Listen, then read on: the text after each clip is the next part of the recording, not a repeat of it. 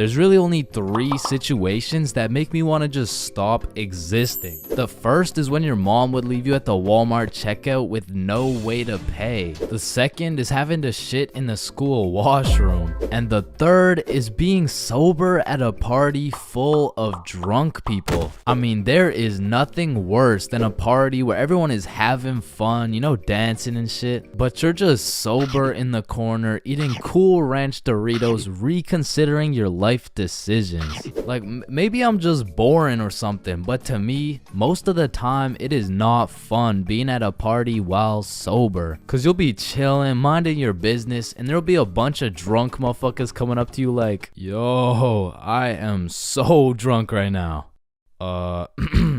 Nice. Yeah, bro, I drank so much.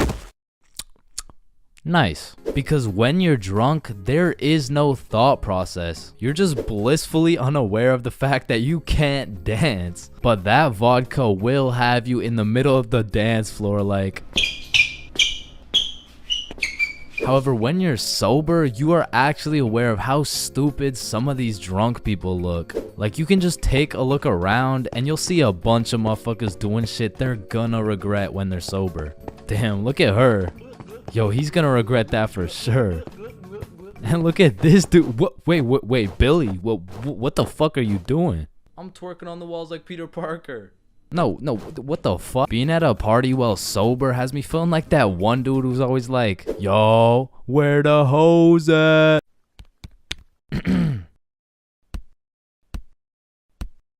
Because let's be real, rizzing up a drunk girl while you're sober is practically illegal. Like, yo, are you from Tennessee? Cause I'm trying to fuck. Sir, hands behind your back. God damn. And honestly, when you're sober, talking to drunk or high people in general, it's just like interacting with NPCs. Damn, I'm drunk as shit. Man, I love you so much, man. Like I love you, man.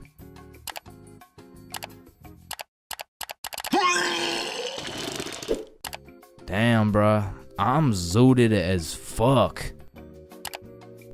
When you put bread in a toaster and it becomes toast, where the fuck did the bread go?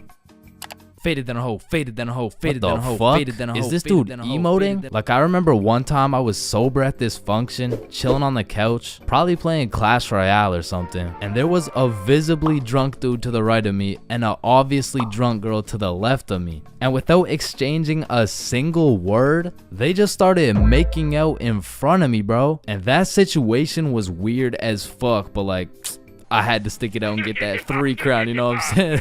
But honestly, I feel like that situation kind of sums up the feeling of being sober around a bunch of drunk people. It feels like you're third wheeling, but with like 100 people.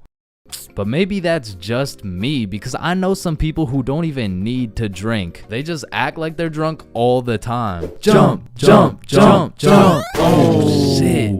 Ah, god damn. Holy shit, how much did you drink? Oh nah, nothing. I'm sober as hell. What the fuck? And I also know people who drink hella and somehow get more antisocial. Oh shit, are you sober too? Nah, I'm drunk as shit. I just get depressed when I'm drunk. Okay.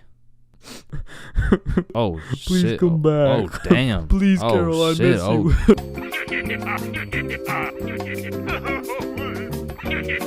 Being absolutely faded in math class is one thing, but pulling up to school while you're hammered, wasted, absolutely plastered is simply a different ball game. Cause there's lots of people who can properly utilize that Mary Jane on a daily basis. For example, tattoo artists. In fact, I feel like majority of tattoo artists would say, it helps me work better, dude. And I would happily trust this man to do his best work knowing he's baked as shit. However, if this dude was wasted, it's a little bit of a different story.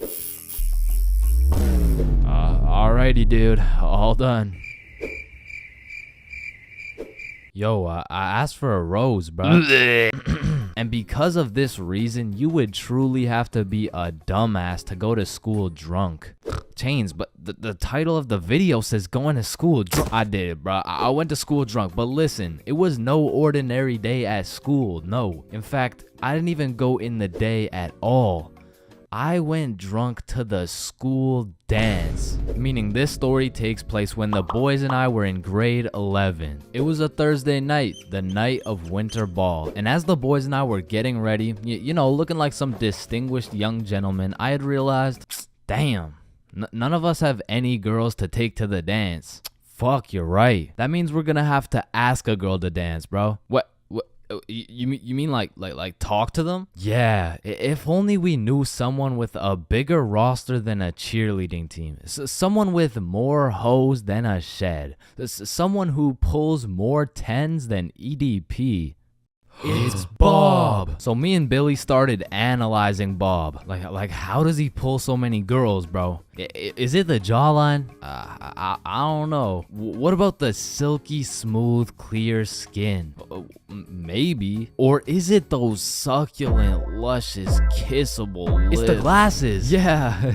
the glasses. Yeah. So we stole Bob's entire flow in the hopes this would put an end to my drought of bitches. So we check ourselves out in the mirror and then we hop into Billy's whip. We throw on some Rihanna to get us hyped, and before we knew it, we had arrived at school. Now to really paint the picture, it was a Thursday at 8 p.m. and on this Thursday at 8 p.m. Billy pops his trunk to pull out 2 bottles of vodka. Now, if you were unaware, it was currently a Thursday at 8 p.m. on a school night, and we were headed into our school. Now logically, I should have simply denied the alcohol, but I'ma keep it a buck. The whole idea of walking up to a girl and asking her to dance was really giving me the heebie-jeebies. I mean, my palms were sweaty, my knees were weak, and arms were heavy, so I took a big old chug of that liquid courage in order to ease the nerves a little bit. And shit, Billy must have been feeling the same way because Billy was down in that shit like it was water. And right after we consumed enough alcohol to kill a baby elephant, I got a notification on my phone.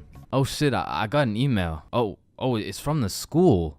It says, if you come to the winter ball under the influence of alcohol or any drug, you will face suspension and will lose your right to walk across the stage for graduation. Fuck. Okay, listen, if we can get into the dance before this shit hits, we're chilling. All right, we got this. So we walk into the school looking fresh as hell, but then I notice a fat line of students, and this line led to a security check to get into the dance. Fuck, that's not good. Nah, we're chilling. I still don't even feel anything. What about you? Yeah, same. We're good. And just as we came to the consensus that we were good, the principal starts walking down the line in our direction. Fuck, act cool. We're good. Act cool. That was close. You 3, over here. Shit, fuck, shit. Do you guys know why I called you over here? Nah. Nope. I smelled alcohol the moment I walked past you 3. Now, I don't know if it was one of you or all of you, but you know the consequences of showing up under the influence, right? Yeah, we do. And tell me, is it or is it not suspicious that all 3 of you guys showed up with glasses on? Nah, we just thought it looked suspicious. Take them off. Damn. Yes, right, sir. And although I downed a sizable amount of vodka, it still hadn't kicked in yet. Now, I didn't want to do this to you guys, but look at my finger. This motherfucker starts waving around his magic finger in Billy's face with a flashlight to somehow see if he's drunk. Now, I don't know what the plan was, but I was fucking scared. Okay, he's not bad. Oh, okay, he's good. Now let's see here. And just as this motherfucker puts his finger in my face, that vodka hits, bro. I'm using all the strength I got to keep my balance while I'm getting blinded by this flashlight. Let me try that again. I got a little feeling you guys drank, but it hasn't fully kicked in yet. I'll check up on you in a little bit. Yeah, that's good. Yeah. So we get to security and they make sure to pat us down. A little bit too good, but before we knew it, we were at the dance. And just like that, I saw my opportunity and I put that liquid courage to use. And you know, I'm very articulate when it comes to words. So I ask, hi, how are you? Oh, hey, I'm good. So I wanted to ask you, like, you know, we're at the dance and I saw you, so I walked over here. Here we are, you know what I mean? So like, do you want to dance? Yeah, sure. It had worked. My plan had finally worked. And just as I was about to feel the female touch I'd been deprived of for all these years, I see Mr. Principal walking in my direction with his finger ready and his flashlight in hand. So I just haul ass, and I don't stop hauling ass until I'm off school grounds. So the moral of the story is, don't go to school drunk, bro.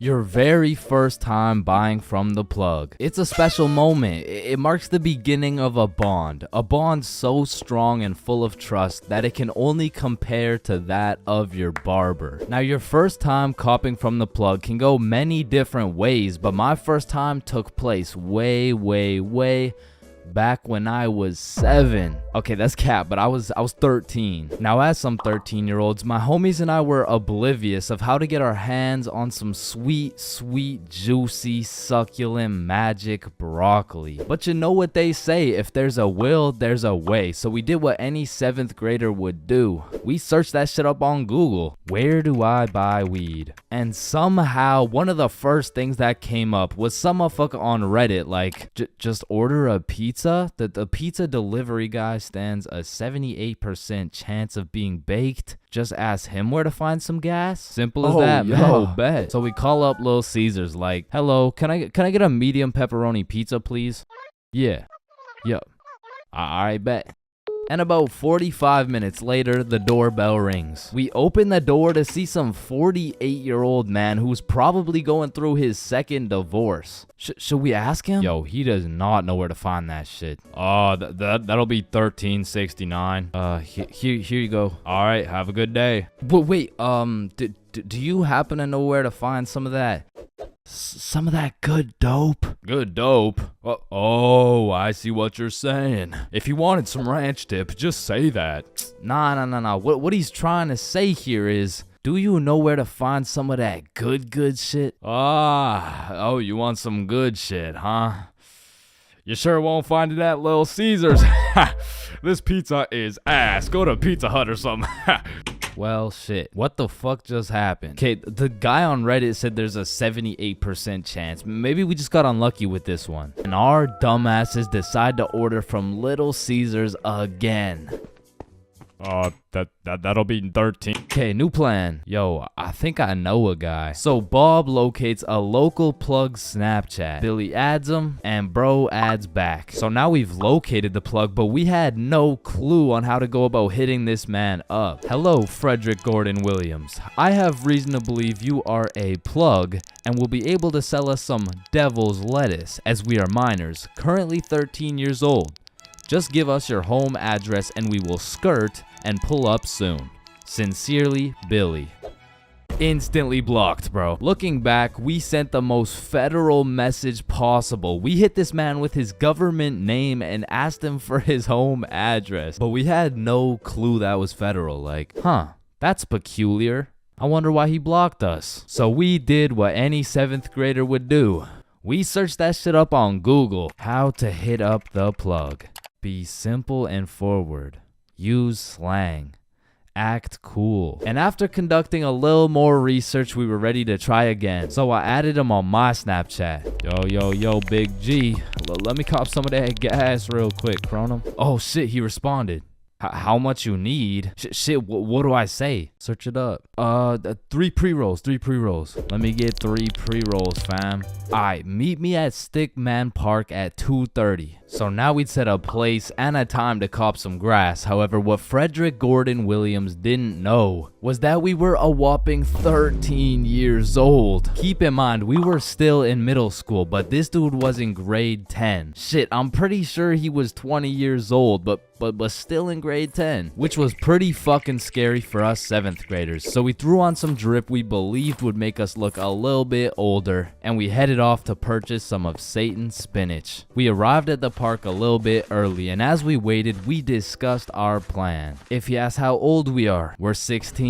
If he asks our grade, we're grade 10. If he asks our pronouns, we are he/. Bro, chill, he's not gonna interrogate us. It's a simple business transaction. Oh shit, there he is. And as Frederick approached us, I could feel my blood pressure rising. Some would say I was shitting bricks. Yo, you got the money? How much is it? How much you got? Well, I brought a $50 bill. Shit, it's usually 60, but I guess I can do it for 50. Oh, thank you so much, man. Holy shit, this is a fucking steal. Here you go, but remember, this is OG Bubba Killer Death Paralyzing Kush 9000. It got its name for a reason. Don't worry, we do weed all the time. Yeah, we're super teenager and shit. Yeah, sure, whatever, man. Well, have a good day, sir. And at last, 50 bones later, we had acquired some kush. Now, this wasn't our first time smoking, but our tolerance levels were low as fuck. So we pass around our first pre-roll, coughing up a fucking storm. And then we smoke up the next one and the next one until we're indubitably zooted. God damn. Are y'all feeling it? Shit, yeah, I'm feeling it. Well, what about you, Chains? Shit, I think he's feeling it. And as we made our way back to Bob's crib, my frame rates were dropping, my eyes were drying up, and my brain cells were unresponsive. In other words, I was fucking fried. We get back to Bob's crib and all I can think about is food. The munchies had hijacked my brain, but luckily for me, Bob's mom had just went shopping. Unluckily for Bob's mom, she was gonna have to go shopping again. The boys and I threw on The Amazing World of Gumball on TV and we fucking demolished every single crumb from Bob's cabinet. Cause goddamn, Frederick Gordon Williams was right. They don't call it the OG Bubba Killer Death Paralyzing Kush 9000 for no reason.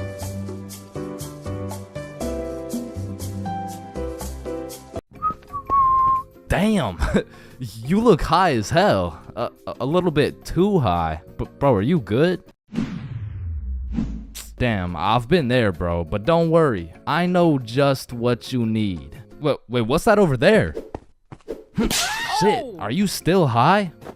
Damn, that usually works. You really gotta be high as shit, huh?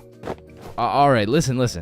Just chill out, bruh. I know you probably think you're ODing on Mary Jane, but trust me, you can't. In fact, scientists say you would need to smoke at least 20,000 joints in 15 minutes to OD. And trust me, once you hit the 16,000 joint mark, your lungs will be looking like dehydrated SpongeBob. Oh shit, speaking of dehydrated SpongeBob, you're looking like dehydrated SpongeBob. So here, drink some water. You gotta quench that cottonmouth, and water's always a safe bet to flush out some of that unneeded THC. But you know what tastes better than water? Some goddamn motherfucking lemonade. So find the nearest lemonade stand and absolutely ravage that shit. Leave no lemons to spare because science says lemons contain limonene, which is a compound that can counteract the THC by calming your brain. Another solid way to calm down from a crazy high is sniffing some peppercorn. Whoa, wrong line, bro. You're trying to get less high. You're supposed to sniff this one. Okay, now how you feeling? Damn, still too high? God damn, how much did you smoke? Shit. Oh, I know just what you need. A dap pen. No, listen. This is no regular dap pen. This is a CBD pen. Now, when you take a hit of this bad boy, the CBD compounds in your brain will sit in the chair the THC would have sat in, meaning the THC can no longer infiltrate your brain and convince you there's somebody in your walls. Plus, the CBD can help you chill out a little bit. So here, take a hit. Oh, fuck. Wrong one. My fault. Here's the CBD one. Okay. Now, before I keep telling you everything you should be doing, it's pretty important to hit you with a few common mistakes motherfuckers make when they get too high. Do not attempt any of the following. Call an ambulance. Call your mom. Smoke more. Eat oranges. Watch horror movies. Cook with oil. Start a fire. Going into a public setting where speaking is necessary. Spend your life savings on food. Operate heavy machinery. Convince yourself you're the only real human person on the planet and everyone else is really just an AI programmed to pretend like humans, and everyone you've ever known wasn't even really a human, including your mom, your brother, your home, or driving. Don't drive. Now, generally, if you avoid all these dumbass ideas, you should be chilling. So now that we got that out of the way, the best way to ride out a high is to gather all the finest munchies in the game, which include but are not limited to ice cream, sweet heat Doritos, Cheetos, pizza, some Mickey D's, milkshakes, Reese's peanut butter cups, pizza rolls, chicken strips, any sort of fruit, and of course, cinnamon toast crunch. And once you've prepared a meal fit for champions, you can then throw on some absolutely amazing top tier YouTube content. Or if you're really trying to get invested, a cartoon. Now, choosing a cartoon is gonna feel like one of the most important decisions of your life, so I'm gonna let you know right now, just choose anything, bro. Your high ass could sit and watch Cocomelon for hours, so just choose a safe bet, like the most goated show of all time. The Amazing World of Gumball. Now, once you've chosen your show, stop thinking so much and let the show do its thing. Because in just a few minutes, you're gonna be invested. And when I say invested, I mean you will invest your entire consciousness into the show. Like shit. You'll be in the show. You'll be out here posted up with Gumball and Darwin, and you can even chop it up with Gumball's fine ass mom. And before you know it, you're 25 episodes deep, and then you step back and realize everything's gonna be alright. Oh shit. Ooh, damn. That's why you don't mess with me. I'm Jordan Johnson. Mr. Johnson, why did you beat Kyle's ass? Mr. Principal, I never touched Kyle. In fact, I've never seen this kid my entire life. How do you presume he received a concussion, 2 broken ribs, a black eye, a broken nose, and a dislocated shoulder? I mean, he must have fallen down the stairs or something. Okay, Mr. Johnson, how do you explain this? That's why you don't mess with me. I'm Jordan Johnson. What? I mean, you got the wrong Jordan Johnson. Then, what happened to your knuckles there? Shit, these ain't even my knuckles. Listen, I am not one to condone violence, but I'm not gonna lie. School fights are a major part of the high school experience. I mean, there's something about a good old school brawl that just boosts students' morale. Like, there is nothing that gets you through the rest of the day like some kid getting his ass beat in front of the entire school. And truthfully, it's just a community building experience because it gives everyone something to talk about. Yo, did you see the fight? Yeah, bro, Kyle got his shit rocked. Wait, are you guys talking about the fight? Yeah, bro. Man, Kyle got fucked up, dude. Overall, in school fights, everyone wins. Like, the fighter gets some respect and the crowd gets some entertainment. It's a win-win. What about me? But tell me why when a fight breaks out, the entire school will be recording, but not one person can get a good video. It's like when a fight breaks out, every motherfucker recording starts having severe hand spasms. I mean, as the person recording the fight, you literally have one job: to record the fight. Damn, I just missed it. What happened? Oh, well, lucky for you, I recorded the entire thing from start to finish on my brand new Samsung. Check it out.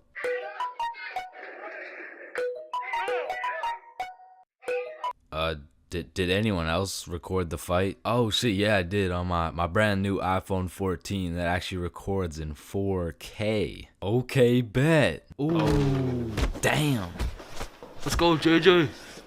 That's why you don't mess with me. But bro, there's just a video of your face for 8 minutes straight. And watching some of these fights are funny as hell. Because some motherfuckers will come in swinging like KSI. Some motherfuckers are out here thinking they're Daniel LaRusso. And some motherfuckers should just not be fighting. Which is honestly the best part. Because where else could you catch a 6'5", 250-pound big body scrapping some 5'2" nerd? Like, the UFC would never let that shit slide. Plus, you get to watch it all for free. But me personally, I've never gotten into a school fight. But don't get me wrong, if someone wanted to catch these hands, I could hit them with the little knuckle sandwich, if you know what I mean. But truth be told, I could never lose a fight.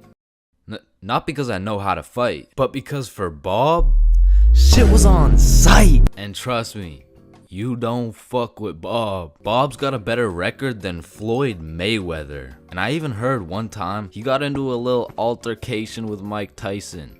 All I'ma say is, he dealt with him. But with that being said, we all know that one kid in school who was born to simply beat people's ass. Like, this dude's life purpose was to run people's fade. And of course, I had someone like this at my school. He was the type of dude who had nothing to lose, so he would instigate a fight wherever he could. We'll just call him Jordan. And honestly, he was holding a solid record. I mean, he was probably 12-0. But one day, Jordan picked on the wrong kid. Hey nerd, take off those stupid glasses. And Bob was a man of little words, so Jordan's buffoonery did not faze him. Hey nerd, I said take off those stupid glasses. Hey, stop ignoring me.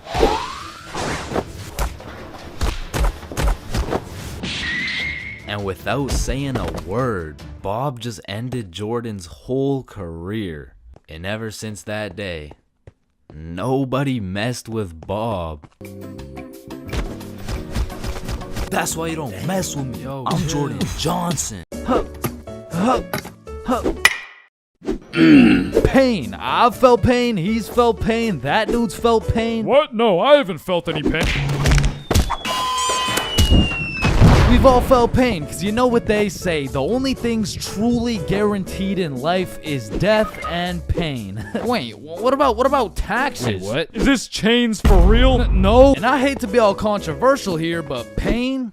That shit hurts, bro. Specifically, the little shit that just does 1 damage has no business hurting so bad. Like stubbing your toe or biting your tongue or fucking paper cuts. Like, that shit shouldn't even hurt, bro. It's paper. It's not scary. Oh, shit. And I still remember the first time in my life I ever took some real damage and felt some real pain. And it was back when I was 4 years old. Which meant I was still learning the controls of life and shit. Like, yeah, I could run, but it was low-key like watching a dude play Fall Guys. If he was drunk and fried and asleep. But regardless, one day I was bored doing 4-year-old shit, and then I seen my arch nemesis, a fucking chair. And I instantly knew what had to be done. I had to assert my athletic dominance by running and jumping over this chair. So I take a deep breath, I run up, jump, and clear this chair clean as hell. Now keep in mind, I was 4 years old, so that was probably the coolest shit I'd ever done in my entire life. So you know I had to show my mom to make her proud of the man I've become. Hey mom, watch this.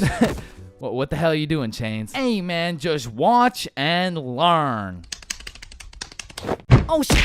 I fucking ate it, bro. Like, that was the type of pain that hits so hard you can fucking taste it, and damn, that shit tasted ass, bro. Like, have you ever taken a soccer ball straight to the schnoz? Cause that shit will have you smelling pain, tasting pennies, and seeing tears. Which is bad, but like, who the fuck invented the funny bone, bro? Cause that shit ain't funny. Like, bro, you can't just call some painful ass shit funny and expect it to be humorous. No, the bone is called a humorous. Yeah, shut up. How humorous is this, buddy?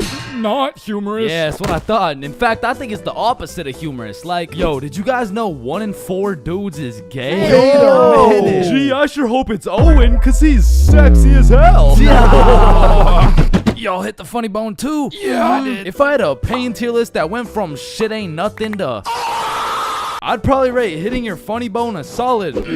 It's the same as stubbing your toe real hard. Like, you just need a moment to take a few deep breaths and say a few slurs, and that shit just heals itself. But if we're looking at some top tier, brutal, agonizing, excruciating pain, getting kicked in the balls. Now, for you 19.8% female audience, I know you might not be able to understand what this feels like. So let me just give you a quick overview. Imagine having balls, right? Now imagine getting kicked in them. That shit hurts like a bitch. I remember one time in grade 6, me and my homies were playing a good old game of soccer. And we were playing with the big homie.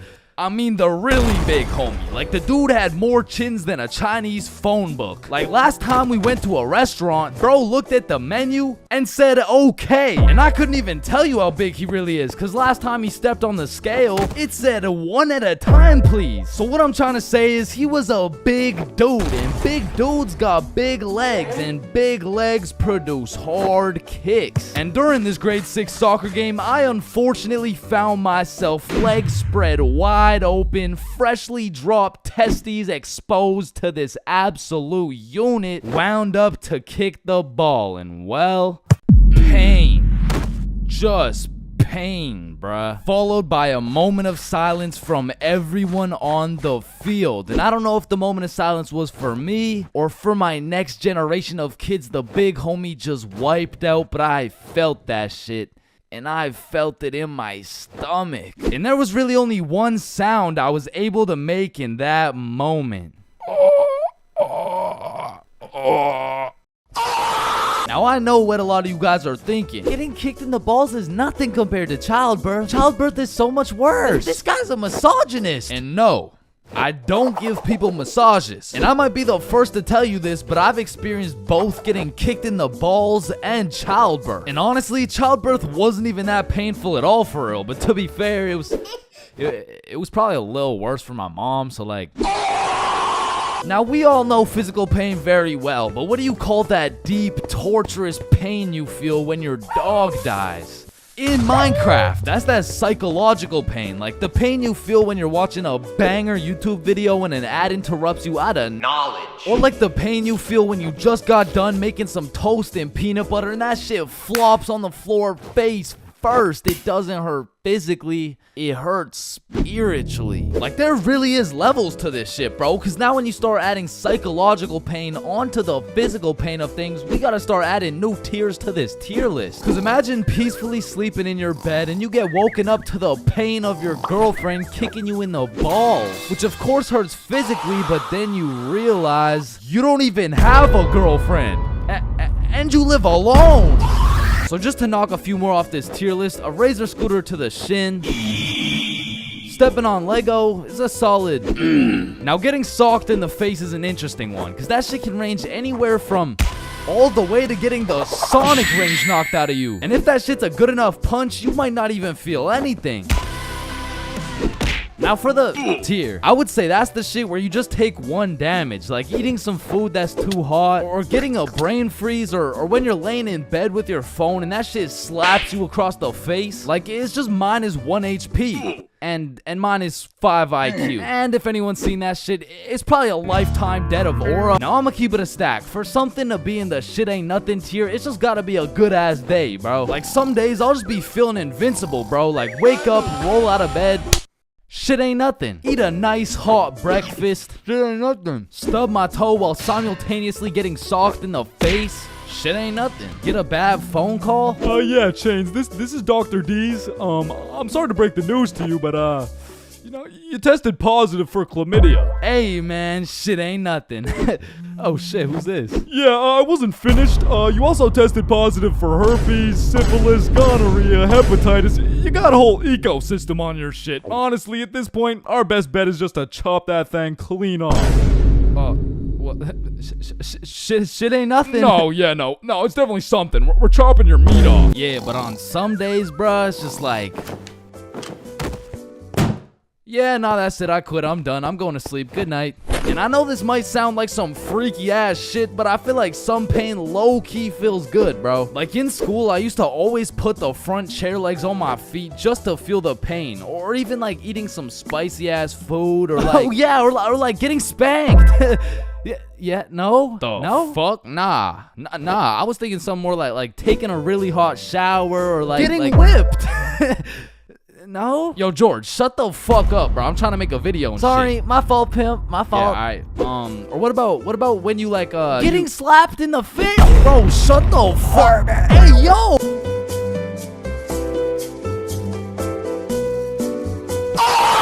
Listen, bro, in this world, there's levels to clout. You could get yourself some Instagram followers. You could stack up a few bands. You could even be famous, but there's only one spot in life that is superior to the rest. A spot so glorious and sought after that they are idolized like no other. It's me, I've got the infinite money glitch. Come on, Jimmy, you know it's me. I need a max win. Man, shut the fuck up, Drizzy. I'm literally Kanye West. Nah, but I'm the top G. All right, little bro, let's go band for band then. It's me. But I'm the fastest kid in my school. Alright, Bro, I don't know who decided speed would be the deciding factor for who's the king of the school, but all I'ma say is that motherfucker's the GOAT, bro, because I was the fastest kid in my school. I was clapping everyone in races, I was breaking track records, and I had all the 9-year-old baddies, man. I wish I could still pull like that. Alright, it's just a miscommunication, you know, like when I say 9-year-old baddies, I didn't mean like... Explain it to the judge, buddy. Sick fuck. And because I peaked in elementary school, come with me and we'll take a look back at some of the first years of our lives and maybe some of the best, am I right? Kindergarten. Coming into kindergarten, kids were either excited or terrified as fuck for their first day. I mean, I would be pretty fucking pissed too if I knew this was the beginning of me being locked up every day for 13 years. But kindergarten was funny as hell because these kids had no clue what was right and wrong, so they'd be saying the most outrageous shit for no reason at all, bro. Hey, buddy with the hat, can you pass me the skin color crayon? I mean, at this age, kids were just walking NPCs, and I can't even blame them. I mean, they haven't developed consciousness yet, bro. Like, at this age, recess consisted of catching bugs, playing on the monkey bars, and fucking eating sand. And I've talked about the high school bathrooms and all the wild shit that happens in there, but to be honest, the elementary school bathrooms blow that shit out the water, bro. Because these kids aren't hitting vape tricks, no, they're hitting toilet trick shots, trying to set some world record for the farthest piss taken from the toilet. And let's just say even Stephen Curry couldn't splash that three-pointer, so essentially, motherfuckers was just pissing on the ground. Like, you need to walk into that bathroom 110% alert, or else the next thing you know, you're getting that R. Kelly treatment, bro. And I remember my kindergarten had those green, yellow, and red cards to show how good you were that day, but there was always that one kid with the permanent red. I'm talking the teacher didn't even bother to change his shit the next day, because everyone knows as soon as he walks into class, he's doing some fuck shit. For me, it was this kid we'll call Dennis, because he was a menace, bro. He was always loud, always throwing shit, but besides being a menace, he was also a truth speaker, a fact spitter, for better or for worse, because this little guy had no filter. Okay, Leah, you're up first for our show and tell. Okay, I brought my favorite painting of mine. This right here, this one's me, and this is my dog, Peanut Butter. That shit is ass. Dennis, what did we say about saying the truth out loud? I mean, not the truth. I'm talking about, like, he was the only dude I knew who could talk over the quiet coyote. I mean, to this day, if I see one of those things, I just can't I just can't talk over it. I mean, maybe he's gonna eat me. I don't fucking know. But there was one thing that could shut Dennis up, and one thing only. Boy-girl seating arrangements. Dennis always had so much to say until you put him beside Isabel and Leah, and all of a sudden it's like, hey, what are you drawing? Nothing. Aw, is that your dog? Maybe. Shit, he's just like me for real. Like, to this day, you know? Oh shit. And then we go outside for lunch, and don't get me wrong, eating sand for fun was great and all, but as kids got older, everyone started to play games, some of which consisted of tag, manhunt, soccer, basketball, grounders, red ass, kickball. jump rope, tetherball, and what is possibly the most goated game of all time, Foursquare. This game was legendary, bro, but this shit used to get heated as fuck. I mean, kids were making truces, making whole clans, and that right there was real beef. Like, if you caught the ops lacking at nap time, it was on sight, bro. Psst, what? Oh, no, wait. You're a poopy head. But man, crushes were everything in elementary school. Like, if you told anyone you had the smallest crush on a girl, word's getting out fast, and the entire class is gonna be organizing a wedding for tomorrow. But some kids just didn't use their words, like this one girl in my elementary school who most definitely had a crush on me. I mean, once again, I was the fastest kid in my elementary school, so... As I was saying, this girl had a crush on me, but she didn't like using her words, so essentially, she just she just beat my ass. I mean, what better way to tell someone you like them? And she must have really liked me, bro, because you could see it when I came home. Like, oh my god, Chains, what happened? Oh, well, I think this girl at school likes me. Oh, yeah, that's great. But why do you have so many bruises? Well, Mom, I think she really likes me. No, I think you need to go to the hospital. Yeah, probably, yeah. And there was also that one kid who went around teaching people swear words just cause he could. And of course, when I learn some shiny new words, I'm gonna use them. I mean, I still fucking do. But I remember just talking with my friends, dropping the F-bomb, feeling cool as hell. And then one time I see this girl hauling ass over to the teacher and whispering in her ear. And I already knew what was going down because this girl was the biggest snitch known to man. Like, unprovoked. It was like a hobby or some shit to her. And her name was Erin. Like, her real name was Erin, spelled E-R-I-N. Yeah, how's it feel to get snitched on, buddy? But getting in trouble in elementary school was tough because they would act like you were committing war crimes for the smallest things. Like, when I got snitched on for swearing, I was in grade 4. I was a big boy, you know what I'm saying? But my teacher was pissed, bro. Chains, you can never say that word. It's horrendous. What does horrendous mean? It's not good, okay? Aw, shit, my bad. Chains! Oh, sorry, it's just stuck in my fucking brain. Chains, cut it out right now or you get detention. Okay, I'm sorry. I'm sorry, motherfucker. What? And I'm not gonna lie, the most cursed part of elementary school was the talent shows, bro. Because the teachers expect you to be all quiet and serious and shit, but it was literally a real life try not to laugh. Like, how am I supposed to be serious when Jimmy's up there shitting out Minecraft parodies like it's comedy gold? I mean, at my school, it was less of a talent show and more of a come on stage in front of the entire school and do whatever the fuck you want for 10 minutes type of show. And man, that shit was brutal. It was like watching paint dry.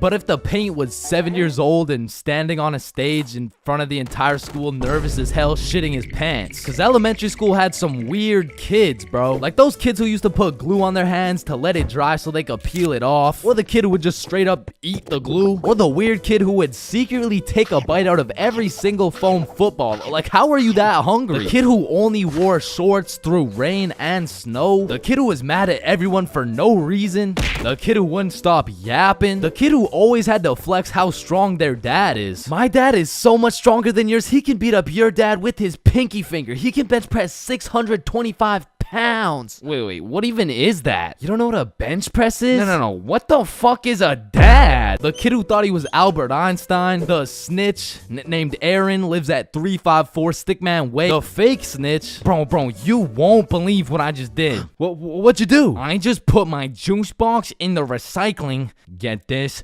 With the straw inside. I'm telling the teacher. Bro, chill. Teacher. Jackson? Yeah, can I go to the bathroom? The teacher's pet named Aaron, E-R-I-N, postal code 3310. And of course, the fastest kid in the school. You know what I'm saying? That was me. I was him. I was the fastest kid in my... There's a lot of things in life that I don't really understand. But if there's one thing I can truly comprehend, it's being grounded. Because in my time, I've served a total of 547 days and 16 hours in the slammer. And through a year and a half of extensive first-hand research, I've come to the professional conclusion that getting grounded is straight ass, bro. You're locked in your room with no phone, no computer. Like, what do you want me to do? Think about my actions? Hell nah. Being grounded had a young me doing the stupidest shit ever, bro. Like, I was popping handstands, hitting my head against the wall, playing with the door stopper thingy. Shit, I got so bored, I even read a few pages of a book like an absolute nerd. And now that I think about it, Percy Jackson and the Battle of the Labyrinth was actually a spectacular read. Now listen, there's only one thing worse than being grounded, and that's being falsely imprisoned for life. Well, now that I think about it, there's a lot of things worse than being grounded, but one of which is being grounded during summer, bro. There's something about being able to hear all the happy children, the ice cream trucks, your homies having fun, the hoes throwing rocks at your window, asking you to come outside. Well, you just cry yourself to sleep because there never was any hoes throwing rocks at your window asking you to come outside. It's just you, your Percy Jackson books, some used toilet paper, and the existential thoughts in your head questioning if it's even worth it. And listen, I'm sure everyone can pick up on the fact that I'm a really intelligent dude. Smart all around, really, but trust me when I say I wasn't always this smart, bro. In fact, in kindergarten, my dumbass fully believed with my whole heart that being grounded meant your parents would just dig a decent sized hole in your backyard, toss you in, and bury you alive for the time being. And so I'm sure you could imagine my surprise when my OG friend of 5 days said, yeah, I got grounded for 2 whole weeks. Holy fucking shitballs, dude, are you okay? No, man, it's really hard. I didn't get to touch any of my toys or anything. Damn, how long ago was that, man? Oh, I'm still grounded. What? No, you're not. Yeah, dude, I'm grounded right now.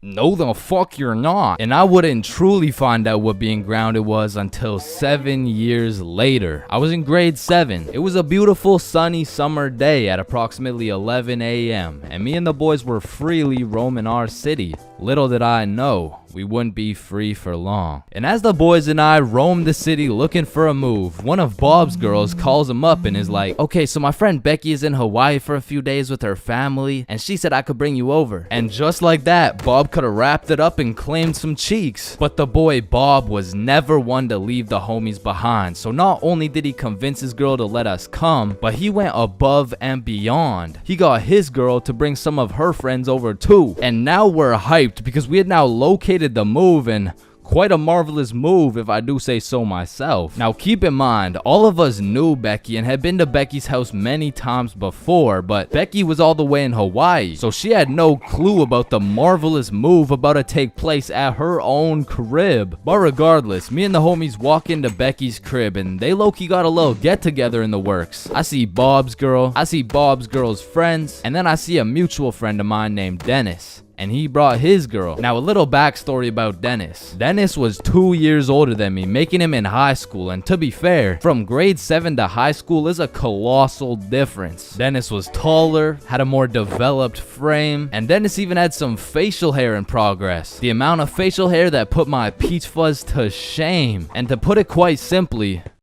Dennis was a menace. But regardless, that's my homie's homie, so I walk up and dap him up. And then everyone heads over to Becky's room. Now keep in mind, Becky had simply invited Bob and Bob's girl to come over, and somehow we ended up being 8 people deep in that joint. And so that means technically, the other 6 of us were straight trespassing. So we were all chilling in Becky's room, chopping it up for a good hour and a half, until eventually, people start exploring her house. Now in Becky's room, it was just me, Bob, Bob's girl, and Bob's girl's friend named Lily. And so we're all just talking until I hear someone yell from the room down the hall, "Yo, Chains, get in here right now!" And I don't know exactly what I was expecting to see as I walked into that bathroom, but it was absolutely not seeing Dennis drop a condom filled with water on Billy's head. And of course I laughed because that's comedy gold right there, but it also made me realize maybe we shouldn't be here dropping condoms on each other's heads. But who was I to tell Dennis what to do? He had facial hair, so he was practically a grown man to my standards. So I just turned around, went back to the room, and continued chilling with Bob. And as we talked, the music progressively got louder, and Dennis progressively became more of a menace. And it had got to the point where the speakers were booming, and Dennis was lobbing condom water balloons off Becky's balcony. And then one time, Dennis either almost hit or just missed Becky's neighbor with one of these condom water balloons. So this grown man looks down at a condom that seems to have fell from the heavens. Then he looks up and sees Dennis scrambling inside the Becky's crib with the speakers blasting music. And then he continued on his way. And we were all just having a fantastic time in Becky's room until we hear the downstairs door swing open. And we all absolutely shit our pants and run onto the balcony. Hey,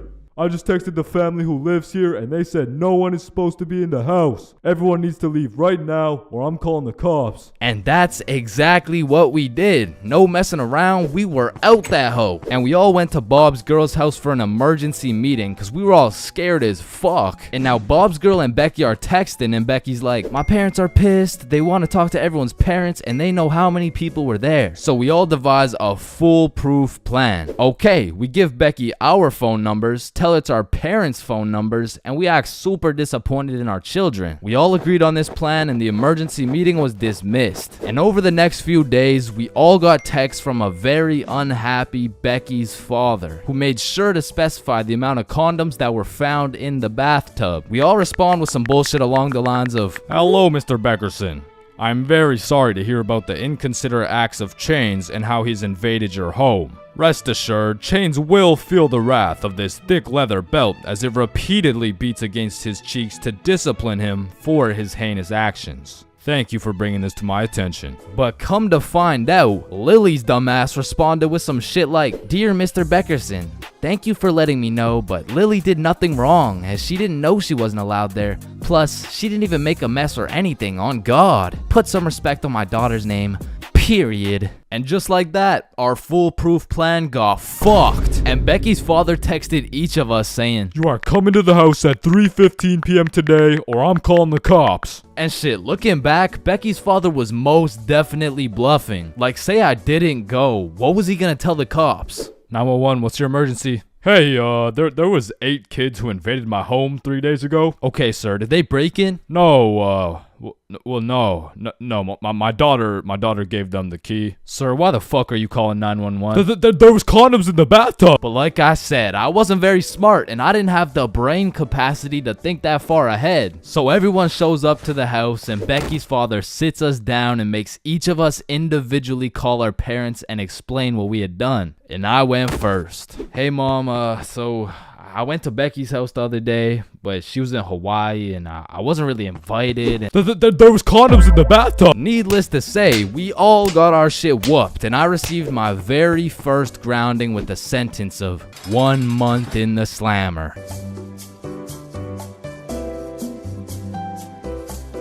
There's a lot of awkward things in life, like the handshake fist bump dilemma, or waving back to someone who is waving to the dude behind you, or the you too situation. Enjoy your meal, sir. Thanks, you too. Actually, wait, no.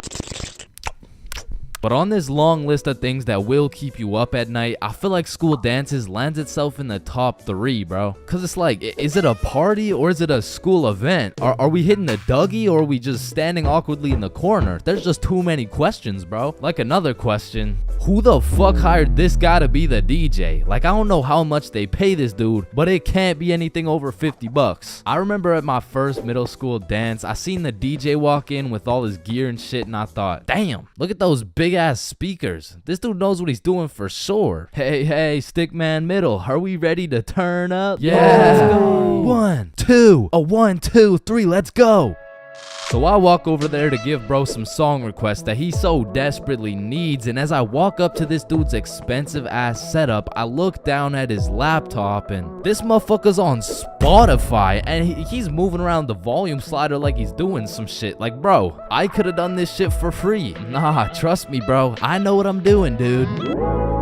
Want a break from the ads? Now, to be honest, it was really the middle school dances that had me fucked up. Like, you took a bunch of self-conscious, prepubescent little kids and threw on some music and told them to dance with each other. Like, shit, of course they're gonna start hitting those Fortnite emotes, bro. That's all they know how to do. Like, these grade 6s are fresh out of elementary school. There's no way you'll catch one of these youngins asking a girl to dance. Like, they're still scared of catching cooties, bro. Or what about the grade 7s? These kids were straight menaces. Like, I remember at my grade 7 in dance, there was a duo. We'll call them Greg and Roderick. Greg and Roderick would run up on some unsuspecting students, and Greg would slide behind him on his hands and knees, and Roderick would casually strike up a conversation. And just when the poor guy was expecting it least, Roderick would shove his ass, causing the unsuspecting victim to trip and eat shit. And they went around to damn near everyone pulling this shit, until one time they messed with the wrong dude. Hey bro, it's just a prank. Now grade 8s. These boys are damn near in high school. They don't dance. It'll ruin their street cred, bruh. Instead, they prefer mosh pits, rap, EDM, fucking smooth jazz. It doesn't matter what song. These grade 8s will be relentlessly jumping up and down for no apparent reason. And soon, these grade 8s will turn into freshmen. All that street cred they once had, gone. If you push one of these freshmen into the middle of a dance circle, he'll stress so hard he'll start malfunctioning and hit those fucking Fortnite dances again. Now grade 10s. Most of these grade 10s are a little self-conscious, but if you throw one of them into the dance circles, let's go Michael, let's see it, let's go. Guys, what? I don't know how to dance. Let's go, Michael. Well, I guess I can bust out a few dance moves. All of a sudden, dude's got moves like Jagger. Come to find out, bro's been practicing for this moment in his room for months. So once these grade 10s soon become sophomores, those YouTube tutorials start paying off for real. And if they're lucky, they might even catch some cooties, bro. And these seniors just simply don't give a fuck. Bro, watch this. I'm about to hit the worm. What? You know how to hit the worm? No. Damn. And I'm not done flaming this fucking DJ. Like, this dude be leaving my balls more blue than Squidward. Pause. Oh, hell nah. Is that lo-fi? And then out of nowhere, really quick, the DJ will throw on some heat and it'll have everybody turning up. But just as fast as Pop Smoke got that shit jumping, Ed Sheeran shut that bitch right back down. Like, mixing drill with The Shape of You has to be some sort of felony, bro. Like tell me this dude deserves to roam the streets freely after pulling some shit like that. In fact, funny story, I had seen the DJ after the dance in the parking lot one time, and we walked up and we jumped the fuck out of him. Alright, but not all DJs were out here committing war crimes on my ears. Like, you know, the DJ was onto some shit when he got the students and the teachers turning up. Like, you play the right song and these teachers will forget they're on chaperoning duty. Shit, even the principal will start wilding out. Once you got the right song playing, motherfuckers will get hype over anything. Like, remember how hype it was when someone would land a flip in the middle of a mosh pit? Shit, remember how hype it was when someone didn't land a flip in the middle of a mosh pit? These motherfuckers were excited as ever, like they didn't just witness a dude snap his neck. Poor guy's probably getting trampled down there. Rest in peace. Sacrificed his life for a few Snapchat memories. But you know that one song, that when the DJ throws that hoe on, everybody knows what to do. Motherfuckers will run in from the bathroom, teachers will hop in, the Redditors will hop off the bleachers, and the school dance will be looking like something straight out of High School Musical, bro. Speaking of High School Musical, back in the day, I knew a dude named Troy. I fucked with Troy, but let's just say, he had a little bit of a lean gut. He was built like T Grizzly.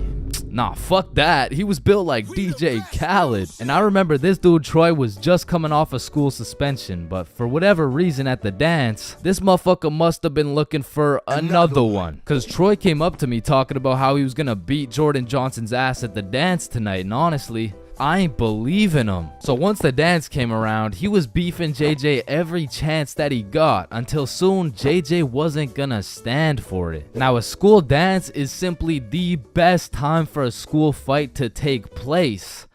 For the dude who wins. For the dude who loses, you literally have every single motherfucker in your school gathered in one place to get several different 4K angles of you getting pieced up. So Troy was really putting everything on the line here, because JJ was known for handing out whoopings like food stamps. But to be fair, Troy loved food. Regardless, JJ wasn't scared. In fact, he threw the first punch. Boom. But Troy ate that shit like a Wendy's 4-for-4 combo. And instantly, the entire school gathered in a circle. The circle was so big, there was no escaping. They were gonna have to fight to the death. But the DJ was so locked in that he was completely oblivious to what was happening. He was playing some happy-go-lucky ass shit. Oh shit. Ooh. Damn. Yo, get his ass. Let's go. Beat his ass, JJ. Yo, I'm Jordan Johnson. Now the moral of that story is don't get into a fight at the school dance. Unless you know you're gonna win. Now on another note, asking someone to dance is a very important topic when it comes to school dances. Now girls, I'm sorry I can't help you with this one. I've never asked a dude to dance before. But boys, shit, I can't help you either. I'm like 0 for 15 with this shit. But I do know someone who can. I'm talking about the homie Bob. So Bob, how do you ask a girl to dance? Watch and learn. Is this motherfucker moonwalking right now? Oh shit. Oh, what the fuck?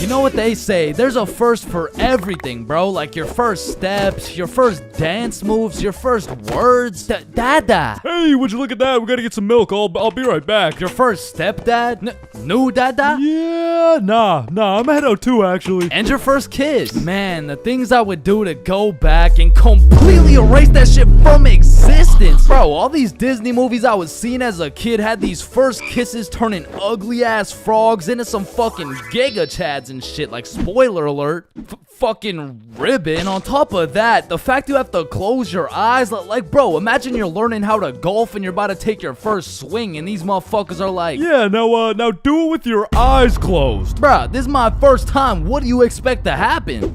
Like, honestly, my first kiss is top 5 worst Chains moments of all time. And let's just say it's not 5 or 4.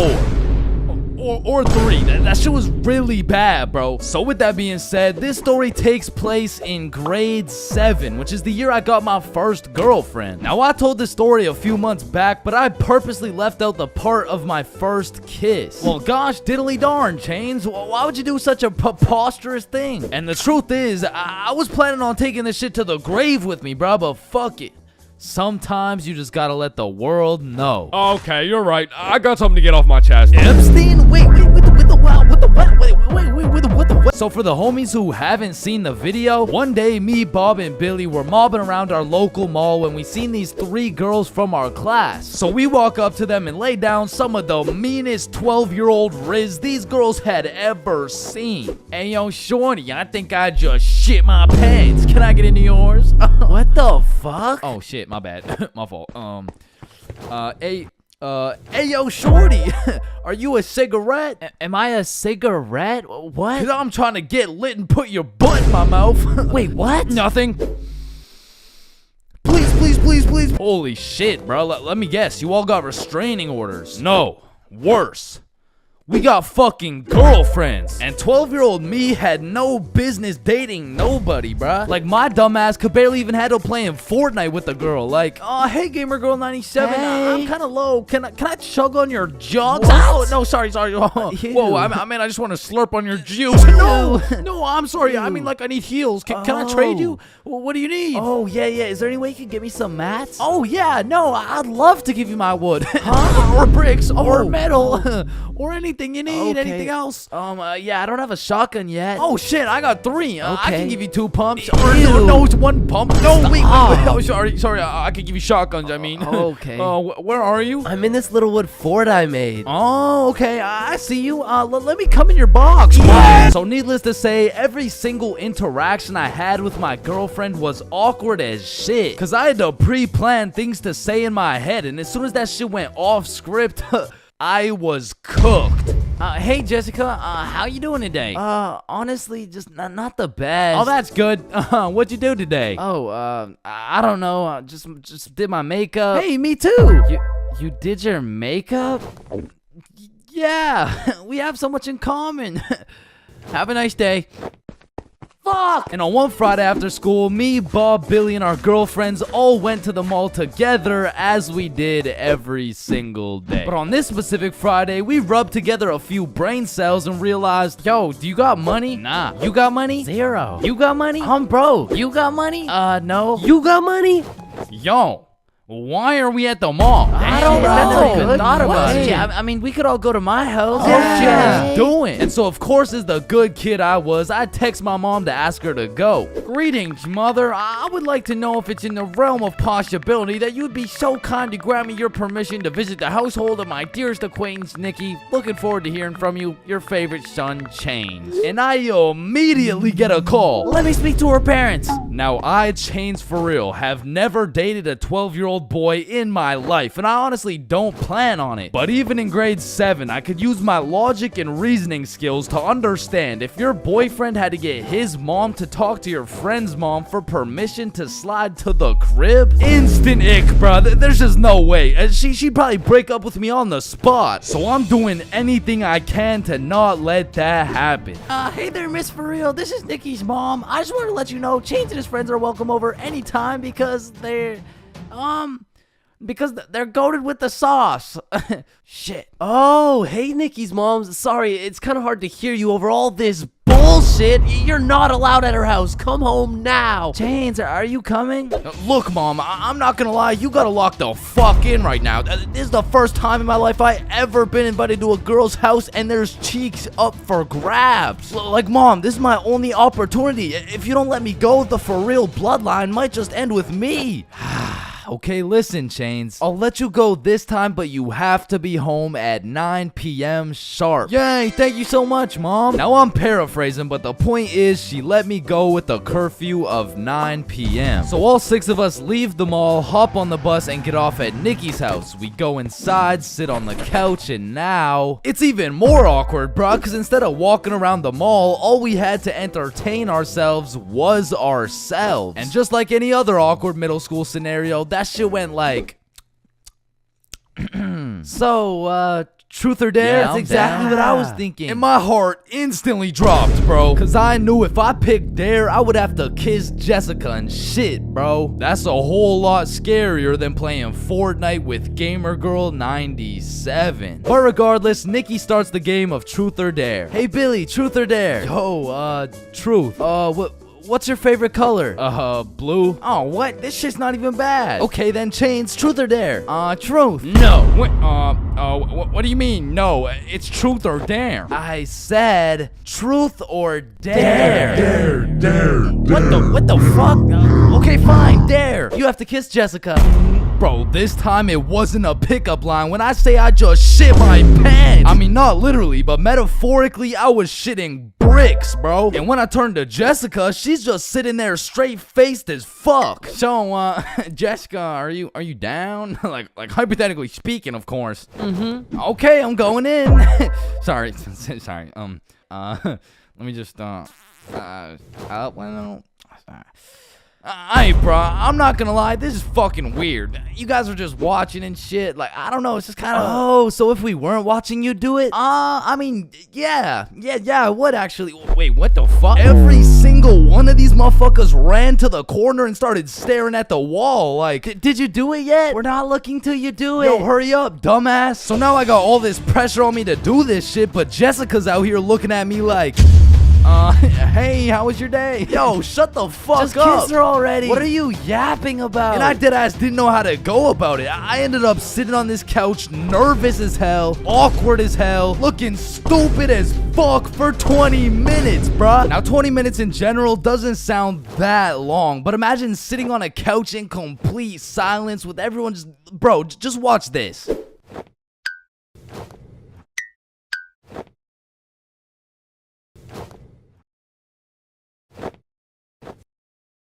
My brother in Christ, that was 10 seconds, bruh. Imagine doing that times 120. So after the second longest 20 minutes of my life, I say, you know what? Fuck it. And Nikki's mom walks in the room. Hey, who wants snacks? Oh.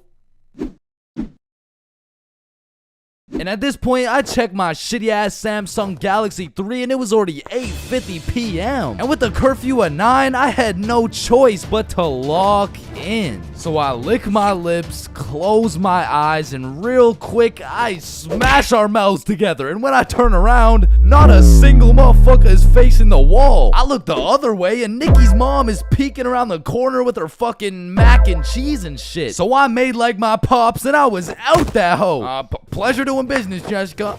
Wait, what? Where are you going? Thanks for having me, Nikki's mom. What the hell was that? And I proceeded to sprint home, making it home at 8:59, exactly 1 minute before my curfew. And that night, when I went to bed, I couldn't sleep, bro. I haven't been able to sleep since. Damn, I should have taken this shit to the grave with me. Fuck.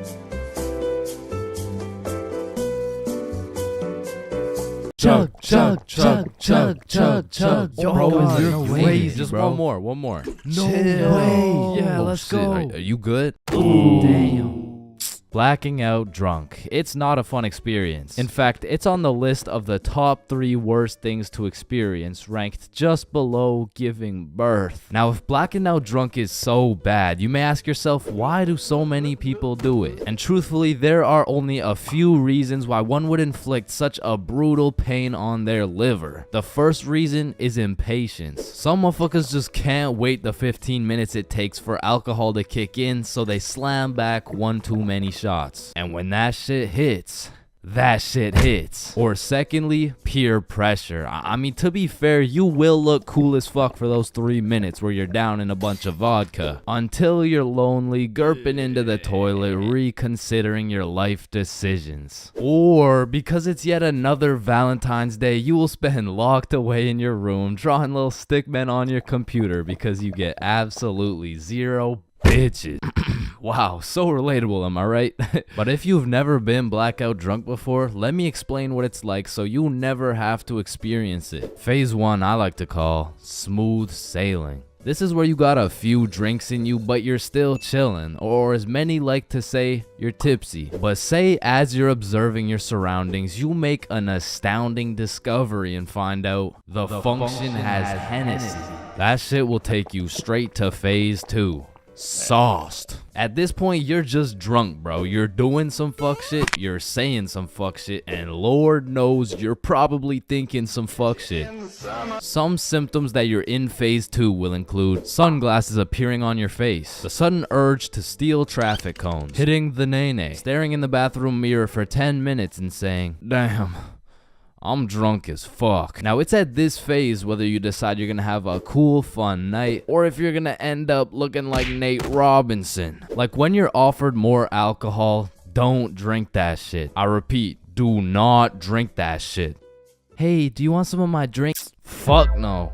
Do you want a sip of my— Aw, shit. You done fucked up. That's the type of shit that will have you in phase 3, which I like to call, shit, I don't feel so good. Ugh. As you can tell by the name, this is where shit starts to go downhill. You go from having a jolly old time to quivering on the floor with your liver fighting for its life. And this is the moment when your memory starts cutting out. You can remember some things here and there, but half of the night simply vanishes. And to be honest, that's gotta be for the better, bro, because I don't know if you wanna remember the pain of being in the downwards dog position while vomiting your guts out. It's not a fond memory. But to get to phase 4, god damn, the function would have to have a lot of fucking Hennessy. In order to get this drunk, you gotta be going through some shit. You gotta be in Spain without the S. You gotta be in Champagne without the sham. You gotta be going through some cock and ball torture without the cock and ball part. Or you gotta make a pretty big miscalculation, bro. Either way, you ingested enough alcohol to kill several farm animals, and this is roughly what you're gonna remember. Nothing, bro. You're not gonna remember jack shit. Pretty much 30 seconds after laying eyes on that juicy bottle of Hennessy, you teleported into your bed with a crazy headache and no recollection of what the fuck just happened, which takes you straight into stage 5. Grief. You go on your phone to ask the homies what happened last night, and the very first thing you see in the group chat leaves you frightened, appalled, in disbelief. You thought I was feeling you? That mega munch. Now, I don't know what gremlin takes over your body when you're blackout drunk, but there is no reason I should be throwing my shit back like Ice Spice. Well, on video. Like, it's cool behind closed doors and all, but in public? The fuck? And I understand that consuming enough alcohol to make you forget the night completely has horrible effects on your body and kills an unholy amount of brain cells, but like, that's really not even the worst part, bro. Like, my brain can take one for the team, but my dignity... If I see one more video of me dropping that shit to the floor, I'm done, bro. That's it. You wake up the next morning not remembering a single thing, but as you see more videos, read more text messages, collect more data and evidence from that night, you begin to piece together the puzzle of a night that should not be remembered, leaving you in grief. But that's not all, no. Phase 6 is pain, cause you don't even want to feel the extent of a blackout hangover. That shit will have you feeling like you got hit by a bus, and shit, you might have actually got hit by a bus, you wouldn't know. Shit will have you feeling like one of those musty old chihuahuas. Now, I don't know exactly what it feels like to be one of these things, but all I know is you don't want to be one of those musty old chihuahuas. I mean, it's not fun waking up all shaky with a throbbing headache and the urge to just stop existing. And every single time you black out drunk, you tell yourself, I'm never getting this drunk ever again. Until the moment you realize the function has Hennessy.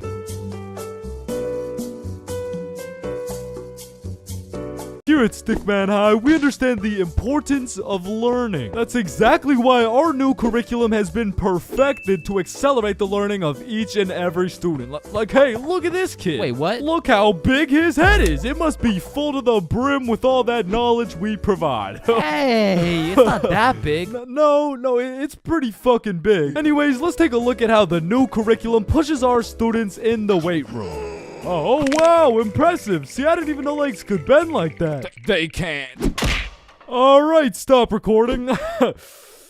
Stop the recording. Stop the recording. Stop the recording. All right, Stickman High, welcome to the new curriculum, and let's study those textbooks. All right, class, are we ready to learn about this new curriculum or what? Or, we could just do a Kahoot? Hey, that's what I've been waiting for. That's what it's all about. Man, I fucking love Kahoots, and I don't study for shit. Bro, I feel like Kahoots are the exact equivalent of the good old here comes the airplane trick. Like, yo, you want a Brussels sprout? Aw, hell nah, bro, those are disgusting. Oh, shit. Alright, but here comes the airplane. Hey, Chains, you need to study for this history test. Hell nah, bro, that shit's boring as hell. Okay, yeah, but...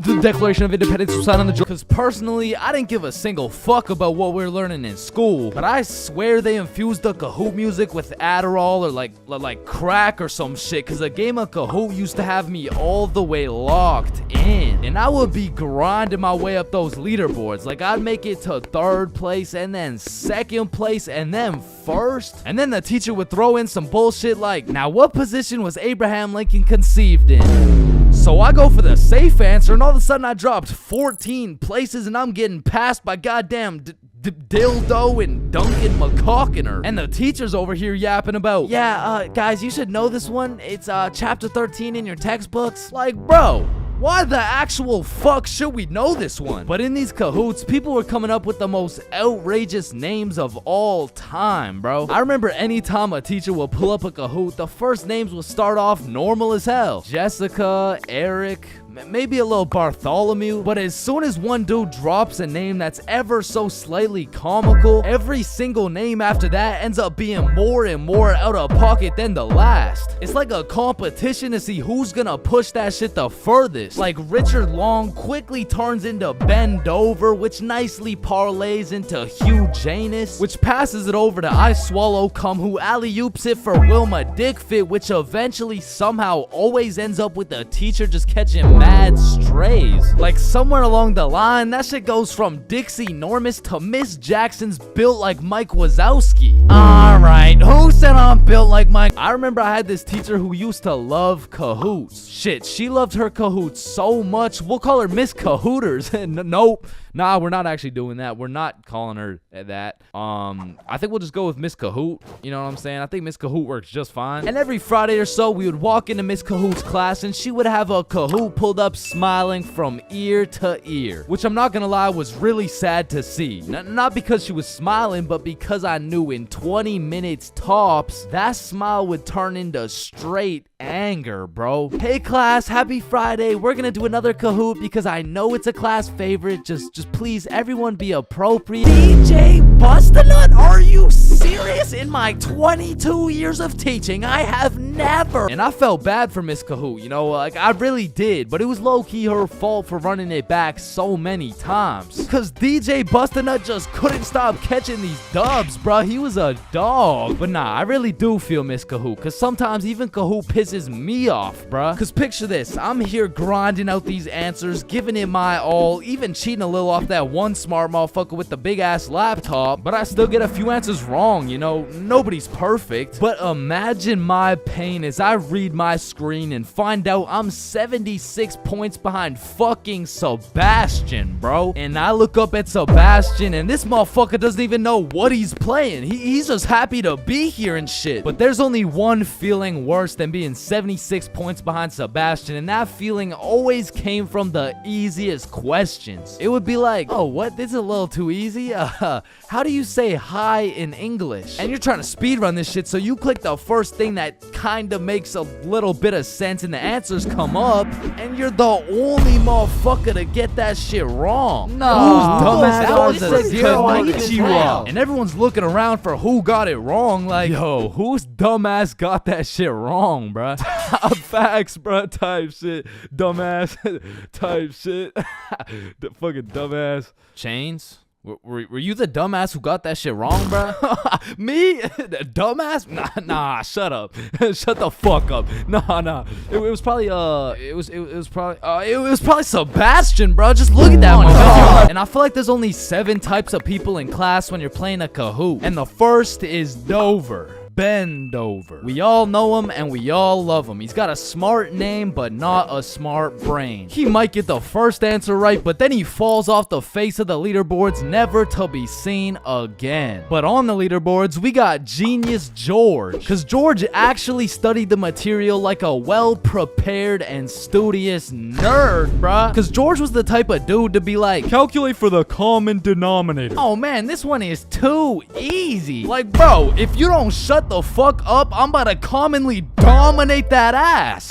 No, it's called a denominator. Oh, I know. And I swear every game of Kahoot had that one person who took their sweet time to answer every single question. Like, it could be 1 + 1, and this motherfucker would be 30 seconds deep into the question, like, okay, 1 + 1. Is it a trick question? No, just answer the question. Oh, okay. 1 + 1 equals... The answer's 2, dumbass. Okay, can I use a lifeline and phone a friend? All right, chat. How do we kick Jasmine out of the lobby? And then we got Flying Fuck Frederick. And Flying Fuck Frederick doesn't give a flying fuck. Dude will give his best shot at the first question, and then he's aborting mission and playing some goddamn Clash Royale. And then there's always that one dude yelling out the wrong answers. All right, what's the biggest mountain in the world? Ooh, I know this one. Chains. It's blue, bro. Trust.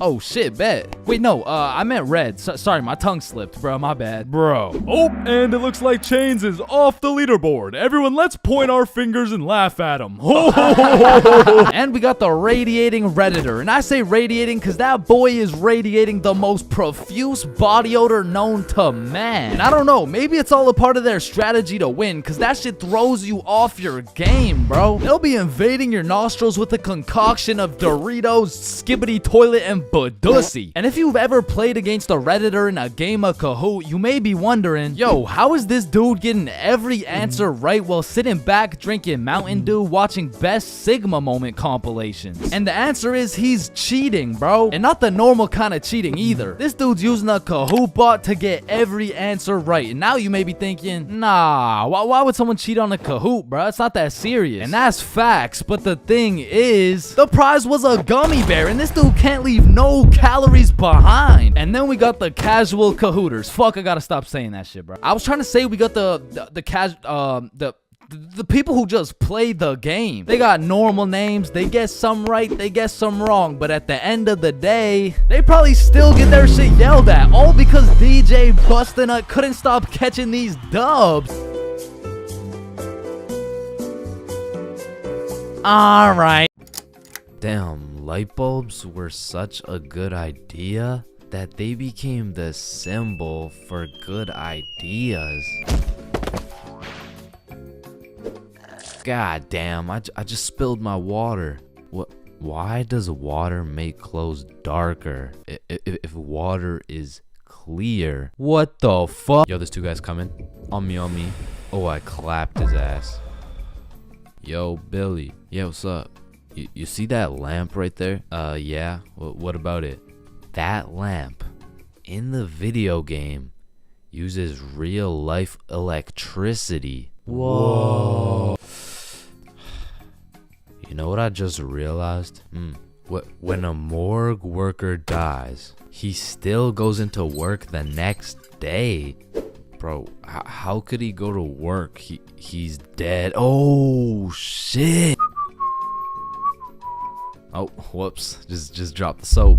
Wait, when you drop the soap, does the soap get dirty or does the floor get clean? Wait, guys. Since I'm alone, I'm the only person in the world to ever see this peanut. Nah, I saw it too. Who the fuck are you? Yo, when did you get so much money? Man, it's the money my grandma inherited me before she died. Yo, that's low key like when your homie dies in Fortnite and you pick up his loot. Come on, bro, my grandma's dead. Not cool. You right, my bad. Man, imagine the guy that discovered milk and think about him convincing someone else to drink it. You did what to the cow? No, trust me, it's good, just drink it. Wait, you drink it too? Yeah, it's really good, look. Aw, hell nah. Damn, bro, mosquitoes are some brave creatures, considering those jits got 1 HP. Facts. Yo, Chains, you need your parachute to skydive. No, you don't. You just need a parachute to skydive twice. No, Chains. Well, what the fuck? Why did you just break my mirror? Well, actually, mirrors don't break. They simply multiply. Oh. Damn, bro. We're all just some walking nut for real. Facts. Damn, for real. It's crazy. It's true though. Oh shit. I'm on fire. If you really think about it, you're not on fire. Fire is on you. Call the fire truck. Wait a minute. A fire truck is actually a water truck. Oh, god damn, just call the truck. Jesus. Bro, I was on fire. Why didn't you just call the fire truck? First of all, you weren't on fire. The fire was on you. Second of all, it's a water truck. Bro, I got the munchies. We should cook some cookies or something. Nah, you don't cook cookies. You bake them. What? Then why are they called cookies? Shit, I don't know. Cookies are just cookies. No, that's like saying you cook bacon instead of baking it. Well, actually, you do. What the fuck? Bro, what keeps the hot dog in like hot dog shape? It's like meat inside some animal intestine casing or some shit. Okay, so it's hot dog meat inside animal casing, right? Yeah.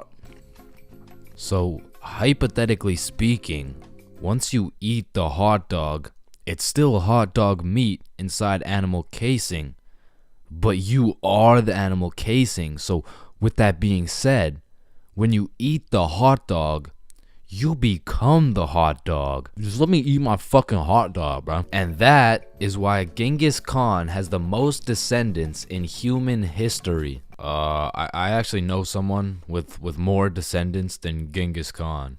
Well, that's impossible. Who could possibly have more descendants than Genghis Khan? Genghis Khan's dad. Damn, you know Google Maps, right? Yeah, of course. Bro, someone at Google really just said, Yup. Let's just have someone drive down every road on fucking Earth. and then they did it.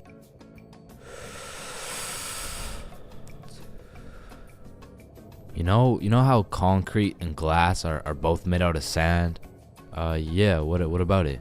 So if concrete and glass are both made out of sand, does that make skyscrapers just really big sand castles?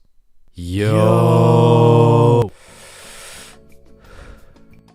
How tall is the tallest person in the world? I don't know. Let me check.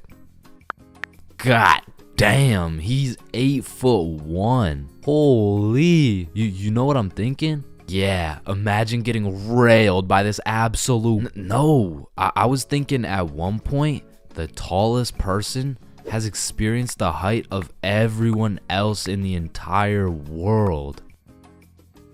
Holy shit. Paper has 6 sides. Shh. Like we're really just some talking nut for real. Facts. No cap. Damn. Just some breathing semen for real. That's crazy. For real. Facts. So true. Damn. True. For real. Hey little man, what do you want to be when you're older? I want to be a doctor and cure aging and all the diseases. Well, if one day we cure all the aging and all the diseases, then we will all die painful and horrible deaths. I still don't understand why it's a chair. It just doesn't make any sense. Yo, you know what I just realized? What?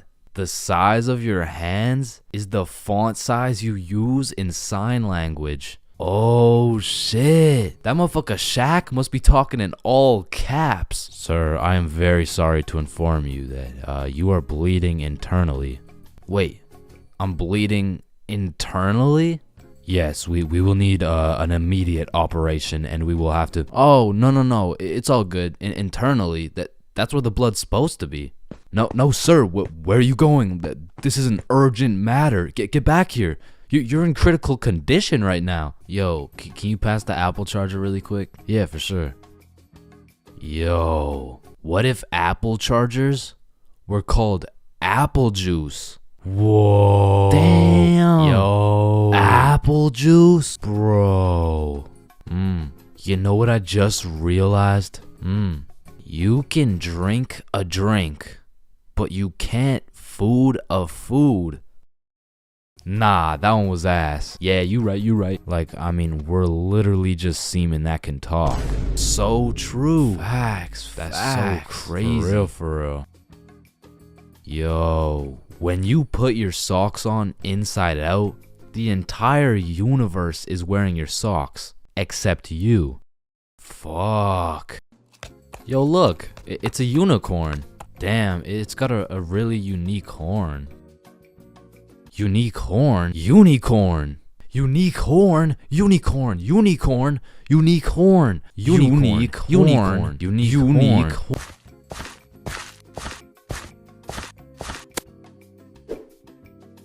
Oh, leaves are called leaves because they leave the tree. Holy shit, I got an idea. Can you pass me the wrench? Rope. Glue. Piece of pizza, please. Tape. A little more tape. Damn. Big ass magnet. Alright, all done. Whoa! This bad boy uses 0 gas. It's completely eco-friendly. Hop in.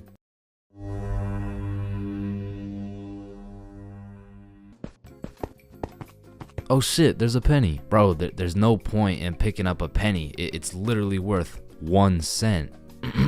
How much do you make working at Wendy's? 15 an hour? Oh, okay.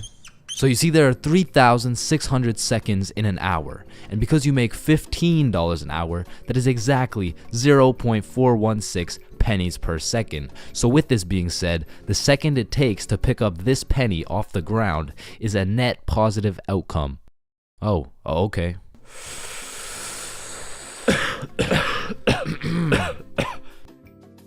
Wait a minute.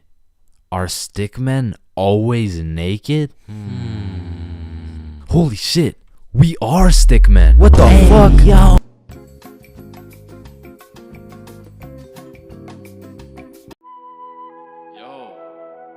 Hey. Yo, wake up. Bro, wake up. Hey, man. What?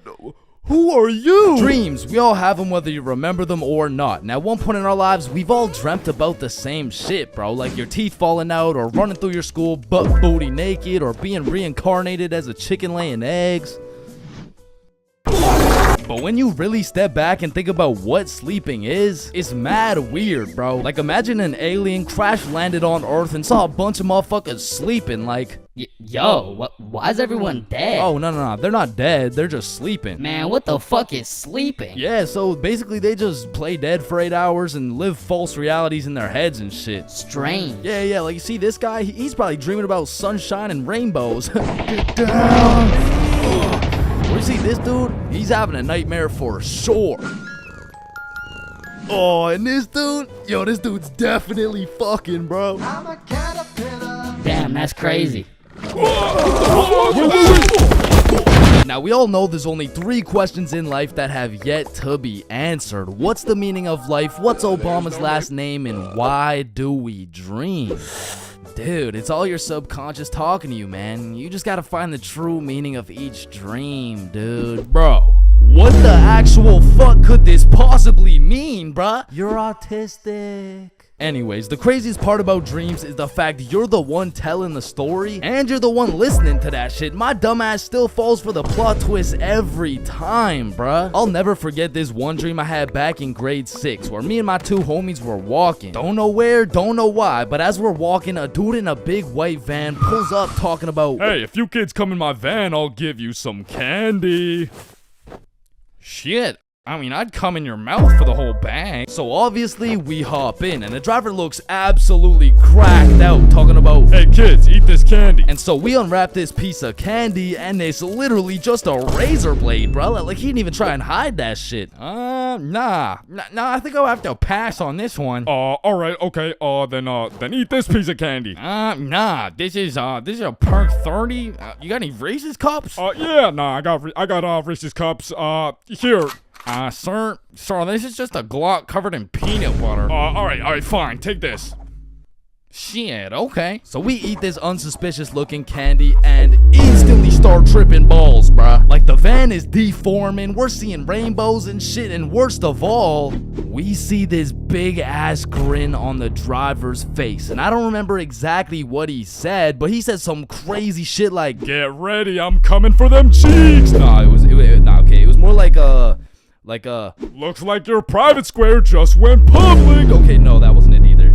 It was it was something more like You boys ever had your buns stuffed like a meat mountain from Arby's? yeah, I can't remember exactly what he said, but all I know is if we didn't act fast, we were getting our cheeks snatched up, bro. So Billy's like, yo, quick, call your dad. So I'm rushing to start calling my dad, and this is the most dream logic shit ever, cause I don't even got a dad, bruh. And this is where my own brain hit me with the meanest plot twist I never saw coming. Cause as I'm calling my dad, the driver's phone starts ringing, bruh. Bomba Club. Now I don't remember the rest, but the fact my own brain hit me with some Star Wars Darth Vader type plot twist, god damn, bruh, that shit was a movie. But still, I probably got my shit touched, so I'm gonna have to leave this as a B-tier dream, bro. B-tier? What the fuck could possibly be worse than a crackhead tickling your pickle, bro? Now those motherfuckers could be their own torture method, bro. These are dreams that just have you stuck in an infinite time loop doing the same shit over and over and over and over. And C-tier, bro. Now, lucid dreams. Lucid dreams are deadass just playing life on creative mode, bro. Cause in my long life, I've only had 3 lucid dreams, and every single one of them was lit as fuck, bruh. Now the problem is I can only start lucid dreaming when my original dream is just a little too strange. Like, hey, you're cute. Can I get your number? What? You want my number? Yeah. Yo, I must be lucid dreaming. Ow, what the fuck? Shit, it's so real, bro. I can do anything. I can probably fucking fly. Alright, Chains, this is not a dream. You're under arrest for battery and assault. But for real, my first lucid dream started when I was posted up in a basement with Michael Jackson. Yo, aren't you supposed to be, like, dead and shit?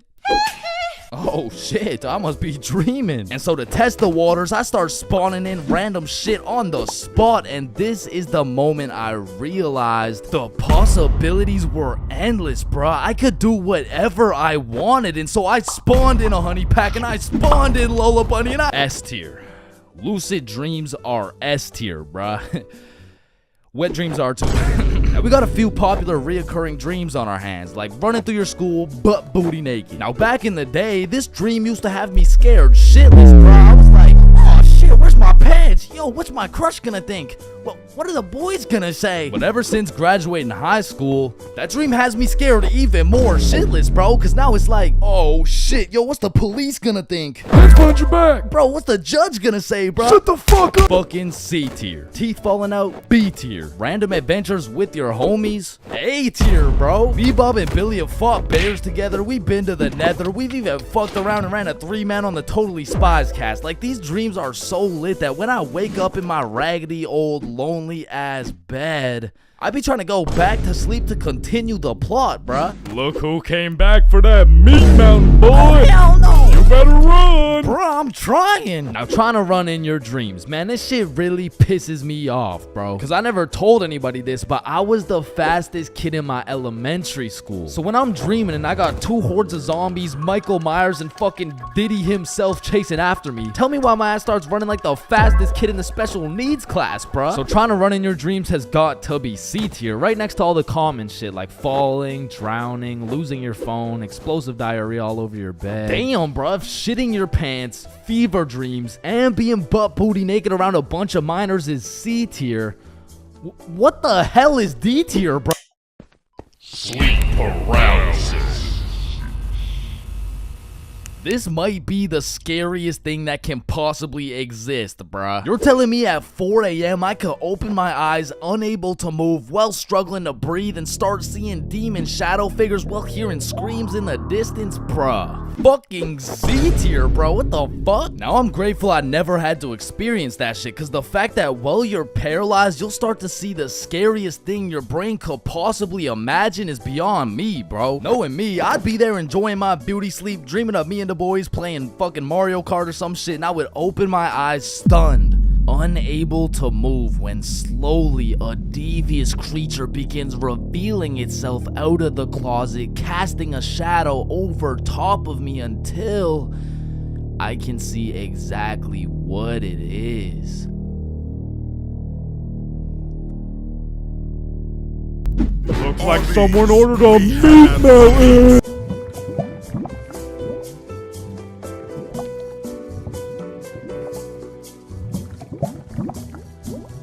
High school bathrooms have to be one of the most unorthodox places in the entire world. Walking into the bathroom, you have absolutely no clue what to expect. And honestly, that's the best part. I remember one time I had walked into the bathroom, you know, to take a piss. And when I had opened the door, I was not surprised to see some motherfucker getting his head shaved bald. And these dudes were so casual about it too. Yo, what's up? What up?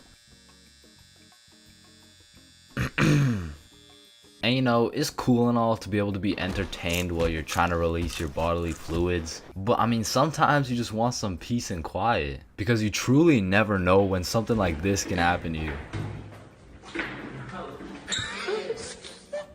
And that is precisely why I'm scared to ever shit in the school bathroom. And listen, my school bathroom has always been bad, but these TikTok trends that keep popping up made the bathroom situation so much worse. Yo, look at this TikTok.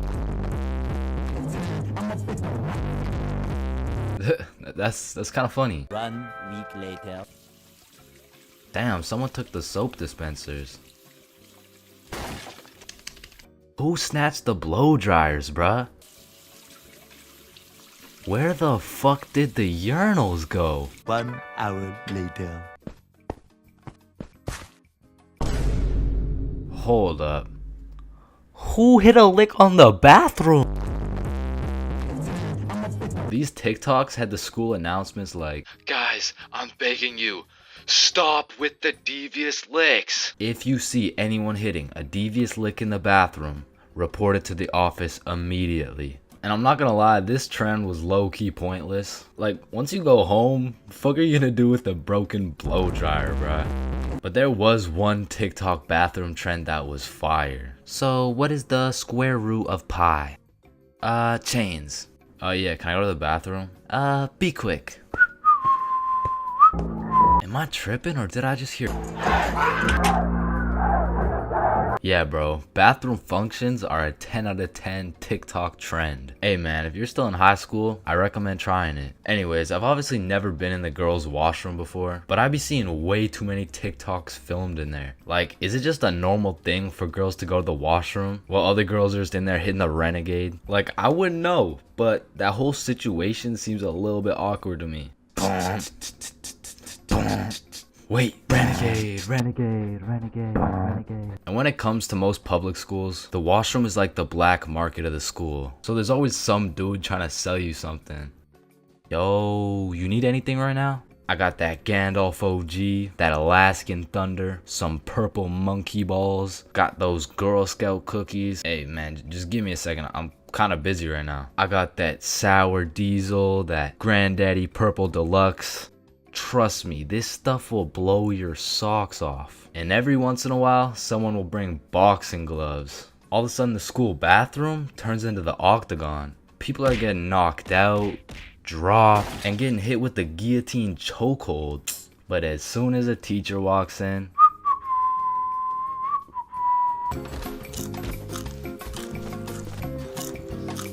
greening out is the worst thing you can get hit with when smoking. And coming from a greening out connoisseur, I can tell you there are many different things you'll experience when ODing on that Zaza. I mean, greening out can range anywhere from a zooted panic attack all the way to seeing yourself in third person, and of course, if you go way too far, gurping may occur. But let's start it off on a light note. When greening out, you may convince yourself you're about to fucking die. Now I know that might sound very bad, but trust me, it's even worse than you would think. Like, this is the type of green out that will have you falling to your knees in a Wendy's bathroom. The type of green out that will have you repenting your sins. And the type of green out that will have your life flashing before your eyes. Now, after a careful examination, I have determined this green out is caused by combining an excessive amount of Mary Jane with negative thoughts. This circumstance causes a chemical reaction in the brain scientifically known as getting so zooted you convince your dumbass you're about to die syndrome. And I'm just gonna summarize the experience so you never have to experience it. So you take too many chops out of the, because let's be real, it's always the chops. Then you begin to realize you got way too high. Everything starts lagging and you're on about 5 FPS. So you convince yourself that your time is up. And so you just lie there waiting for your impending doom that never actually happens. Another thing you may experience after chiefing too much keef is something I like to call a factory reset. Now I don't know the science behind this one, but for whatever reason, after smoking too much grass, that shit just starts hacking your brain and it hits you with that factory reset. I mean, all your past experiences, lessons, and most cherished memories straight deleted. You forget your name, your address, the ability to stand up. Now this is usually the point you'll get hit with that kush coma. And if you aren't familiar with the term kush coma, it's when the kush puts you in a coma. Now for me at least, the one time I was put in a kush coma, I didn't have a normal dream. No, I was put into a dream so realistic where I was just some middle-aged dude working a 9 to 5 with a wife and kids. But this dream did not last a normal dream length. It deadass felt like I lived this middle-aged motherfucker's life for a month. And when I woke up, I didn't know what was real. Now, I need to say this third experience will undoubtedly kill a sizable amount of brain cells. So with that being said, when you whiz way too much Khalifa, that shit is an out-of-body experience. Like, you'll be chilling, walking around, then all of a sudden that shit hits, and you're seeing yourself in third person. Yo, what the fuck? Now, I've tried to do a scientific analysis on this shit, but to be quite frank,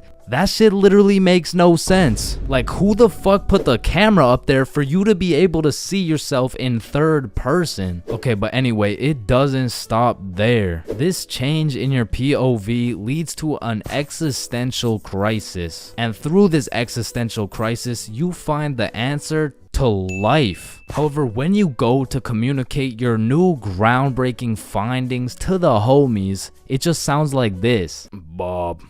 Oh shit, he's alive. Bob, the stars, the trees, us, our family, we are life.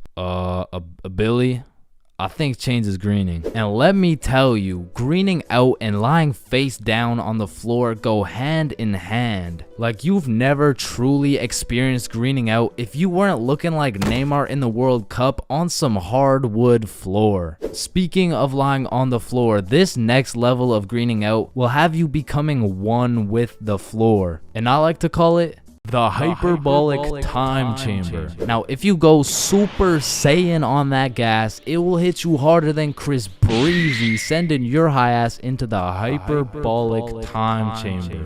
1 hour in the hyperbolic time chamber is equivalent to 1 minute in the outside world. This shit will have you feeling like you've been laying on the ground for 7 days straight. And your thoughts just get stuck in this endless loop like, damn, I need some cereal right now.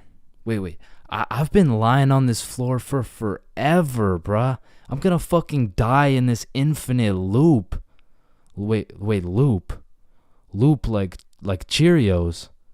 Damn, I need some cereal right now. It's essentially like a fever dream in real life, but even longer. Okay, but for this last level of greening out, I need to say, please do not get this zooted, because if you do, you will probably notice a sizable drop in your IQ, and you may even get fuck. So with that being said, if you do more chops than Bruce Lee, you will experience a pain I would not wish on my worst enemy. A pain worse than stubbing your toe, worse than hitting your funny bone, and even worse than finding out your girl has your homie's Wi-Fi password. And this is the pain I call ODing on the devil's lettuce. Now, ODing on the devil's lettuce is pretty much all of the above combined into one horrible, agonizing pain. Not only do you think you're gonna die, but you forget your name, eat shit on hardwood floor, see in third person, and on top of all of that, time is in slow motion. And with all this going on, you're pretty much on 1 HP and your body is fighting to survive. And this is the point where you start throwing up and you are stuck in this infinite loop of death for what seems like an eternity. So don't green out, it's bad. 3 a.m. Once the clock strikes 3 a.m., I feel like you've given up on trying to sleep. At this point, you're going to commit to whatever you decide to do until the sun comes up. Whether you're studying for tomorrow's math test, chilling on Discord with the boys, choking the chicken, or simply sulking in those 3 a.m. thoughts. You'll pretty much find yourself doing anything but sleeping. And I don't know if it's just me, but those 3 a.m. thoughts hit different. And honestly, it's just the perfect time to go for a walk, find a nice little view, maybe light up a joint, and just think. The youngest picture of you is the oldest picture of you. Does Lightning McQueen cop car insurance or life insurance? Wait. Did the brain name itself? Hold up. What if soy milk is just regular milk introducing itself in Spanish? I have no clue if this is just me, but every once in a while when I'm laying in my bed at 3 a.m., I suddenly get the motivation to become the best person on the planet. Like, I set an alarm for 5 a.m., I tell myself I'm gonna go work out, then go for a run, then meditate, then drink kale smoothies, then become a millionaire, then donate it all to a family in need. But as soon as my alarm goes off, I'm just like, shit, I'm too tired for all that. Then I just end up sleeping until 1 p.m. And my brain is constantly playing games with me, bro. Like, tell me why I'll be using all my strength to stay awake during the day thinking, ugh, man, I can't wait to go to sleep tonight. But when it comes time to sleep, I just can't. I'll be left lying there at 5 a.m. awake as hell, watching these random motherfuckers build a 2-story house with a hot tub in the jungle. And you know what? Being awake at 3 a.m. is kind of like being high a little bit. Cause you start to think about things you don't usually think about. And because you get hit with the fucking munchies, bro. I'll be whipping up a 3-course meal with appetizers and a complimentary dessert to watch a YouTube video. And listen, I can't explain why, but there is no better water than water at 3 a.m. I mean, it's pretty much a part of my sleep schedule now to wake up at 3, chug some water, take a piss, then go back to bed. But sometimes while I'm trying to go back to sleep, my brain just starts showing me a compilation of my top 15 cringiest moments. I mean, I'm having flashbacks to the time in grade 5 when I said a joke and nobody laughed. Guys, why did the monkey fall out of the tree? Why? Yeah, why? Because it was dead. Oh, damn. Or I'll be up all night thinking about that one debate I had 3 years ago, brainstorming about the best things I could have said in each scenario. It's like if I do some cringe shit during the day, I have no choice but to lose some sleep over it at night. It's like my punishment for saying some stupid shit. Like I know one guy who accidentally called his teacher mommy in front of the entire class. And that dude hasn't slept since.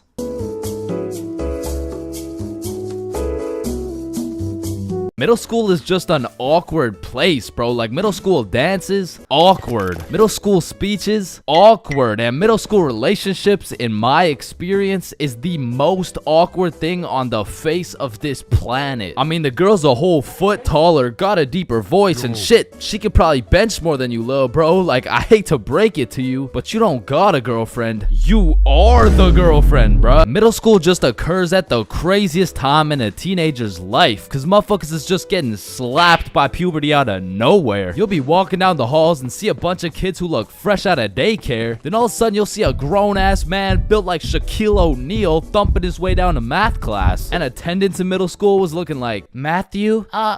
Here. George? Present. Daisy? Here. Owen? Here. Dude's balls would be dropping halfway through presenting their speech, like, And this is specifically why dinosaurs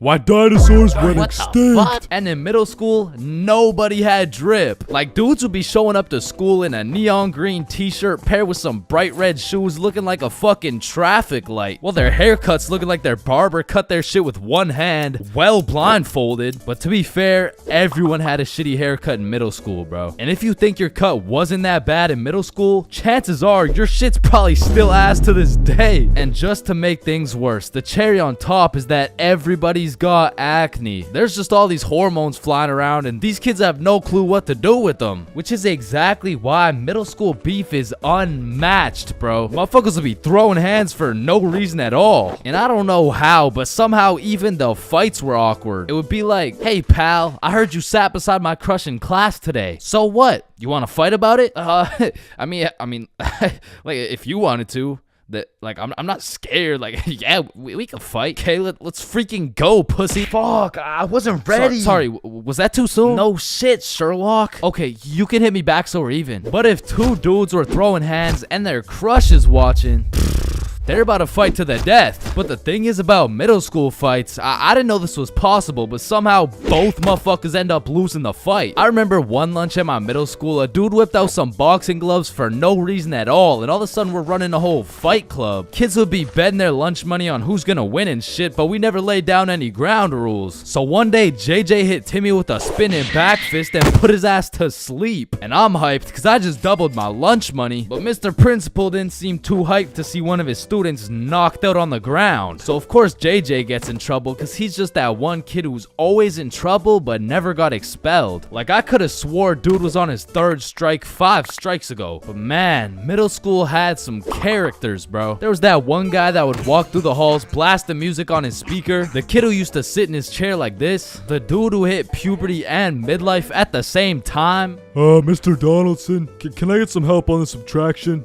Help on the subtraction? You look more like you need help on your taxes. No, subtraction's just hard for me. During recess, do you go check on the wife and kids? No, I just play on the monkey bars. Tell me, how do you manage to be in middle school and work a 9-to-5 job at the same time? The girl who thinks she's a horse, the emo kid, catch him in the back of the class with his hoodie tied up watching sad Bart Simpson edits, the kid who had to touch the top of the door frame before entering a room, girls who have to bring their Starbucks cup everywhere, the dude who's constantly emoting. And in order to find the answer, we can make a grid. Did someone say gritty? Right foot creep, ooh, walking with the heat. Of course, there's the kid who Naruto runs through the hallway, and then there's that weird ass kid who accidentally called his social studies teacher mom one time. It was probably an accident though. Fuck! And I have no idea why, but there's something about teaching middle school that had all these teachers going through a midlife crisis. I remember one day our science teacher was teaching us about rainbows. Does anyone know what a rainbow is? Yes, Jaden. Refraction of light through water droplets. Oh wow, that's right. How did you know that? Reddit. Oh, okay. Where did you read it? Reddit. Yeah, but where did you read it? Reddit. Jaden, I can't do this right now. Just tell me where you found this information. Reddit? God damn it, Jackson. You're the reason my children get their shit whooped every night. Now, I don't know what she had going on in her life, but the way she broke down talking about beating her children to a group of 12-year-olds really gave me the impression that she shouldn't be teaching middle schoolers, bro. And I don't know who was in charge of hiring these teachers, but I also had a deaf teacher, which, you know, it's cool and all, but it did make it a little bit harder considering the fact that, you know, she was the fucking music teacher, not to mention the fact that she was also half blind. And I think the idea there was that she could somehow feel the vibrations of the guitar or something, which didn't seem to work too well considering the fact that I got a fucking A in music and I can't play the guitar for shit, but I guess I just like I smelled good or something. I don't know. And I don't know about y'all's experiences, but I feel like kids were just mad touchy in middle school. Like, you'd be sitting in math class minding your own business, then for no reason at all, a motherfucker would tase you in the side of the ribs. And I remember when kids first learned about these pressure points, it was all fun and games. Someone would just poke you in the ribs like,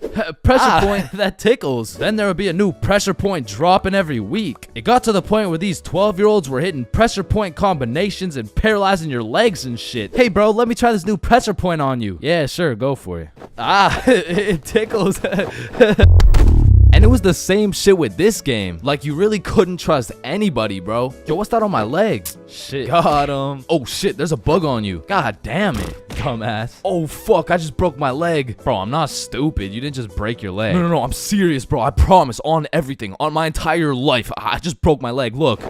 Bro, I remember I got punched so many times, my arm was on life support. It was about to fall off, like, And thinking back to middle school, there's just so many things that make me cringe, bro. But by far the cringiest of them all is the relationships, man. And believe it or not, I had my fair share of middle school relationships. I remember one day I was sitting in class and this girl came up to me and said, Chains, I have a crush on you. And that's really all it took to have a young Chains in love. Head over heels. We went to the movies together. We went to my house and watched movies. Well, we went to her house and we also watched movies. Now that I think about it, all we really did was watch movies. We didn't really talk that much. I mean, I didn't really have a way with my words at the age of 12. So, do you like movies? Yeah. Yeah, I like movies too. That's why we're here at the movie theater. I also like popcorn with the butter. It tastes like I like how it tastes. And one day we went to the mall and I took a good look at my girlfriend of 2 weeks and thought, man, I don't even know this girl. Like who are you? I remember we were inside Zoomies at the time and I said, Hey, Jessica, you're a great person and all, but I don't really think we're compatible like that. Maybe we should just break up. which was probably the most words I've strung together during the entirety of our relationship. And she says with the straightest face, oh, okay. And then we proceeded to walk out of the mall and bus home together without saying a word. And I remember lying in my bed that night and thinking to myself, Damn, I think I'm supposed to be sad right now. so I threw on my hoodie, tied it up, and watched some sad Bart Simpson edits.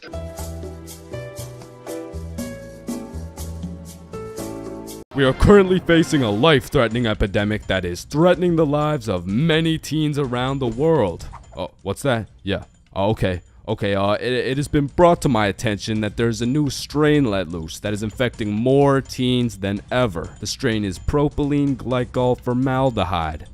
Street name, Guava Ice. So stay safe out there, and back to you, Linda.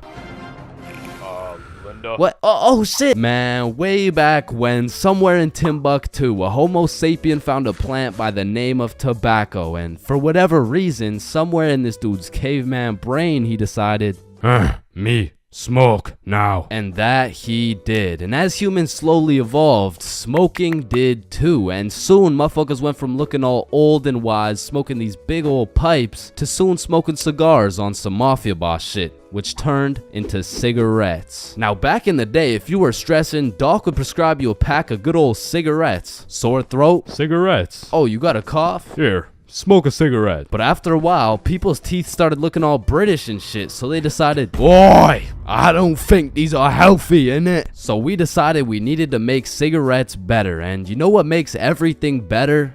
The letter E. Your mail's taking too long to come in? Email. Wait, what's that? You want to play sports, but you're ass at every single sport?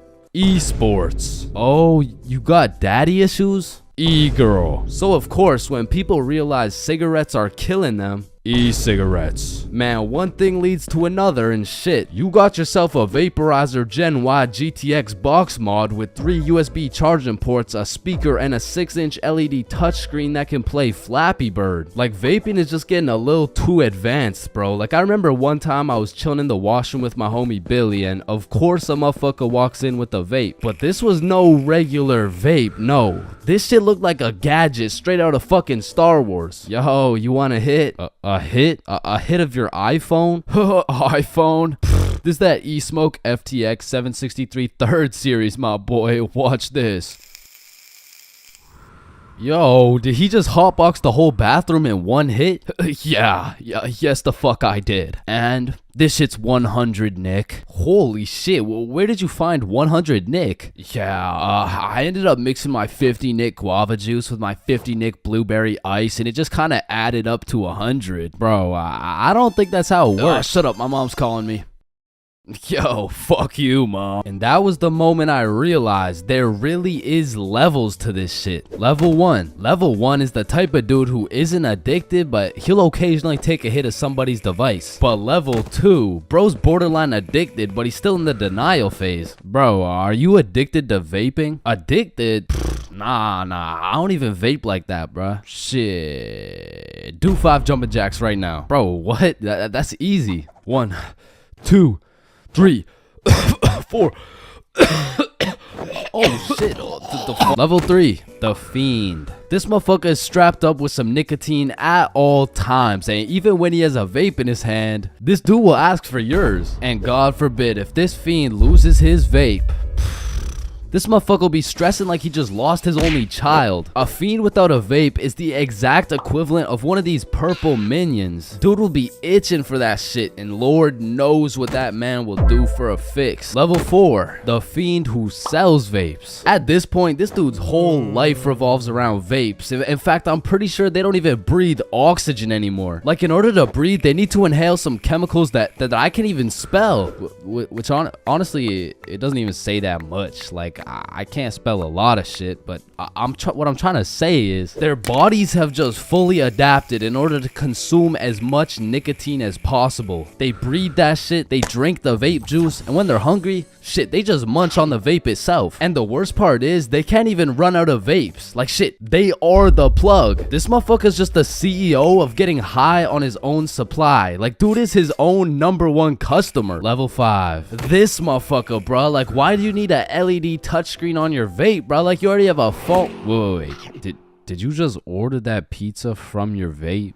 Shit. Where'd you get this from? And don't get me started on these flavors, bro. Like, tell me why these motherfuckers can make a vape juice and call that shit early riser. And that shit literally tastes like a Wednesday at 6 a.m. Like, what the fuck type of ingredients mixed together to taste like a Wednesday at 6 a.m.? But early riser isn't even the weirdest flavor on the market. Because if you're feeling the family dinner vibes, you can get a rotisserie chicken flavor. Or if your breath is smelling nice and fresh, you could fuck that shit up quick with some garlic flavor juice. And they even got bacon. Yeah, I'm not gonna lie, that shit sounds fire as fuck. And lastly, now I don't even know if I can say this on YouTube right now, but shit, you can even get yourself some Worcestershire. Worcestershire.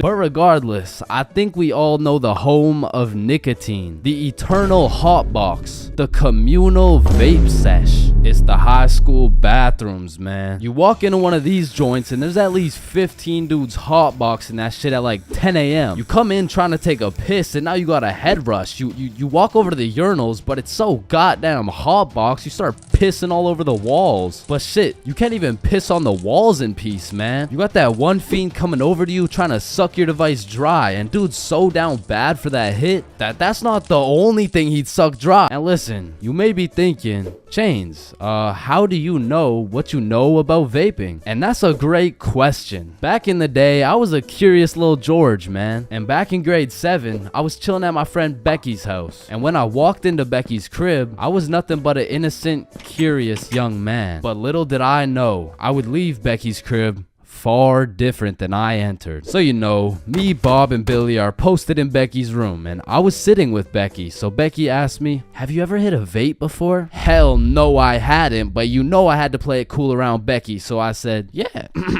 Yeah, I do that shit all the time. And so, of course, she passes me the vape. And honestly, I didn't think this far ahead, but I was in way too deep to come clean now. So I put that shit in my mouth, and I sucked the fuck out of it. Pause. And because this was the first time anything had made contact with my lungs beside oxygen, my lungs started malfunctioning. And I was coughing up a storm, and my cool guy cover was blown, but I had to see it through. Oh my god, are you okay? This shit ain't nothing for a guy like me. Guys, I think Chains is dying. And as I went on with my life, I would hit a device here and there, and eventually I even learned some tricks and shit. But one day, me and my homie had to run to catch a bus. And so we start running, but the homie doesn't even make it 100 meters, and he starts rolling on the floor, coughing up blood. And I was like, no, fuck that. And you know,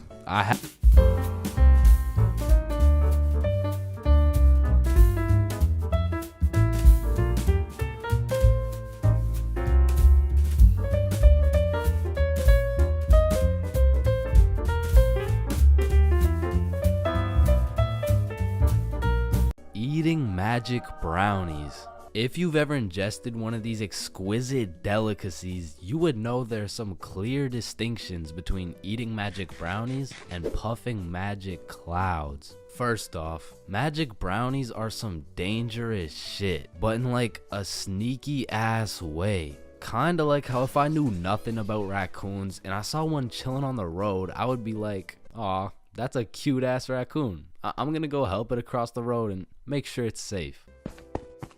Hey little guy. Fuck.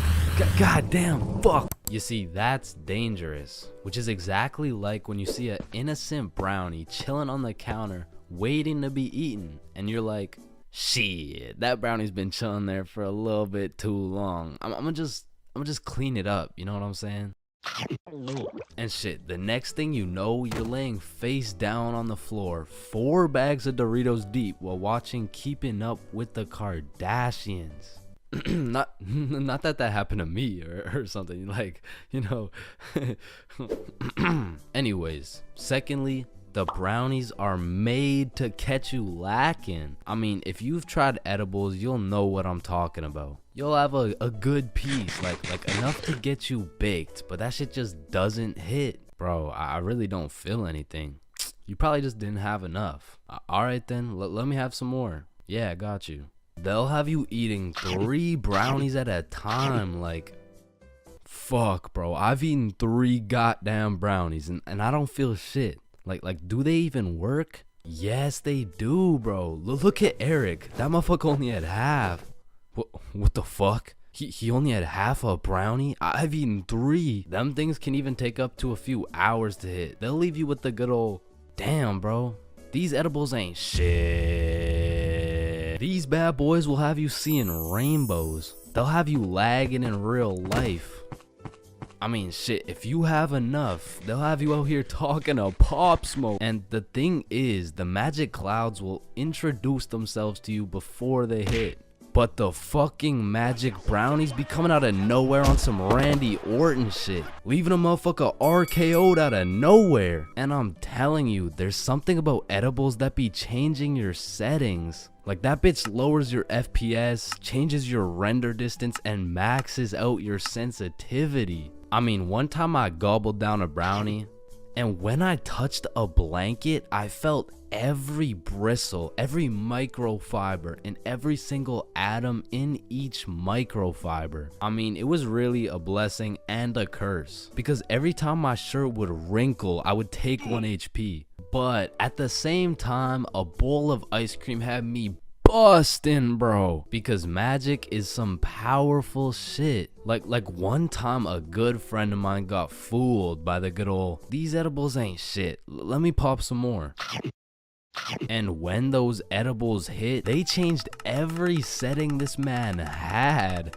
Yo, Robert, you okay? How you doing, bro? ¿Quién es Roberto? ¿Quién verga eres tú? ¿Y quién eres tú? ¿Dónde estoy? Hold up. Does Robert know Spanish? No, bruh. That motherfucker only knows English. Shit, Robert ended up legally changing his name to Javier. And that motherfucker moved to Barcelona. He just never came back. So like I said, those magic brownies are powerful. And you can do with them as you please. But remember, with great power comes great responsibility.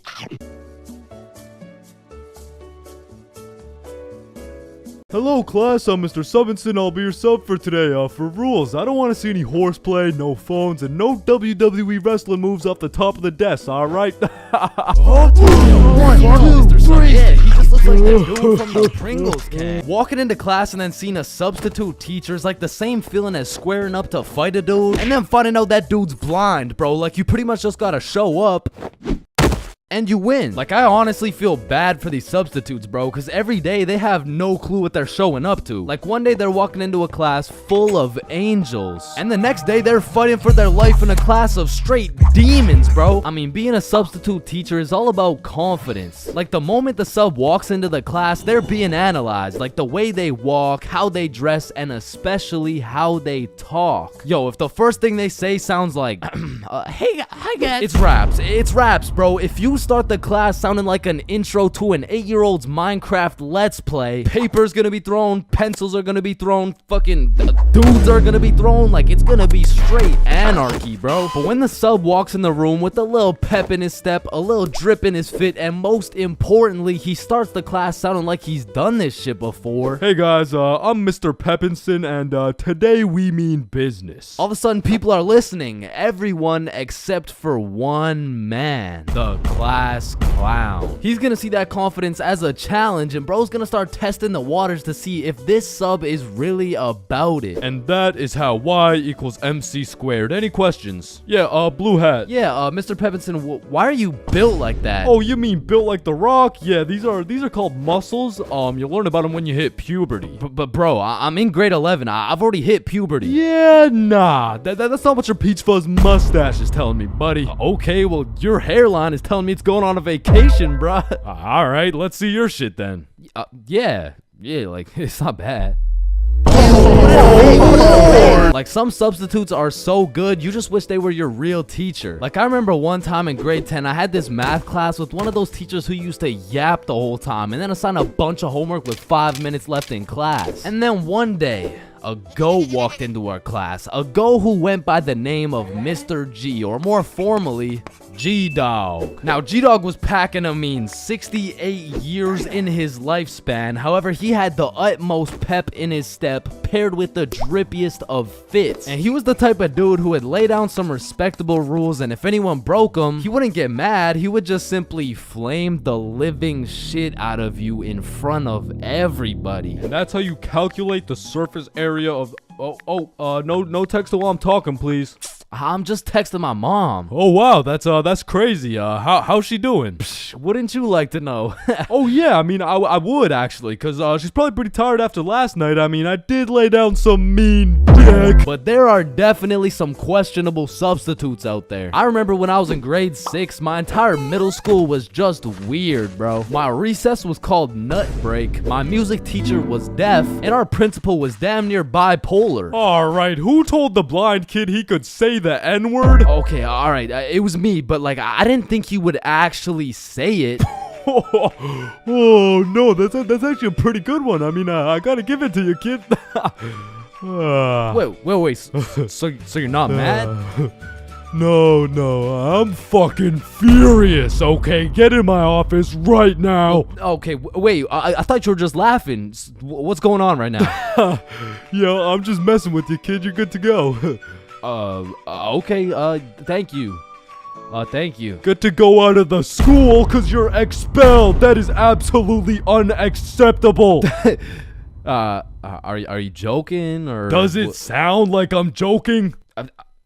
Yeah, kinda. Yeah, bro, my middle school was weird as hell, so I can't say I was surprised when a substitute teacher walks into my class talking about, hello class, I'm Mrs. Hutchinson, and I identify as a mermaid. And I'm only 12 years old, so I'm like, dog, what the actual fuck does identify mean? But bless Miss Hutchinson's heart, man, because Lord knows middle schoolers weren't gonna take that shit seriously. Oh, she's funny, mermaid. No, class. I'm serious.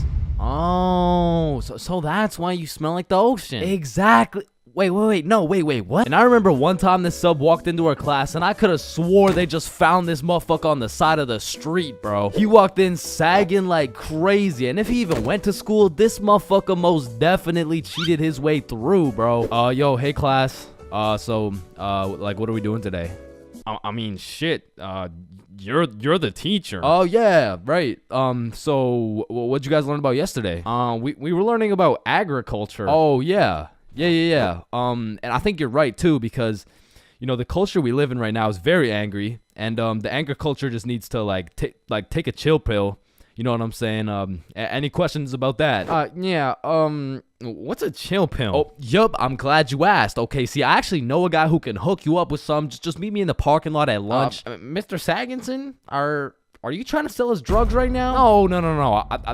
Well, I mean, yeah, but it's for chemistry with neuroscience, or I mean, like for microbiology or something like that. And these substitute teachers seem to butcher every single name on the attendance. I mean, shit's gotta be on purpose at this point. Like, hello class. I'm just gonna do some attendance really quick. Correct me if I get your name wrong, okay?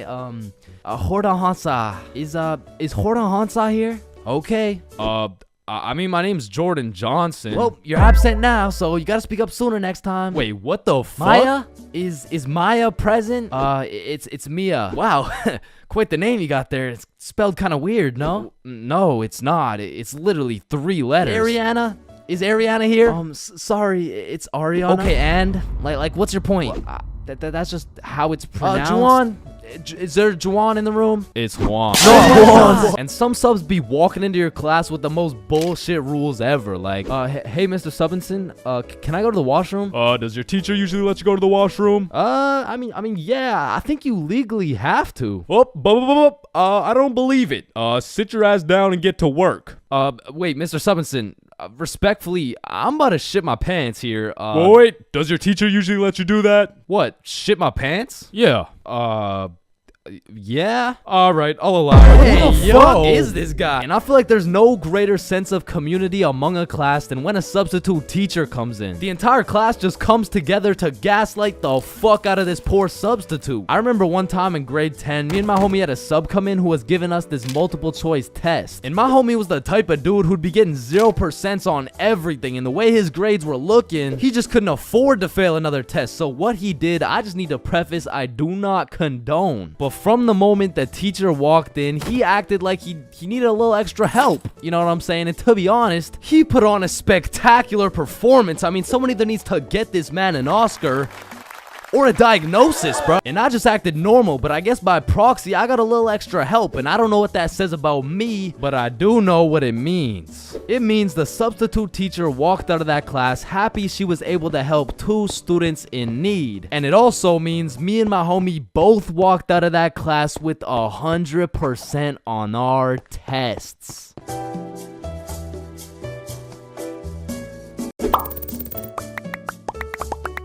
Yo, I just got robbed by a gay homeless dude in Japan. Who's with me? You know, like anyone. Yo, anyone. Yo, is this not relatable? Bro, ain't no fucking way. Nah, bro. How the fuck does that even happen? Not again, bro. Now, I'm not gonna lie. Japan is one of the safest countries in the entire world. And apparently there's only 3,065 homeless motherfuckers in the entire country. So in order to get robbed by a homeless dude in Japan, you either need to be unlucky as fuck or just a complete dumbass. But way back when this story took place, I was a certified dickhead, bruh. At the time, I had the critical thinking skills of a newly born chimpanzee mixed with the spatial awareness of a fucking Joe Biden on top of the decision-making skills of Joe Biden's son. So with that being said, this story takes place way back a few weeks ago when me, Bob, and Billy hopped on a flight to Tokyo. And as soon as we arrived in the city, we started absorbing all that food, bro. Sushi, ramen, fucking cow testicles, you name it, we ate it. And after an entire week of decimating every last crumb of food in Tokyo, we thought, well, that was fun. I guess it's time to go home. Yeah, I guess so. And as we're ready to pack it up, we overhear a few people talking.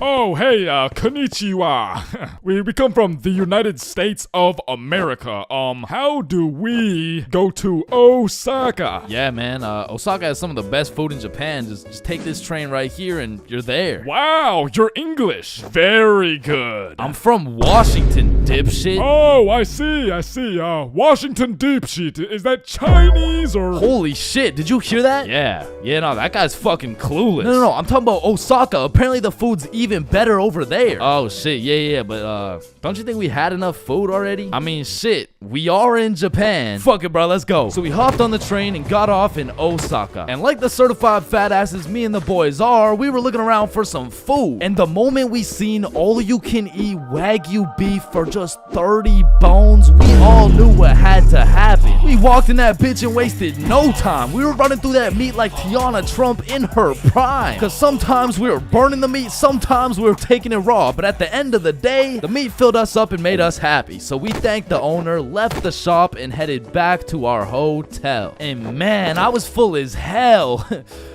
For like an hour, and then I was like, yo, who's trying to get some more food? The fuck? Bro, we just ate a whole goddamn cow. Yeah, we did. Like, we probably just canceled out the life work of 5 vegans in one sitting. Tight shit. And it's already like 8 p.m., bro. It's dark as hell. Well, I'm gonna go out anyways. You know why? Why? Cause we in Japan. Man, get your fat ass out this goddamn hotel. So I got my fat ass out the goddamn hotel and started walking around. And all I took with me was my phone, the key to the hotel, about $100 worth of yen, and a smile on my face, knowing I had never in my life been robbed by a gay homeless dude in Japan. But little did I know, all that was about to change on this wild ass Friday night.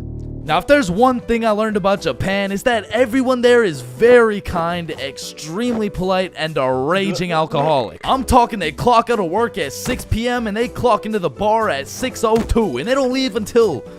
I mean, shit, they don't leave until it's time to go back to work, bruh. Because the Japanese people work hard, but their liver works harder. But regardless, I'm casually walking through the city when I hear someone yell from across the street. Yo, So naturally, I'm like, yo. And they're like, come here. and I'm like, shit, okay. So I walk across the street and see 3 individuals posted outside this little bar shop thing like, Yo, I'm Yuto. This Emi. This is twin sister Shigo. hey, it's my first day working here. Come inside, come inside. Shit, I don't know. I'm just trying to get some food somewhere tonight in Osaka. I don't know if it's like... You want Osaka fucking night food? Yeah, I mean, I guess I want Osaka fucking night food. Read the sign. Osaka fucking night food. Oh, okay, yeah, fair enough. Shit, I You know mean- what? Come get shots. I pay.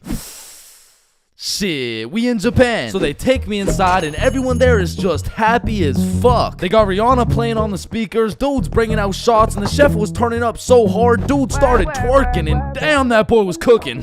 Bro, what? Shit, I mean, like, he was cooking with the food, like, man, fuck. But the vibes were just so good and inviting that I felt like I just got welcomed into this Japanese family. And so we all cheers and take the shots. And now I'm drinking, and I'm drinking with only one goal in mind, and that's to keep up with my newly found Japanese family. And so to prepare my stomach, I get me some Osaka fucking night food, and it was scrumptious. But as I'm slurping up this kebab, I see Emmy come back with 3 more shots, and she's like, you want one? Shit. We in Japan. So we take the shots, and I'm talking to Emmy, and one way or another, we start talking about our alcohol tolerance. Yeah, I'm not gonna lie, it takes a lot for me to get drunk. Not as much as me. Whoa, is that a bet? Yeah, it is. Bitch. So we're drinking everything in sight. Vodka, soju, sake, tequila. It's a competition. Now, I made the bet in the first place because I'm twice her size. But one thing I forgot to account for was the fact her entire lineage had been training generations for this very moment. So she's taking these shots to the face like... well, shit, like Tiana Trump in her prime, and I'm going shot for shot with her. And after taking about 8 shots, I was feeling it, bruh. Yo, let's go play darts. I mean, I never really played darts in my life, but shit. We in Japan. So we pull up to a darts bar, just me, Emmy, and Yuto. And I had never played darts a day in my life. But you ever just try some shit and you're just inherently good at it? Yeah, right? Yeah, that shit was not me, bro. I was dog shit. I was out there looking like I was drunk as hell. I was drunk as hell, because in order to play, each person had to buy a soju. So now I'm about 12 shots deep, throwing darts, trying to hit a circle the size of a pea, while this little Japanese girl's pushing me and shit. Because to her, this was a game. To me, this was survival. Because every time you lose, you gotta take a shot. And if I keep taking shots like this, these shots about to start taking me, bruh. And sure as hell, I lost the first game. I took my shot, and Emmy's like, how drunk are you right now? And I can't let her know I'm losing this bet. So I'm in that bitch like, drunk? Nah. Shit, where I'm from, we brush our teeth with a bottle of Jack. Ah, okay, then loser takes 2 shots. Yeah, let's do it. So one thing leads to another. Now I'm 16 shots deep, and Emmy's like, I'm gonna go to the washroom. I'll be right back. And then Yuto's like, Yo, Chains, we must talk. oh shit, yeah, what's up? Now Yuto had a strong accent and very limited English, so it really went something like, Emi, bomburu. huh? Emi, have bomburu. Yo, Yuto, no, I don't speak Japanese, dog. No, Emi, use bomburu. Swipe left, swipe right. Bamburu. Oh shit, Emmy uses Bumble. Okay. Yes, and she texts the Bumble guy.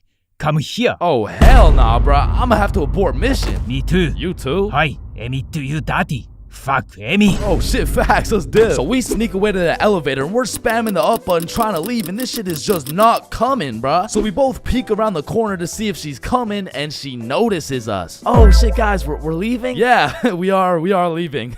Fuck. So we all get in the elevator and Yuto whispers in my ear like, When the elevator open, we run. and I'm drunk as shit, but I was the fastest kid in my elementary school, so as soon as the doors open, we hauled ass, bro. And I just kept running till Yuto was like, Stop. We go to bar. and I'm just having a great time existing at this point. So I walk into this bar all drunk, like, where the hoes at? Oh shit. Oh shit. where the bros at?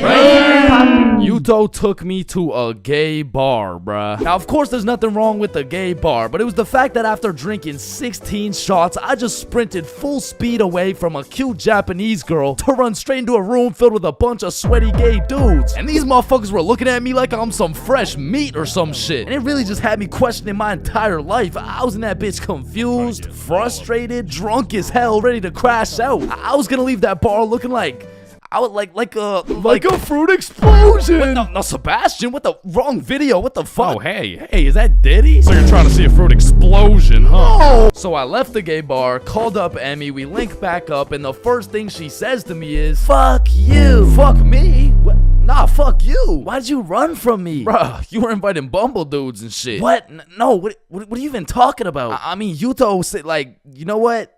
Don't even worry about it. Okay. Well, let's go to the club. And I'm like, shit, we in Japan. So we're at the club doing club shit, and after an hour or so, she's like, let's take some shots. And I'm like, shit, we in Japan. I am blackout drunk, bruh. I don't even know how many shots deep I am at this point, but all I know is I'm so drunk, I gained the ability to fucking teleport. So I'm in the club, and as soon as I blink, I'm in a bar. Then I'm in a club, back to a bar, to a new club, McDonald's, bar, karaoke club, bar, love hotel. Love hotel? Man, what? What the what? Man, what the fuck? You said you wanted to sleep. Damn. Yeah, nah, I probably said some shit like that. I don't fucking know. So we walk into our room, and the very first thing I notice, the hub on the TV, vibration devices on the bed, protection everywhere. Shorty just lured me to the Japanese freak chamber, bruh. I blink, and we teleport to the bed. But we were just talking like, yo, Yuto said you were inviting dudes from Bumble. Oh my god, okay, Yuto's a liar. Listen, I gotta tell you something, but you can't tell anyone. Yeah, nah, I won't tell a soul, you know. I will not post this on YouTube, clip it up, post it on TikTok, Facebook, LinkedIn, Instagram, Reels, or anything like that, you know, like, yeah, that'd be weird. Okay. So Yuto's homeless.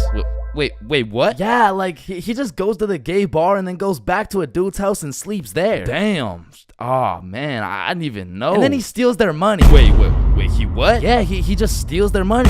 Wait, but it's just the gay dudes, right? Yeah, it's mostly just the gay dudes. I check my pockets. The money's gone. Fuck.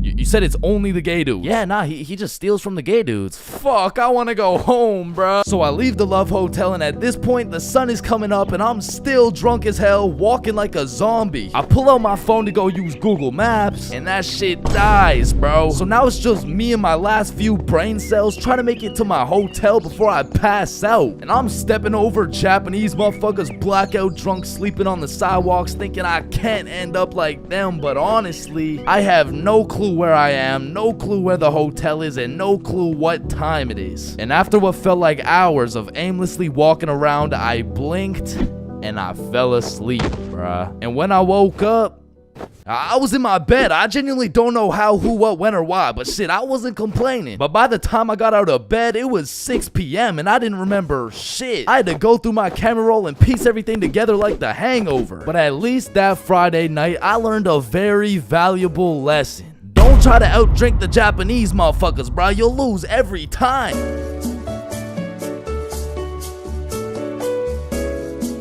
It was a snowy Christmas Eve. My brother and I were watching a Christmas movie bundled up beside the fireplace while drinking a cup of hot cocoa. Man, it can't get any better than this. Or can it? What could possibly enhance these festive activities to their maximum potential? Or should I say, who can? So I called up the plug Randall and I'm like, yo, Randall. Yo, what's up, cuh? Let me get some of that Christmas tree OG. Oh, shit. Let me get some of that mean green Grinch. Yes, some of that Rudolph Red Eyes, you know what I'm saying? I, but the thing is, I can't deliver right now, cuh.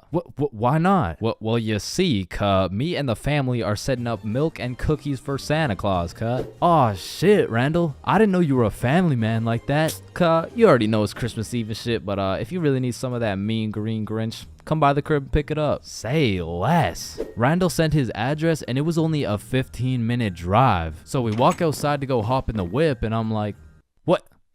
Where the fuck did the whip go? It should be right here.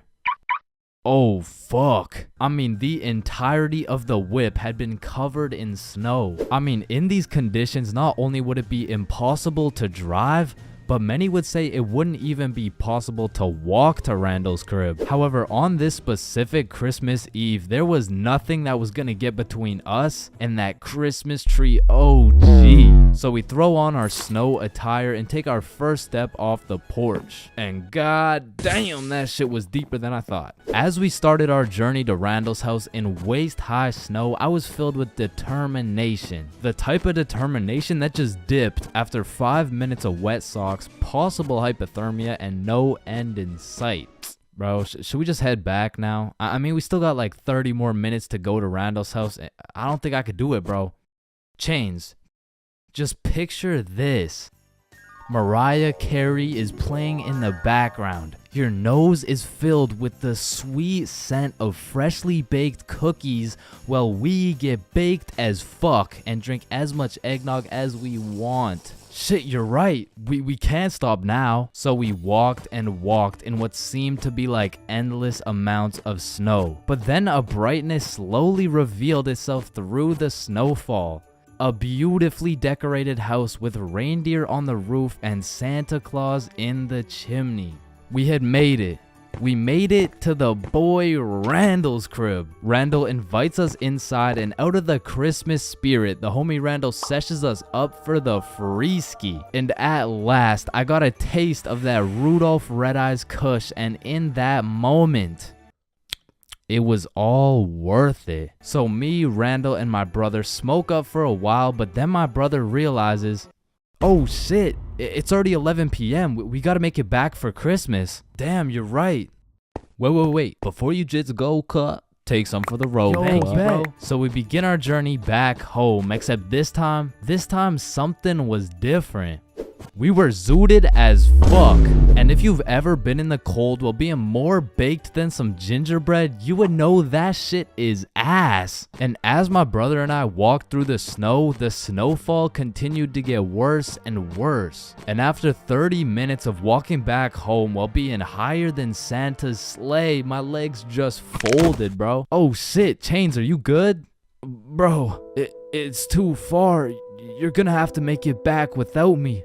Bro, shut up. You're fine. You're just high as fuck. Oh, Nichan. Bro, get your bitch ass up. Let me go. You need to make it back before Christmas starts. Yo, just get up, bro. Stop playing around. Oh my fucking god. And then I fucking died. Maybe that mean green Grinch was gonna be what stole my Christmas after all. Man, you're not fucking dead. Until my brother decks my ass harder than the boughs of holly. Bro quite literally slapped me back to reality. And that was all I needed to keep going. But we only had 5 minutes to make it back to the house before Christmas. So we use everything we have left. We see the red and green glowing lights in the distance getting closer and closer, and by a Christmas miracle, at last we could sit down on the couch, bundled up next to the fireplace, watching a holiday movie, drinking some hot cocoa, all while zooted off that Christmas tree OG.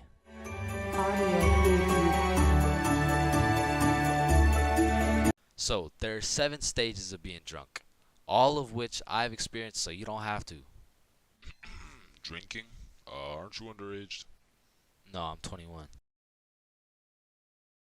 Now let's start with stage 1, the process. Stage 1 is one of the most important stages of being drunk. If you've ever heard the saying, trust the process, this fully applies when it comes to drinking. If you don't approach this stage with precision, calculation, and patience, you might accidentally skip straight to stage 7. And trust me, you don't want to skip straight to stage 7.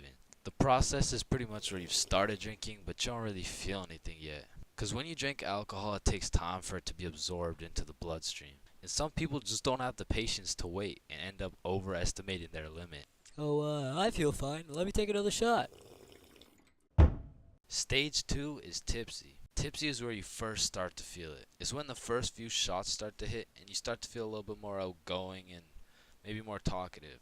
At this point, you'll still have your judgment, but I feel like you become a little bit more of a glasses half full kind of person. Walking in a straight line is still easy.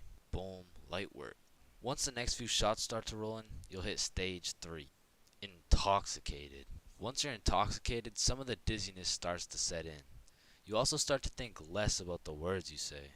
And I'm not gonna lie, at this point, I feel like your confidence peaks. Like when you're at a party and you look in the mirror and see Michael B. Jordan, you know you're at the level of intoxication, bro. And to be honest, for parties, I like to chill at this stage because you've got your confidence, but you still haven't lost your riz. And for reference, at this point, you can still walk in a straight line, but it takes a little bit more focus and effort. Which brings me to stage 4, hammered. This is where you start slurring your words. And bro, at this point, walking in a straight line becomes an impossible task. Yo, dude, can you walk this line really quick? Yes. When you're hammered, you start thinking a lot less. You start saying things before you can even think them. And it's important to say, when you're hammered, your judgment cannot be trusted. All ideas become good ideas. Yo, dude, what if we set an orphanage on fire? Bro, that's genius.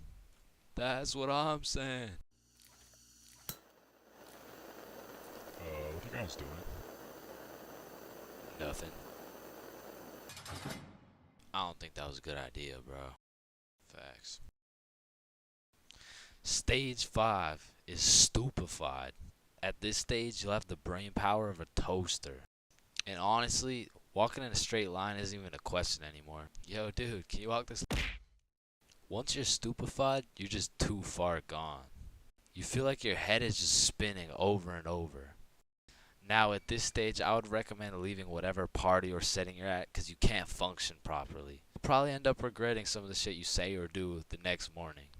Now, stage 6, wasted. When you're wasted, when you get wasted, is just regret. Your body is literally fighting for survival. Everything is miserable, and you always promise yourself you'll never get to this stage again. But one way or another, it always comes back. Whenever you're at a party, there's always one person who's wasted, and they're hunched over at the toilet just vomiting, bro. And it just ruins the night completely. So this might be obvious, but I do not recommend getting wasted. Now, to get to stage 7, you have to do one of 3 things. First off, you could have not trusted the process at stage 1 and heavily overestimated your limit. Or you could have been hammered and your judgment was tainted, so you had the idea to take more shots. Remember, all ideas become good ideas. And lastly, you could be going through a serious divorce. And in this case, I'm sorry. I hope she comes back. But stage 7 is blacked out. When you are blacked out, you've lost your consciousness. You're pretty much just slumped out. But your dreams when you're blackout drunk are always the most random and vivid shit, bro.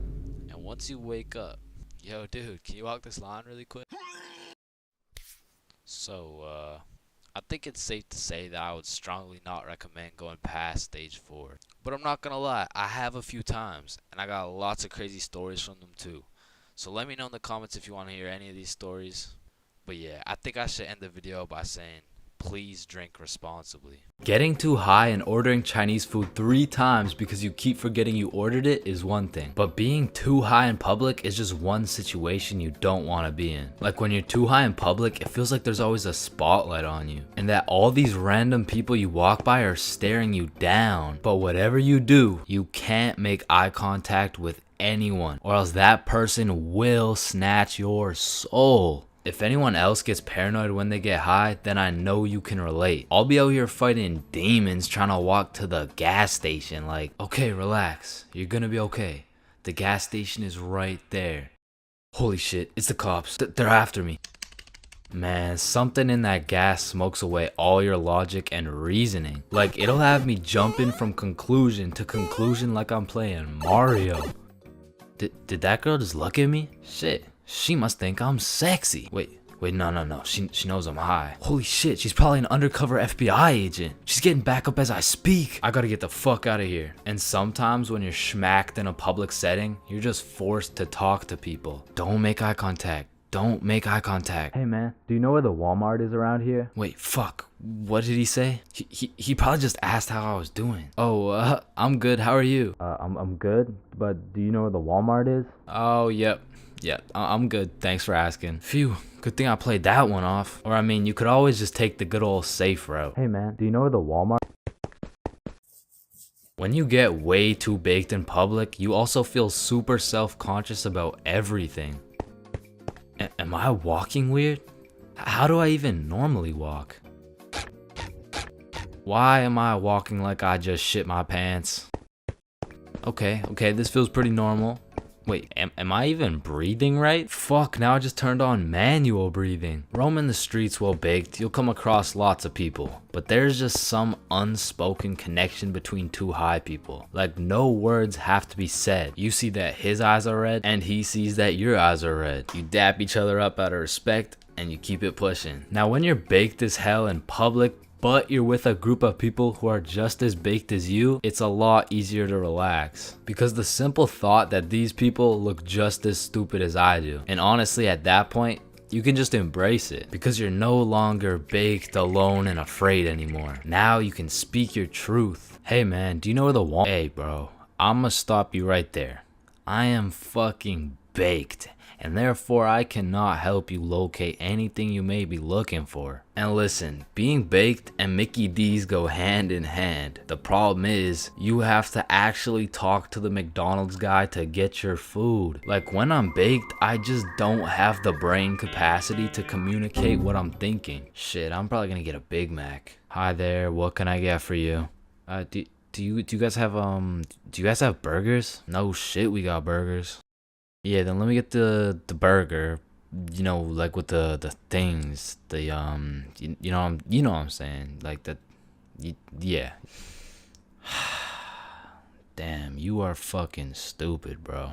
And we already know being zooted at school can either be a rather delightful experience, or it could be completely and utterly terrible. Once again, if you tend to get paranoid when you're high, being at school has to be one of the worst places to be. You'll be out here ducking and dodging the teachers, absolutely shitting the bed on all your tests, and it's just overall gonna be a stressful ass experience. But on the other hand, if you get much more relaxed when you're high, then you get a nice little mood boost. You walk around with your head up and that baked grin on your face. Shit, this was never me, but I know some motherfuckers magically get a better mark on their tests when they're faded. Overall, you're just kind of living life stress-free. I mean, these two experiences are pretty much complete opposites. So I'm not trying to say being baked in public is always going to be a bad experience, but for me, I'd much rather accidentally place 3 orders of Chinese food from the comfort of my own home.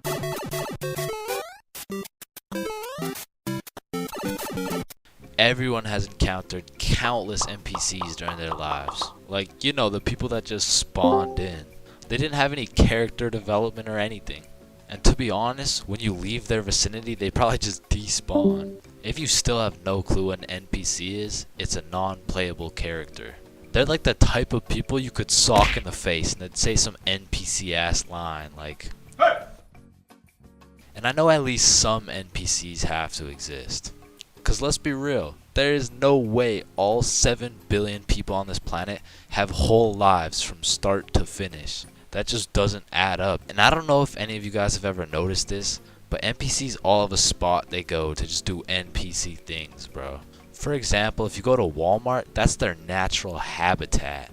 You are bound to see at least 15 NPCs at Walmart. And usually the NPCs are trying to avoid eye contact.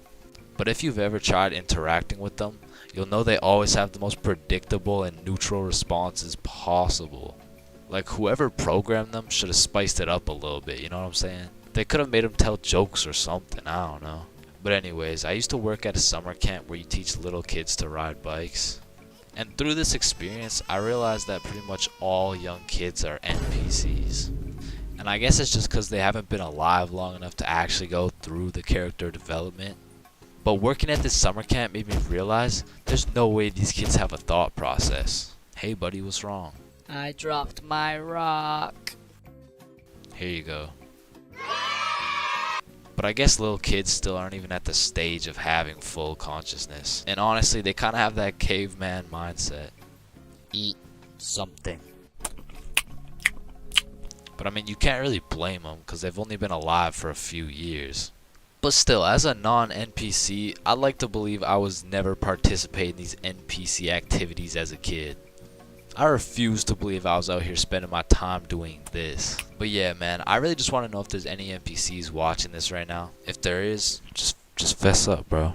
Because I don't even know if NPCs be on YouTube or if they just like despawn before they can do that. But regardless if you're an NPC or not, thank you for watching this video. Subscribe. Honestly, bro, I'm not scared of much. I'd go skydiving, I'd swim with the sharks, run with the lions, fight a gorilla, beat some ass, and not even get my ass eaten. No, I would not. What the fuck? Wait, no. I mean, I'd even get my ass beaten, bro. But if there's one thing that leaves me scared shitless, it's a... But one day when I was 15 years old, my friends and I went to the gas station to get nothing more than a pack of Reese's. All right, your total will be $2.50. Hey, boy, step back. I got this. Put it on my car, bro. Oh, okay. Just let me. Oh, all right. You know, I don't think your machine's working, bro. Hey, kid. I hate to break the news to you. You know what I'm saying? But I think your broke ass needs to get a job. No! So I got my first job at Jim Jordan's and I was grinding, bro. I made every coffee fresh, every customer happy, every toilet squeaky clean. I was putting the potato wedges in a goddamn bag until I'd stacked up my first few bands and I'd never seen this much money in my life. I thought I was rich, bro. So I quit my job. And then the government took some bands, I bought a few Fortnite skins, one ugly-ass t-shirt, and before I knew it, I ended up exactly where I started. Damn, dude, you fucking suck. Your broke ass still needs to get a job, bro. Man, firstly, my name is Chains, and I would love to work here at this summer camp. All right, Chains, do you know how to read? Yes, sir. Do you speak English? I do. Can you count to 10? Indeed. Can you ride a bike? Of course. Do you like little kids? Yeah, no, wait, no, yeah, well, yeah, like, yeah, no. Well, no.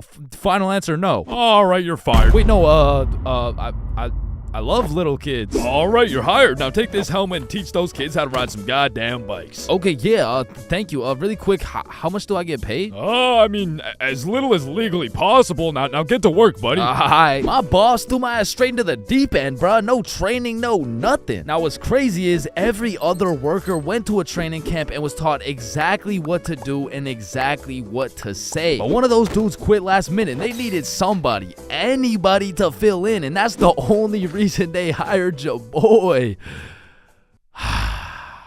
Anyways, I grab a bike, go outside, and there I see my group of 5 little 5-year-olds waiting for me. And I can see the hopes and dreams of learning to ride a bike glistening in each and every one of their little eyes. And I didn't want to let these little motherfuckers down, so I wasted no time and got straight to work. Listen, it's simple. You get on your bike and you just start pedaling like, look at me go. Right, guys? Shit. Listen, teaching one kid to ride a bike is legwork. You grab the seat, you push them, they pedal, they fall, and you pick them up and start gaslighting their ass like, wow, buddy, you did an amazing job. I've never seen somebody sweep the floor with their face before, man. Next time you can use your hands, though. Thank you. But the real problem is having 5 different kids with 5 different personalities and skill levels. Because the first kid was named Miles, but he couldn't ride a bike for 5 feet. Then we had a kid named Noah, who didn't know a single thing about how to brake. Parker, who couldn't park for shit. We even had a kid named Noel, but his little ass couldn't stop taking L's. And James, but it was just one motherfucker, bro. Like, why is your name plural, bro? Where's the other one at? So my group's out here looking like 5 chimpanzees on bikes with one bigger chimpanzee supervising them. And I look over at my coworkers' groups, and these motherfuckers are out here biking in perfect unison, weaving through cones. I even seen a little kid doing no hands, bro. Hey, James, look, no hands. Oh, shit. Oh, shit. Oh, shit. Hey, James, look, no teeth. So after painting the pavement like Picasso, we get under the shade for some lunch break. And talking with these kids was such an interesting experience, bro, because since I was their biking instructor, they just assumed I knew everything, bro. Hey, Chains, why's the sky blue? Shit, I mean, He just And who even decided that it'd be a Monday today? Oh, that was definitely Abraham Lincoln. Why does my sandwich taste like pennies? That's the taste of blood, my And boy. what's the biggest number? Infinity. How old are you? 300. What time is it? 12:37. And why do my parents wrestle without any clothes on? Yeah, mine too. So, okay, Yeah, time to get back to weird. riding bikes, bro. But this time when we got back out to riding bikes, I set up a cone drill. All right, group, lock in. Here we got an easy cone drill. You know what I'm saying? I'll show you how it's done. So you just want to go through the cones just like this. You know what I'm saying? I like to call this drill. Oh, fuck. Wait, what's it called? I don't know. I think it's called fuck. Are you sure? Fuck. Yeah, nah, it's definitely called fuck. Well, that's a weird name. Okay, who's gonna fuck next? Yeah, bro. I'm not gonna lie, I dead ass fell. Like, there was no type of biking test in order to get the job. All they asked is if I could ride a bike, and I can. But I did not know we'd be doing NFL drills on these fucking bikes. But needless to say, when the parents came to pick their kids up from the first day of bike camp, they were not impressed. Hey, there's my little man. What did we learn today? Oh, you know, we just took the training wheels off. We got started on a few cone drills. He showed us how to fuck. Okay, man, no, I'm sorry. I'm demonstrated. so sorry. This is a catastrophic miscommunication. And Chains told me I had the best grip. Hey, He yo, said I'm the that. handlebars, brother. You gotta Chains says specify. I have so much potential for a kid my age. Okay, yeah, that sounds same bad. here. That sounds really And bad. Why does all Chains this shit said sound he so likes bad? me better without any teeth. I'm just trying to cheer him He up, taught us man. to always use protection before riding. Okay, that's enough. Just stop.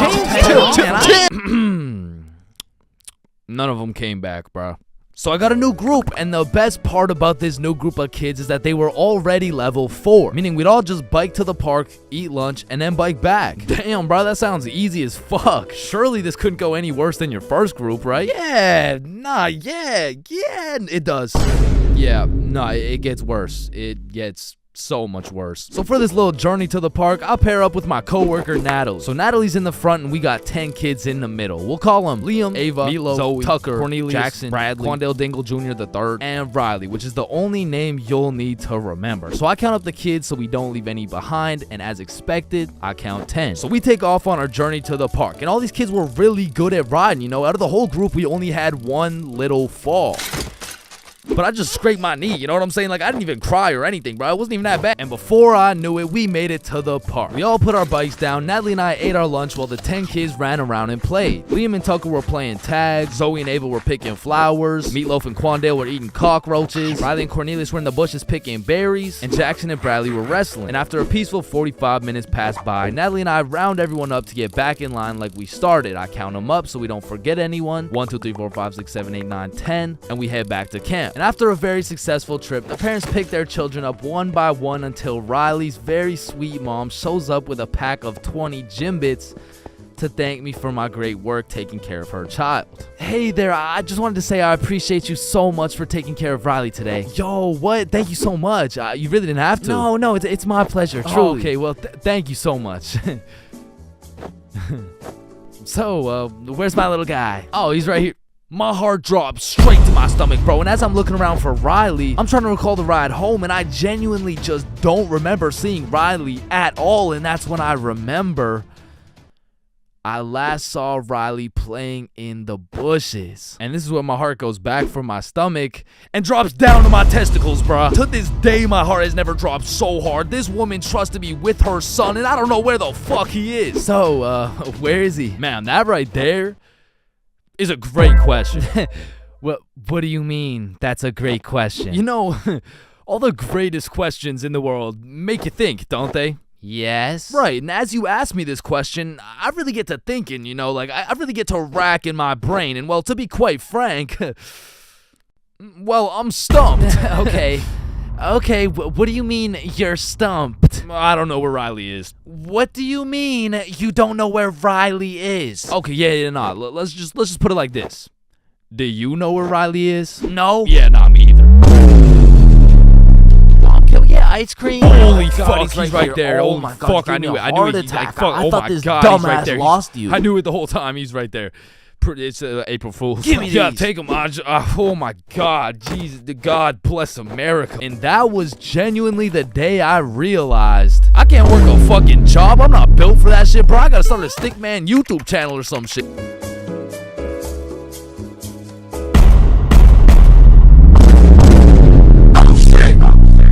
So, 50,000 word essay, 3 worksheets, pages 5, 6, 9, 273, 655 in your workbook, and you'll need to make a TED Talk you'll present in front of the whole school. What do you want, Chains? Well, how much time do we have? Everything needs to be handed in at 12 p.m. on Thursday or you'll get a 0. Wait, Mr. Cummingson, that's in 2 minutes. Actually, it's 1 minute now. Any other questions? Yeah, can I go to the bathroom? Fuck no. Sit down, Jeremy. Oh, okay. Man, imagine being a high school teacher, bro. Like, as soon as you hit the ripe age of 5 years old, they throw your ass into school and you just don't make it out until you're like fucking 65. And when I was younger, I always used to wonder, like, why is Mr. Cummingson so angry all the time? But as I got older, I realized I would be pretty fucking pissed if I was in the exact same spot I was 40 goddamn years ago. Which brings me to the first type of high school teacher, Mr. Angerson. This is the type of motherfucker whose wife divorced him 7 years ago and he takes his heartbreak out on the students. What was that? Oh, nothing. I just had to sneeze. Oh, so you think it's okay to just sneeze in my classroom now, huh? Well, no, I just needed to sneeze. What if I just broke into your house and started sneezing on shit, huh? Well, no, that's just matter of fact. Get your ass up here. Yo, this isn't the 1950s. You can't just... Linda, come back, please. Now, I don't know how Mr. Angerson continues to keep his job, but it feels like this dude's mission is to ruin the day of every student that walks into his class. Like, he'll be putting in extra effort into his tests to make them as confusing as possible. The type of motherfucker to make a multiple choice test with the first 4 letters all as A. Bro will have me changing the correct answers into the ABCD strategy. Next up, we got Mrs. Talkinson. Some teachers really just don't give a fuck about teaching, bro. I mean, Miss Talkinson over here, she really just wants someone to talk to for real. And that's when Franklin D. Roosevelt became president. You know, actually in high school, I had a friend named Franklin. He was a really nice guy. We used to go to the movies together and stuff, and then he went to jail for multiple hate crimes. Like, by the end of the class, you'll know her home life, her family, how she takes her anger out on her children. So me and my classmates would recognize the fact that if we could just keep Miss Talkinson talking, we wouldn't have to do shit all class. So in 1938, Germany invaded Austria. Yes, Chains. Miss Talkinson, have you ever been to Germany? Oh my goodness, you would not believe what we did in Germany. And for my personal favorite teacher, we got Miss Cakinson. You know, the teacher that is caked up for absolutely no reason. Like, she's got that dump truck for what? I mean, I'll be failing all my classes, rocking with a 1.5 GPA. But I walk into her class, fuck, all of a sudden I turn into a Miss Cakinson. Actually, you forgot the homework for today. Oh my god. Shut up. Oh, I thank you, Chains. I almost forgot. You're welcome, Miss Cakinson. All my homework is done. All my tests are aced. And at any given chance... shoot, my computer isn't working. Does anyone know? What do you need, Miss Cakinson? And I'm there. Miss Cakinson, if you're watching this, just give me a chance, please. And next, you know we got Mr. Questionable. Ensign. Now I know what you're thinking. Bro's name is a little bit of a mouthful, and that's because he may or may not have a mouthful of little boys. Okay, listen, I'm not here to point fingers at anyone, but if I was to point fingers at someone, it would be fucking him. Like, I'm really not trying to accuse anyone of anything, but there does come a point when some things this man does gets a little questionable. Maya, let me help you. So you put your hand like this and you... OMG, Chains, you will not believe who just followed me on Instagram. Oh shit, was it at ChainsFR? No, it was Mr. Questionable Ensign. Damn, brother, this test was hard as fuck. Yeah, bro, literally everyone failed that shit. Facts, bro. What did you get? Yo, I got 22%. What about you? Oh, I got 103%.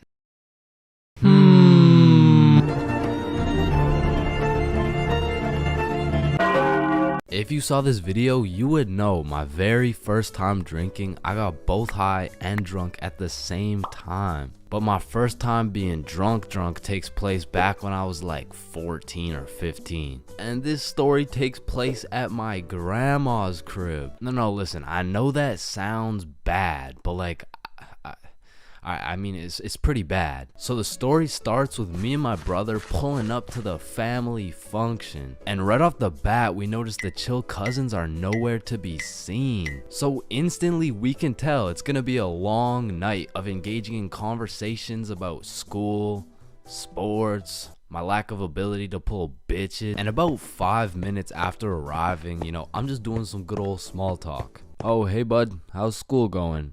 Oh, you know, it's going. And how's sports going? Yeah, the sports are good. Nice.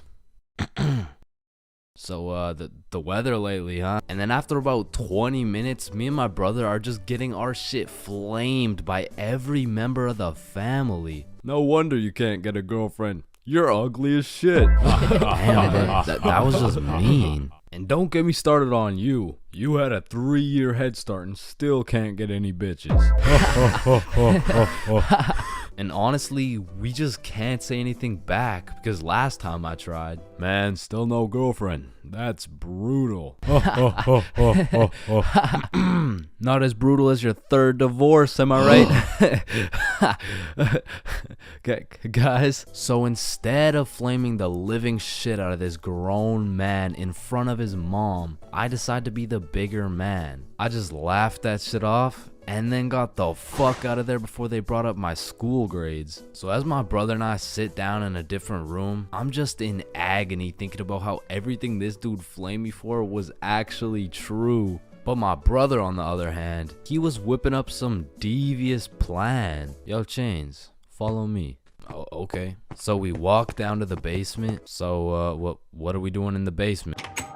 He opens a cupboard full of alcohol. Bro just cracks the seal on some vodka and starts downing that shit. Now, usually I would know this is a bad idea, but to be honest, I just got done getting my entire existence shit on by my own family. So I'm really just trying to drink my pain away at this point. I mean, we were passing that bottle drinking like rent was due and the wife was taking the kids. So with that being said, we got a little hammered. And keep in mind, this was my first time being drunk. So as soon as I stood up, I ate shit. It was like I had to relearn the controls of life. But we had to get out of the basement or else we'd look suspicious. So our drunk asses plug walked our way up the stairs. But we were trying to act as casual as possible. So we sit back down with the rest of the family like we didn't just down a bottle of vodka. And me and my bro were just sitting there looking at each other trying not to laugh.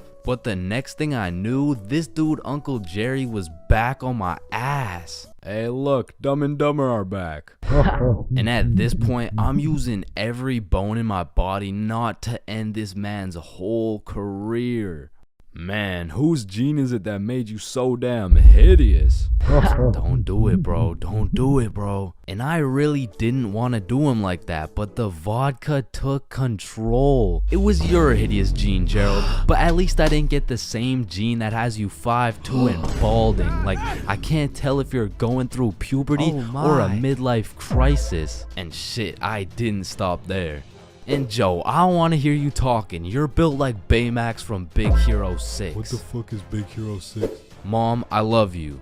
Karen, sit down. Your mac and cheese tastes like ass. And Bob, you're literally a registered offender. Grandma, I love you. Bernard, your hairline looks like it's social distancing from your eyebrows. And Irene, how are you 47 and still work at McDonald's and you got no drip? Come on, bro. Friendly fire. Oh shit, you're right. My bad. Needless to say, I was handing out smoke to everybody. Something in that vodka turned me to a demon. And I guess since everyone was mad at me for dissing the entire family, they never knew I was drunk as hell. But in the end, I did feel really bad for roasting my entire family tree. But ever since that day, everybody stopped flaming me. So, it was worth it. Bad haircuts. There is nothing worse than when your barber just randomly decides to destroy your self-confidence with some goofy ass haircut. And as someone who has never found a barber who consistently does me nicely, I have gotten my shit all the way fucked up on many occasions. I'm talking not going to school, locking myself in my room so nobody can see me with this disgraceful cut type of fucked up. And these barbers are out here having the audacity to ask, do you like it? Man, do I like it? Yeah, bro. I love it, bro. Thank you so much. Man, I just be wiping the tears away and then tipping them nicely, knowing damn well I should be out here throwing hands, cause this dude is the reason I can't get any bitches. So I've tried lots of different barbers in my time, starting with the ones my mom used to take me to. I mean, this early I never really even had a say on what I wanted my hair to look like. So what are you looking for today? You know, just a little bit off the top, please. Shave it. Wait, what? Shave it. Your new haircut looks so good, buddy. Thanks. Hey man, you know your haircut is ass when your mom says she likes it. As a kid, I always dreaded getting haircuts because I knew my barber was already like 0 for 10. And I would show up to school every time knowing it was inevitable that I was about to get my shit flamed. And truthfully, there is no worse roasting than when you get a bad haircut. Like, people you barely even know will be out here cooking you. Who the fuck is this? All of a sudden, people got more jokes than Chris Rock. And it's even worse when you decide, I should get a fresh cut because school's starting back up and I'm trying to look fresh. Bro, I can't go to school like this. Yo, Chains, what's up? Yo, what's good? Bro, are you alright? Why do you got this hoodie on? Yeah, I'm chilling. I'm just kind of cold, you know? Bro, it's 32 degrees. And man, there was this one time that I still think about every time I fall asleep. Me and my friend go to this barbershop that I'd been to once before, and last time they did me quite nicely. So we head in, I sit down in the chair. Hey, how you doing? I'm good, how are you? Yeah, I'm good. Have you been here before? Yeah, I have actually. Oh, I remember you. Same cut as last time? Yeah, exactly. So what's new, man? Nothing much really. What about you? You know, I've just been working. Oh yeah, respect. So, how's your dad doing? This is when I knew something was terribly wrong. Bro, I don't got a dad. Fuck! You know, he's good. This motherfucker was giving me some random kid's haircut. This dude must have thought I was Manny or some shit, cause he gave me that middle part cut. And he pushed my hairline back a little bit. And everyone in my city knew this barber. So everyone at my school followed his Instagram too. Can I get a picture from my Instagram? Nah, bro, I don't really like being posted. Don't worry, it's quick. Nah, I don't really want to. This dude caught me lacking so bad and broadcasted it to everyone in my city. Fuck, bro, I should throw hands with him right now. I gotta get it back in blood. So, do you like the cut? Yeah, I do. And when I checked my Instagram, I was out here getting flamed so hard. Borderline cyberbullying. And I'm not joking when I say this. This motherfucker fucked me up so bad. I learned how to cut my own hair and never went back to a barber ever again.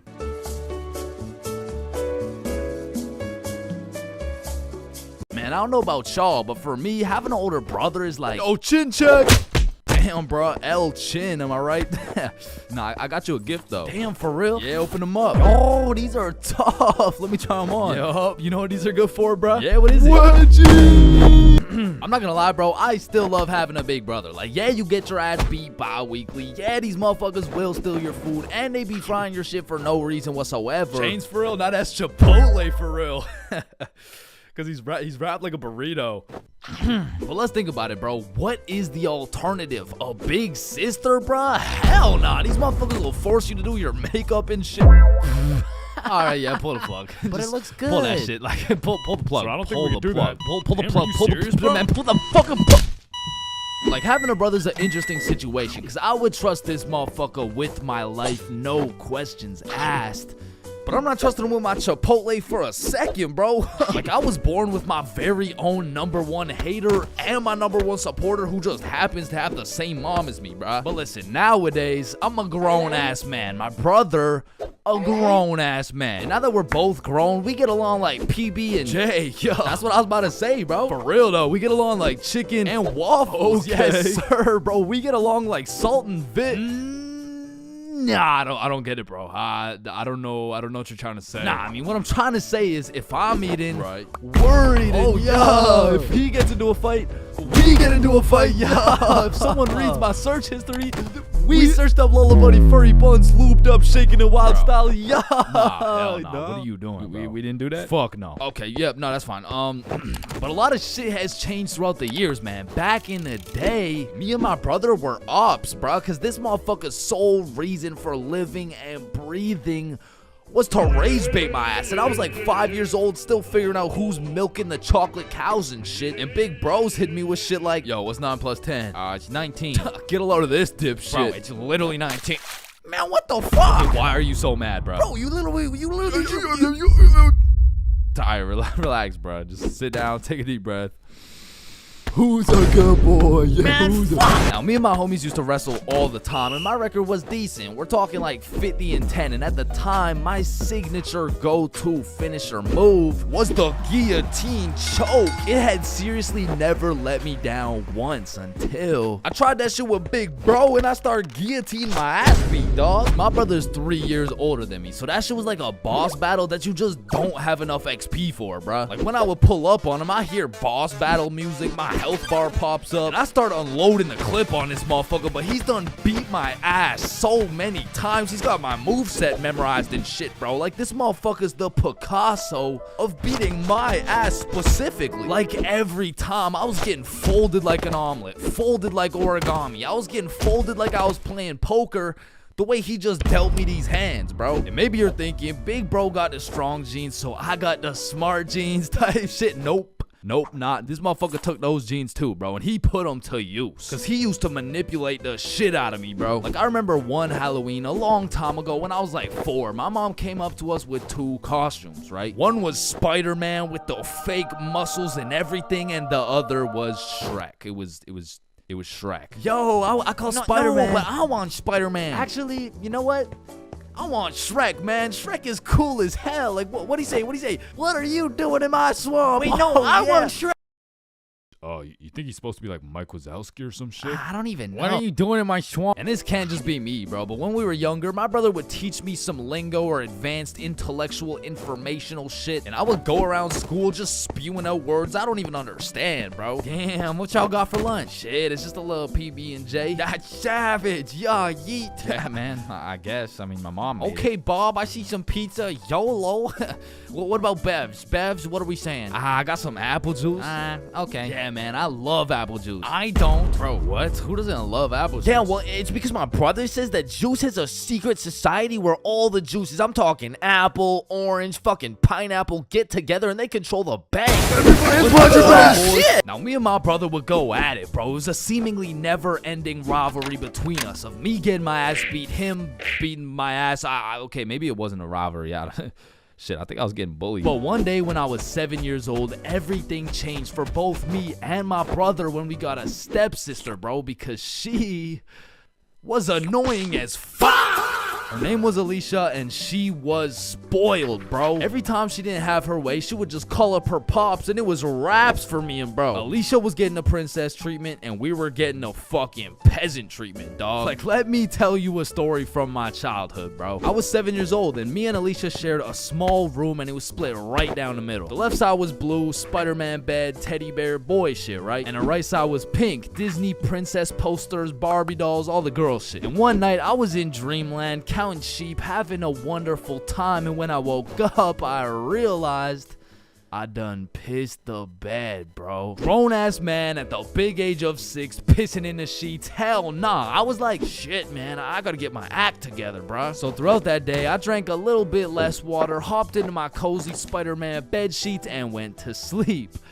And when I woke up, I done pissed the bed again, bruh. Fuck, man. 2 in a row? I gotta lock in, man. So that day, drank no fucking water. I was parched as hell, but I jumped into bed to finally have a nice, peaceful, dry sleep. And when I woke up, fucking soaked, dog. I went 3 for 3, bro. I was like the LeBron James of waterlogging the mattress. Alright, bro, this shit's just getting ridiculous. So I go 2 days straight, no water. I'm fully dehydrated. There's not an ounce of water in my body. I finally go to sleep, but this time I wake up to rustling, movement, my bed kind of shaking. I fully open my eyes. Alicia just pissed on my bed, bro. Yo! fuck? Oh, hey, Chains.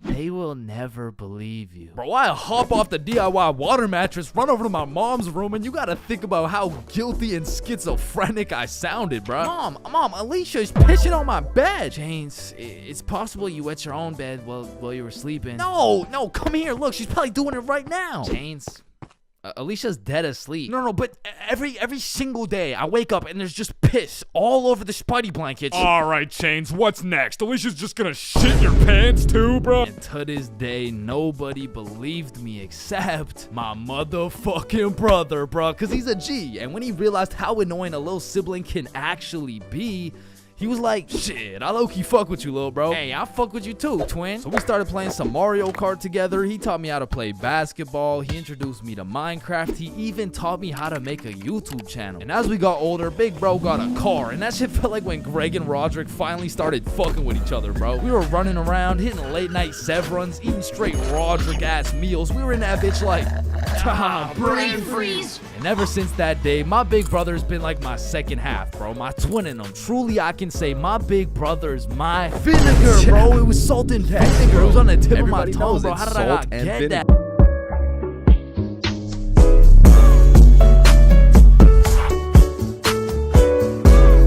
Doing in my swamp. High school, the only place you'll find nerds and jocks chilling in the same room, where there's fight clubs and book clubs in the same building, where you can find the plug selling something and the school thought-giving dome all in the same bathroom, and surely one of the few places you can pursue your educational prowess and take it off that Benjamin in the same institution. High school, man. Love it or hate it, it's quite the experience. And although every single person will have a different experience at high school, there are some things you are guaranteed to encounter. Like the PE sweat, the nerd, that one strict ass teacher, the teacher's pet, the redditor, the predator, the chill teacher, the plug, the stoner, that one motherfucker who walks like this, the class clown, the band kid, the kid who just never shows up, the hot Cheeto girl, that one sexy ass kid who he got all the girls, and you know what I'm saying, he was like super cool, the bathroom fiend, the oh my god I almost failed that test, I did so bad, oh shit same, I got a 51%, what about you?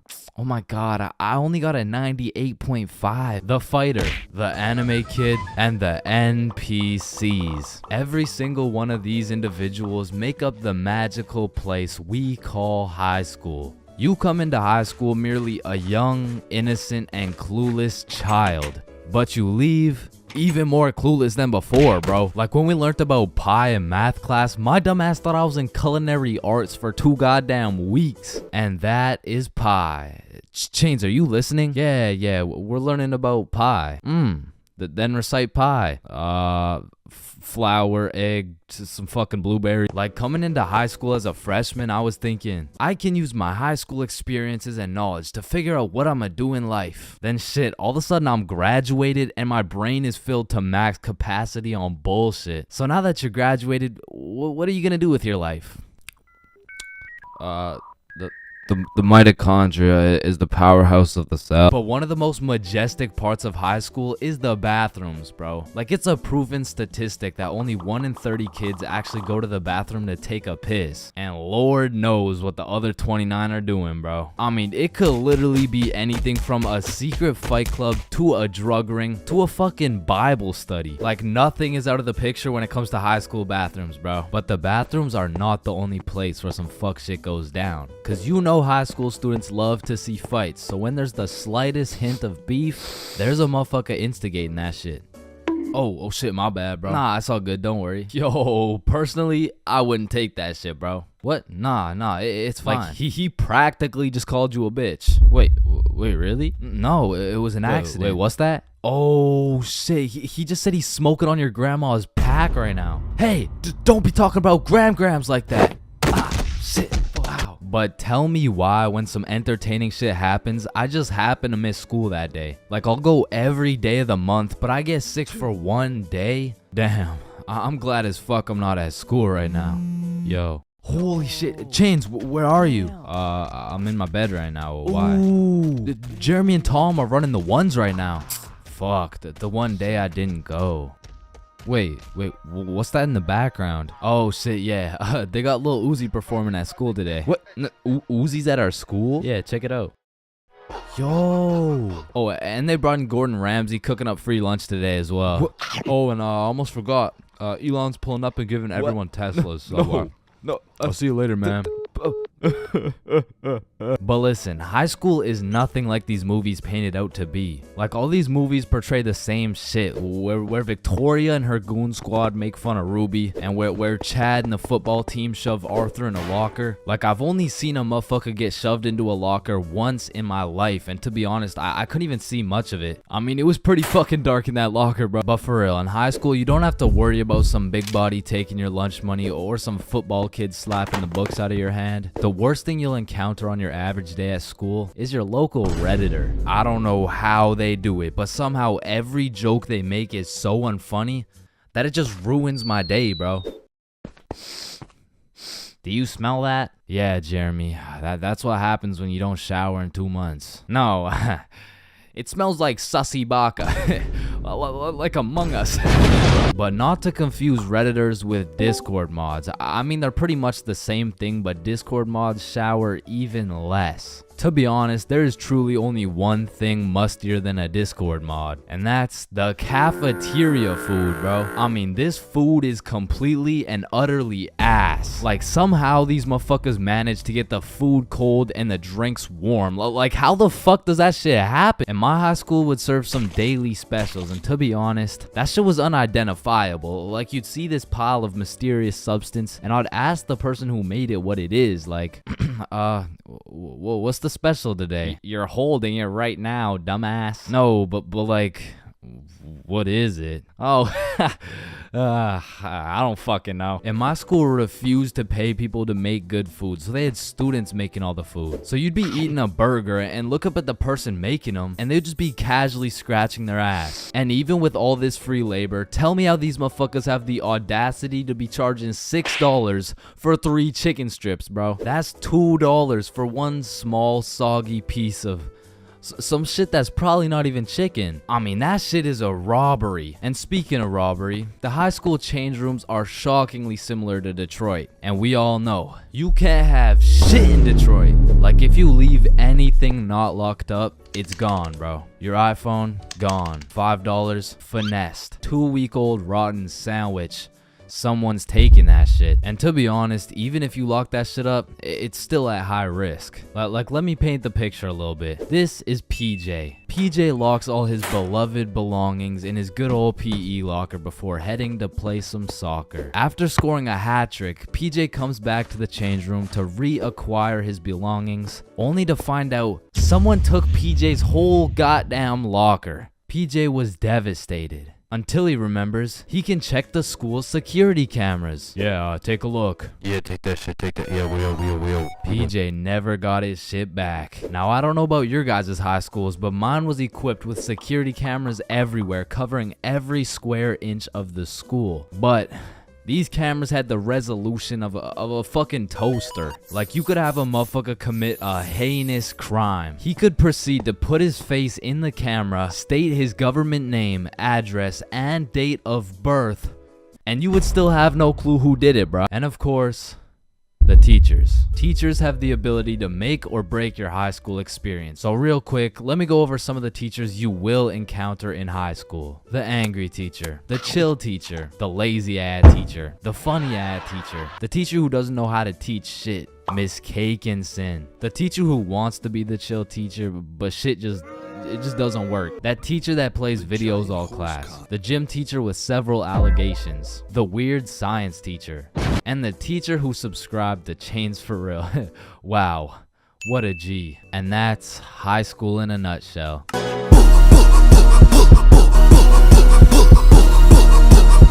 Hello class, I'm Mr. Subinson. I'll be your sub for today. For rules, I don't want to see any horseplay, no phones, and no WWE wrestling moves off the top of the desk, alright? Mr. Sub. Yeah, he just looks like that dude from the Pringles can. Walking into class and then seeing a substitute teacher is like the same feeling as squaring up to fight a dude and then finding out that dude's blind, bro. Like, you pretty much just gotta show up and you win. Like, I honestly feel bad for these substitutes, bro, because every day they have no clue what they're showing up to. Like, one day they're walking into a class full of angels, and the next day they're fighting for their life in a class of straight demons, bro. I mean, being a substitute teacher is all about confidence. Like, the moment the sub walks into the class, they're being analyzed. Like, the way they walk, how they dress, and especially how they talk. Yo, if the first thing they say sounds like, hey, hi guys. It's raps, bro. If you start the class sounding like an intro to an 8-year-old's Minecraft Let's Play, papers gonna be thrown, pencils are gonna be thrown, fucking dudes are gonna be thrown, like it's gonna be straight anarchy, bro. But when the sub walks in the room with a little pep in his step, a little drip in his fit, and most importantly, he starts the class sounding like he's done this shit before. Hey guys, I'm Mr. Peppinson, and today we mean business. All of a sudden, people are listening. Everyone except for one man, the class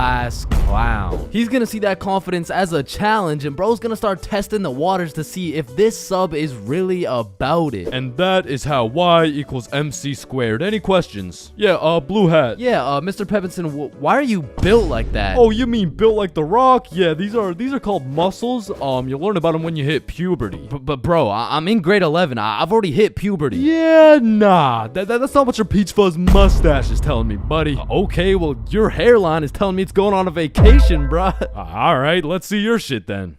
Yeah, like, it's not bad.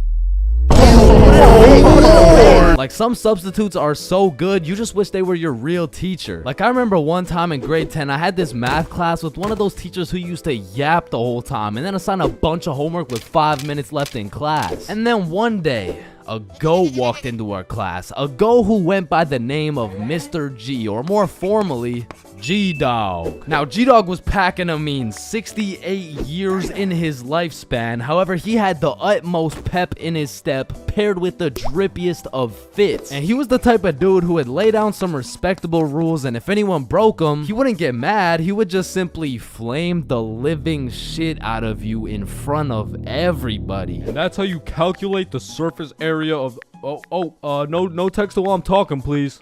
I'm just texting my mom. Oh wow, that's crazy. How's she doing? Wouldn't you like to know? Oh yeah, I mean, I would actually, cause she's probably pretty tired after last night. I mean, I did lay down some mean dick. But there are definitely some questionable substitutes out there. I remember when I was in grade 6, my entire middle school was just weird, bro. My recess was called Nut Break. My music teacher was deaf, and our principal was damn near bipolar. Alright, who told the blind kid he could say the N-word? Okay, alright, it was me, but like, I didn't think he would actually say it. Oh no, that's actually a pretty good one. I mean, I gotta give it to you, kid.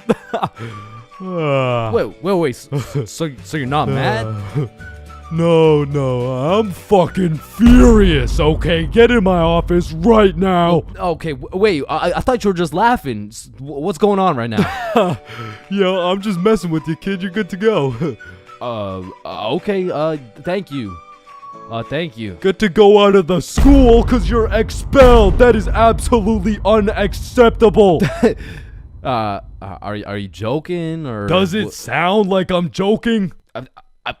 Yeah, kinda. Yeah, bro, my middle school was weird as hell, so I can't say I was surprised when a substitute teacher walks into my class talking about, hello class, I'm Mrs. Hutchinson, and I identify as a mermaid. And I'm only 12 years old, so I'm like, dog, what the actual fuck does identify mean? But bless Miss Hutchinson's heart, man, cause Lord knows middle schoolers weren't gonna take that shit seriously. Oh, she's funny, mermaid. No, class. I'm serious. Oh, so that's why you smell like the ocean. Exactly. Wait, what? And I remember one time this sub walked into our class, and I could have swore they just found this motherfucker on the side of the street, bro. He walked in sagging like crazy, and if he even went to school, this motherfucker most definitely cheated his way through, bro. Yo, hey class. Like, what are we doing today? I mean, shit. You're the teacher. Oh yeah, right. So what'd you guys learn about yesterday? We were learning about agriculture. Oh yeah. Yeah. And I think you're right too, because you know the culture we live in right now is very angry, and the agriculture just needs to take a chill pill. You know what I'm saying? Any questions about that? Yeah, what's a chill pill? Oh, yup, I'm glad you asked. Okay, see, I actually know a guy who can hook you up with some. Just meet me in the parking lot at lunch. Mr. Saginson, are you trying to sell us drugs right now? No. Well, I mean, yeah, but it's for chemistry with neuroscience, or I mean, like for microbiology or something like that. And these substitute teachers seem to butcher every single name on the attendance. I mean, shit's gotta be on purpose at this point. Like, hello class. I'm just gonna do some attendance really quick. Correct me if I get your name wrong, okay? Horda Hansa. Is Horda Hansa here? Okay.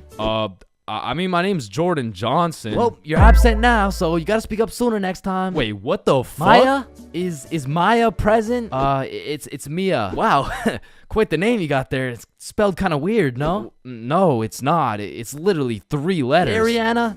Is Ariana here? Sorry, it's Ariana. Okay, and? Like what's your point? That's just how it's pronounced. Juwan? Is there Juwan in the room? It's Juan. No, Juan. And some subs be walking into your class with the most bullshit rules ever. Like, hey, Mr. Subinson, can I go to the washroom? Does your teacher usually let you go to the washroom? I mean, yeah, I think you legally have to. Oh, I don't believe it. Sit your ass down and get to work. Wait, Mr. Subinson, respectfully, I'm about to shit my pants here. Wait, does your teacher usually let you do that? What, shit my pants? Yeah.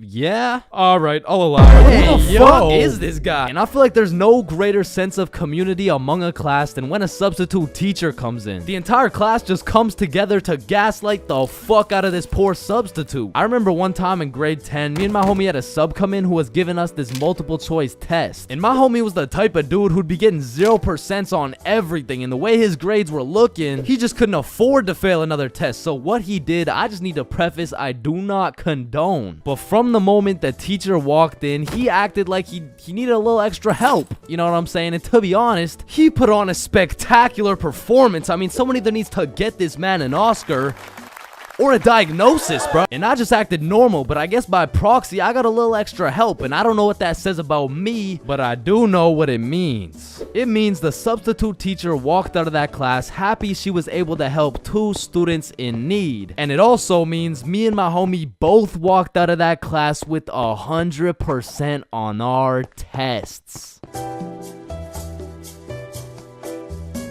5, 4, 3, 2, 1. Happy New Year! Oh my god. Yeah, let's go. For my New Year's resolution, I'm gonna go on a diet. Nice. Oh, and I'm gonna quit vaping. Let's do it. Oh, and I'm gonna go vegan. Oh, nice. And I'm gonna stop beating my meat. 3 days later. Man, fuck the diet. Right? I didn't even want to go vegan anyways. Wait, guys. Where's Jonathan?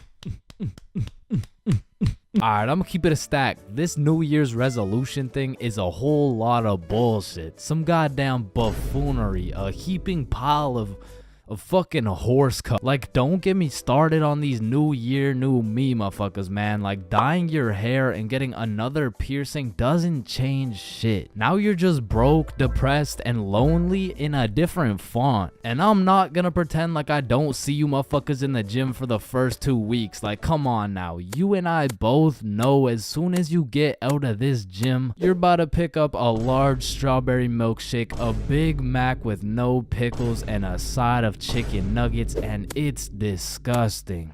But Chains, how do you know down to the exact specifications of the order? Cause shit, I'm about to get the same damn thing. Because the devastating truth is a new year doesn't change jack shit. And if you're watching this in 2022, I'm really not trying to kill the hopes and dreams of 2023, but let's be honest, if you really wanted to be jacked, you would start working out, bro. Like, I hate to be the bearer of bad news, but the earth orbiting the sun one more time isn't gonna get you any bitches, bro. Cause trust me, I would know. Now, as a stick man like myself, I can't fuck with New Year's resolutions because it's always the same shit. Like 3, 2, 1, Happy New Year's. Oh, hey man, Happy New Year's. Well, what's your New Year's resolution? Oh, it's 1080p. What about you? Oh yeah, same. But did you see Ethan, bro? Nah, what's his? Yo, he's got 4K. Yo, what's up, dudes? Oh, look at the quality on this guy. Damn, wait, do you hear that noise? Yeah, what is that? Oh shit, it's Chains. He got 480p again. Shit. Oh fuck, why is it 480p again? God. Damn. That whole New Year's resolution bit was unfunny as fuck. Like corny as shit. Well, speaking of corny jokes, New Year's seems like the time when motherfuckers feel like it's okay to start whipping out the most overused and unfunniest jokes of all time. Oh, hey Chains, watch this. Happy New Year. Hey Chains, I haven't seen you since last year. So you know how it's gonna be 2020 soon, right? Yeah, what about it? Well, I got 2020 vision. Now I know it sounds like I'm on some bahumbug shit, but New Year's does have a lot of great things about it. Like the parties, the fireworks, the parties. And so you may be thinking, Chains, why are you like the Grinch of New Year's resolutions? Why do you hate New Year's resolutions so much? Well, the truth is, my hatred for New Year's resolutions dates way back to 2016. It was December 31st. New Year's Eve, 11:59 p.m. This was the very day when a young hopeful Chains decided my New Year's resolution would be to acquire a girlfriend. I tried and I tried, but as 2022 comes to an end, my girlfriend remains unacquired. Oh, fuck. Why me? Come on. Fulcrum, come in. Faded in a hole, faded in a hole, faded in a hole, faded in a hole, faded in a hole. Damn, bro. We gotta get as high as this dude. Facts. How does this motherfucker get so baked? I don't even know. Let me check. Oh, here. Yup. Just getting faded in a hole out here at the fucking goddamn Burger King, you feel me? About to take my first Smackington off the Benjamin. Damn, it looks like we gotta hit the Benjamin in a Burger King. Yo, what the fuck is a Benjamin? I don't know, but I'm trying to find out. Yo, how's it going? Yeah, we're good, but I was looking to buy a Benjamin. Damn, you dudes are about to take a trip to Benjamin City, huh? Yeah, we're about to hit the Benjamin and things of that nature. Awesome. Here you go, Yodi gang. Thanks, man. Oh, and dudes, but between you and me, there's a Burger King next door, if you know what I mean. Oh, thank you. Alright, so I guess we just walk in this bitch and start hotboxing this Burger King. Bro, isn't that illegal? I don't fucking know.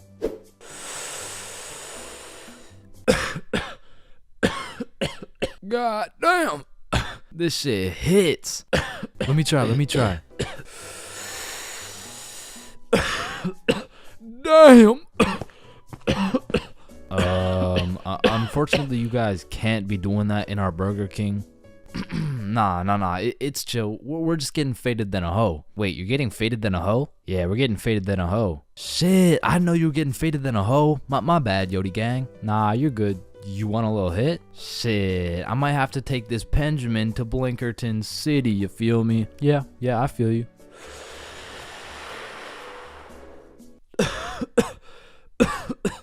Damn, this Benjamin rips harder than a hoe.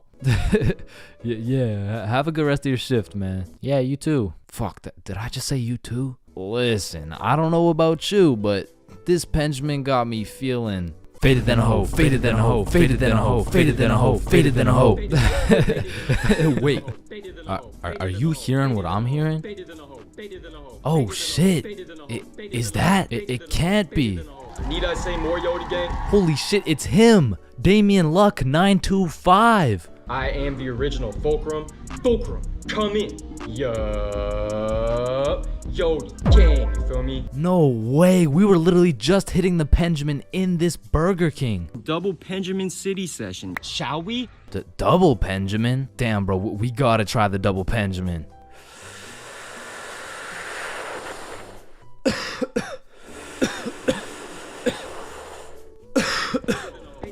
Yo, where are we? I'm faded out here in Yodi Land, you feel me? No fucking way.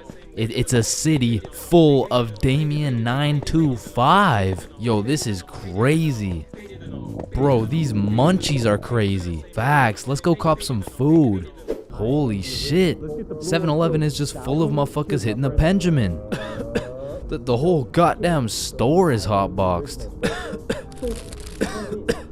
Yo, quick, buy the Doritos before I pass out. Oh, fuck.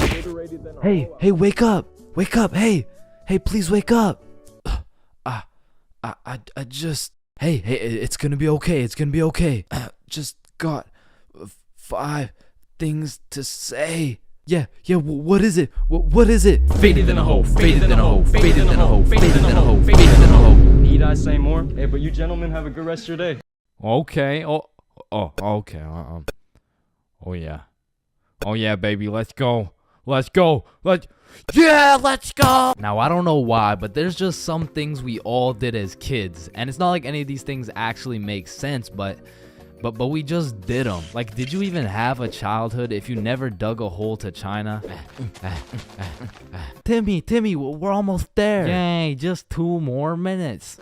I mean, kids are just some dumbasses, bro. Like, who's gonna tell little Timmy he's not digging through the Earth's core with this little rinky-dink ass shovel? But to be completely honest, out of all these dumbasses, I was probably the stupidest kid known to man. Like, I remember when I was 5 and I was taking my annual shower, you know, and all of a sudden I had realized I was a fucking superhero. It was just the way the water was flowing out of my fingertips. It was like nothing I'd ever seen before. And I was fucking hyped. I mean, from this point on, my new name was Waterboy.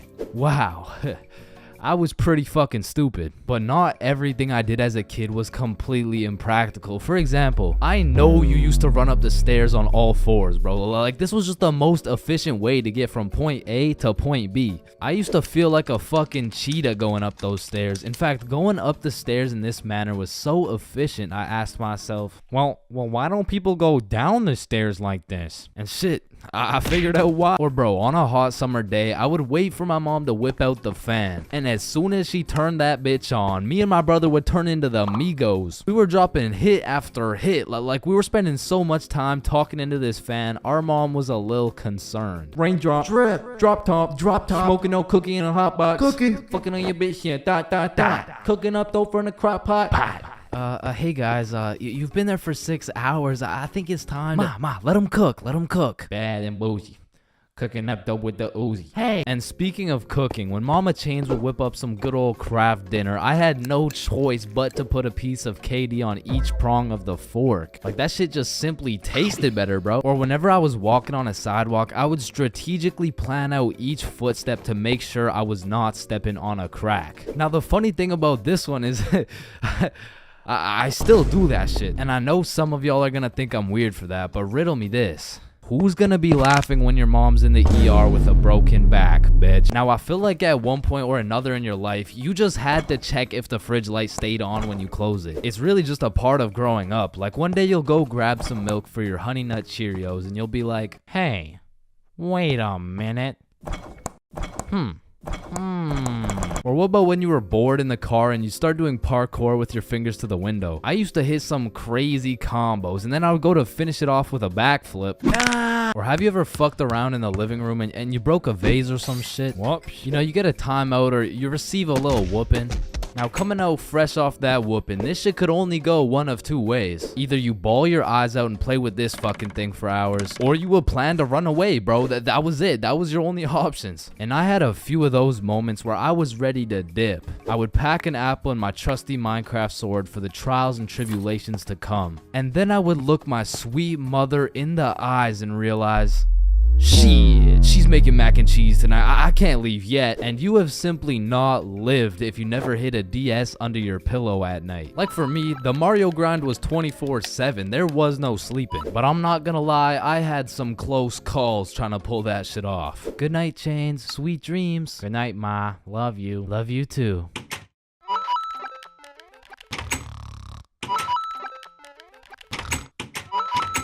Fuck. And goddamn, bro, in grade 1, we would be doing anything but schoolwork. Like, we'd be poking holes in our erasers, injecting heroin with mechanical pencils, drawing this shit, and breaking this shit off mechanical pencils. I'm not gonna lie, you still gotta keep me away from those things, because if I see them, I will break them. And yo, I'm not gonna forget you motherfuckers who used to put glue on your hands and let it dry so you could peel it off. Like, bro, you're weird for that shit. I'm not gonna lie. But I did used to love crafting the biggest marker sword you could and have a duel. And I don't know why, but I always used to carry around this tiny ass pencil. Like, I never actually used it, but I always had it. And I used to flex it too, thinking it was cool or something. Yo, shorty. Take a look at my pencil. Oh my god, why is it so tiny? Tiny? It's not that small. And bro, tell me as a kid that you never had the random urge to just do this shit. And you just stay there. I don't know why. And I'm not gonna lie, I have to contribute my entire professional stickman career to drawing on the windows as a kid. Like, Mini Chains was whipping up some masterpieces. They were on some Picasso level shit, which is exactly why you see this high quality stickman content.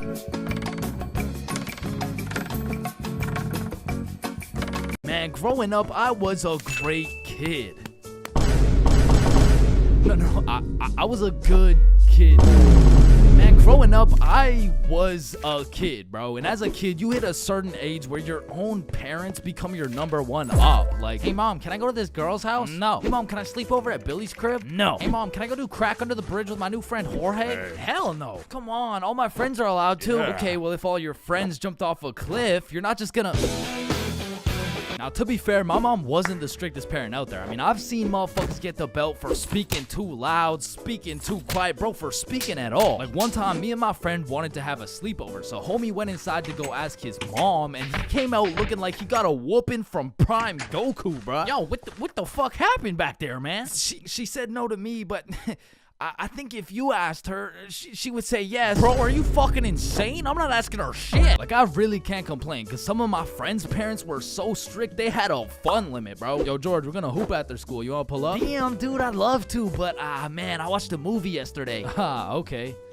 So do you want to play basketball? Dude, I want to, but my fun meter's maxed out, man. My mom won't let me leave the house till Monday. Holy shit, fun meter maxed out for a week off a movie? Yo, what's this movie, bro? Yeah, what? Yeah, no, it was good, man. It's called the Veggie Tale movie. Yo, George, I feel bad for you, bro. Because don't get me wrong, I've seen a lot of kids with super strict parents turn out to be straight A students, go to good colleges, stay with a good crowd of people. But with that being said, a lot of these kids whose parents were too strict to let them watch fucking SpongeBob, they end up going to college and catching Krusty Krabs after letting a dude named Patrick explore their bikini bottom, bro. Nah, but for real, my mom was far from one of those parents. I mean, she was reasonable, but the thing was, all my friends were a year older than me. Now, mentally, we were all dumb as shit. But when you hit that 12, 13, 14-year-old age, that 1 year is the biggest difference, bro. Like, us doing shit together just didn't look right. Yo, Bob, can you pass the Zot?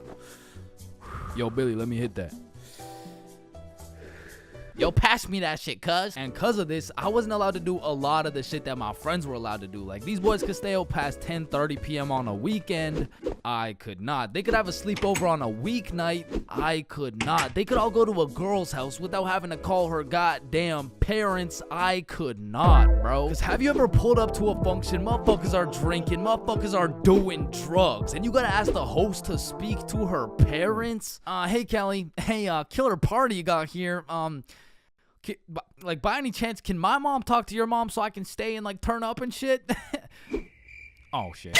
And when you're 12 and all your friends can do shit that you can't do, you're left with just two options. You can either be a good kid, follow the rules, do your homework, eat your broccoli, or you could be a bad kid, break the rules, fuck your homework, and smoke that broccoli. And boy, did I make the wrong decision. I remember the first time my mom caught me lying was back when I was in grade 7. It was just an average Saturday, posted up at Billy's crib. Yo, y'all boys know Rosa? Yeah, I know Rosa. What's up? Bro, she's throwing a birthday party at her crib tonight. Oh, shit, man. We about to get freaky deaky on these. I'm about to get so drunk I forget how to speak. Yo, on God, bro. Dead ass. That's facts. For real.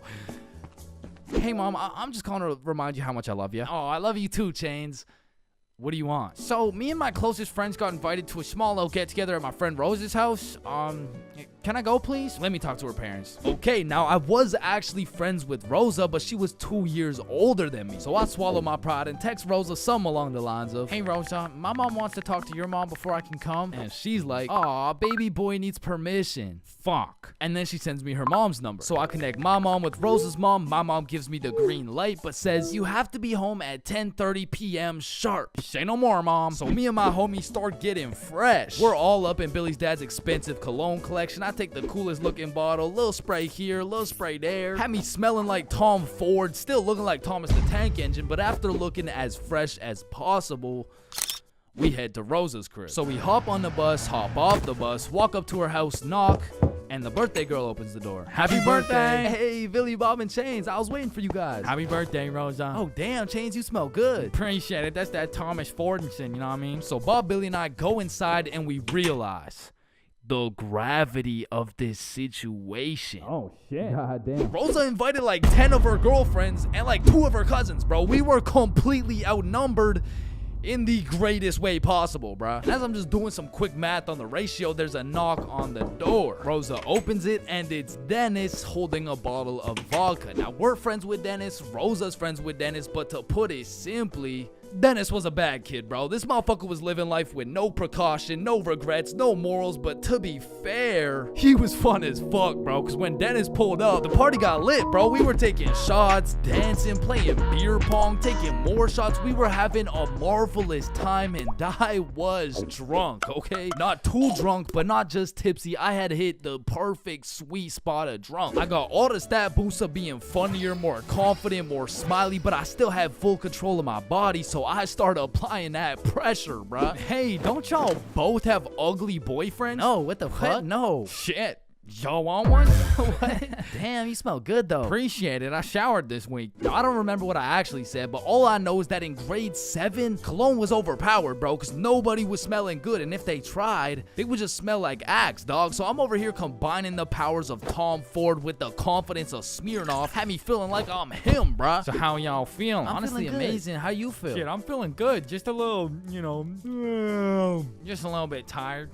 I vividly remember sitting on that couch with these 2 girls, never wanting this moment to end, bruh. But when I look up, I see one girl crying, one girl looking for something, Dennis helping her look, and Billy and Bob are all ready to dip. So I hop off the couch for a second like, yo, what's going on? Yo, so Dennis just finessed like 3 of these girls' vapes, and we're not trying to get blamed, so we're about to dip. Bro, for real? Yeah, you coming? Bro, but like, bro, I'm not ready to leave yet. Yeah, nah, it's cool. Don't worry about it. Just text us when you leave, bro. Ah, shit, alright, peace, bro. Peace out, dog. So Bob and Billy dip. I see Dennis's ass sneak out through the back door, and at this point, I have no clue how long I've been here, bro. But the party had died down to essentially just the girls who are gonna sleep over and me, bro. So I go to check what time it is on my phone. And it's 10:15, bro. My curfew's 10:30, and I'm a 30-minute bus ride from home. But if we're keeping it a buck right now, I don't even want to go home, bro. I made it to the girls' sleepover, and I didn't even have to ride the group dildo or nothing. This is a once-in-a-lifetime opportunity. So I text my mom, and I lied, bruh. Bob, Billy, and I are almost at Billy's house. Can I sleep over at his house, please? Then I threw my phone away, hopped back on the couch, and went right back to my happy place. So I'm posted up with these 2, laughing, cracking jokes, when Rosa walks up like, yo, Chains, where'd your friends go? They abandoned me, Rosa. They left me here stranded with no way home. Shit, I mean, you could just stay here if you want. Say less! So... Appreciate it. And eventually, all the girls gave up on trying to find their vapes. They all gathered around to play Truth or Dare, and I prayed for times like this, bro. I was deep in enemy lines, and I didn't want it any other way until one of the girls sees my phone on the ground and is like, hey, Chains, I think someone's calling you. So she tosses me my phone. I check it, and I got 20 missed calls from fucking everyone in my contacts, bro. So I'm trying to be strategic with it to find out what's going on. I call Billy first. Yo, what's happening? Bro, so your mom called my mom and asked if you were here yet at my house. And my mom told your mom that you're not even here, bruh. Aw, shit, what do I do? Bruh, I don't know. And everyone knows when you get caught in a lie, you should just fess up, tell the truth, and apologize. But I doubled down, bro, so I called my mom, and I'm like, hey, mom, we're almost at Billy's house. We just missed our second bus. Where are you? I'm at Stickman Middle School bus stop. You know, like, we're super close. We're just waiting for the bus to come. I'm picking you up right now. Fuck me, bro. bruh. Now, not only is she expecting all three of us to be together at this bus stop, shit, not a single one of us is there, bro. To put this in perspective, my house is right here, Billy's crib is right here, and Rosa's crib is all the way over here, bro. And Stickman Middle's somewhere near the middle. And so I pull up the bus app on my phone and see the next bus is coming in 2 minutes. And with all that adrenaline pumping through my veins, I jump up out the couch, steal a piece of gum, and haul absolute ass to the bus stop, bruh. I get there right on time, hop on the bus, and I call Billy. Yo, dog, I think I'm cooked. I told her I'm at Stickman Middle with you guys. Dude, why the fuck would you do that? Shit, bro, I don't know. I'm busting there right now. Bro, if she sees you there without us, you're cooked beyond belief. I know, bruh. Yo, we're on our way. So Bob and Billy hop on scooters and start hill bombing their way down to the bus stop to save my ass. And this shit was a race to get to the bus stop before my mom does, because if she catches me there alone, I'm cooked. If she catches Bob and Billy there before me, I'm cooked. If she gets there before anyone, I'm fucking done, bruh. I'm on the bus just praying, and when I finally get to the bus stop at Stickman Middle, I get out and take a deep breath, because my mom's not here. But I'm shitting my pants because neither is Bob or Billy. And so I'm calling them, no answer. And I look down the road, I see some headlights. And this was not a busy street, bruh. And as the car is getting closer and closer, I can feel the anger radiating from the whip. I can almost hear the belt making contact with my cheeks. And the car pulls up, and it's just some random dude driving by. Yo! These motherfuckers, Bob and Billy, come flying down the hill. They get to the bus stop, throw their scooters in the bush, and pretend like we've been waiting here for an hour. Oh, gee wilkers, man. I can't believe we missed this bus, dude. Billy, pray for me, bro. Get in the car. I get in my mom's car. I'm stone fucking sober. My heart is pounding. Why did you lie to me? Well, I honestly wanted to spend more time at my friend's house because we were just having fun. I'm not mad. I'm just disappointed, Chains. That shit hurt way more than any punishment ever would have, bro. So even though Bob and Billy clutched up for me, I still got grounded, bro. But I did learn a valuable lesson. Just tell the truth, bro. It makes everything easier.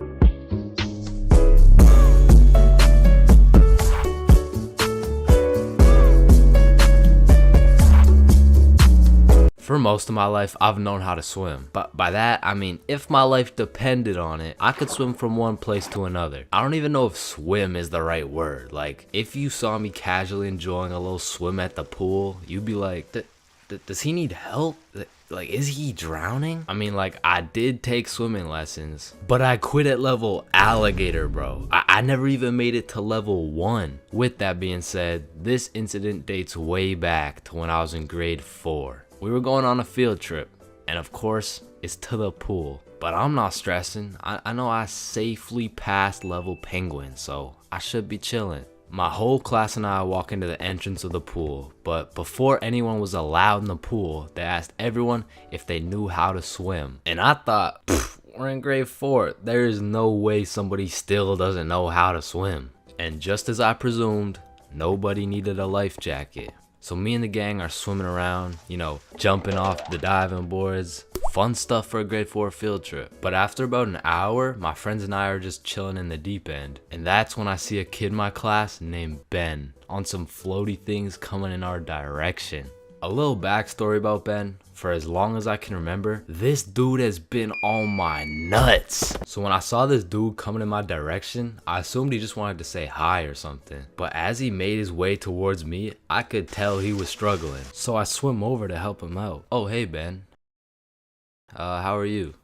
This kid jumps off the floaty thing onto me. And this man has the meanest grip on me.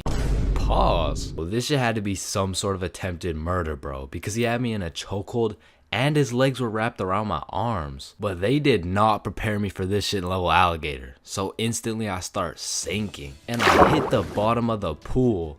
Keep in mind, Ben is chilling on top of me with his head out of the water this whole time. So I jump off the bottom of the pool just enough to get my head out of the water for a few seconds. Ben, get off me. And when I look up, I see this dude Ben with the straightest face in the world. Like this motherfucker has no clue I'm out here fighting for my life. And he says in the most monotone voice, "I can't swim."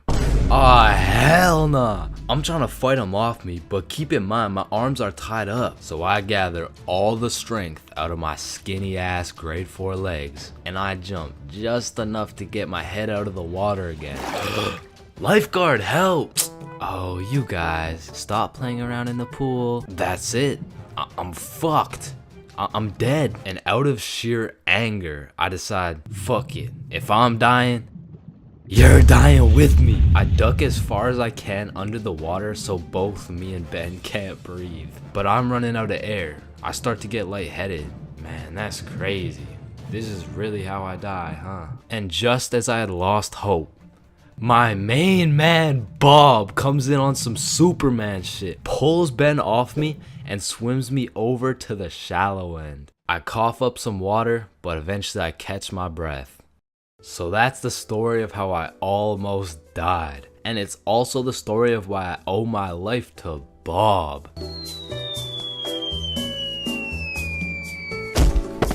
Skipping class in high school is a slippery slope. Like one day you can skip and it'll slide no problem, like, oh hey buddy, welcome back, we missed you. Yeah. You skip 2 days, you're chilling. Hey, look who's back. Yeah. But when you go to class after skipping 3 days, all of a sudden shit is serious. Chains, why haven't you been here, huh? Well, you know, it was some family stuff. Oh yeah, family stuff. What family stuff? Well, I don't really want to talk about what family stuff. It was my grandma's funeral. Damn.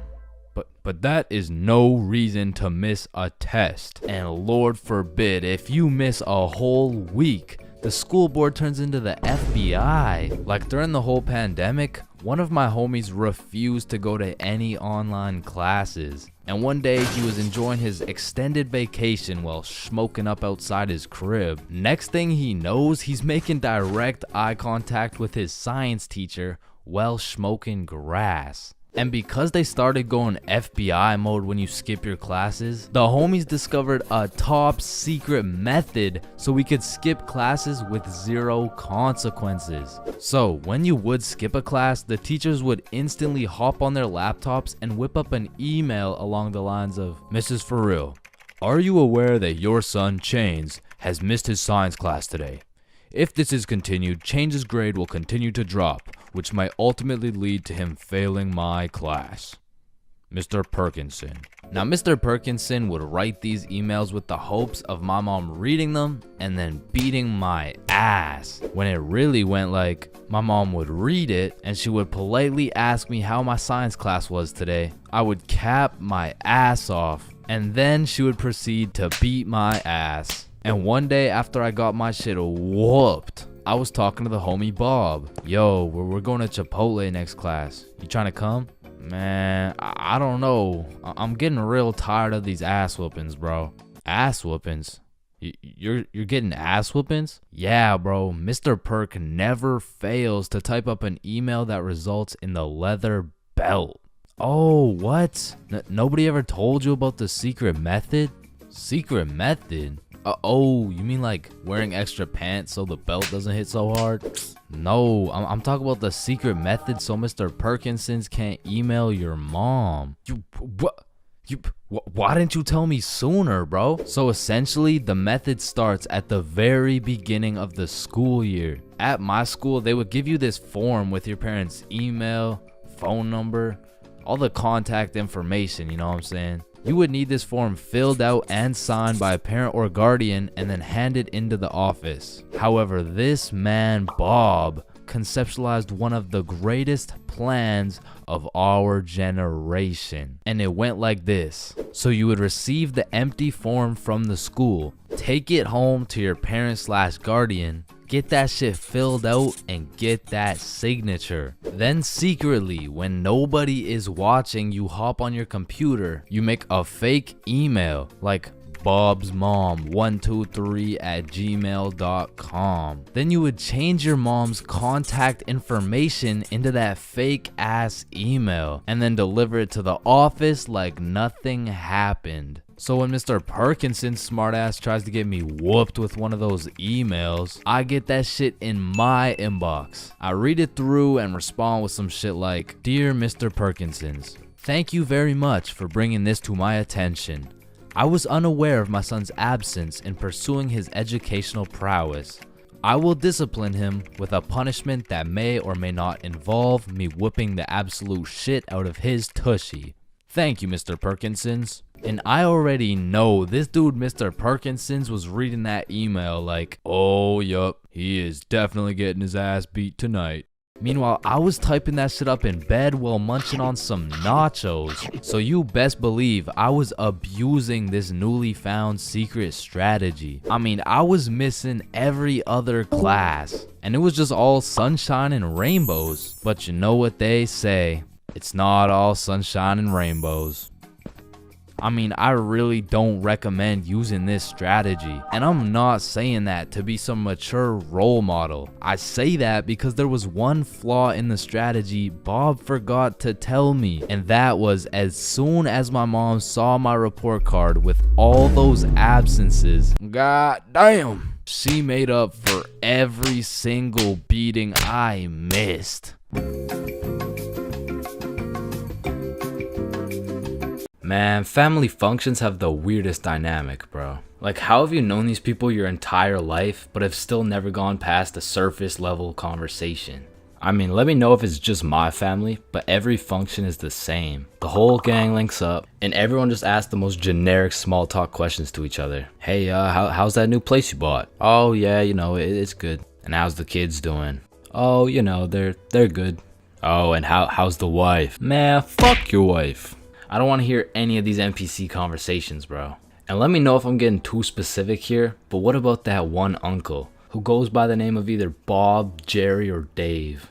And this dude will just always be saying the most out-of-pocket things imaginable. Oh, how's your daughter Jane doing? Oh, Jane's always been hot, eh? Bob, she's 15. This uncle be at the family function thinking it's Coachella or something. Bob, another beer's a little bit excessive, don't you think? Yeah, football! I'm the youngest person in my whole family, which for whatever unspoken reason, it just means everyone has the go-ahead to flame the living shit out of me. Hey, Chains, still no girlfriend, huh? I guess you're not too good with the ladies there. But I make one joke back and I'm the bad guy. You don't seem too good with the ladies yourself, seeing as your wife just divorced you and she took the kids with her. Am I right? Not only do they feel free to roast your whole existence simply because you were born last, they unanimously decide you will be everyone's personal butler. Hey bud, go get another beer for me. Alright, yeah, for sure. Thanks. Now you better get started on mowing that lawn. Grass isn't gonna cut itself, am I right? Oh my god, bro. And coming into these family functions, you would think your mom is your closest ally. But as soon as she gets the chance, she will expose your biggest secret for a little bit of parent clout. You guys will never guess what I found under Chain's bed yesterday. Oh my god, what is it? Yeah, tell us. What? No way. Sometimes when my family tries to make small talk with me, they just miss the boat completely. So, buddy, how's those swimming lessons going for you? The swimming lessons I took when I was 5? Yeah, right, those ones. They're good. I finished them a little while ago. Oh, is that right? Good for you, buddy. And bro, don't get me started on those recycled ass jokes. Well, looks like you got your workout for the day. Oh, looks like you've gotten so tall. What are you feeding this kid, am I right? Oh, Bob, I think you got some food in your beard. Oh, don't worry, I'm saving it for later. Ah, good one, Bill. Oh, Bob, he's so funny. Thank you. I guess everyone at the function must have Alzheimer's or something, because these jokes will have them cracking up like they haven't heard the same joke the past 15 functions. But cousins, man. Cousins are the saving grace of family functions. Without cousins, you would have no choice but to participate in the tomfoolery of small talk. I'd be walking in the function just praying to see that one cousin. And bro, I have a family function survival tip for you. You always have to stay within arm's reach of either your siblings or your cousins. Because whenever some bullshit goes down, you just give each other the look and flee the scene. And because when you get caught lacking on your own at the function, you get jumped. Metaphorically speaking, of course. Bro, in life, there's so many things you can cheat on. Like, you can cheat on your diet, you can cheat on your girlfriend, you can cheat on your barber, you can cheat on your girlfriend with your barber. Shit, you can even cheat on your taxes. So compared to everything else, cheating on a little math test is not that bad. Like, compared to your taxes, you know what I'm saying? Like, oh shit. Hey, we've all cheated on our barber, but you cannot cheat on this math test. Oh shit. Damn, bro. I know we've all cheated on our girl, but you cheated on me, dog. Oh shit. Babe, I know we cheated on our taxes, but you cheated on me? Oh shit. Listen, in our entire lifespan, we've all cheated on something. Whether it's a game of Uno, your girlfriend, or your other girlfriend, it's usually not worth it, because congratulations, bro, you won the game of Uno, but now you have to look yourself in the mirror knowing you're a cheater and a liar that has 3 Uno cards up his ass. But when it comes to school tests, cheating is 100% worth it, bro. And I'm not condoning cheating at all, but let's just think about this logically. Like why are we at school in the first place? We're at school to learn things and skills that we can use in real life. Now, are we really using trigonometry in real life? Well, effectively, this depends on what career. Hell nah, bro. It was a rhetorical question. We are not using trigonometry, but you know what we will use? Creative thinking, communication, social awareness, logic, and reasoning, and most definitely our fucking phones. All 5 of which are strongly developed through the act of cheating on a school test. And on top of becoming a better human, better grades, it's the ultimate win-win. Your teacher feels like they did a good job teaching, your parents think they didn't raise a dumbass, and if you're good enough at cheating, you might just fuck around and get into Harvard. But once again, I am not condoning cheating, you know, just throwing that out there, you know. But yeah, as I was saying, you shouldn't cheat, right? Like, it's bad. Cheating is not good, but you do know what they say. If you're not cheating, you're not trying. Facts. Yeah. Wait, no. What? So if cheating in school is so valid, why doesn't everyone do it? And that's because if you get caught, let me tell you, bro. This story takes place in grade 9 when me, Bob, and Billy were some straight freshmen, bro. And coming into high school, you get your shit absolutely clapped by double the workload. But lucky for me, Bob and Billy were both in my math class, which meant we had triple the studying power. But we also had triple the fucking around power, and we used that shit to its maximum capacity, bro. But you know what they say, the more you fuck around, the more you find out. And when we got our first test back, shit, we found out. We found out we're a bunch of dumbasses who were about to fail grade 9 math, and we couldn't let that shit happen. So for the next test, we studied extremely hard. Off George's math test during the test. I mean, we were cheating with maximum efficiency. Like, we had a whole assembly line where Bob would look at George's test, throw up the number, and Billy would pass it along. And all of a sudden, our grades are making the meanest comeback Mr. Matheson had ever seen. I mean, life was great. We went to school, cheated, played some Fortnite, succeeded, browsing history, deleted, and then repeated. I mean, we were just living life with no worries until the polynomials test. I walked into this test thinking, psh, I know what a polygon is, I should be chilling. And when the teacher handed out the test, I was bewildered to see all these fucking letters on my test. Like, is this math class or English, bruh? Yeah, I think I got the wrong sheet. Huh? No, that's the right test. Well, what's the deal with this? I mean, that's just polynomials. Dog, I can name every single polygon, but who the fuck wrote Elon Musk's son name on my goddamn math question? Yeah, Chains. That's what we call a variable. It's called a variable. Yeah, I know. I know that, and I knew it before you said it too, cause we learned about it in class. Yeah, right. Right. Now, this would have been extremely bad if we didn't have the ultimate method we like to call George. Because George was one of those dudes who loved studying. Like, he'd wake up and go to school, then come home and study till he dropped, bro. Like, if you kidnapped George's whole family and told him you'd only give them back if he answered this equation, this motherfucker would just be happy he got more homework, bro. And cause of this, we had a little deal going with George. If he let us us cheat off his math test, we would teach him how to be a normal dude. We were teaching this kid how to dap someone up, how to use slang, and all I'ma say is, this motherfucker should have just stuck to math, bro. Yo, Chains, sauce me a bite, big dog. I got you. Shit, Chains, you just busted in my throat, gang. Hey, yo. George, what you just said right there sounded gay as hell. Type shit.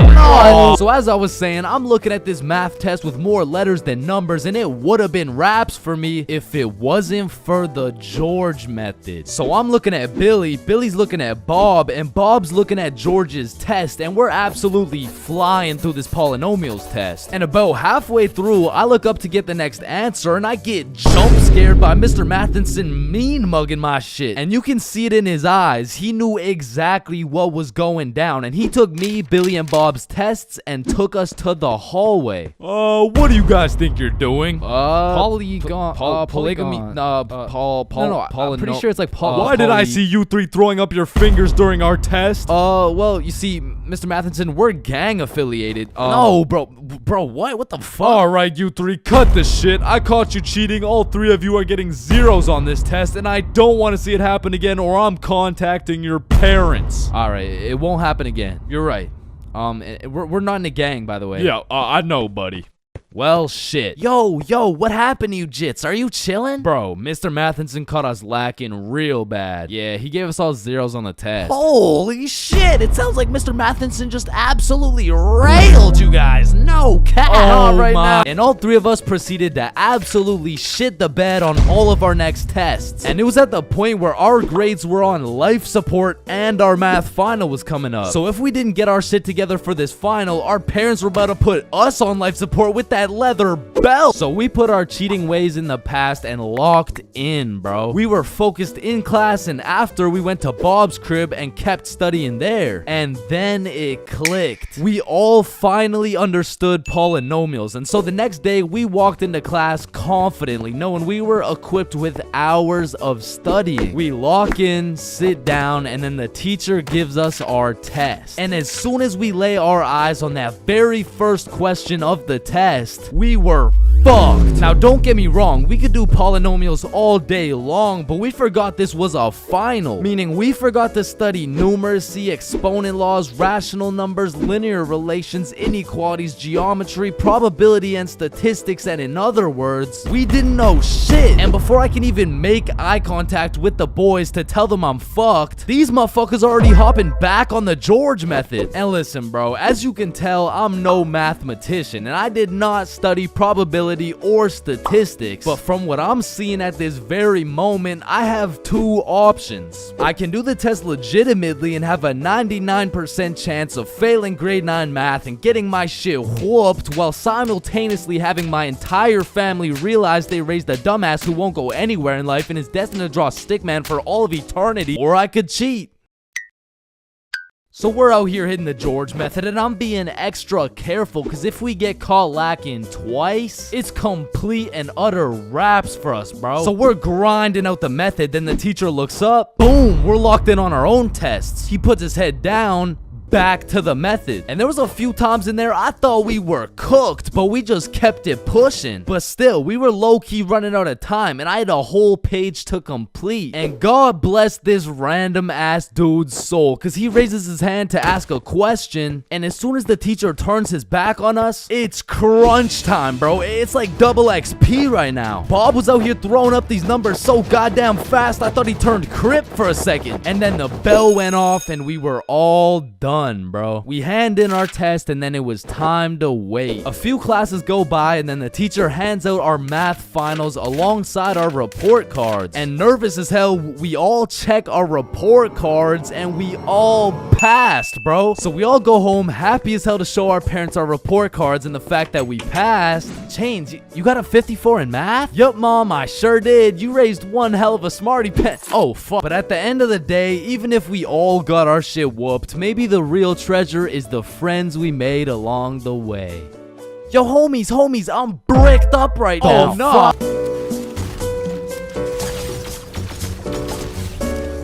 Getting zooted is a remarkable experience. However, the moment you step into a public setting, everything changes. I mean, being baked in public is the equivalent of trying to run track with clown shoes on. It's the equivalent of being an astronaut in the ocean. It's like bringing a sword to a gunfight. And trust me, I've been caught lacking baked beyond belief on several occasions. That is, until I learned the art of pretending you're not zooted. So, the first order of business is covering up that dank smell. Cause shit, you and I both know if you get caught reeking of that sweet, sweet smell of Mary Jane, your cover's blown. So take some Axe, some cologne, some goddamn Febreze, and just douse yourself. And just when you think you put too much, spray some more, bro. And although all this Axe is gonna have you smelling like a frat boy, it is crucial that we avoid the following scenario at all costs. You get some of this. Nice. Yo, do you think you can still smell it? Nah, dude. I can't smell it at all. What about me? Shit, it's like we didn't even smoke. But truth be told, both of these motherfuckers smell like weed, bro. The next order of business is those goddamn bloodshot eyes. I'm not gonna lie. Those eyes of yours are a dead giveaway, bro. I mean, you look fucking obliterated. Like, go look in the mirror. Yeah, we're gonna need some eye drops real quick. Just a few drops here. You know what I'm saying? Few drops here. Yup. Yeah, that's a lot better. But you know what? For a little safety measure, throw these hoes on. Damn. Now you're looking sober and fresh as fuck. But how are you feeling? Your mouth's a little dry, huh? Well, I got just the thing for you. You see this? Yeah, shit's called water. It's gonna help you with that cotton mouth, and it'll keep you hydrated. Yeah, that's some good old H2O. Nice. Yeah, now go take a look in the mirror. Yeah, you're looking good, But before you go outside, we gotta go over some of the basic principles of pretending you're not faded. Number 1 is no rambling. Talking too much can be a slippery slope, which will ultimately compromise the mission. Yo, Chains, what time is it? It's 107. 107? Wait. Bro, 107 isn't how did the first person make the clock even know what time it was? What is this dude talking about? Did they just randomly decide and, you know, just start running with it? Hold up. Chains is baked as hell. No. And principle number 2, don't talk too little. Although talking too much can sell the mission, so can talking too little. Hi there, what can I get for you? Sir, what do you want? Hello, welcome to McDonald's. What the fuck do you want, bitch? Yeah, we got a customer who's on fucking Mars. And last but of course not least is the golden rule for pretending you're not zooted. Just say you're tired, bro. It's undefeated. It works like a fucking charm. It hasn't failed you yet. Failed him yet. Chains, have you been smoking the devil's lettuce? Nah, I'm just tired. Oh, okay. Hey, were you just smoking in the bathroom? Nah, I'm just really tired. Oh, okay, my fault. So you're telling me you've been found driving with a joint in your mouth, 3 ounces of weed, and you failed the drug test? Objection, Your Honor. My client here, he was tired. Innocent. He's proven innocent. He's good. So with all this being said, I think you're ready to go out. Well, where are you going anyways? What?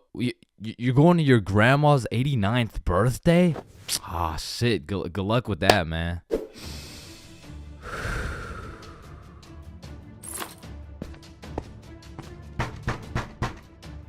Oh, grandson, it's so nice to see you.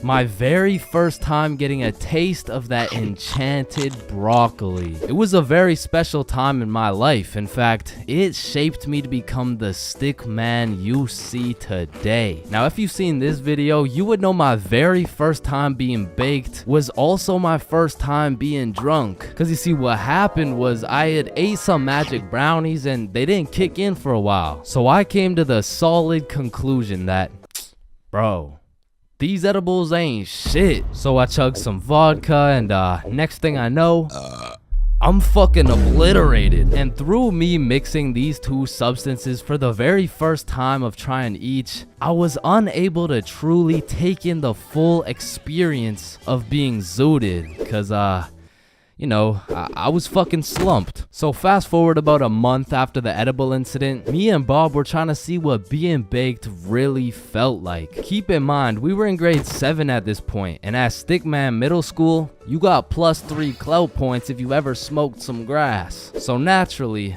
we were fiending for some Mary Jane, and we had just the person to call. Yo, Billy. Hey, what's up? Me and Bob were trying to smoke some marijuana. Shut up. The feds might have tapped my phone, bro. Chill. Oh shit, my bad. I meant we're trying to blow some pipes. Hey, yo, pause. What the fuck? We're trying to inhale Satan's spinach? I don't know. I bet. I got some gas for you boys. Meet me at Stickman Park at 6 p.m. sharp. Okay, bet. And soon enough, it was 6 p.m. sharp and we were posted at Stickman Park. The homie Billy pulls up fully equipped with the gas. Yo, we gotta find somewhere discreet to do this. Oh, let's do it in the trees over there. Alright, that works.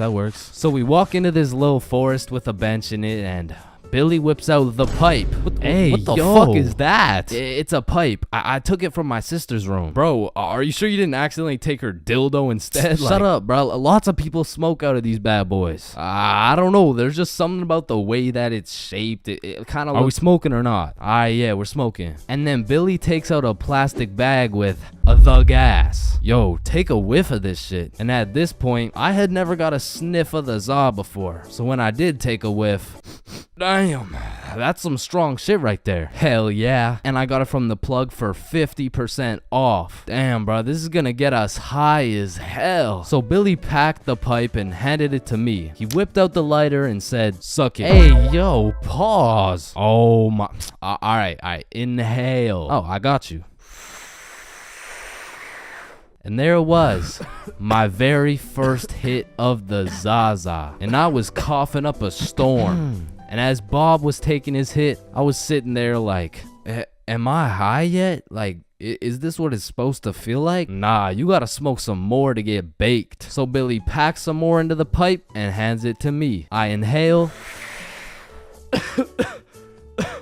But still nothing. So me and Bob are looking at each other like, bro, are we like invincible or some shit? I think so. And Billy's like, no, you have to inhale and hold it in your lungs for as long as possible. So I try it. I inhale, I held it, and then I was coughing up a storm again. We repeated these steps for like 20 minutes and still nothing. Now, me and Bob didn't know shit when it came to the topic of devil's lettuce, so we were just taking Billy's word for everything. Yo, don't worry, it'll hit you in like an hour. So we walk back to Bob's crib, and sure enough, an hour goes by. Yo, are you high yet? Nah, I still feel normal. What about you? Yeah, I'm chilling. So we waited and waited all night, and nothing happened. Now, a quick scientific analysis of the situation. What had happened was, Billy's plug saw that he was 13 and realized he could make a quick buck off him. So he had given him 50% off, however,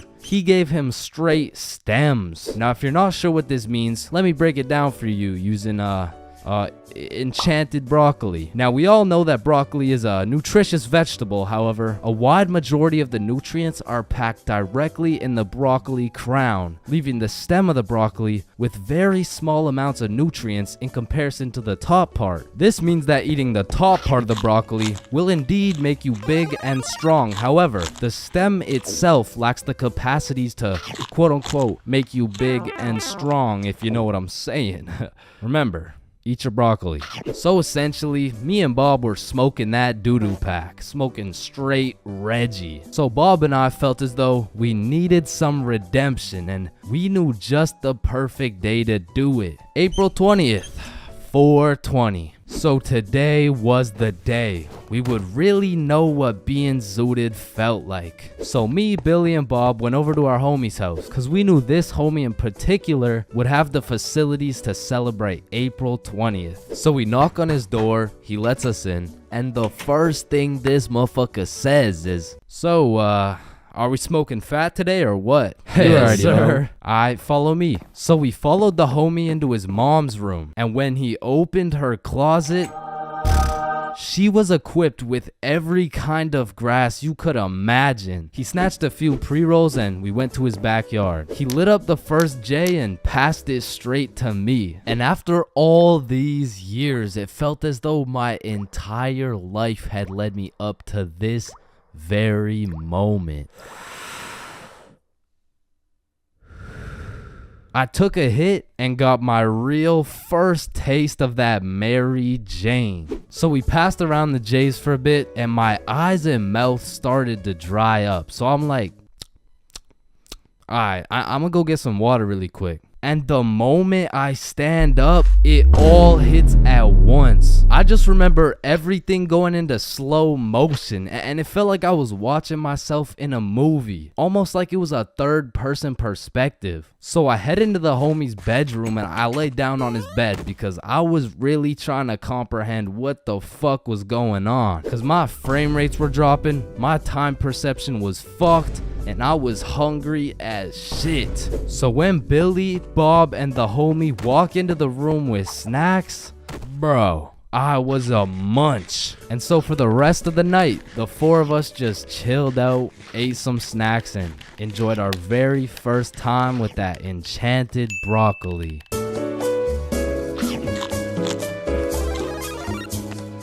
Alright, listen, I'm creating something I like to call the internet. Yo, what does it do? On the internet, people are going to be able to search up literally any question they have.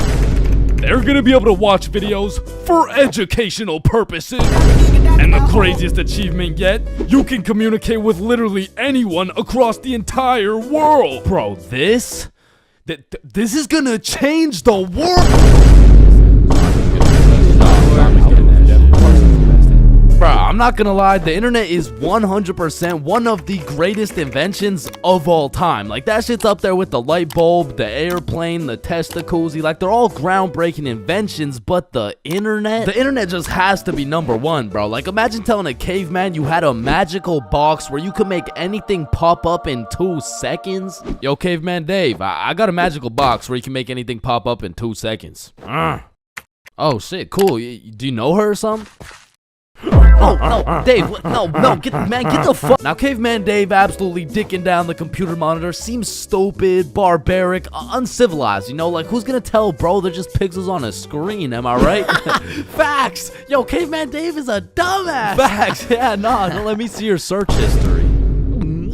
You know, we don't gotta do all that. You know, oh, okay. Monstrous KFC mukbang. I like KFC. Fat motherfuckers eating a lot of food. I was hungry. Yo, big butt booty Latina oiled up, shaking that diggity dump truck, dog. What are you searching? Okay, listen, like my finger slipped. Yeah, bro. 2025 is the weirdest time to have access to the internet, and that's just cause everybody has that shit. Like, I got it, you got it, my grandma's got it, Kanye's got it. Man, you and your grandma. Kanye still got it. And I fucking hate so every thing, and I'm done. Okay, yeah, well, not anymore, but I don't know if it's just me, but recently the internet has been getting more and more out of pocket, bro. Like, I'll be having a fantastic day, just chilling, until I pull up Instagram and see some shit talking about imagine your car declines at the abortion clinic and the doctor start nutting in you.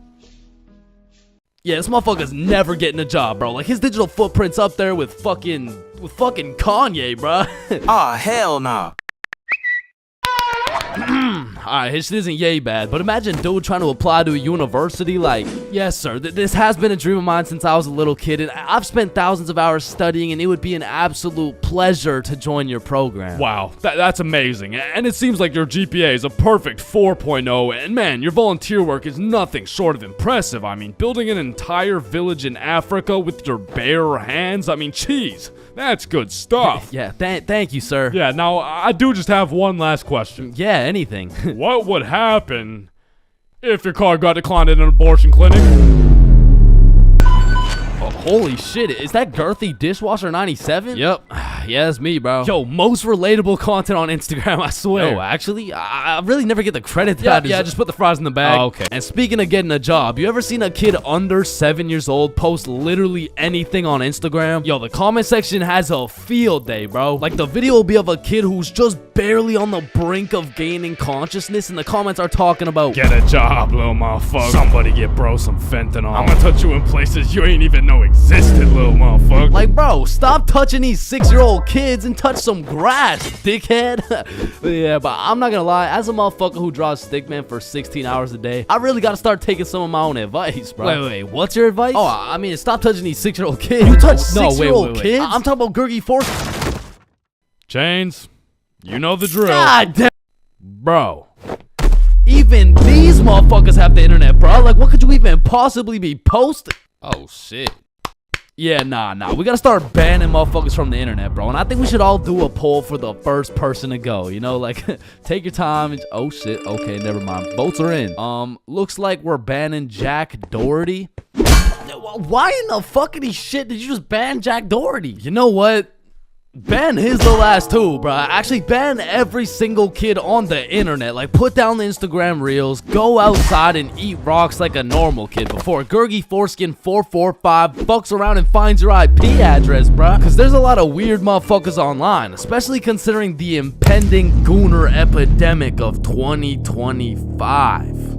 Now, if you're unaware of this widespread epidemic, well, fucking good for you, but there's been a recent spike in the amount of gooners seen online. Like the type of motherfucker who'll be scrolling and see a video of a Cheeto that's kinda built somewhat like a Kardashian, and next thing you know, bro's got a DIY screen protector, bro. And I swear these gooners have no clue it's a problem either. Like, they probably show up to the doctor's office for a quick little checkup, and the doctor has to break the news to him like, Yeah, Mr. Gooningson? Yeah, I'm sorry, but you gotta stop masturbating. no, wait, what? No, wait, why? Because I'm trying to examine you, dumbass. Oh shit, like, it's honestly mind-blowing how having access to the internet with all its power and infinite knowledge just makes us more stupid, bro. Like, at any given moment, we have the resources to learn quantum physics or learn how we can watch Skibbity Toilet. What? No. Why the fuck would we watch Skibbity Toilet? Shit, man, this stuff's good. Just take a watch. No, I'm not watching that shit. Just real quick.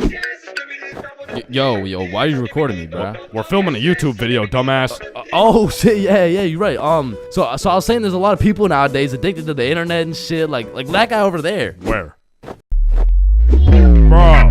What? Oh shit, yeah, what I was saying was, back in the day, the internet was just for shit like cute cat videos and cool math games and shit, but nowadays, the internet has everything your brain craves. Like, it's got food for you, it's got friends for you, it's funny, it's educational, bro, it has Cheetos built like Kardashians, bro. And as if the internet having everything we ever needed wasn't enough, these motherfuckers invented AI, bruh. Now, maybe it's just me, but this AI shit is getting a little too good, bro. I mean, when ChatGPT first came out, I was using that bad boy for all kinds of shit. Whenever I couldn't do my homework, ChatGPT. When I forgot a recipe, ChatGPT. When I couldn't get a girlfriend, cry myself to sleep.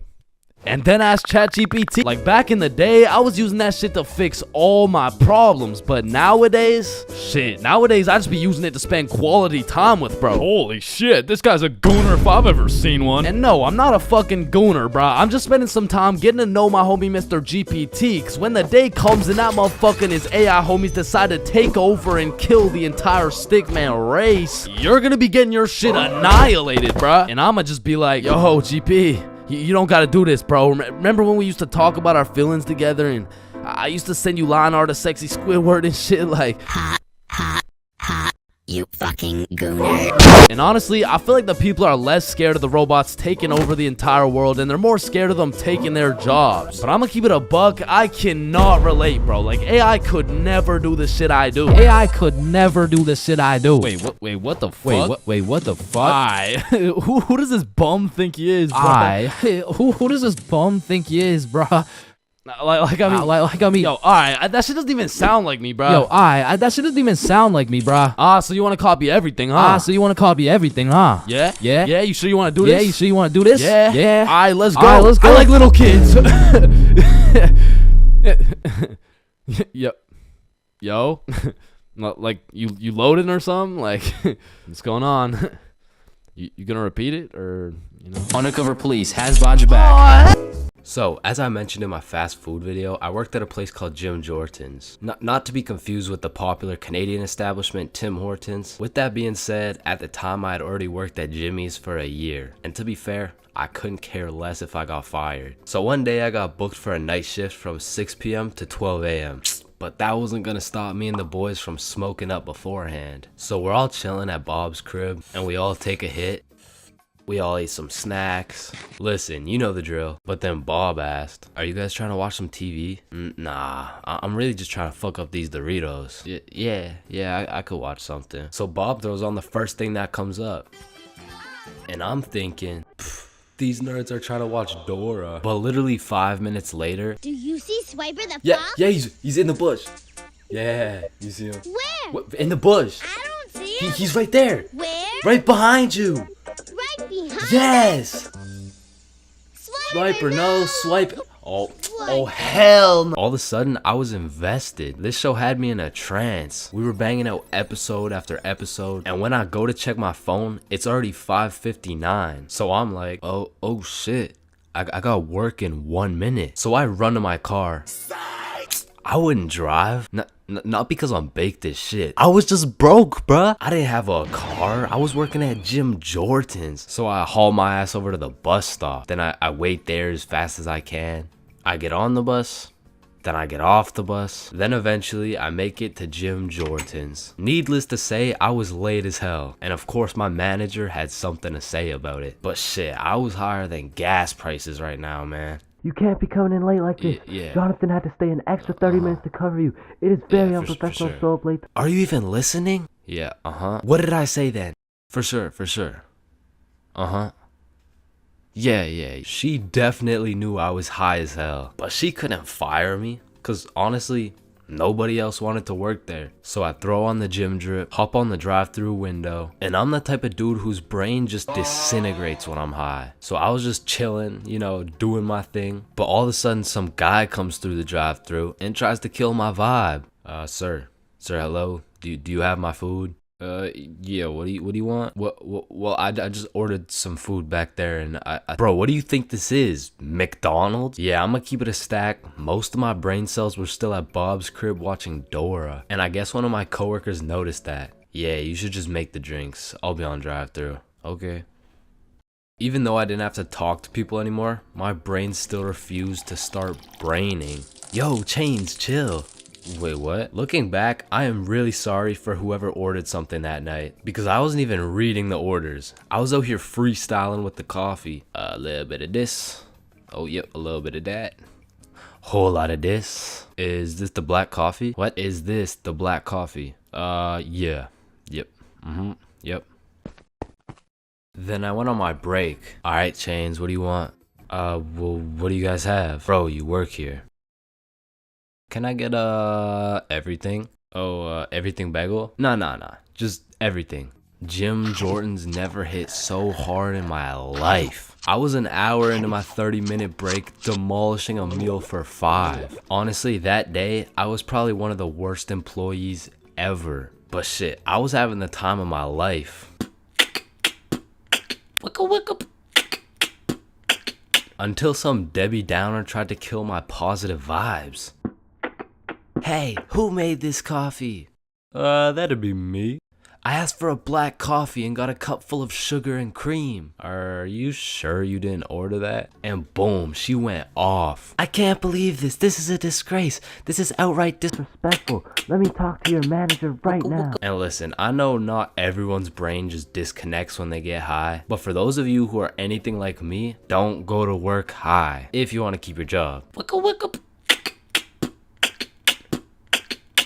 Man, summer is just a beautiful season. The sun is shining, the trees are green, and you can stay out with your homies all night. And best of all, you get to sleep in till that shit gets absolutely fucked by the first day of school. And waking up to that first alarm of the school year will have you discombobulated as hell. Like, Chains, square doodle mat salami mouse.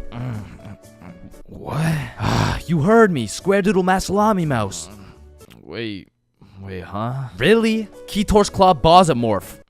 Man, what the fuck are you talking about? What the fuck? And even though getting out of bed early hurts your soul, it's absolutely necessary you spend at least 5 minutes staring at your wall, contemplating your entire life. And if you're a real G, you laid out your toughest fit the night before, so you're low-key hyped to rock that shit to school. So you throw on your new shoes and flick up for the first day of school. And then you walk over to the establishment where you will not only pursue your educational prowess, but you may also dabble in what some call stunting on these hoes. And man, I will say, linking up with your boys on the first day of school just hits different. Like, I be reuniting with the homies like I didn't just see them 12 hours ago. And we're all happy and shit until the school bell reminds me I just got my ass locked up for another 10 months. And I don't know about y'all, but I don't think I've ever made it to my first class of the year on time. Like, it'll be 9:15 and my dumbass will still be trying to figure out how to make it to room 347 by 8:55. And walking into your first class of the year late has to be one of the most uncomfortable situations you can experience, bro. Because the teacher will be like, oh, and who are you? Oh, I'm Chains. Well, Chains, why are you late? Because the bell rang before I got here. Alright, whatever. We waited for you before we started introductions. Oh, no, you shouldn't have. Well, you're welcome. We just wanted you to feel... No, like, you really shouldn't have. Like, I don't want to do this shit. And tell me why all these teachers have been copy-pasting the same icebreaker games since preschool. Like that one where you have to start with an adjective that starts with the same letter as your name. Like, how do you have a group of legal adults in a circle, awkward as hell, talking about, hi guys, I'm Super Sarah. Hey y'all. I'm Awesome Aiden. And I'm a Marvelous Marvin. Shit, if we don't stop doing these fucking icebreakers, I'm about to joyfully jump off a cliff. And after we're done grinding out icebreakers, these teachers have the audacity to show a whole 50-slide PowerPoint all about them. Like, the fuck? This class is supposed to be the study of math, not the study of your daughter's soccer games, bro. And I'm not even gonna lie, my dumb ass will be out there taking notes, wondering how this 7-year-old's goals per game ratio is gonna help me on my trigonometry test. Then just as soon as you survive all that bullshit, you gotta go to the next class and do that shit again. And by the time you've learned half your teacher's favorite hiking spots and relationship statuses, you're relieved to hear the lunch bell, only to find out the cafeteria's serving straight ass with a side of booty for lunch. And my standards aren't even high. Like, during summer, I was on a seafood diet, as they would say. When I see food, I eat that shit. But when it comes to this cafeteria food, I could even bring myself to smell that abomination they're calling meatloaf. But even though the food was straight dookie, I won't lie, it's kind of nice being back at the lunch table freestyling with the homies. But of course, all good things must come to an end. So the bell rings and I go to depart ways with the homies. Alright, peace out, man. Yeah, see ya, bro. Oh shit, are we going the same way? Damn, yeah, I guess so. Alright, peace out for real. Yeah, see you, bro. Shit. Alright, my class is right here. Bro. Me too. Oh shit. Let's go. Alright, class, I'm gonna be taking some attendance. Correct me if I get your name wrong. Jason. Here. Billy. Yo. Megan. Present. Chains. Here. Charlie. That's me. Bob. No fucking Bro. way. Is there any Bobs in the room? Yo, do you hear that? Is that intro music? Does anyone here know a Bob? Oh, man, nothing beats a class where you got all the boys sitting together. Like, from the jump, you already know you're all about to fail the fuck out of that shit, but it's gonna be fun as hell. Alright, so, everyone introduce yourselves and tell us what you did over summer break. My name's Bartholomew.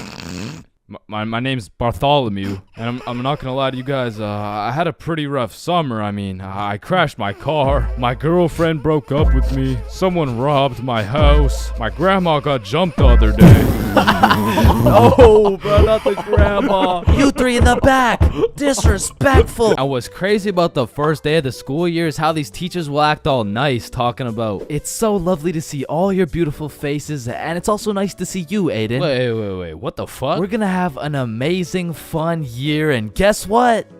there's no homework today. Knowing damn well they're about to make up for it with twice as much homework tomorrow. Like, they'll for real be handing out kindergarten-ass coloring sheets the first day, and then tomorrow you're getting your ass whooped by some calculus worksheets. And I didn't even talk about the motherfuckers you'll be seeing in the halls on the first day. Like, I don't know what these dudes be going through in those 2 months, but motherfuckers be going from Arthur Kennedy to AK real fast, bro. Oh shit, is that you, Arthur? Whoa, G, don't be dropping the government name like that. Government name? But that's just your first name. Hey fam, it's AK. Aight, man. What you been up to, bro? Hey fam, I'm trapping, trying to make it out of the mud, you know? The mud? You live in a gated community. Oh shit, that's the ops right there, fam. Get down. The ops? That's just fucking Edward. Or the way these new freshmen be walking like they're scared a senior's gonna slap the books out of their hands and take their Fortnite V-Bucks gift card. Like, bro, you freshmen are worried about the wrong V-card. Like, I don't know why, but the day these kids go from sophomore to seniors, they instantly decide to pull an EDP. Like, bro, you're 18 and she's fresh out of middle school. That's a whole crime. But that's not the only crime motherfuckers be committing on the first day of school. Some dudes be pulling up to school with the most atrocious fits known to man. Like, there's no fucking way you laid out this ramen noodle chicken soup ass fit the night before, slept on it, then woke up and thought, oh yeah, the hoes are gonna love this one. Like, I'm not gonna lie, you could never catch me wearing the types of fit these motherfuckers be wearing, bro. Like, that shit should have never made it out the closet. Like, I don't condone bullying, but all I'ma say is,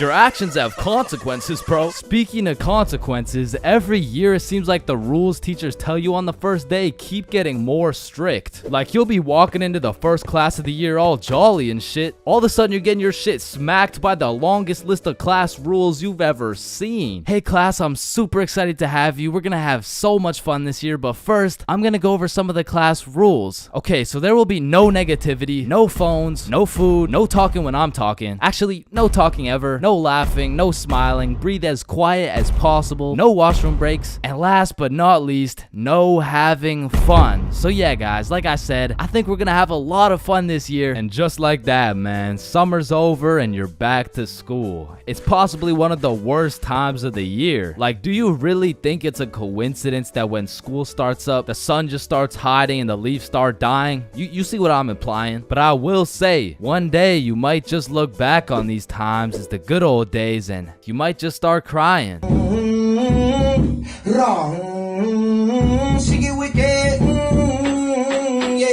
First dates have the potential to be magical, fantastical, romantical, a night you will never forget. But they also got the potential to be straight booty. I mean, first dates are just a gamble, bro, especially if it's from a dating app. Like, you could show up to your first date with a 5'4" blonde Tinder girl and end up finding out she's 5'9". And she's brunette. And she's a dude. I mean, first dates from dating apps is kind of like buying one of those SpongeBob popsicles from an ice cream truck. Like, you know it's not gonna look the same as the advertisement, but the question is, how fucked up can it really be? And let me just say, extremely fucked up. I'm talking massive buck teeth, eyes crossed with a bite taken out of it, and I'm not talking about the popsicles. And these are the exact reasons my very first date was not from Tinder. Also because I was in grade 7. And that would be illegal. And when I was in grade 7, I was 12, as most grade 7s were. And for whatever reason, me and my homies loved going to the mall after school, which was weird because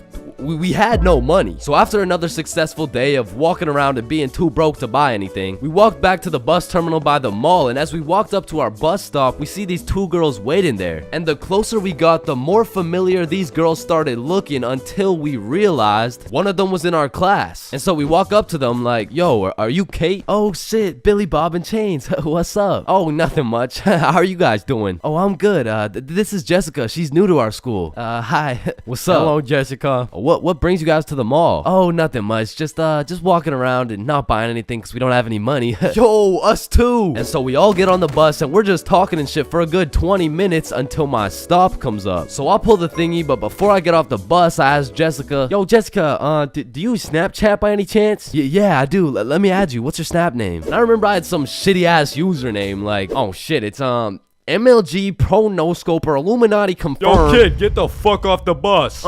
Sorry, 1 second, please. Where was I? MLG, Pro No Scoper, Illuminati confirmed. And when I got home, I went on Snapchat, accepted a request, and we started talking. And we snapped all night to the point I was smiling, kicking my feet in the air and shit. Yo, I'm coming in. No, wait, don't. I'm beating my meat. Wait, shit. Yo, what boy has you smiling like that? Boy, it's a girl. Man, shut the fuck up.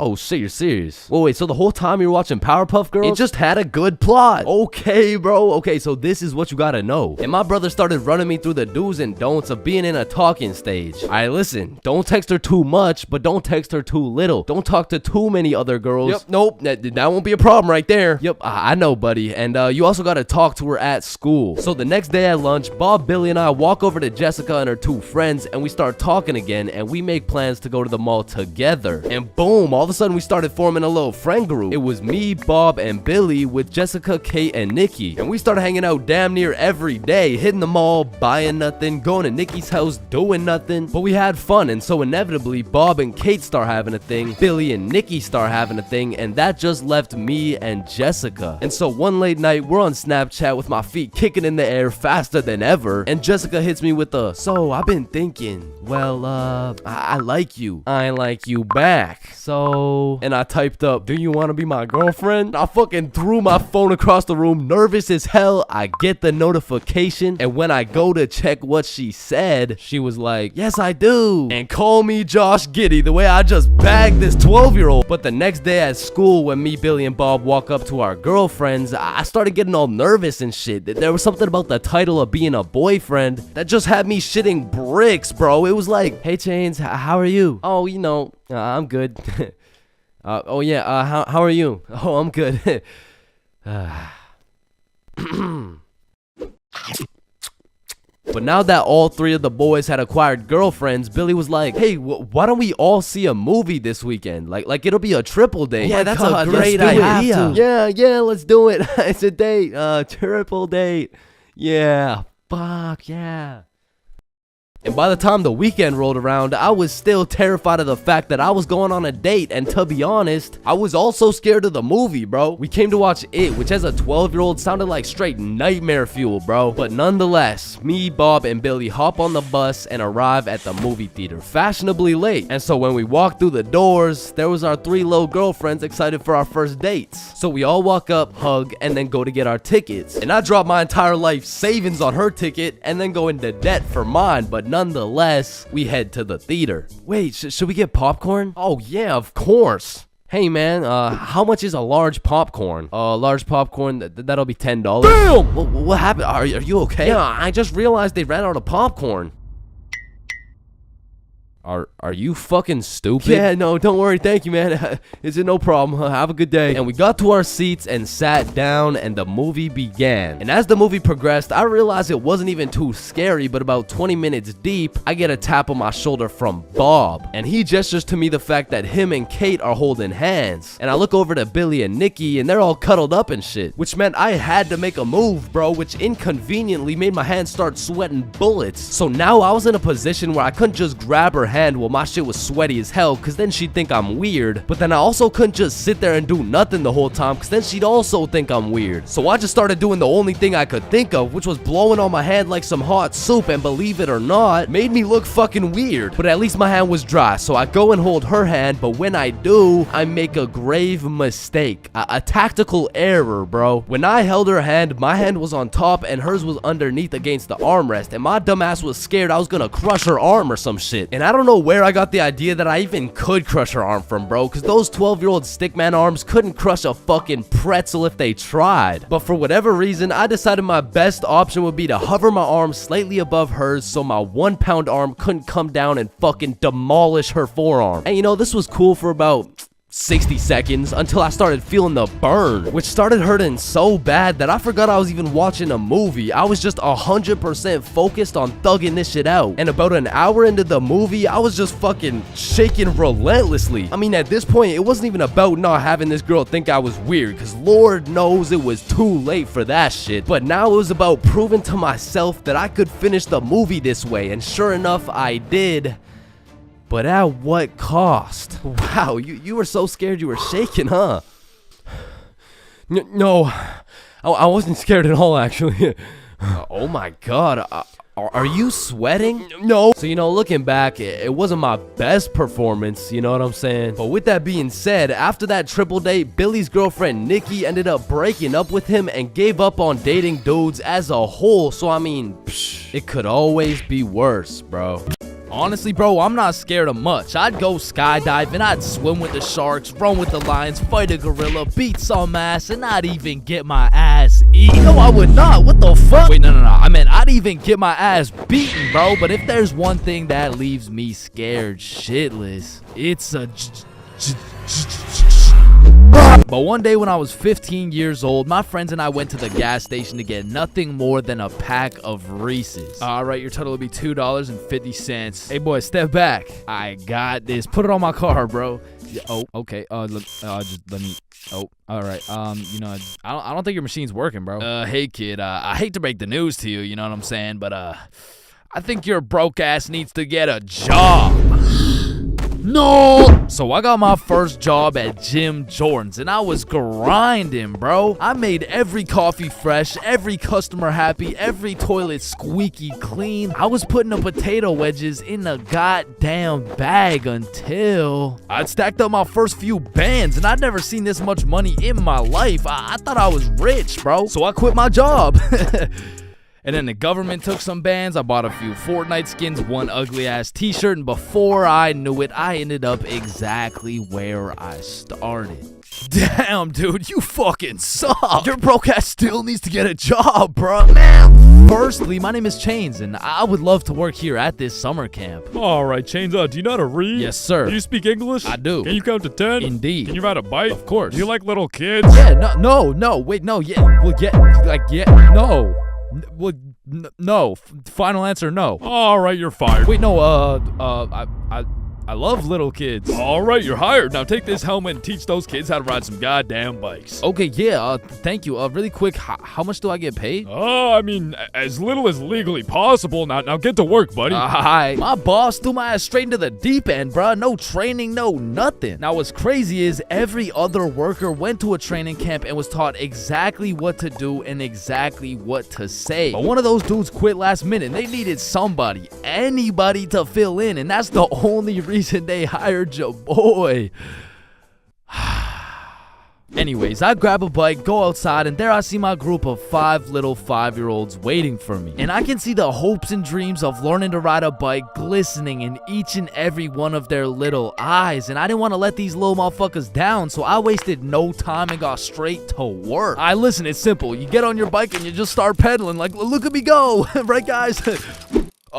Shit. Listen, teaching one kid to ride a bike is legwork. You grab the seat, you push them, they pedal, they fall, then you pick them up and start gaslighting their ass like, wow, buddy, you did an amazing job. I've never seen somebody sweep the floor with their face before, man. Next time you can use your hands, though. Thank you. But the real problem is having 5 different kids with 5 different personalities and skill levels. Because the first kid was named Miles, but he couldn't ride a bike for 5 feet. Then we had a kid named Noah, who didn't know a single thing about how to brake. Parker, who couldn't park for shit. We even had a kid named Noel, but his little ass couldn't stop taking L's. And James, but it was just one motherfucker, bro. Like, why is your name plural, bro? Where's the other one at? So my group's out here looking like 5 chimpanzees on bikes with one bigger chimpanzee supervising them. And I look over at my coworkers' groups, and these motherfuckers are out here biking in perfect unison, weaving through cones. I even seen a little kid doing no hands, bro. Hey, James, look, no hands. Oh, shit. Oh, shit. Oh, shit. Hey, James, look, no teeth. So after painting the pavement like Picasso, we get under the shade for some lunch break. And talking with these kids was such an interesting experience, bro, because since I was their biking instructor, they just assumed I knew everything, bro. Hey, James, why is the sky blue? Shit, I mean, it just... And who even decided that it'd be a Monday today? Oh, that was definitely Abraham Lincoln. Why does my sandwich taste like pennies? That's the taste of blood, my boy. What's the biggest number? Infinity. How old are you? 300. What time is it? 12:37. And why do my parents wrestle without any clothes on? Yeah, mine too. So, okay, Yeah, time to get back to riding bikes, bro. But this time when we got back out to riding bikes, I set up a cone drill. All right, group, lock in. Here we got an easy cone drill. You know what I'm saying? I'll show you how it's done. So you just want to go through the cones just like this. You know what I'm saying? I like to call this drill. Oh, fuck. Wait, what's it called? I don't know. I think it's called fuck. Are you sure? Fuck. Yeah, nah, it's definitely called fuck. Well, that's a weird name. Okay, who's gonna fuck next? Yeah, bruh. I'm not gonna lie, I dead ass fell. Like, there was no type of biking test in order to get the job. All they asked is if I could ride a bike, and I can. But I did not know we'd be doing NFL drills on these fucking bikes. But needless to say, when the parents came to pick their kids up from the first day of bike camp, they were not impressed. Hey, there's my little man. What did we learn today? Oh, you know, we just took the training wheels off. We got started on a few cone drills. He showed us how to fuck. Okay, man, no, I'm sorry. I'm demonstrated. so sorry. This is a catastrophic miscommunication. And Chains told me I had the best grip. Hey, yo, I'm the handlebars, brother. You gotta Chains specify. says I have so much potential for a kid my age. Okay, yeah, that sounds bad. That sounds really bad. And Why does all Chains this said shit he sound so likes bad? me better without any teeth. I'm just trying to cheer him up, He told us man. to always use protection before riding. Okay, that's enough. Just stop. None of them came back, bro. So I got a new group, and the best part about this new group of kids is that they were already level 4, meaning we'd all just bike to the park, eat lunch, and then bike back. Damn, bro, that sounds easy as fuck. Surely this couldn't go any worse than your first group, right? Yeah, it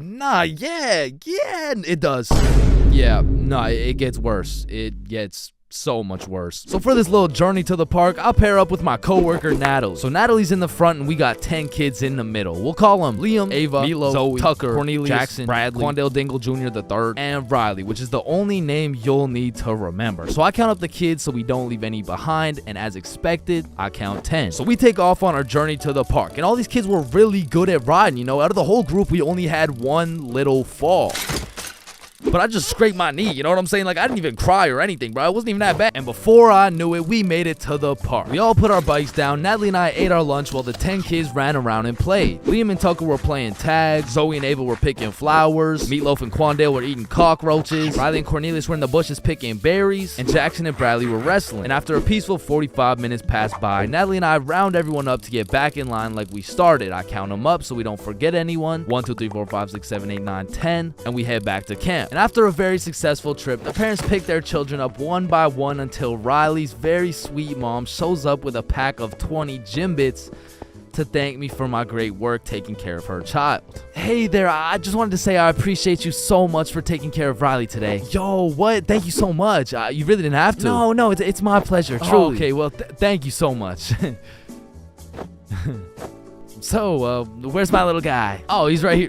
My heart dropped straight to my stomach, bro. And as I'm looking around for Riley, I'm trying to recall the ride home, and I genuinely just don't remember seeing Riley at all. And that's when I remember I last saw Riley playing in the bushes. And this is when my heart goes back from my stomach and drops down to my testicles, bro. To this day, my heart has never dropped so hard. This woman trusted me with her son, and I don't know where the fuck he is. So, where is he? Man, that right there is a great question.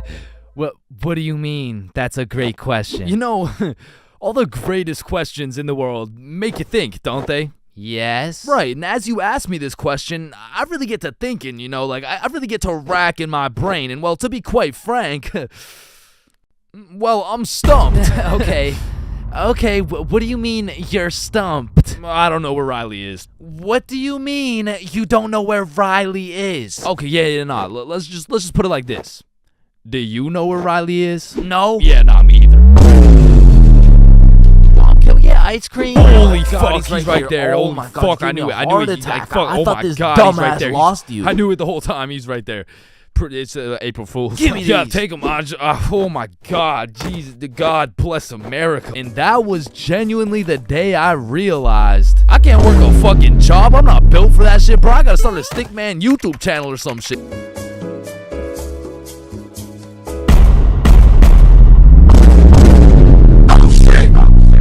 There's levels to friendships. I mean, you could have known your homie since you were 2 years old. You could have lived together. I mean, you could have survived the whole zombie apocalypse together. But shit, the truth is, you haven't truly experienced brotherhood until you and your homie have participated in a 2-man mission. Like, just look at Kobe and Shaq, man. That type of chemistry can only be achieved by running a two-man. Shit, I bet these motherfuckers were running two-mans every night. And you already know Kobe was laying down that Mamba mentality while Shaq had his girl kneeling. But for those of you who may be wondering, Chains, what the hell is a two-man mission? Well, I'm glad you asked. It's quite simple, really. It's when you're gonna link with a girl, but you bring your homie and she brings her homie. And what this does is it sets an environment when you and your homie can dribble, pass, alley-oop, and ideally dunk that shit. Now, don't get me wrong, it's simple, but not easy. I remember my first two-man mission like it was yesterday. It took place when I was in grade 7. And it started when my friend Joe hit me up like, yo, bro, I'm going to this girl Sophie's house and her friend Ava's there. You trying to pull up? And I was like, am I trying to pull up? Hell yeah, I'm trying to pull up. So we show up to her house, and I'm new to this whole thing, so I'm sitting there like,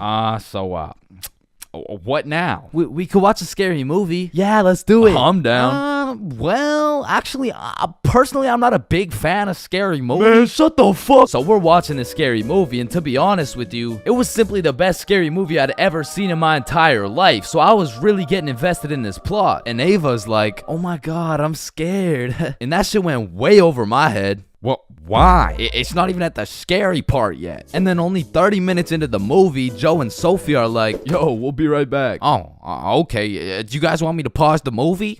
Nah, it's all good, bro. And you see, what Joe just did right there was a calculated move. In basketball terms, he just set an ISO. So now it was 2 1v1s. And the situation was absolutely perfect, but the problem was, I actually liked the fucking movie. And that violates rule number 3 in section 7 of how to pull off a successful two-man. Never give a fuck about the movie. Because the truth is, the movie length is like the shot clock. If you end up actually watching the entire movie, you failed the mission. But I had no clue, and to be honest, I didn't even know what a two-man was at the time. So I got some popcorn and I was just watching the movie. But when the climax of the movie was about to come around, I did something that violated every term and agreement of the two-man mission. I went over to Joe and Sophie like, hey guys, quick, you're gonna miss the best oh fuck. And I missed the climax of the movie, but shit, I seen a climax. And needless to say, Joe never invited me to a two-man mission since. But you know I had to redeem myself, even if it was 3 years later when I was in grade 10. It was a Saturday night, and me and Bob were looking for something to do. And I'm gonna keep it a stack with you, bro. I had no motion. Like, my Snapchat was drier than a Popeye's biscuit, bro. But lucky for me, Bob had a roster. And I'm talking an all-star lineup of girls who just want Bob on their body. And I don't blame them. I mean, shit, I got Bob on my body right now. And you can too at chainsclub.shop. That's right, we got hoodies, shirts, beanies, socks, keychains, stickers, you name it. And starting at the price of $4.20, Bob can be all yours. Or if you want me, I wouldn't mind being on your keychain or something. Treat me like white teeth. So as I was saying, me and Bob were bored. So Bob hits up this girl named Avery like, what are you doing right now? And she's like, just chilling. Who you with? My friend Alice. Let's link. I'm with my homie. Okay, is he cute? Cute as hell. Okay, come over. And I'm excited as fuck, so we get Bob's sister to drive us to Avery's crib, and as we pull up to her house, I remember a crucial detail that I'd been forgetting this whole time. I was scared of the hoes, bruh. And as we walked up to her door, I was starting to get flashbacks of me and Joe's two-man, where Joe tossed up an alley-oop for both of us, and I blocked his shot, metaphorically and literally. And as I'm psyching myself up, Bob calls Avery to tell her we're here, and she's like, so, my parents are asleep, so you're gonna have to come in through my window. Shit. So we walk around the side of the house to Avery's room, and lucky for us, there's this big-ass window, and I'm like, yo, can you open it so we can get in? And she's like, it is open. Bro, only this tiny ass rectangle in the top left was open at a 60-degree angle. But that was our only way in, so I helped Bob up and through the window. But now I gotta get up there, and I'm bigger than Bob, so I put my head through, and I'm trying to slowly creep into the room, and then I lean just a little too far, and I'm headed face first onto Alice's hardwood floor. And listen, Bob has come in clutch many times. He saved me from drowning, coyotes, getting in trouble, but out of all these these things, I'm most grateful for Bob catching me as I fell through this fucking window. Because drowning and dying would have been pretty bad, like boo-hoo, rip Chains, you know what I'm saying? But imagine falling through a window and eating shit face first in front of the hose. Like, I would have preferred the drowning, bro. But after that close call, I was a little flabbergasted, you know what I'm saying? But Alice has the audacity to ask me this loaded ass question like, oh hey, what's your name? Me? Yeah, you. It's the name's for real. Chains for real. Nice to meet you, Mr. Frill. I'm Alice. And so we all just started talking and shit, but I keep noticing Alice was getting a bunch of text messages. And I remember thinking it was probably her mom or something, so I shrugged that shit off and I'm like, yo, we should watch a movie. Yeah, we should. God, yeah. And I wasn't about to make the same mistake I made last time. So I found the most dog shit horror movie on the face of Netflix and threw that shit on. And man, that shit was ass. In fact, it was so ass that we just started cuddling and shit. Like, what else was there to do? But now that we were close, I could feel the vibrations of Alice's phone getting a call, so she's like, 1 second, I'll be right back. And I wasn't trying to eavesdrop, but I could low-key hear what she was saying through the door. I'm just at Avery's house. We're watching a movie. Oh my god, okay, that's fine. Okay. But when she comes back, she puts a pillow between us. Like the same type of shit two dudes do to make sure they don't fuck in their sleep. And I'm trying to piece everything together, and as I'm coming to the conclusion that this girl has a boyfriend, I hear footsteps coming towards the door. And when the door opens, I'm fucking bamboozled to see a 60-year-old man who looks furious. And I'm just hoping this isn't Alice's boyfriend, because if it is, we got bigger problems on our hands. But as I seen the way this man looked at Bob, I realized he's Avery's dad. And Bob wasted no time jumping out that fucking window. But for me, let's just say that shit wasn't very elegant, because I got stuck for what felt like 5 minutes making eye contact with this grown-ass man. Well, what are you trying to seduce my dad or something? Like get the fuck out. And I'm not gonna lie, we ran, bro. And once we made it home, me and Bob were relieved. But when I go to check my phone, I got a little notification on Snapchat, and I'm expecting it to be Alice or maybe even Team Snapchat or something, I don't know. But I sure as hell wasn't expecting it to be a motherfucker named Ryan Donaldson. And Ryan must have woke up on the wrong side of the bed this morning, because he's like, what the fuck did you do, dude? So I hit him back with a, who dis? And he's like, Ryan Donaldson. Yeah, no, I can see your username, bruh, but I have no clue who you are. I'm Alice's boyfriend, bitch. And Ryan got his shit hit with an instant block, bro. And so the moral of the story is, if you're gonna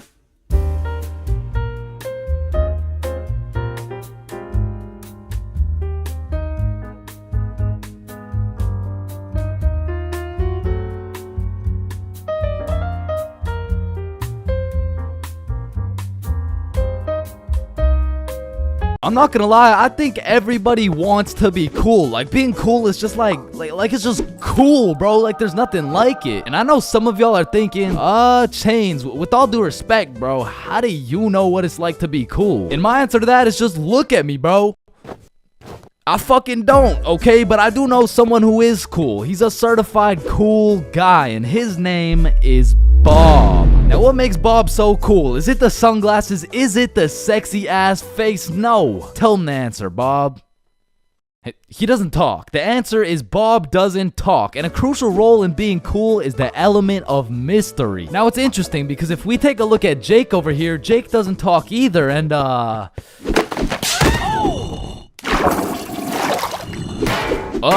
don't think, I mean, like, me personally, you know, I don't really think Jake's that cool. So that means to be cool, you can't just stop talking. I mean, I remember one time, I thought if I threw in some earbuds and stopped talking to motherfuckers, everyone would see me as some cool, mysterious guy in the shadows. And I'm not even gonna lie, I was walking through the halls feeling like Batman. I could even see the people talking about how cool I was. Come to find out, it was more like, does this kid even talk? Nah, I don't think so. Yo, what's up with this kid? I'm pretty sure he's autistic or something. Because the truth is, there's a very distinct difference between Bob's silence and Jake's silence. I mean, Jake didn't talk because he would probably get his ass beat for literally anything that comes out of his mouth. But Bob, on the other hand, doesn't talk because he doesn't have to talk. Like, watch this. Oh my god, Bob. I love you, Bob. Now, just for science reasons, let's just see what happens when I do the same thing, you know? Why not? What's the worst that can happen? Hello? Can I help you? Oh my god, help. There's this creepy Damn. at least she didn't. Get on the ground. Hands your back, buddy. Now, it's important to note that being cool is subjective. Like, for example, some people think I'm cool, you know? Like, in this big-ass world, surely there's someone out there. No, there isn't. Nobody thinks you're cool. Shut up, loser. Okay, well, what I was trying to say is you're gonna find someone cool who I don't find cool, and I'm gonna find someone cool who you don't find cool, and that just leaves us with the question, what is cool? So to answer this question, I need you to think of the coolest dude on the earth, and I'm about to guess, okay? You got it?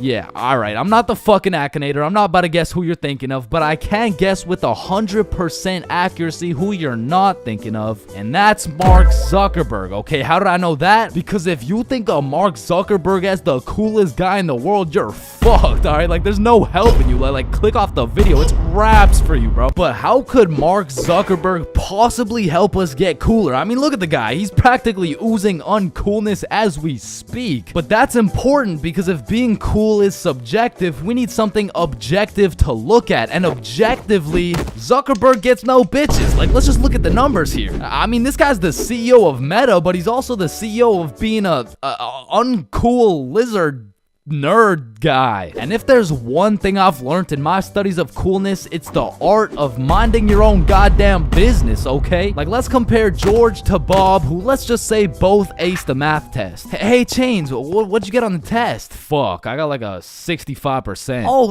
that's really good for you. That's good for you. Yeah, I actually got 100% plus the bonus question. Oh, wow, nice, bro. Billy, what'd you get on the math test? Math test? The dog. I could have swore that shit was chemistry. Nope, it was math, and I got 103%. Bob, what'd you get? Oh, 110. There was only one bonus question. That's impossible. Oh, kissy face. Bob, did you pipe the teacher? And that's probably why Zuck over here is so uncool. He's minding a million people's businesses, probably looking through their cameras and shit like, yeah, fuck you, Mark. And the most important trait for being cool is having confidence. You just can't be cool while shivering your timbers, bro. And I know some of you are thinking, oh, well, I guess it's over for me then. And no, it's not over for you, bro, because confidence is the most fake it till you make it shit ever. Like, you're not gonna say the perfect thing every time. Lord knows I don't. I'm pretty sure I say the wrong thing every time, but if you say that shit with your chest, people let it slide, bro. And I said, no, I wouldn't suck your dick for $20. Oh, well, that makes one of us.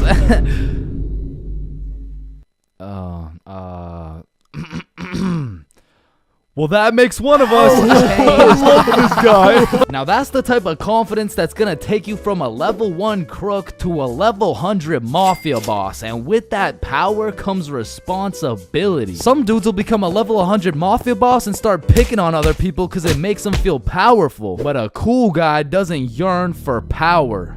He yearns for... fuck, what do you yearn for, bruh?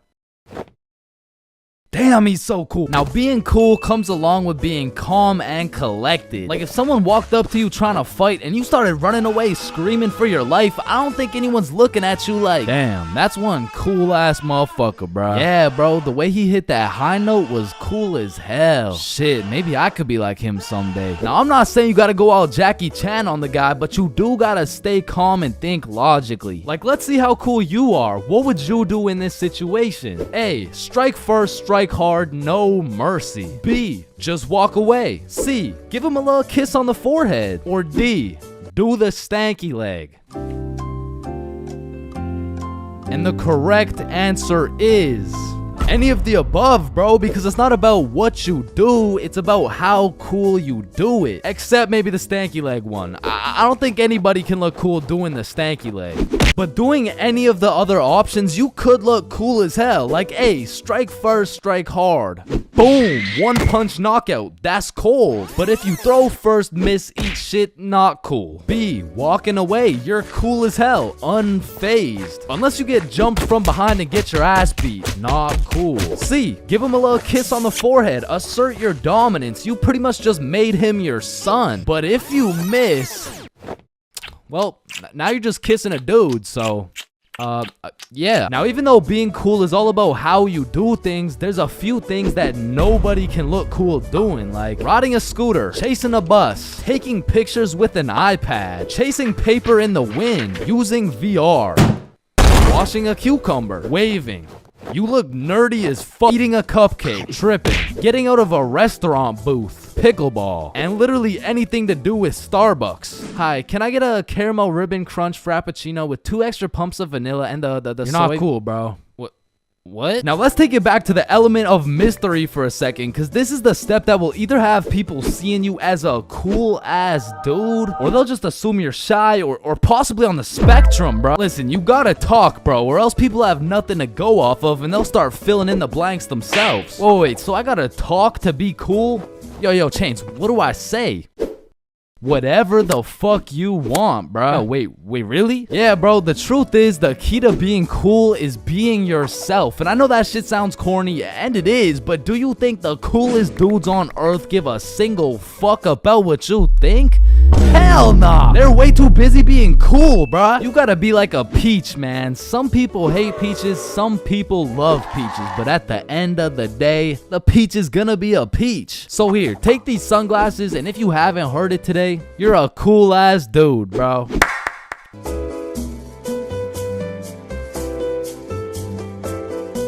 Man, smoking too much, greening out, ODing on the devil's lettuce, whatever you'd like to call it. Many of us have been there at least once in our lifetime. And man, I'll be the first to say it is not fun. But I do actually have a funny story about my first time greening out. I mean, it's funny now, but when it happened, I was shitting myself. So this story dates way back when I was just a young jit. I was still in 8th grade. And man, don't ask me why, but it takes place on a Thursday on a school night. Alright, so it's a Thursday at 7 p.m. My friends and I are just headed to this girl's house. We'll call her Mary. So when me and my friends arrive at Mary's house, I quickly find out her dad is pretty chill. Yo, what's up? And you know, the apple doesn't fall far from the tree. So we'll just say Mary was no stranger smoking some gas now and then. With that being said, I kinda was. I had only smoked a few times, and the times that I had smoked, it wasn't anything crazy. So walking into the Mary household, I could kinda tell we were gonna smoke. So we all just went to her room and talked for about 5 minutes until all my friends started smoking. And it was out of some strangely shaped water bottle I had never seen before. And listen, bro, it was a Thursday on a school night, so I wasn't really planning on smoking, right? But when you're in middle school, peer pressure just hits differently, bro. So there my dumbass was on a Thursday night using this weirdly shaped water bottle for the first time, knowing that I had a curfew of 9 o'clock. And I just instantly started coughing. I was definitely the least experienced out of all my friends, so I remember my homies were kinda helping me out. Especially my homie Bob. Bob brought me some water and told me to let him know if it hits too hard. I told him yeah for sure, but I'm pretty sure I'm chilling, because it had already been a few minutes at this point and it was safe to say I didn't feel anything. And after 10 minutes I remember thinking, alright, bet, I'm definitely good by now. I probably just didn't have enough to actually get me high. So shit, maybe I can make it back for my 9 o'clock curfew after all. That shit hit me like Mike Tyson in his prime, bro. I don't know why no one told me this new device would have me slumped like Nate Robinson, but it's already too late at this point. My vision started to get choppy. It's like I was running 30 frames per second in real life. And of course, the dry eyes starts to kick in, and I just get really hot out of nowhere. And I guess at this point, Bob could just see the panic in my face. So Bob was like, come with me, and he brought me to the bathroom. And bro was prepared. He threw down a pillow and a blanket and was just like, you're gonna be alright, bro. And as he leaves me in the dark in the bathroom, I can hear from the other room, he's definitely greening out. He's greening? Nah, not Chains. Nah, my boy. Rest in peace. Rest in peace? Bro, am I about to die right now? But to be honest, my brain was way too fried to even care. The effects were getting worse by the minute. And as I laid there in the dark on Mary's bathroom floor, I felt my soul leave my body. I was just flying around space and, you know, traveling through the galaxy and shit. But I'm brought back to life because I felt my phone buzzing. And when I woke back up, I had no clue where I was. And then when I looked in the mirror, who the fuck is this guy? Well, I was out here putting the pieces together, trying to figure out who I am. Bob hits me with another, come with me. I got a ride so we can get you back home. But you have to act normal, okay? Okay, Okay, just get in the car. It was his older sister driving. And when I got in the car, I was stressing. Act cool, bro. Act cool. Hi, how are you? I'm not high.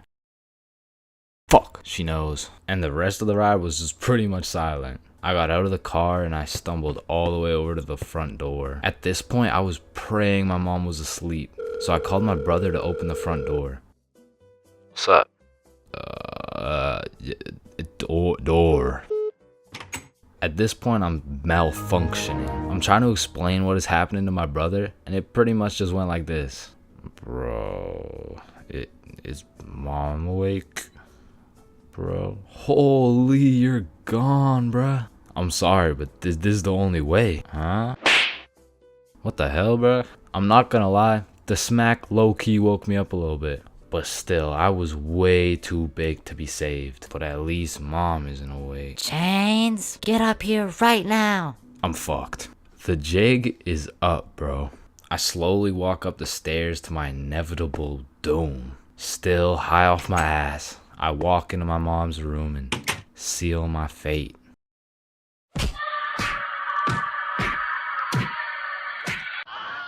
Yeah, bro, I got grounded for 1.5 years. And when I woke up to go to school the next day, I was still baked as hell.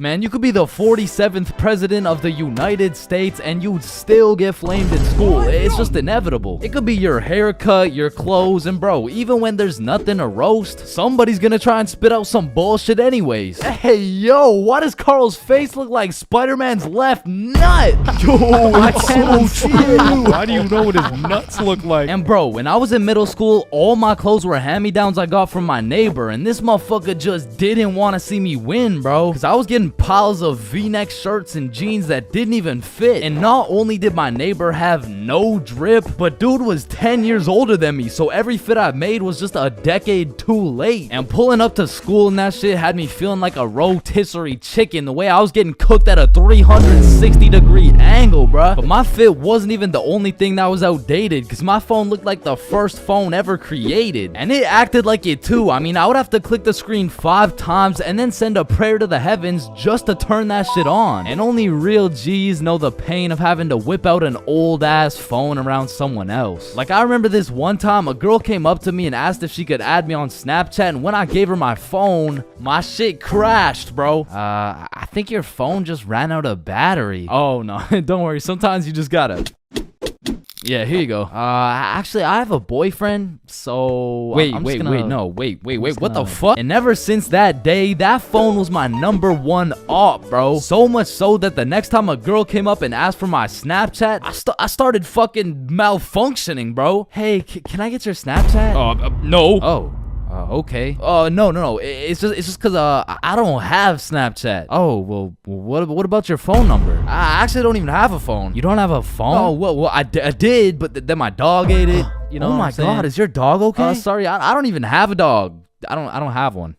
Then who ate your phone? Fucking I did. Wait, was that? Nope. Like, I do appreciate all the hand-me-downs, because without them, I would be walking through the school butt-booty naked. But to be honest with you, if it was a choice, I would have rather been butt-booty naked, because these V-necks were straight girl-repellent. Like, there's birth control, there's condoms, and then there's V-necks, bruh. But shit, I mean, you could still pull a lot while wearing a V-neck, but it's just like...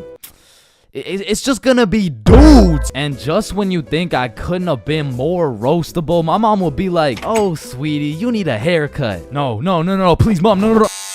My mom used to take me to this shop that gave out $1 haircuts, bro, and these motherfuckers were straight speed running these cuts. They'd be asking what kind of cut you want while cutting your hair, and by the time you get to show them the cut you want, your shit is already done, bro. And my mom must have not been tipping them either, considering the fact that every time I went back, the cuts kept getting worse and worse, until one time I walked out there with my head bleeding, like I asked for a 2 on the sides, and she hit me with a -2. Now don't get me wrong, when I pulled up to school school wearing the most abominable fit known to man with the atrocious haircut and shitter phone combo, I got my shit roasted, flamed, grilled, sauteed, deep fried, and then thrown into the goddamn microwave. Like the type of flaming that has you going home and just taking an extensive look in the mirror, questioning if you should legally change your name to Albert and flee the country. But somehow, this motherfucker Carl got flamed even harder than me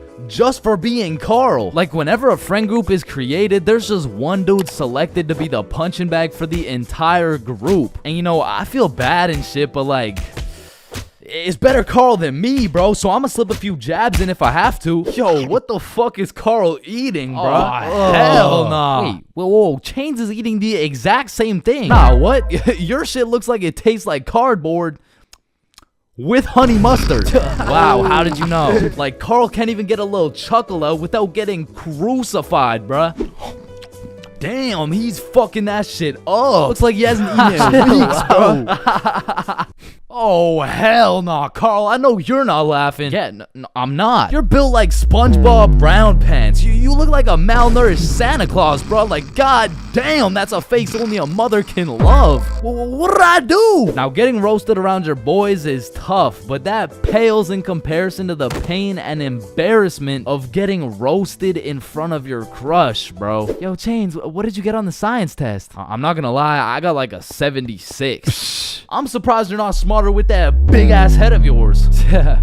Good one, Joe. No, like for real, your shit is massive. Well, like the sheer amount of brain you could fit in that bitch should make you Einstein. You look like you should be pulling 10,000 IQ plays right now. You look like you got the solution to world hunger somewhere hidden in that big ass noggin. Like how do you even stand up straight with that absolute cranium for a head? But I remember this one time I got my shit flamed so hard in front of an entire audience that I was brought to tears. But I mean, I was 6. I was 6 years old. And the day was December 24th, Christmas Eve. So my mom brought me and my brother to this improv play, and as we sat and waited for the show to begin, this little elf walked up to us like, hey, do you guys want to be a part of the show? Yeah, let's do it. Okay, yeah, I'll do it. And once the show began, they called me and my brother up to the stage and asked us a very simple question. So, what do you guys want for Christmas? Oh, I want a Minecraft sword and a creeper stuffy. And, what about you, little man? And as I looked into that crowd with dead silence,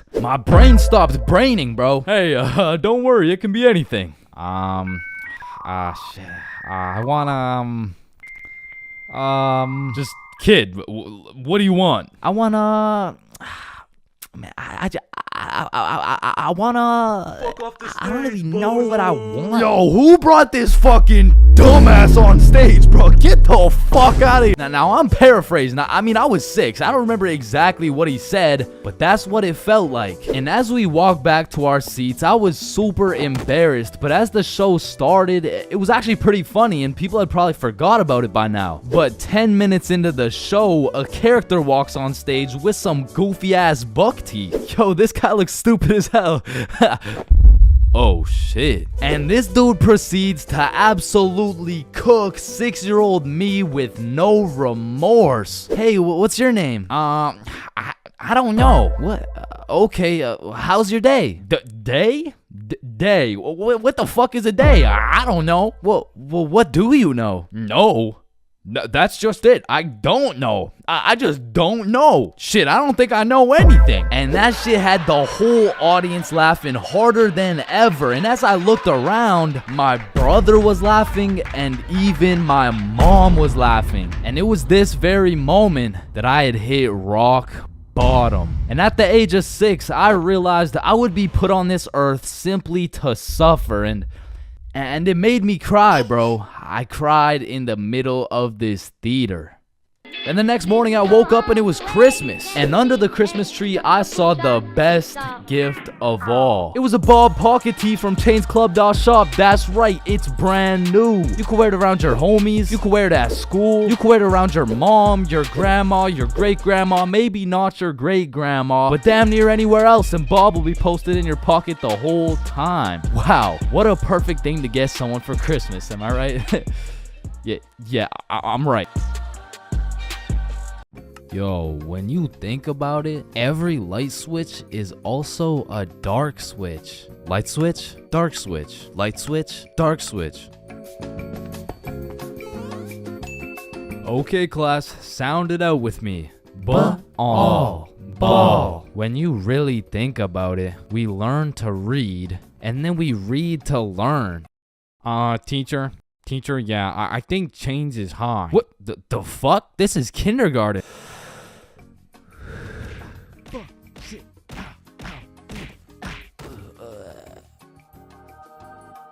Damn.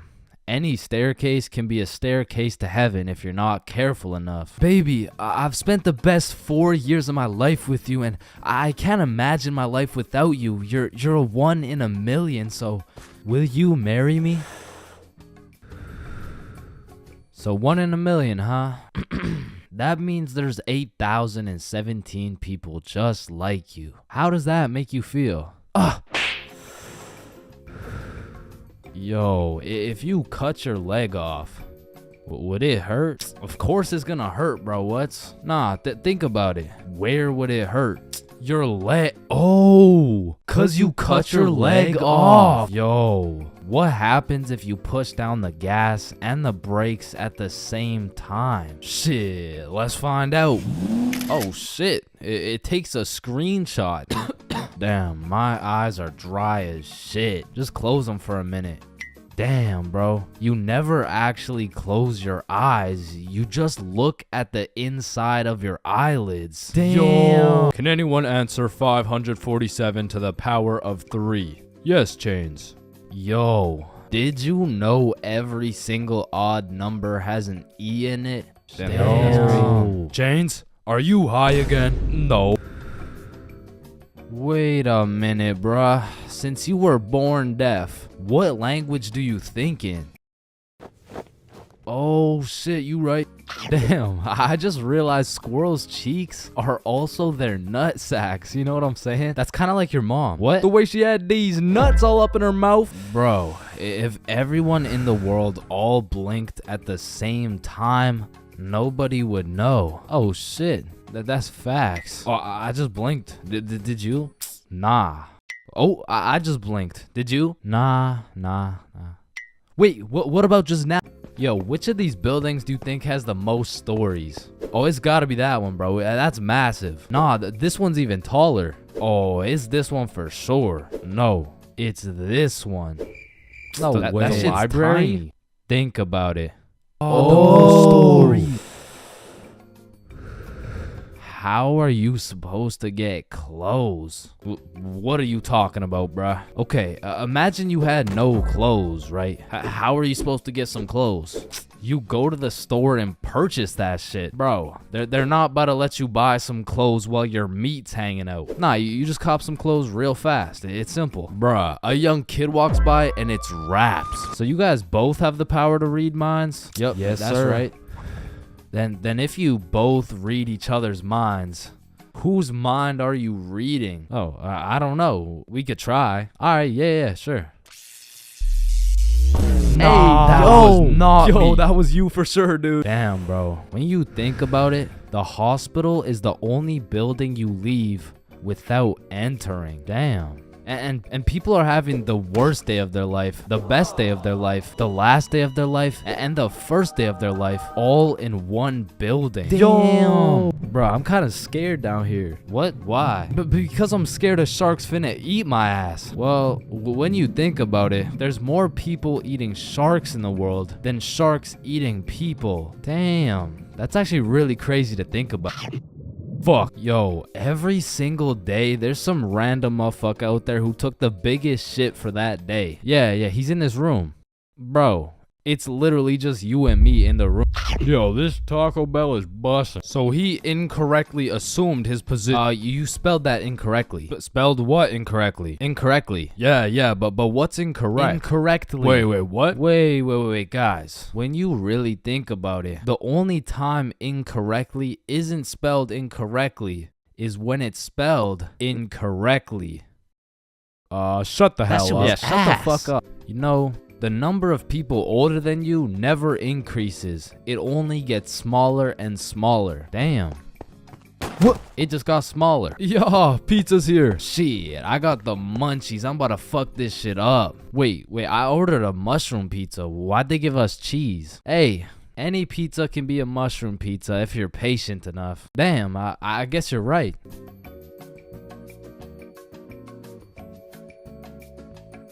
At last. Damn, you know what I just realized? What? A pregnant woman swimming is pretty much a submarine. Are you just always this high, bruh? Yo, did you boys know your last name comes from what your ancestor used to do back in the day? Oh shit, mine's Baker. Yo, mine's Carpenter. Oh, mine's Smith for blacksmith. Well, what's yours, Johnny? It's Donald. Well, wait a minute. Your last name isn't Donald. It's Dickinson. Guys, chill. I can explain.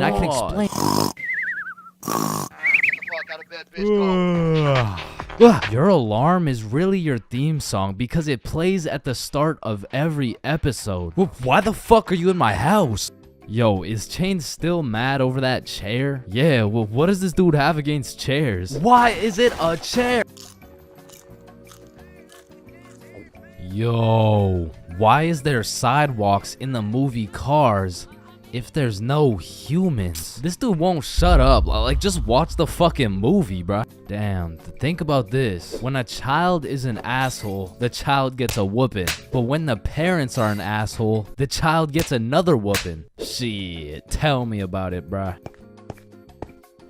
Fuck. Bro, you've checked the fridge 15 times already. No good food's finna magically appear. Damn. Now that I think about it, we don't keep checking the fridge for new food, but rather we keep checking to see if our standards have dropped low enough to eat the shit that's already in the fridge.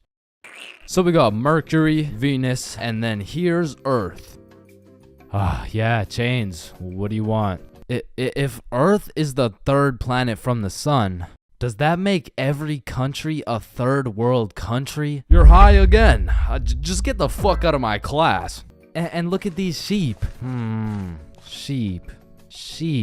You know how one of your teeth is called a tooth? Yeah? And one geese is called a goose. Okay? Then why isn't one sheep called a shoop? Alright, Chains, I can't keep doing this. We have to break up. Shoop. You know what I've been thinking? Yeah, what's up? Teenagers be whipping that shit like they're always running out of time. But old motherfuckers be driving like they got all the time in the world. Like, look at this geezer. Poor guy's practically decaying behind the wheel. But he's taking his time like he's got any time to spare. If I stab this cereal box, does that make me a serial killer? That one was straight ass. You gotta work on that shit. I'm gonna work on that one. Yo, if you weigh 99 pounds and you eat a 1 pound burrito, does that make you 1% burrito? Yo, that's crazy, because I literally just did that last night. You guys wouldn't believe this, but your blood work came back and it says you're 1% burrito. Yo, picture this. Imagine if Ed Sheeran was working at a bread place, right? Would that make him the gingerbread man? You're high as shit. Alright, bro, I'm a dip. Nah, don't leave me alone in this forest, bro. Hey, when you really think about it, you're not scared to be alone in this forest. You're scared you're not alone in the forest. You feel me? Yo, that's actually so true. Bro, you know what? Low key, if you're dead broke, robbing a bank isn't even a bad idea. Bro, there's no way some hobo's about to pull off a bank heist. Nah, but just think about it. Whether you successfully rob the bank or not, either way, you get over 10 years of bills you don't gotta worry about. Alright, fuck it. You got the strap? Yup. Yo, throw on your seatbelt really quick. Nah. What? Why not? Well, you see, it increases my risk of dying from cancer. What are you talking about, bro? That shit makes no sense. Just let that sink in. Oh, yeah, I got you. Yo, what's up? But still, that shit makes no sense. No, but actually think about it. Oh, hey bro, you want to hit? Nah, I don't smoke. I'm scared that I'll get all paranoid and shit. Hey man, if you're paranoid that you're gonna get paranoid, you're having the side effect without even smoking. It's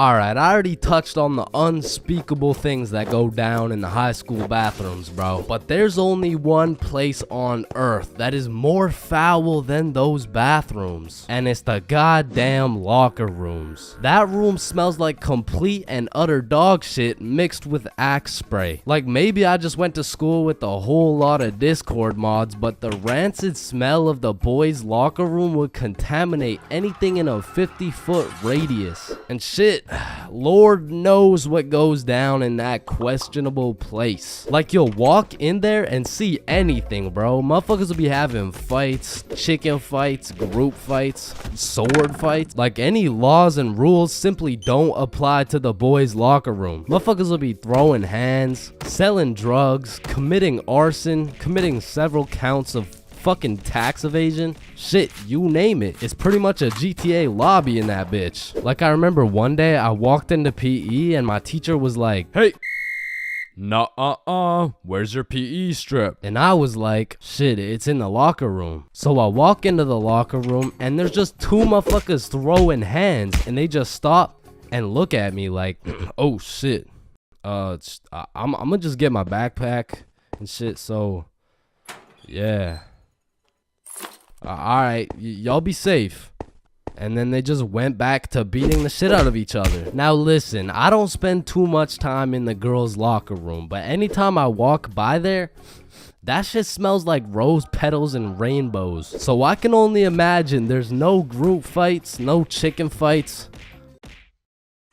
hopefully no fucking sword fights. And bro, you deadass can't leave shit in the locker room. Like if you leave anything not locked up, it's gone. These kids are ruthless, bro. They're snatching your wallet, your phone, your clothes. Shit, they're taking your PB&J sandwich. And the thing is, if you want your PB&J back, you're gonna have to get it back in blood because there's no laws in the locker room. See, if someone snatched my sandwich in math class, I'm turning into 6'9", bro.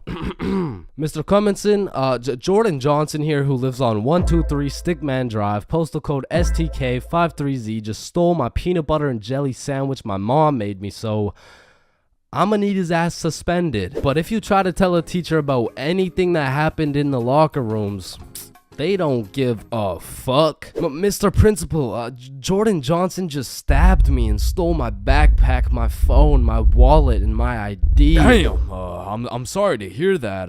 Where did this happen? It was in the locker room after PE. Oh, you said the locker room? You're just gonna have to get it back in blood. Back in blood? What are you talking about? Yeah. I'm not gonna lie. The way you're snitching right now, you kind of look like a bitch. But yo, one time me, Billy, and Bob were coming back to the locker room after some good old dodgeball, and Billy notices a dude rummaging through his backpack. So he's like, yo, what are you doing, bro? But when he turned around, Billy was bamboozled to find out the kid rummaging through his bag, he was special. And there was just this moment of silence. Yo, am I supposed to like beat his ass right now? Or bruh, I'm sure he didn't take anything. Just politely ask for your bag back. Alright, yeah. Oh, hey man, can I get my bag back, please? And the kid just hugged Billy, and then he left. And I'm still confused to this day. But I'm gonna be honest, locker rooms weren't all that bad. Cause sometimes you'd walk in that hole and they would just be throwing a party. Now it still smells like ass, and there was literally no females, but it was still kinda lit. Like you'd walk in there and it would transform into the club. Shout out my Lego, there's me. I'm in this bitch with TP. I'm in this bitch with Ultra. Or you'll walk in there and they'll just be giving out free pizza. Like walking into the locker room is a gamble. You might walk in there and get robbed, or you'll get some fucking pizza. I don't know. But what I do know is there's only 10 types of dudes in the locker room. Starting with that one kid who must have thought it was the 1800s the way he was whipping motherfuckers. Next, we got the poor guy who's just trying to change. He's quiet, he's normal, and he changes. It's a locker room, so it makes sense. Then we got that one poor soul who gets absolutely cooked by the entire locker room. Yo, Why is Kevin built like Mike Wazowski? Bro's got no neck. We're stickmen. None of us have necks. Shut up. You skip neck day. He skips neck day. Next, we got Bob. Bob's just that guy that casually takes his shirt off, and he's built like Giga Chad. Like, shit. Fucking sexy ass Bob.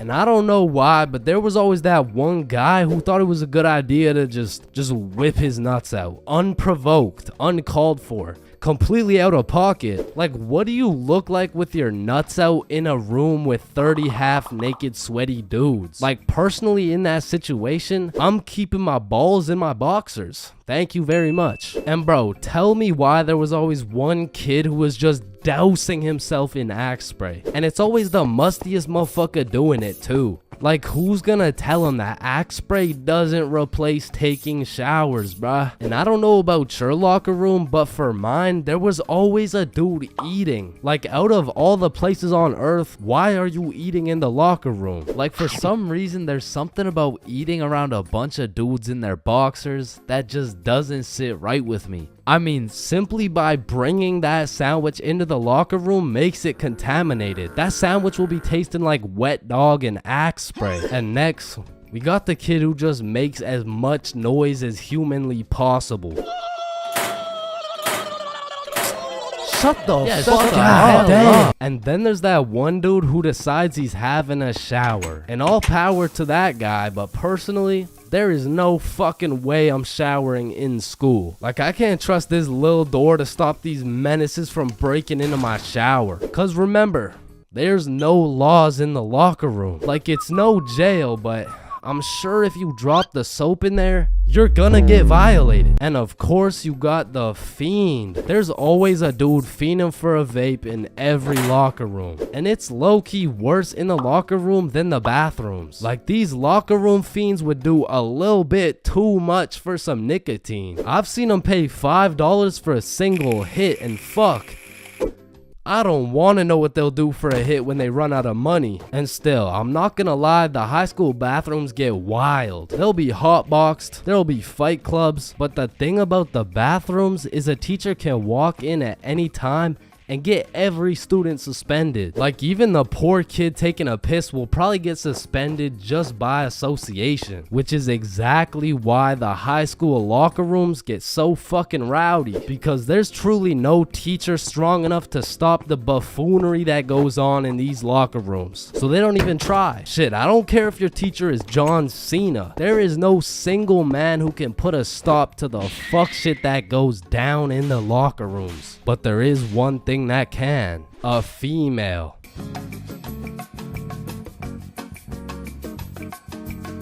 Alright, I already touched on the unspeakable things that go down in the high school bathrooms, bro. But there's only one place on earth that is more foul than those bathrooms. And it's the goddamn locker rooms. That room smells like complete and utter dog shit mixed with Axe spray. Like, maybe I just went to school with a whole lot of Discord mods, but the rancid smell of the boys' locker room would contaminate anything in a 50-foot radius. And shit, Lord knows what goes down in that questionable place. Like, you'll walk in there and see anything, bro. Motherfuckers will be having fights, chicken fights, group fights, sword fights. Like, any laws and rules simply don't apply to the boys' locker room. Motherfuckers will be throwing hands, selling drugs, committing arson, committing several counts of fucking tax evasion. Shit, you name it. It's pretty much a GTA lobby in that bitch. Like, I remember one day I walked into PE and my teacher was like, "Hey,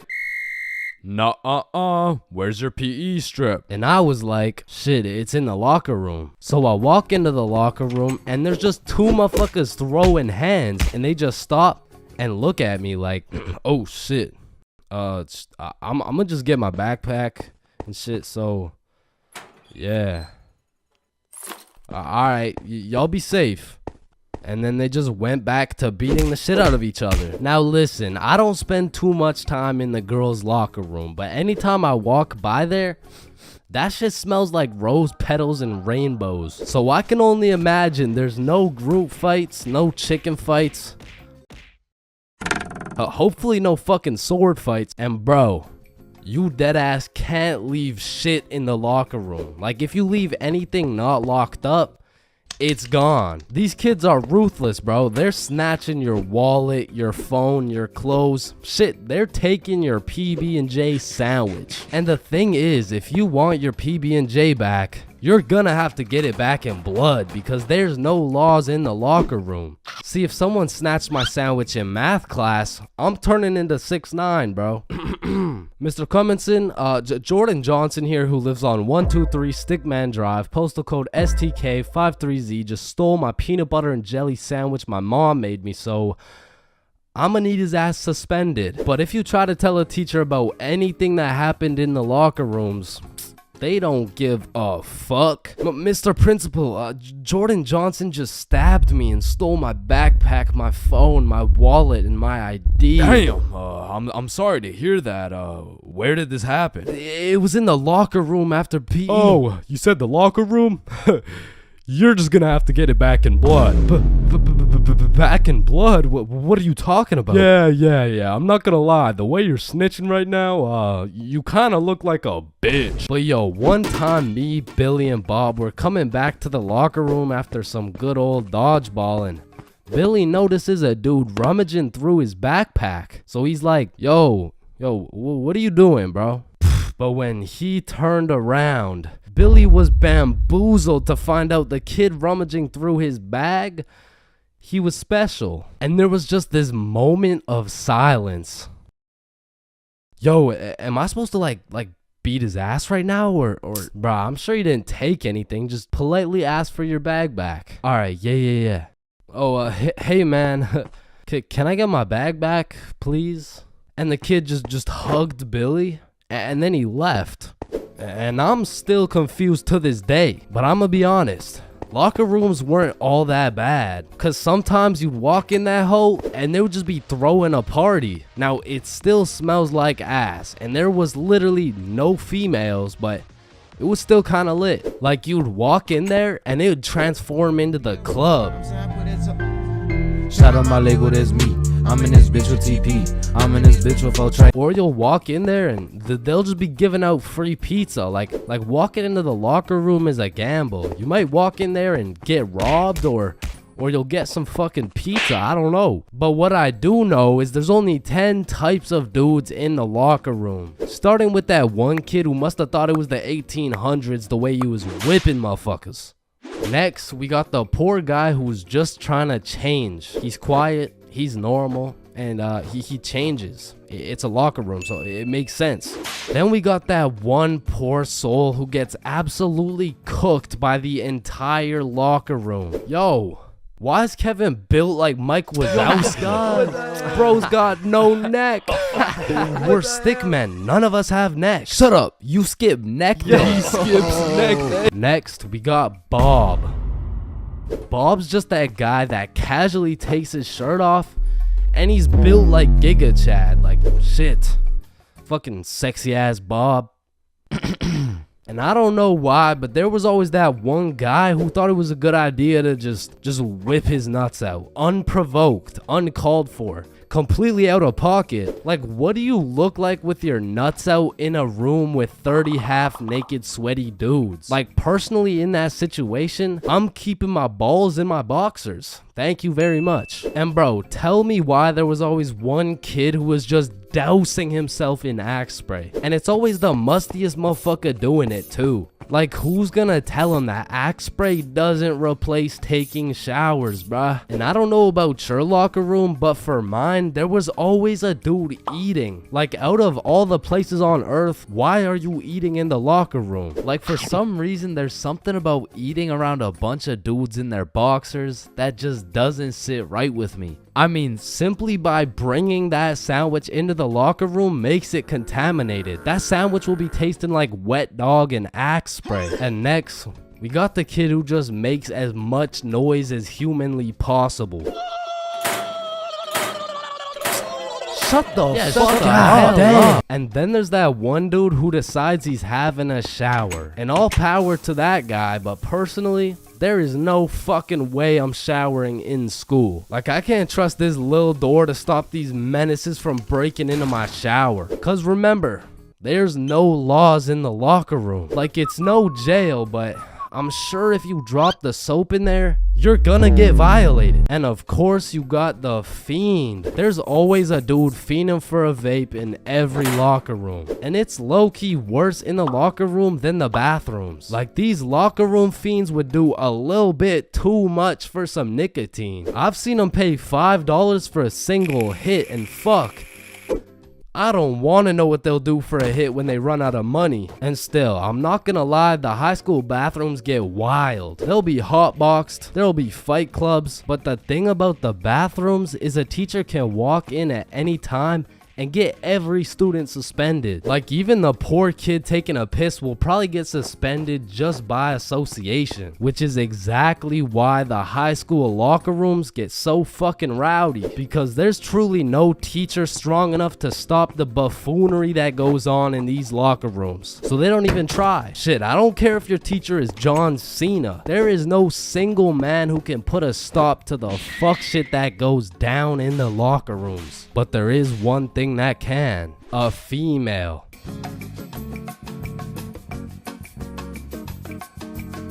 Man, way back when, there was a time when you couldn't catch anyone under the age of 30 chiefing a vape. Until one day at Vaporizer Laboratories, they were cooking up and made a flavor that would change the game forever. Cotton candy. Now, this revolutionary flavor forced these grown-ass 30-year-old men to take a good look in the mirror and ask themselves, Damn, what do I look like as a grown-ass man sucking on this goddamn cotton candy stick? So they do what any responsible adult would do. They give it to their children. I mean, shit, kids love cotton candy. All of a sudden, business is booming for Vaporizer Laboratories, so they start cooking up even harder. Boom, Sour Patch Kids juice. Boom, applesauce juice. And boom, baby food juice. These babies will be sucking that shit like a soother. Kids' first words will be looking like, yo. Oh my god, honey, Jackson's gonna say his first words. Yeah. Oh, let's hear it. Yo. Yo, Pops. Well, let me bum a hit off that 50 Nick Guava Ice, G. Yo, just wait till they drop that breast milk flavor, bro. Shit, these newborn babies won't even know what hit them. They'll be returning customers for life, which will probably be like 12 years max. Now, the reason I say all this is to let you know that vaping not only intruded my high school years, but also my years in middle school. I was first introduced to these bad boys at the ripe age of 13. And with a little bit of that good old peer pressure, I folded, bro. Like, what was I supposed to do, bro? Like not take the hit? No.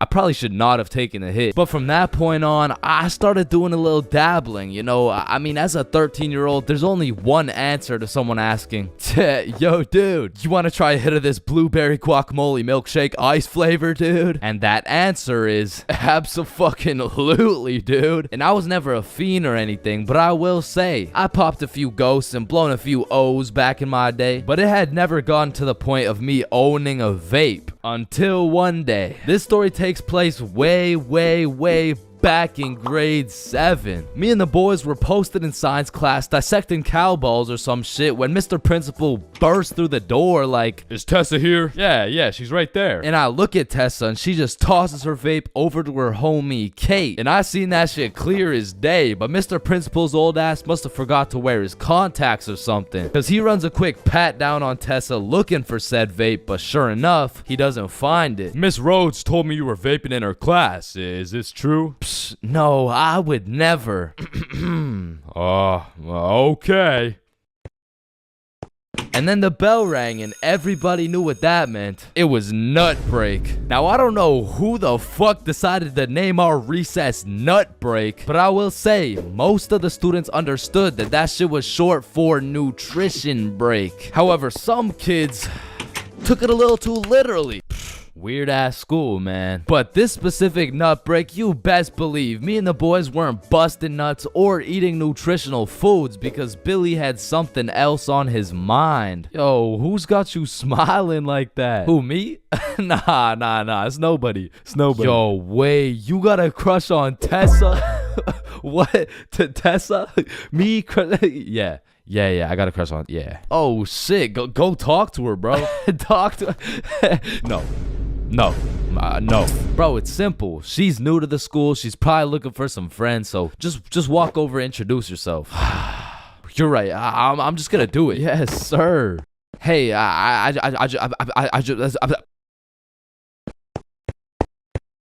I just sell that shit? Yup. You did. Then the bell rings and we all go to PE class. Now in my middle school, your class was your class. You just have the same students and the same underqualified teacher teaching everything. Like, Lord knows Mr. Donaldson shouldn't be teaching PE, but shit, here we are. And so while we're playing dodgeball, I'm trying to coach Billy on how to confess his love for Tessa, but I'ma keep it a buck. I was speaking straight out of my ass, bro. I don't know the first thing about confessing love. Listen, bro, I'm the expert when it comes to confessing love. All you gotta do is walk up with confidence, introduce yourself, and then ask her to be your girlfriend, bro. Okay, simple. Let's practice. Hey, Vanessa. My name's Billy, and do you want to be my girlfriend? Damn! And after the proper training, by the time lunch came around, Billy was prepared to do what had to be done. Alright, listen, bro. Whatever happens out there, me and Bob got your back. And remember, the worst she can say is no, bro. Alright, I'm ready. You got this. Hey, Vanessa. I'm Billy. I seen you in science class today, and you were looking very pretty. And do you want to be my girlfriend? Fuck no. She laughed, bro. She laughed in Billy's face. And he walks back to us with tears in his eyes. She laughed at me, bro. Well, at least you know what they say. What? If you can make her laugh and giggle, you can make the cheeks clap and Not jiggle. right now, bro. You're right. Too soon. Needless to say, that brother Billy went home that night, listened to Juice WRLD, and cried himself to sleep. Shit, the next day, Billy didn't even say a word, but I could hear Lucid Dreams on full blast in those earbuds. Man, it's a tough sight to see. Next thing I know, Mr. Principal bursts in the class talking about, all right, Tessa, in my office right now. Now, I don't know why she was in trouble, but whatever she was accused of, she's guilty, bro. And she's also guilty on 1/3 degree count of breaking my man's heart. And as I'm busy praying on Tessa's downfall, I get a little tap on my shoulder like, psst, take this. Mr. Principal's looking for it and he's not gonna check you. Whose is it? It's Tessa's. Don't worry, it's safe with me. And it was safe with me, cause that shit was now mine. The only way she could get it back is if she repaired my boy Billy's heart, and that just wasn't happening. And soon enough, Tessa comes back from Mr. Principal's office and she didn't say a word. We had nut break, nothing. We went to PE, nothing. And then we went to math class. And as I was chilling in math class, calculating the square root of pi and shit, I get a tap on my shoulder again. Psst, Tessa wants her vape back. Vape? What vape? The one I handed you this morning? You know, it was purple. Oh, that vape. Oh, yeah, no, I threw that shit in the bushes. So she reports back to the person who gave her the vape, and she reports back to the person who gave her the vape, etc., until Tessa finds out, and she looks pissed. So she whispers to her friend, who whispers to her friend, etc. What bush did you throw it in? Oh, the one out back. And to put it in perspective, the bush out back was fucking massive. It was this huge conglomerate of straight prickle bushes, and so pretty much her vape was gone, bro. And I went to sleep that night with a smile on my face, knowing I not only saved Tessa's lungs, but also Billy's heart. The next day I went to class, sat down with the boys as always, but something was different. Tessa and her homies were nowhere to be seen. I shrug it off and continue to make some groundbreaking studies in science class until I hear Billy like, bro, no fucking way. So I turn around to not only see Tessa and her friends waist high in prickle bushes looking for this vape, but I also see Mr. Principal forcing them to do it. Now this was truly a beautiful sight to see revenge play out this perfectly. Like Billy was sitting at the window the entire class watching him do a whole search party for this vape, that was posted in my pocket. And just when I thought Billy couldn't get happier, the next day, Tessa and her friends had to present a PowerPoint to the entire school on why vaping is bad. Vaping is bad because like when the vape enters your lungs, well, it's not good for your lungs. Man, karma is real, because not only did Tessa understand how it felt to be laughed at, but the next day my friend came up to me like, can I use that vape for the day? And I wasn't using that shit, so I said, yeah, sure. And at the end of the day, you'll never guess what she told me, bro. Yo, you still got the vape? No, I threw it in the bush out back. Halloween is the spookiest time of the year. Everywhere you look, it's vampires, killer clowns, old dudes in white vans trying to steal some children, which are all very scary things, especially killer clowns. But none of these spooky things scare me more than my worst fear. Going to jail, dropping the soap, and getting my booty snatched up. Now that's some real spooky shit right there. And I know some people are gonna be thinking, oh, that's just a myth, it's a stereotype. Nobody actually gets their booty snatched up for dropping some soap. But when it comes to my booty, I don't want to fuck around, and I sure as hell don't want to find out. But everyone knows drinking can heavily influence your judgment, and on one specific day, my judgment was affected and I found myself fucking around. And everyone knows what the chart depicts. The more you fuck around, the more you find out. This story takes place in grade 10. It was a crisp Halloween night. The houses were decorated, the leaves had fallen, and the jackos were lanterned. And as me and Billy walked down to the homie Bob's crib, we could pretty much smell that Halloween spirit. And when we knocked on Bob's door, we were surprised the homie Bob didn't open the door. It was Bob the Builder. Dude was fully suited up from head to toe. And when me and Billy seen that, we already knew we needed some costumes. So we go to Bob's closet and come out absolutely dripping in some Mario and Luigi costumes, mustache and everything. But now that we undeniably had that shit on, we still had yet to find something to do. But lucky for us, the night was still young, so we got to brainstorming. Alright, it's Halloween, bro. We gotta do something. Yeah, let's go find a party. Bet, let me check where they're at. Okay. Yeah, there's no parties, bro. Fuck. I mean, we could trick or treat. Shit, we might have to, bro. And just as three 15-year-olds decided we would knock on strangers' doors asking for candy, our Halloween was looking grim. And not in a good way. But you know what they say. Can we fix it? Yes, we can. Because Bob pulls through and sets up a goddamn 3-man mission. And just like that, Halloween goes from an L to a W night. And I thought the homies and I couldn't get more hype, that is, until Bob pulls out a bottle of Hennessy. And you would have thought Peach took the kids the way I was abusing that bottle. And we passed it around until we were all tipsy. Then we started walking to Chloe's house for the little Halloween 3-man. And it was already 9 p.m. at this point, so we're walking through the neighborhood admiring these decorations when we see the creepiest house of them all. It was Chloe's crib. So we walked through a whole graveyard just to knock on the door, and Chloe opens it looking like a whole angel. I mean like literally, like she had the halo and the wings and shit. So we go up to her room where her two friends Lucy and Mia were, and we sit on her bed, and I'm not gonna lie, it was a little awkward, bro. I was sitting there with my Mario fit, my little mustache, like, so, Chloe, why'd you choose to be an angel? I don't know. I just liked it. Why'd you choose to be Mario? Shit, you know, Mamma Mia, am I right?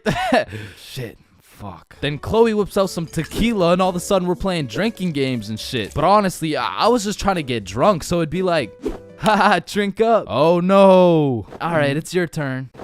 Wait, you're supposed to get it in my cup. What the fuck? And after purposely selling multiple games of tequila pong, I was feeling what some would call completely and utterly drunk as fuck. And next thing I know, we're playing spin the bottle, and I was up, so I spin the bottle and it spins and spins and lands on Chloe. And in my head I'm thinking, And just as Mario's about to get some peaches, we hear the door open downstairs and Chloe's like, oh shit, my parents are home, hide. So me and the homies run into her closet with a bottle of tequila and we can hear her dad come into the room. Hey, what's going on up here? Oh, you know, we're just watching scary movies. All right, I'll be downstairs watching TV. Let me know if you need anything. Thanks, Dad. And once her dad went downstairs, we all came out of the we exited the closet and Chloe said, you guys gotta sneak out through the front door. Just be super quiet. And so we creep down the stairs and peek around the corner and Chloe's parents are right there with a clear sight of the door. So we know what we have to do. We take a shot for good measure and then run to the door. And my drunk ass couldn't even figure out how to unlock this fucking door. Hey, who is that?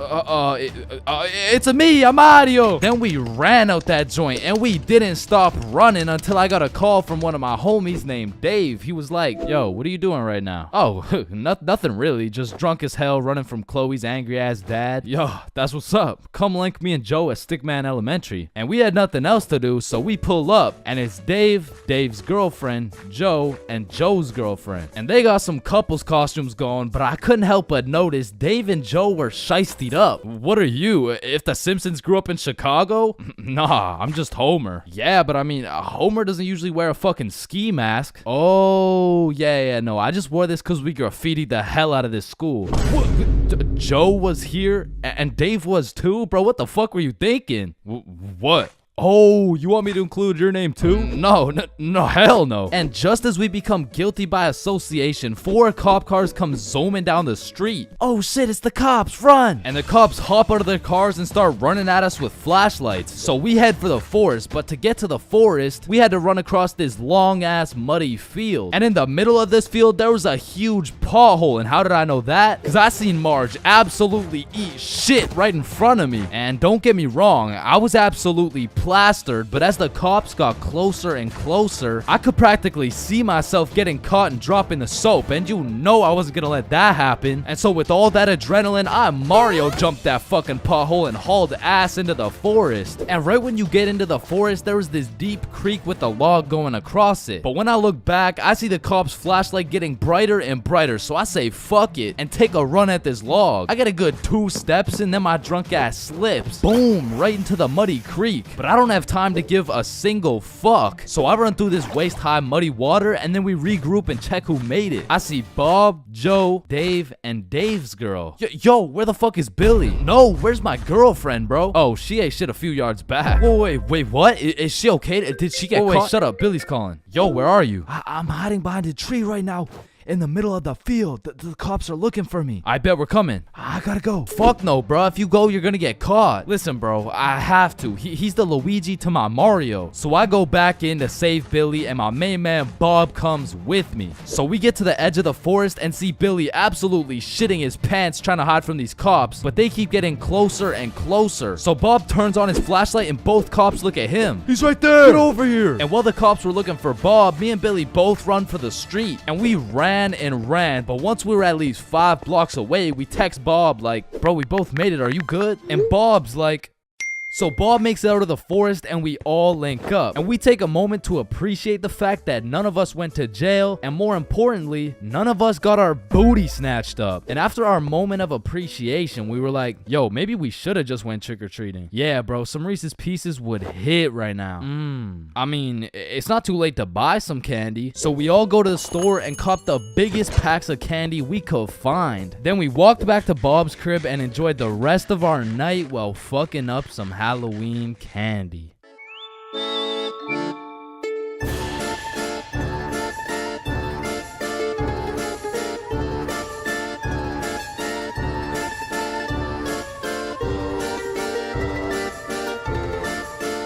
April 20th. 420, the day when everyone puts their differences aside and they just hotbox the Earth's entire atmosphere. Man, what a time to be alive. Now, I don't know if any of y'all have gone to one of those 420 conventions before, but god damn, these motherfuckers be getting higher than Buzz Lightyear, bro. Like at this point, they aren't even baked. They're fucking deep fried. They just be walking around hotboxing cities at a time. And anyone in a 500-foot radius is gonna start feeling the effects of that Mary Jane. Like, I remember my first time going to one of these things, and I was still a minor with an O. However, I had done some pregame before the convention, so let me just put it like this. If I was a potato, I would have been a baked potato. So heading into the convention, I was already a little bit paranoid because as I looked around, all I could see was a bunch of hippie dudes with beards and shit. And at the time, I was just repping that peach fuzz. I was standing out like a sore thumb. So you can only imagine how hard I was shitting my pants when my high ass saw a cop walking in my direction. I instantly started brainstorming how I was gonna outmaneuver this cop so he doesn't send my ass to jail. So boom, busted a right, dropped the shoulder, hit a left, and I ran into this crowd of people. And I don't know about y'all, but for me, whenever something remotely scary happens while I'm zooted, I'm gonna be paranoid for the rest of my high. So in my high ass brain, I'm like a wanted criminal. I got 5 stars right now. So I'm out here constantly scanning the area for 12, right? But I start to make some notable observations. I realize half these motherfuckers are wearing sunglasses, and it's not even sunny. Like, how the fuck did I miss the memo this bad? But luckily for me, there's hundreds of dudes selling overpriced random ass shit. So it really didn't take long for me to find a dude selling sunglasses. And even though it was 25 bones for these shitty ass sunglasses, I still cop them so I can hide my identity. And of course, the glasses have the devil's lettuce plastered all over them, but I'm El Chapo level wanted at this point. So I'm doing anything I can to hide my identity,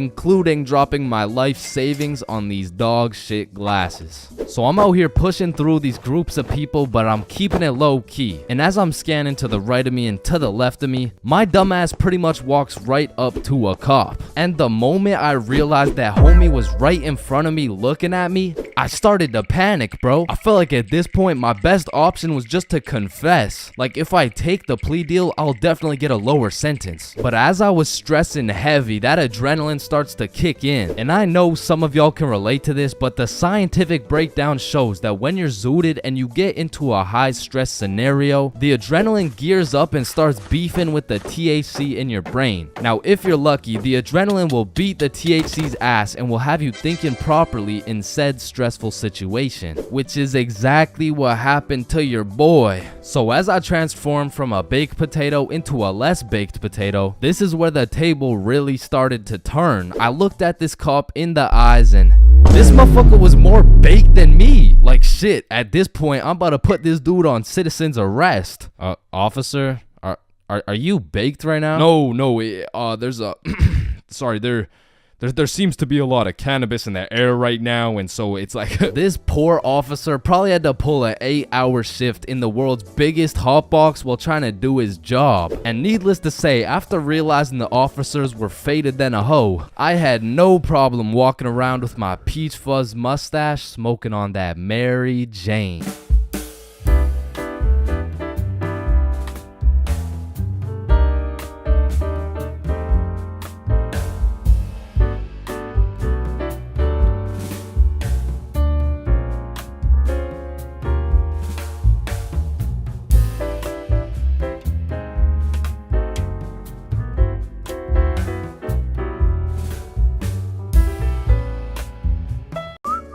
Hello, can I get a green apple and bubblegum, please? Of course, that'll be 25 cents. Oh, gee, what a deal. Life sure is good, huh? Oh, it sure is. Hey, yo, Unc, pass me that green apple and bubblegum, gang. Oh, wow. I remember when I was your age, I used Didn't ask plus ratio, all right? Just give me the vape juice, bro. Vape juice? I thought we were talking about real green apple and bubblegum. Of fucking course, dude. These fucking old heads nowadays, right, guys?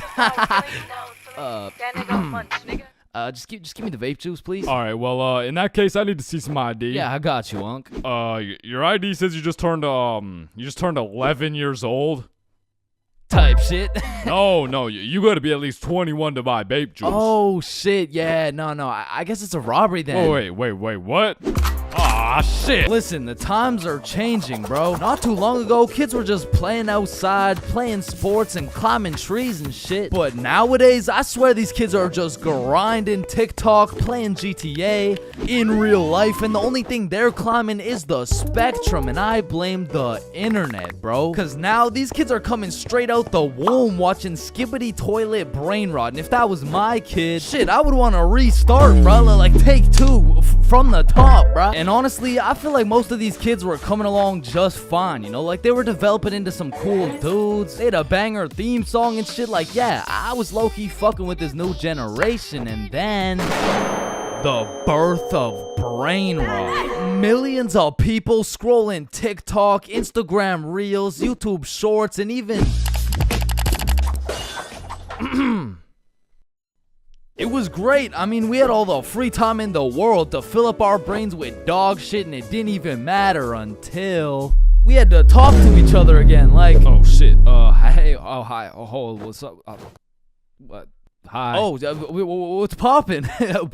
Brand new whip just hopped. Oh, yeah, I know that I song. got options. What I about- could what pass about that bitch like Roxanne? stock. Roxanne. Roxanne. Like shit, even now in 2024, I feel like half the motherfuckers my age still haven't mentally recovered. Like ever since the great brain rotting, I've unfortunately witnessed some of my closest homies get NPC-ified, and there's really no bringing them back. Yo, bro, you've been watching a lot of TikTok recently, huh? Oh yeah, nah. I mean, this shit's fire, bro. Just look at this one. go get for gut. Fuck that, we can go Riz for Riz. yeah, no, bro, you have a problem, like dead ass. Like you gotta put the TikTok down, bro. Like really lock in up here, bro. Nah, bro really just phantom taxed my phone and minus 100 aura for throwing it and shit. Like that would have been El Riz if I wasn't sick. But remember what Duke Dennis said? Ohio, Riz Skibbity Toilet, phantom tax. Did Gronk hug Livy Dog? And so if some of my homies' brains are still trying to recover, I can only imagine the permanent effects on these kids, bro. Like I feel like it's entirely possible that these kids' brains will be stuck in 2024 and they'll be old as hell talking about, Hey, can you help me cross the road? oh yeah, for sure. W Riz! Oh, no, my aura! Now, unlike half these YouTubers out here, I don't spend a lot of time talking to kids. But the one kid I did talk to recently was actually my cousin. Hey! You're not alone on that one. No. So I was at this extended family function, and there was a bunch of people I'd never seen in my life, including this one kid who had to be about 10 years old. He was a short little guy, still waiting on puberty and shit, but when I talked to him, it was like talking to a little Kai Cenat or some shit. If he was 10 years younger and like about the same height. Yo, broski.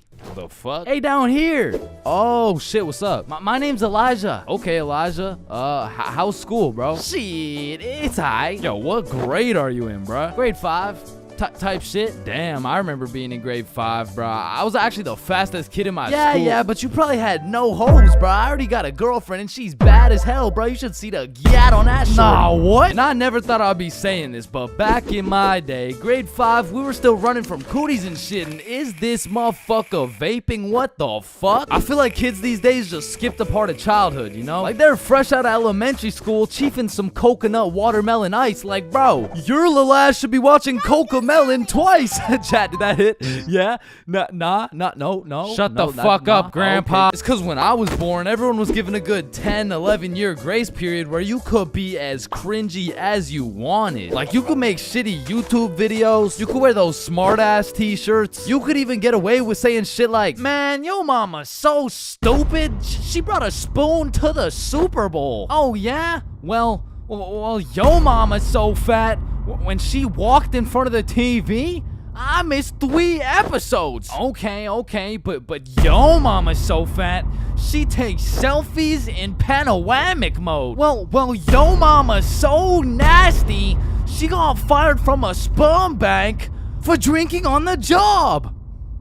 What's a sperm bank? Shit, I don't even know. And I feel bad for this new generation because they don't got no cringe grace period or anything, bro. They just pop straight out the womb like, and it's a boy. Yeah, I'm a dude, whatever. Now snip me up, bro. I can't have the host seeing my foreskin, dog. And maybe I'm just jealous, but to me, it's wild that these kids are getting new-ass phones in elementary and middle school. Because they'll never understand the absolute crucifixion I would get every single time I whipped out my phone, bro. Like, that shit was staying in my pocket unless it was 100% necessary. All right, class, everyone get your phones out for our end-of-year Kahoot. Oh, let's go!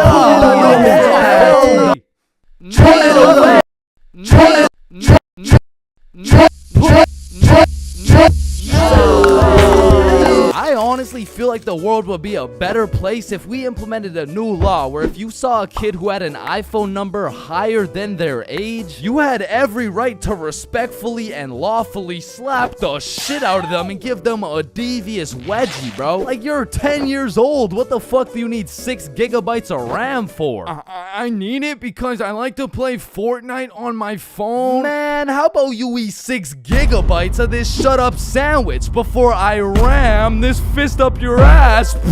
Alright, chat. I know that one hit, bro. What do we think? Stickman Police Department donated $1. Wait, what? Look behind you, Chains.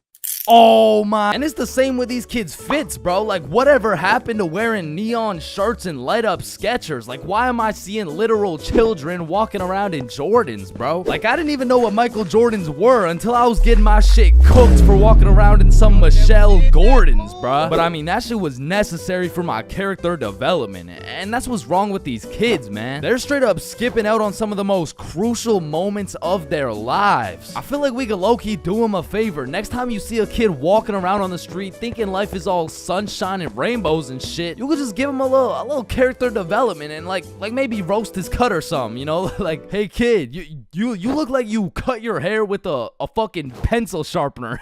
or no, you look like Peter Griffin if he never hit puberty. You look like... Yo, we giving kids some character development? Did he? Now, I don't know why I'm talking like I was born in the 1900s or something, because for the homies who are around my age, we were low-key in the same boat as these kids, bro. They're growing up on some skibbity toilet brain rot. We had MLG brain rot. They're always scrolling TikTok. We had Vine. These motherfuckers are out here looking up to I Show Speed, bro. We had fucking Jake Paul. So the moral of the story is, even if these kids nowadays are absolutely cooked, I was once cooked too, bro. So worst comes to worst, these kids will just end up like me.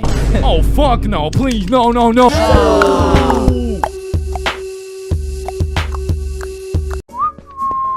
Aw, can I pet your dog? Yeah, for sure. Aw, what's your name, little guy? His name's Ben. Ben. Aw, he's so cute. I just wanna punt that motherfucker.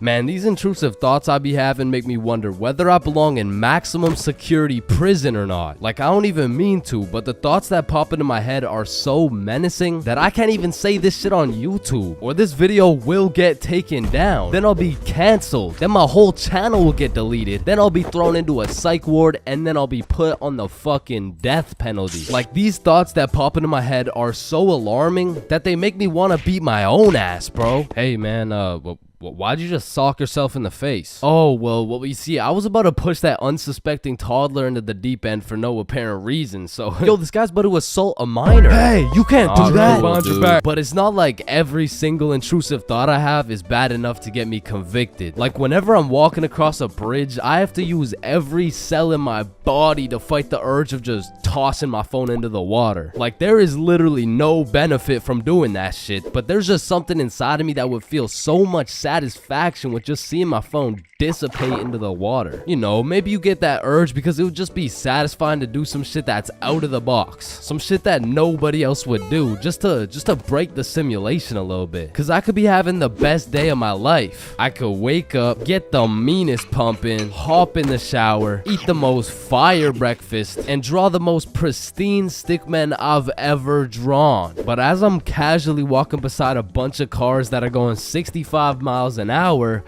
I'm still gonna have the urge to just throw myself in front of a car, bro. And it's not even on some emo shit. Like, I want to live, but I also want to dive into some oncoming traffic. But at least I'm not the only one who does this. Like, other people do this. Right? Like, it's normal, right? But half the time an intrusive thought will just be to do some goofy shit. Like, you're just forced to imagine the consequences of what it would look like to start throwing it back on a Tuesday at 2:41 p.m. And every once in a while, you'll just be chilling and you'll witness a motherfucker fall to the intrusive urges. What are you get off the table, bruh? Shit, he let the intrusive thoughts win, man. Now, I don't even know if these count as intrusive thoughts or not, but as a dude, when I'm walking down the street, I'll just be going on with my day chilling. Then all of a sudden I see a car and I'm like, if I don't make it to that tree before this car, I'm gonna die. Aw, shit. Honestly, these kinds of intrusive thoughts are kind of motivating. Like, it's the same thing as having a hype man at the gym, except instead of that positive reinforcement, if you don't get those 3 extra reps, you're gonna die. It's like whenever I'm at the gym hitting those Bulgarian split squats, I be having mental wars with myself. Oof, that was a good set, man. I think we're done. 5 more reps or you're a bitch. Damn, good shit. All right, I think we could wrap it up. 10 more, pussy. Who the fuck's gonna carry the boats? I told you we should have stopped, bro. 15 more or you like dick. Now that I think about it, there's a good amount of people in prison right now who just succumb to their intrusive thoughts. Cause intrusive thoughts are just like that demon on your shoulder telling you to do the most devious shit possible. And I know there's a bunch of motherfuckers out there who just listen to that little guy. Hey, man, you see that lovely old lady right there? Yeah, you're gonna hit her with a mean right hook. Well, what's in it for me? Nothing. Shit, alright. But to be honest, there is a handful of times where I've let the intrusive thoughts take over. One of the most memorable was way back when I was 5 years old. Me and my older brother were just dicking around, doing some 5-year-old shit. Keep in mind, this story takes place before your boy had even developed consciousness. So I was just a little munchkin doing munchkin shit. Then suddenly, this urge came over me. It was unlike anything I'd ever felt before. It was dark, irresistible, and for no apparent reason, I bit my brother's arm. And this was probably the most satisfied I'd ever felt in my entire life, but it was followed by shame and regret because I had no excuse. Ow, why the fuck did your dumbass just bite me, bro? I felt like it. And one of my lowest IQ moments of all time took place when I was in grade 8. It was goddamn sewing class, bro. And I remember I was having a particularly miserable day, so I was just going through the motions. We were all gathered around this big table with our sewing machines, some fabric, and some scissors. I remember I was working on some shitty little big chungus stuffy. But on this particular day, the sewing machine cable was looking mad thick and juicy. And like I said, I was having a bad day, which is exactly why the intrusive thoughts decided to catch me at my worst. Psst, do it. What? To do what? Oh, you know what to do. You're the one with the scissors in your hand, buddy. How did these even get in my hand? Now cut it. Cut it, Chains. No, why the fuck would I? The wire exploded with smoke and my heart dropped so fast, bro. And everyone around the table just stares me down. And I'm thinking I can somehow cover this shit up like I didn't just take some fucking scissors and snip that shit like an umbilical cord. Maybe I could convince the teacher the cord snipped itself or some shit. But as I look down at the scissors in my hand, there's literally a chunk missing from the scissors. They look like they survived World War II. But barely. The scissors are all charred up and shit, and just like that, my plan of convincing her I didn't cut it went out the fucking window. You take one look at the cord, one look at the scissors, and one look at my dumbass face, and you could piece together exactly what happened. So my sewing teacher walks over looking pissed as hell, and she tells me to go sit in the corner. So I take my charred scissors and sit in the corner like I'm a 5-year-old, but to be fair, I made a 5-year-old decision like I was in grade 8. I was 14, bruh. What kind of 14-year-old cuts the cord to a sewing machine cause he felt like it? Like if my 14-year-old son did some shit like that, I would tell the kid I'm going to get some milk and I'm calling it quits. I would have to have another kid and try it all over again, cause that kid is going nowhere in life, man. So as I'm sitting in the corner, realizing I'm a disappointment, it was one of those moments where you fucked up so bad, you don't even feel any emotions. I was just sitting there straight faced like, well, fuck me. It was really one of those moments where you just want to stop existing. So after the class ended, the teacher came over to me and she said, Chains, why the fuck did you cut the cord of the sewing machine? No, Miss Sewingson, you gotta hear me out. Okay, this better be good, Chains. The cord was looking mad juicy and the scissors just teleported into my hands. I don't even know. You did what? Mom, it was the intrusive thoughts that they told me to do it. Oh, I'm about to intrude that ass. The fuck?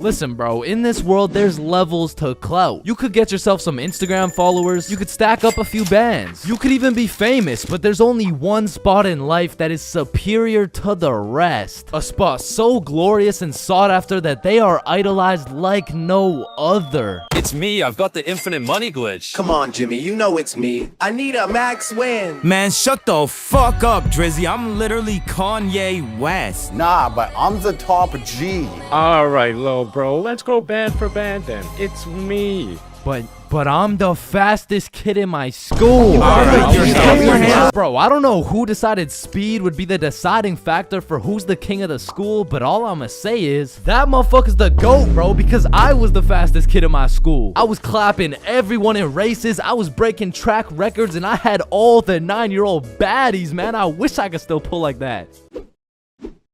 Alright, it's just a miscommunication, you know, like when I say 9-year-old baddies, I didn't mean like... Explain it to the judge, buddy. Sick fuck. And because I peaked in elementary school, come with me and we'll take a look back at some of the first years of our lives and maybe some of the best, am I right?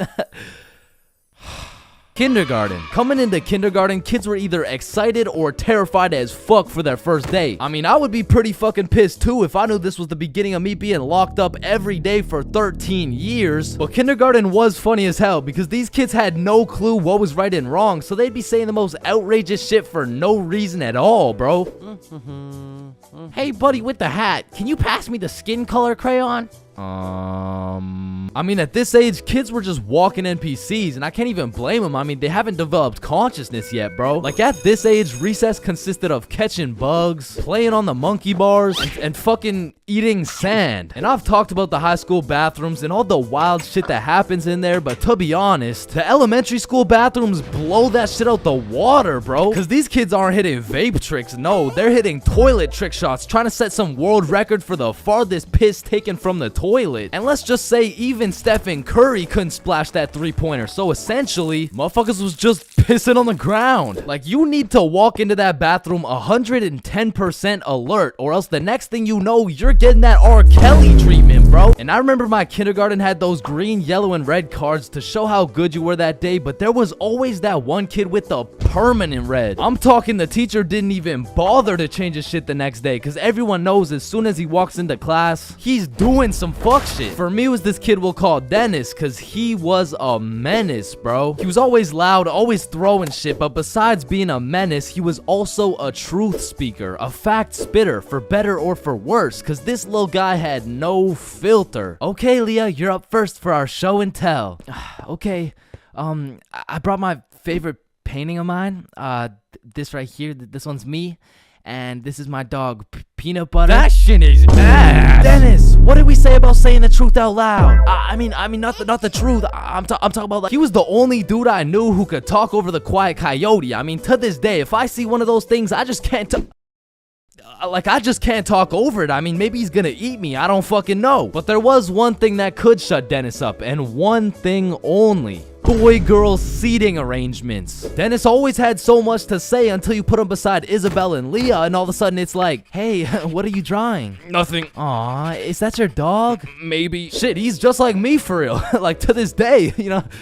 Oh shit. And then we go outside for lunch, and don't get me wrong, eating sand for fun was great and all, but as kids got older, everyone started to play games, some of which consisted of tag, manhunt, soccer, basketball, grounders, red ass, kickball, jump rope, tetherball, and what is possibly the most goated game of all time, Foursquare. This game was legendary, bro, but this shit used to get heated as fuck. I mean, kids were making truces, making whole clans, and that right there was real beef. Like, if you caught the ops lacking at nap time, it was on sight, bro. Psst, what? Oh, no, wait. You're a poopy head. But man, crushes were everything in elementary school. Like, if you told anyone you had the smallest crush on a girl, word's getting out fast, and the entire class is gonna be organizing a wedding for tomorrow. But some kids just didn't use their words, like this one girl in my elementary school who most definitely had a crush on me. I mean, once again, I was the fastest kid in my elementary school, so...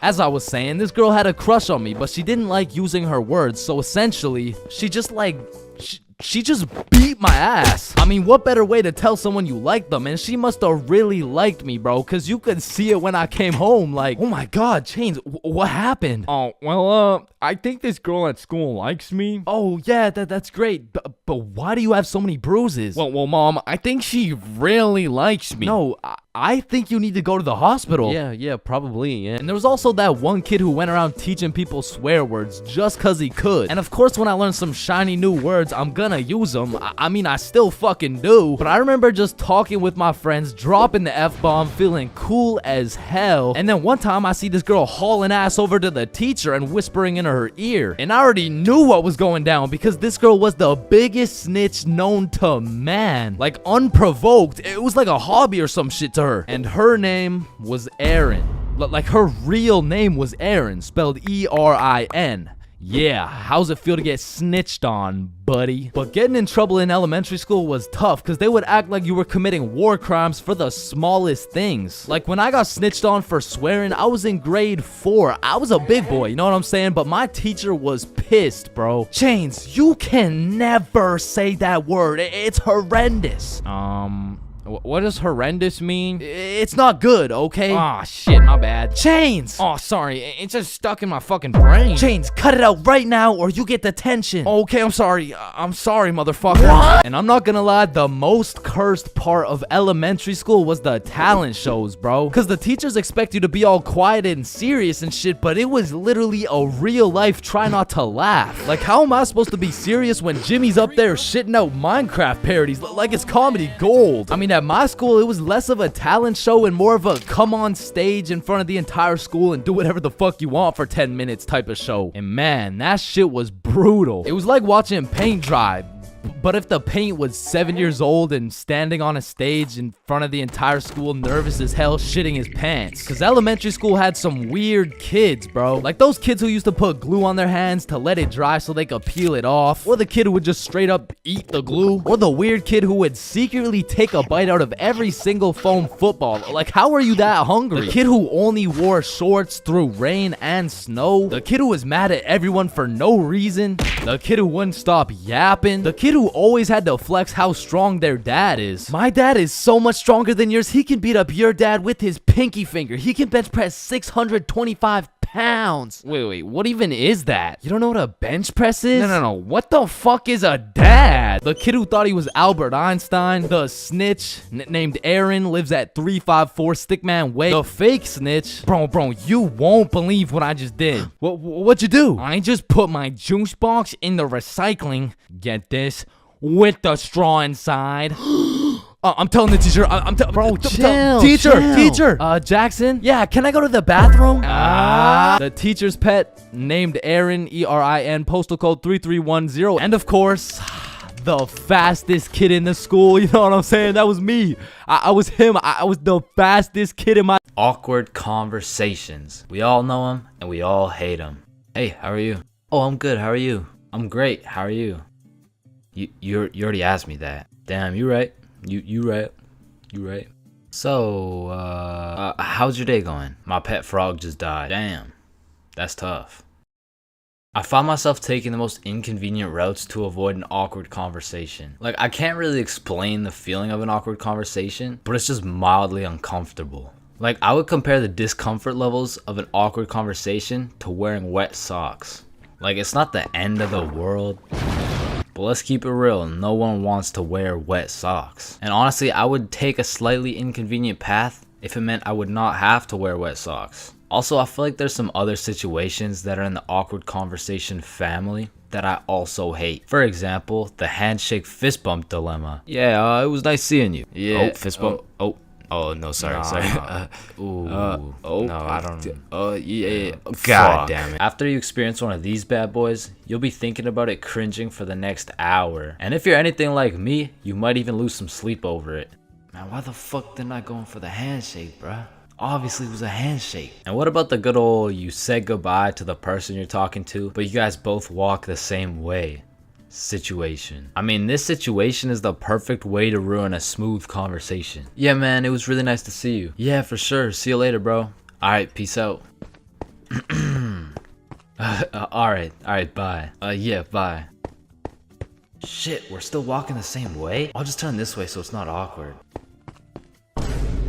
Man, what the fuck? And even if I say goodbye to someone and we're still in the same general location, I will avoid them at all costs. Like once me and my brother were chilling at Walmart and we saw one of our neighbors, so we talked for a little bit, you know, said our farewells and went separate ways. But when it came time for me and my brother to check out, we saw the same neighbors checking out. And we were up in the Walmart looking like we were playing Assassin's Creed in real life. It's clear.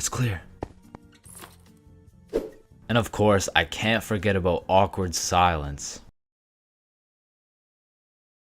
Yeah, that's funny.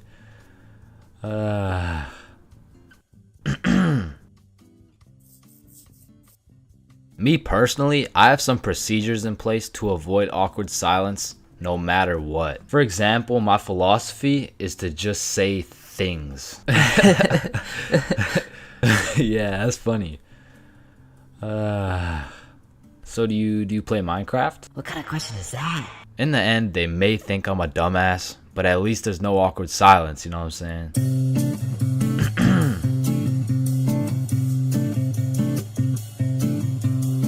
Bro, when I was in middle school, every time I would walk by the high school, the freshmen deadass looked like adults to me, bro. The sophomores looked like tax-paying citizens. I saw juniors as grown men with a wife and kids, and seniors, bro. I couldn't tell the difference between a senior and a senior citizen, bro. And that's because in grade 7, I saw me and all my homies as fully developed, mature, and respectable humans, and that was simply cap. Because now when I look back at a picture of us in grade 7, I see a bunch of little babies, bro. Yada, yada, yada. What does this have to do with stealing a guy's vape? We stole a vape from a senior in high school, and we were in grade 7, bro. And when I say we, I mean Billy. Billy stole that shit, and me and Bob were accomplices. Now, if you ask me back in the day, ChainsFR, you're awfully small, scrawny, weak, ugly, chopped. Yeah, okay, sir, what's the question? How do you expect to win this fight against such a bigger opponent? Listen, Joe Rogan, it's not about the size of the dog in the fight. It's about the size of the fight in the dog. Thank you very much. Thank you. And then I saw Jake Paul versus Anthony Joshua, bro. Okay, guys, so I'm not doing this fight. I quit. I'm retiring. Because I don't care how many years of karate, taekwondo, pad thai, jiu-jitsu, or teriyaki a kid takes. I can beat their ass easily. But I won't, because that's morally wrong and I have honor. Hey, everyone. I heard Chains talks to minors. What the fuck? And I heard he fakes all his stories. Man, I do not fake my stories, bro. Sorry, anyways, as I was saying, this story takes place in grade 7. It was a summer day, and it started off pretty slow. You know, me and the boys were just chilling at Bob's crib, playing a little Rocket League and whatnot until we got bored. And when me, Bob, and Billy get bored, it's a problem, bro. Because every time we were bored, we would do one of 5 things. Light public garbage cans on fire, ding-dong ditch houses, light more shit on fire, buy things from 7-Eleven, with the 100% discount, or climb our middle school, bro. Yo, let's go let some garbages on fire. Yo, I don't know if there's any left at this point. Alright, let's ding dong ditch. Man, I'm not really trying to do all that running right now. Shit. Should we climb Stickman Middle? Yes. So we pull up on a scene, Shiesties activated. We scan the area for witnesses, nobody. We identify all security cameras and move forward with the plan. So, Stickman Middle rooftop was about 20 feet up, far too high to reach. However, it had a playground with one of those spiderweb johns, and this playground was fenced off, and this fence is what we call the method. So one at a time, we climb up this metal fence, stand on top of it so we were just tall enough to jump and grab the roof, and we pull ourselves onto the rooftop. So Bob and Billy got up first. I jump and get my hands on the rooftop, pull myself up, and the view was insane, bro. Sun setting and everything. So me and the gang are sitting on the roof of our school. Bob brought some of those good old sweet heat Doritos, and we have ourselves a nice little romantic afternoon. When all of a sudden a car pulls up to the courtyard. A dude hops out of the driver's seat. 3 girls hop out of their whip. They're probably 19 or 20, and one of them looks up like, hey, what the fuck? Hey. Yo. Oh shit, how'd y'all get up there? Shit, it's easy. I mean, we just climbed this fence. You want to try? Yeah, okay, yeah. What do I do? You just gotta stand on the right side of the fence. Okay. Which side's the right side? It's the opposite of left. Is this guy retarded? Oh, okay, yep, okay, I got it. All right. Okay, now what? Okay, yeah, just bring your feet up to the little crossbar, but be careful. Careful? This shit's easy, man. I know a ton of 12-year-old girls who could do this. Right, okay. Why does he know a ton of 12-year-old girls? Okay, what do you think I do from here? Dude, I don't think I know what to do. Oh, shit, man. I don't think I know what to do either. No, I'm saying I know. Like, damn, man. How is he so retarded? Oh, I'm up, boys. Let's Yes, go. sir. Yeah, let's go. Anyways, what's y'all's names? I'm Billy. That's Bob. And I'm Change. BBC, is it? Yeah, my name's Cooper. It's nice to meet y'all. Yeah, nice to meet you, man. You want some Doritos? So he just abandons the girls down at the courtyard, and we go back to our spot, sit down, and Cooper's vaping and shit. Billy's bumming a few hits. And I'm not gonna lie, he was a nice guy. I mean, you could tell he had a good heart, but God damn did that motherfucker like yapping, bro. I think me, Bob, and Billy got off a total of 3 sentences, bro. And so I was telling her, if you mess with the bull, you get the horns. Damn, that's crazy. Bruh, for real? Dead ass? I mean, bro yapped the day away. The sun went down. It was getting cold, so Billy was like, Yo, y'all trying to head back? yeah, bro, it's getting cold. All right, yeah, yo, great conversation though, boys. Right. So we all climb down the roof, make it to the courtyard, and say our farewells. Peace out, Alright, see Cooper. you, bro. Yeah, y'all have a good one, man. We head back towards Bob's crib, and to get there, we gotta walk up this small path with a super steep uphill, and as soon as we get to the top of the hill, Billy stops. And he looks back. Yo, what's up? I should have taxed his vape, bro. What? Yeah, like I should have finessed his vape. That shit was nice. Bro, like, you're not doing that. Let's go back to Bob's crib. Say I won't do it right now. Bro, you won't. Bob, you know I would do that shit. Keep it a buck. Alright, watch this then. So Billy, completely alone, walks back down the hill to the courtyard and starts talking to the dude through the driver's window. Yo, Cooper, you think I can have one more hit for the road, bro? Damn, man, you really came all the way back? You're a fiend, huh? Yeah, nah, I got you, man. Bless. And because me and Bob were up on this hill, I vividly remember we got like a bird's eye view of this shit. And obviously, y'all don't know Billy the way I do, but I was 100% convinced he did not have the balls to do this shit, bro. There was no way. Hey! Billy starts hauling ass, and instantly Cooper punches that bitch in reverse. And my heart dropped so fast. We had a bird's eye view of Billy running for his fucking life, and Cooper's right on his ass, and they are both headed right towards me and Bob, bro. So we take our head start and get our ass right back to Bob's crib. But Billy couldn't just run to Bob's crib and have Cooper knowing his address. So instead of taking the path to Bob's crib, this motherfucker runs straight into the prickle bushes, bro. Adrenaline pumping. He's powering through these bushes, getting cuts all over his arms, legs, face, until all that adrenaline crashes and he realizes he can't make it through to the other side. He was stuck. Oh, no. You fucking idiot! Come back down here and give me my fucking vape! So Billy walks back out of the bushes, walks over to Cooper, hands over the vape. The girls in the back are all laughing and pointing and shit. Billy's aura is decreasing by the second, and just as Billy cuts his loss and starts walking away... Hey, yo, come back. What? Bro, the coil's missing from the vape. You owe me $70. I know what school you go to, man. You got a week to pay me back.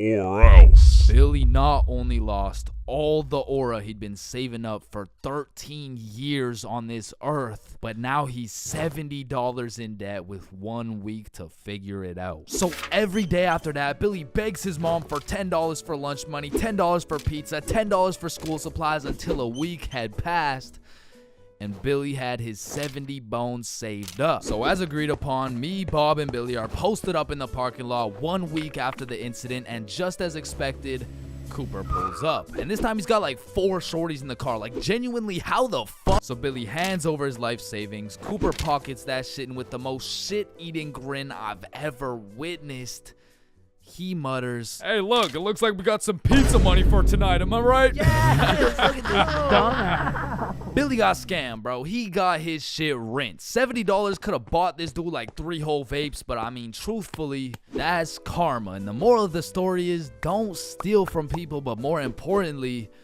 just don't vape, bro. Yo, Billy just posted his first YouTube video ever. Go check that shit out. Yes, sir. And I just posted a video of me and Chains talking about this story, the raw, uncut, unedited version. So click this link right here if y'all want to tap in. Click that shit. Stole that shit. That's what I do, nigga. Fuck, nigga, I stole that shit.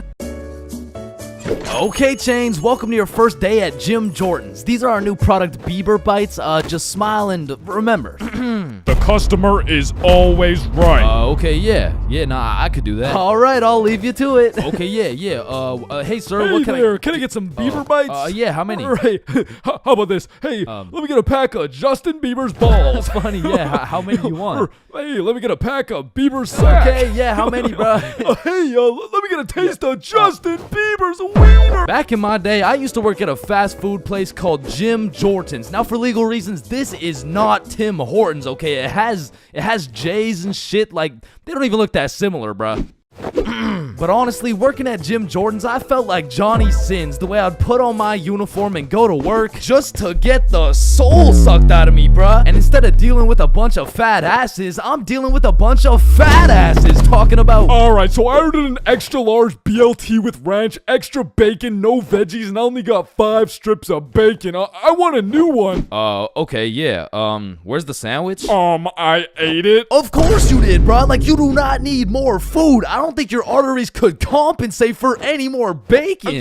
No, my doctor said I'm in shape. I mean, yeah, bro, you're in the shape of a circle. I mean, I don't even know how you made it through the door. Oh, shit, damn. Now, believe it or not, I was a Jim Jordan's Hall of Fame employee. Shit, I was the best in that whole goddamn establishment, bro. And no, it's not because I was the sexiest, hardest working, strongest, most intelligent dude they'd ever seen. It's because everyone else was ass, bro. On the drive-thru, we had the Indian homie Dill Preet, and the only English he knew was the Jim Jordan's menu, bruh. Welcome to Jim Jordan's. What can I get for you? Hey, just give me a moment. I give you donut. No, I need time to think. You need chai, tea, drink. No. Can you wait or not? Okay. 1 tater tot. No! Wait! You want 8? No! Okay, stop it. You know what? Okay. Chocolate donut. Then over making the food, we had this sweet 83-year-old lady, Linda, who was 20 years too old to be doing this shit. Okay, Chains, here's the cheese bagel. Thank you, Linda.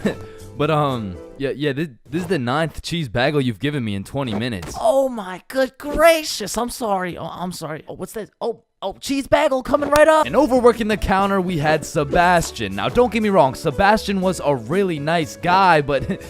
he had a little hint of the tism, you know, no, he had a lot of the tism. Like, it was more like the tism had a hint of Sebastian, which is cool, of course, but it did mean that he would absolutely yap at every single customer who came in the store. Shit, I'll never forget this one time a girl came in the store and just ordered a muffin, like, welcome to Jimmy's, what can I get for you? Hey, can I just get a fruit explosion muffin? Can you guess what Sebastian said next, bruh? Maybe your total is $175? Cash or card? For here or to go? None of the above, bruh. The sentence that came out of this motherfucker's mouth was... A food explosion muffin? Yes, please. That sounds an awful lot like a hate crime to me.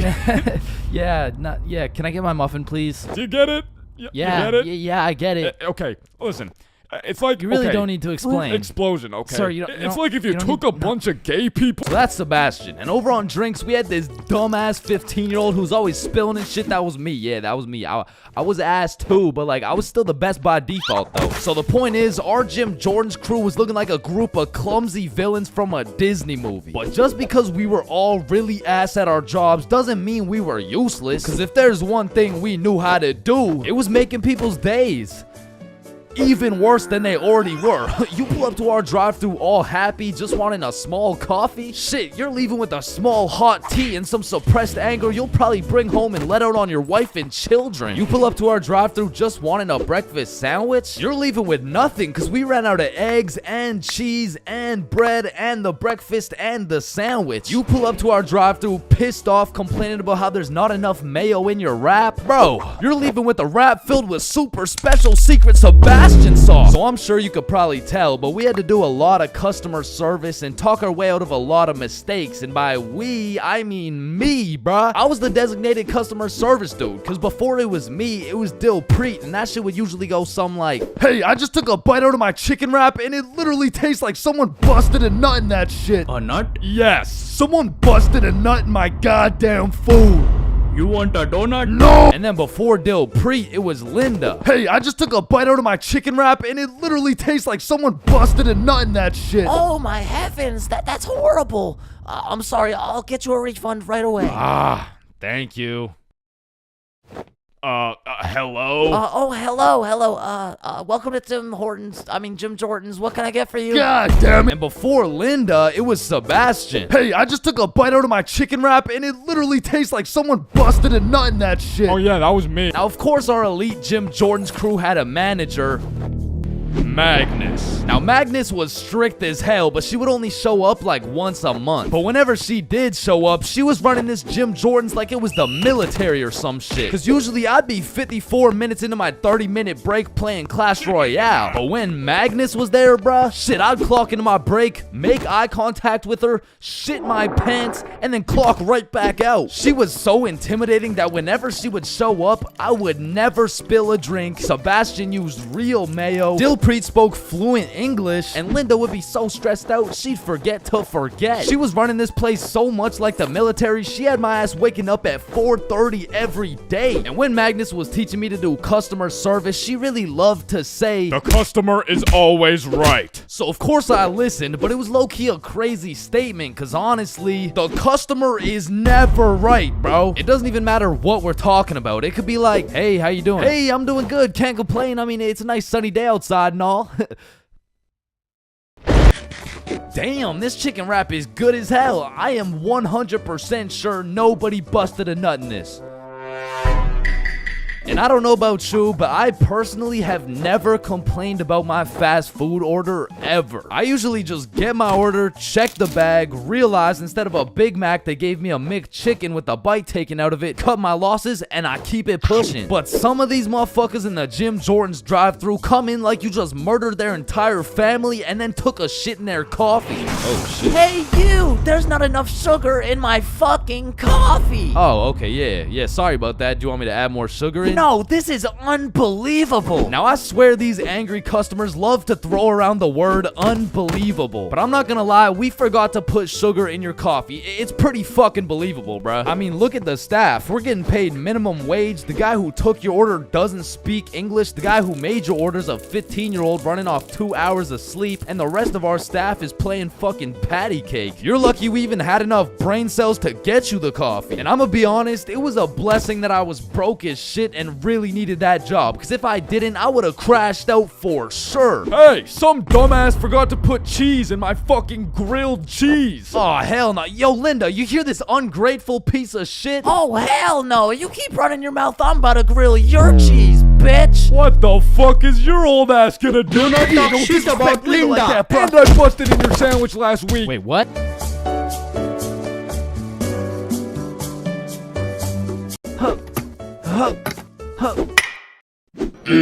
Pain. I've felt pain. He's felt pain. That dude's felt pain. What? No, I haven't felt any pain.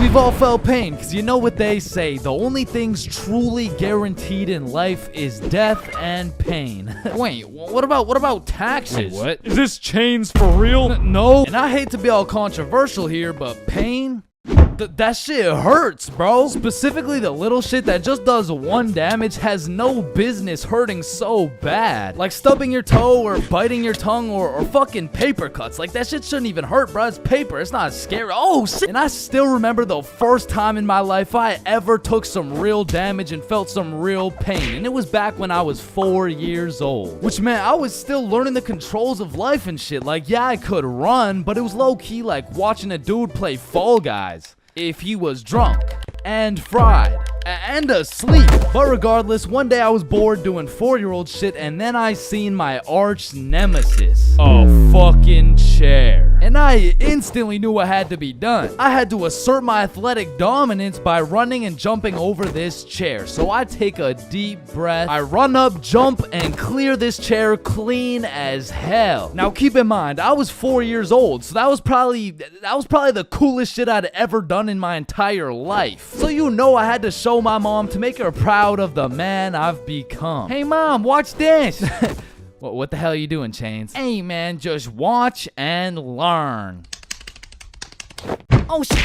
I fucking ate it, bro. Like, that was the type of pain that hits so hard you can fucking taste it, and damn, that shit tasted ass, bruh. Like, have you ever taken a soccer ball straight to the schnoz? Cause that shit will have you smelling pain, tasting pennies, and seeing tears. Which is bad, but like, who the fuck invented the funny bone, bruh? Cause that shit ain't funny. Like, bro, you can't just call some painful ass shit funny and expect it to be humorous. No, the bone is called a humorous. Yeah, shut up. How humorous is this, buddy? Not humorous. Yeah, that's what I thought. And in fact, I think it's the opposite of humorous. Like, yo, did you guys know 1 in 4 dudes is gay? Wait a minute. Gee, I sure hope it's Owen, cause he's sexy as hell. Yeah. Y'all hit the funny bone too? Yeah, I did. If I had a pain tier list that went from shit ain't nothing to I'd probably rate hitting your funny bone a solid It's the same as stubbing your toe real hard. Like, you just need a moment to take a few deep breaths and say a few slurs, and that shit just heals itself. But if we're looking at some top tier, brutal, agonizing, excruciating pain, getting kicked in the balls. Now, for you 19.8% female audience, I know you might not be able to understand what this feels like. So let me just give you a quick overview. Imagine having balls, right? Now imagine getting kicked in them. That shit hurts like a bitch. I remember one time in grade 6, me and my homies were playing a good old game of soccer. And we were playing with the big homie. I mean the really big homie. Like, the dude had more chins than a Chinese phone book. Like, last time we went to a restaurant, bro looked at the menu and said okay. And I couldn't even tell you how big he really is, cause last time he stepped on the scale, it said 1 at a time, please. So what I'm trying to say is he was a big dude, and big dudes got big legs, and big legs produce hard kicks. And during this grade 6 soccer game, I unfortunately found myself legs spread wide open, freshly dropped testes exposed to this absolute unit, wound up to kick the ball, and well, pain.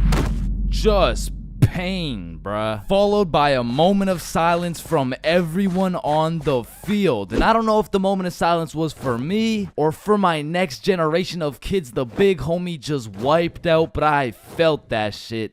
And I felt it in my stomach. And there was really only one sound I was able to make in that moment.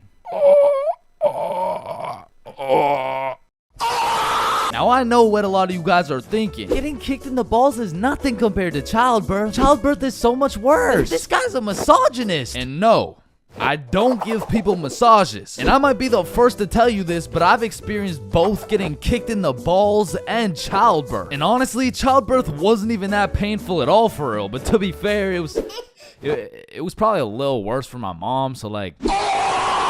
Now, we all know physical pain very well, but what do you call that deep, torturous pain you feel when your dog dies? In Minecraft, that's that psychological pain, like the pain you feel when you're watching a banger YouTube video and an ad interrupts you out of knowledge. Or like the pain you feel when you just got done making some toast and peanut butter and that shit flops on the floor face first, it doesn't hurt physically, it hurts spiritually. Like, there really is levels to this shit, bro, because now when you start adding psychological pain onto the physical pain of things, we gotta start adding new tiers to this tier list. Because imagine peacefully sleeping in your bed and you get woken up to the pain of your girlfriend kicking you in the balls, which of course hurts physically, but then you realize you don't even have a girlfriend and you live alone. So just to knock a few more off this tier list, a razor scooter to the shin, stepping on Lego is a solid.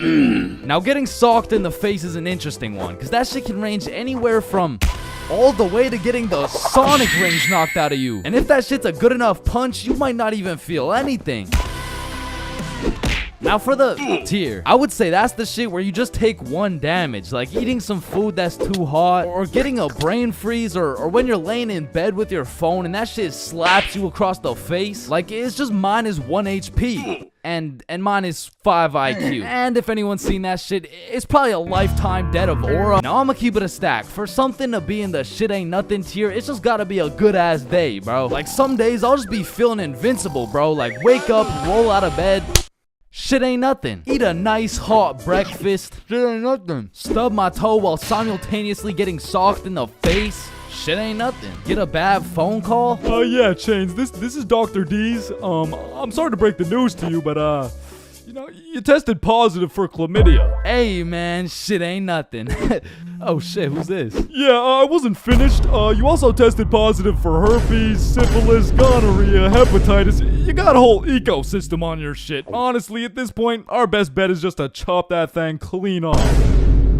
What?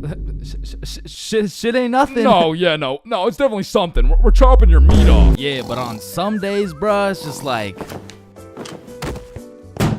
yeah, nah, that's it. I quit. I'm done. I'm going to sleep. Good night. And I know this might sound like some freaky ass shit, but I feel like some pain low-key feels good, bro. Like, in school, I used to always put the front chair legs on my feet just to feel the pain. Or even like eating some spicy ass food, or like, oh yeah, or like getting spanked. No? No? Fuck? Nah. I was thinking something more like taking a really hot shower, or like getting whipped. No? Yo, George, shut the fuck up, bro. I'm trying to make a video and Sorry, shit. my fault, pimp. My fault. Yeah, alright. Or what about when you like getting slapped in the face? Bro, shut the fuck. Hey, yo!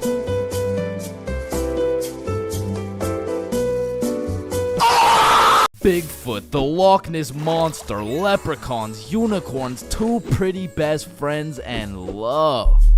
They don't exist, bro. I've looked far and wide. I've searched the depths of the valleys and the highs of the mountains. And yet still, one of the friends always gotta be chopped, bro. But love too, though, man. I've searched everywhere. I've scoured my hometown. I've gone from the coast of Mexico to the cities of Japan. But one way or another, I always just end up with nobody to love. Or I end up getting robbed by a gay homeless dude. I mean, I was down bad, bruh. It got to the point I thought maybe I just wasn't meant to find a girlfriend. Maybe this was just a face only a mother could love. Ew, get that shit off the screen. What? Mom! So I hopped on a flight to Barcelona, and this story takes place a few weeks ago. It's a new continent, new city with new people, and maybe even a new girlfriend. And so as soon as I stepped foot on that Spanish soil, I downloaded Tinder and got the swiping, bro. Fine shit, swipe right. Cute shit, swipe right. Chop shit, swipe right, bro. It's a numbers game. I done swiped so much my thumb had a 6-pack and I ran out of girls to swipe on. But shit, I mean, it's a numbers game. And since I pulled up solo dolo, I went and checked into a hostel. Now, if you don't know what a hostel is, it's pretty much like a little hotel, except you share your room with like 6 other motherfuckers. But to be fair, you save a lot of money. And I low-key don't mind sleeping with some random dudes if it means I get some extra change in my pocket. You know what I'm saying? Is 15 enough? Nah, the hostel was like 30-something. Oh, nah, I don't need a hostel. What? Wait, no, not like that, bro. Anyway, sleeping in that hostel was fucking crazy, bro. Like, first night I got there, I hopped in my little twin bunk bed and closed the curtains, and everyone was like, all right, good night, boys. Good night, gang. Sweet love you, motherfuckers. Love y'all, motherfuckers. Yo, motherfucker on the top right bunk, say it back. Good night. And?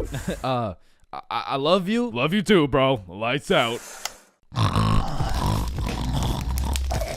So the sun came up and my ass didn't get a drop of sleep. But regardless, I got out of bed, got some coffee, explored the city, hit the beach, got some food, all the normal shit you do when you're in a new city. But after a long day of tourist shit, I went back to my room.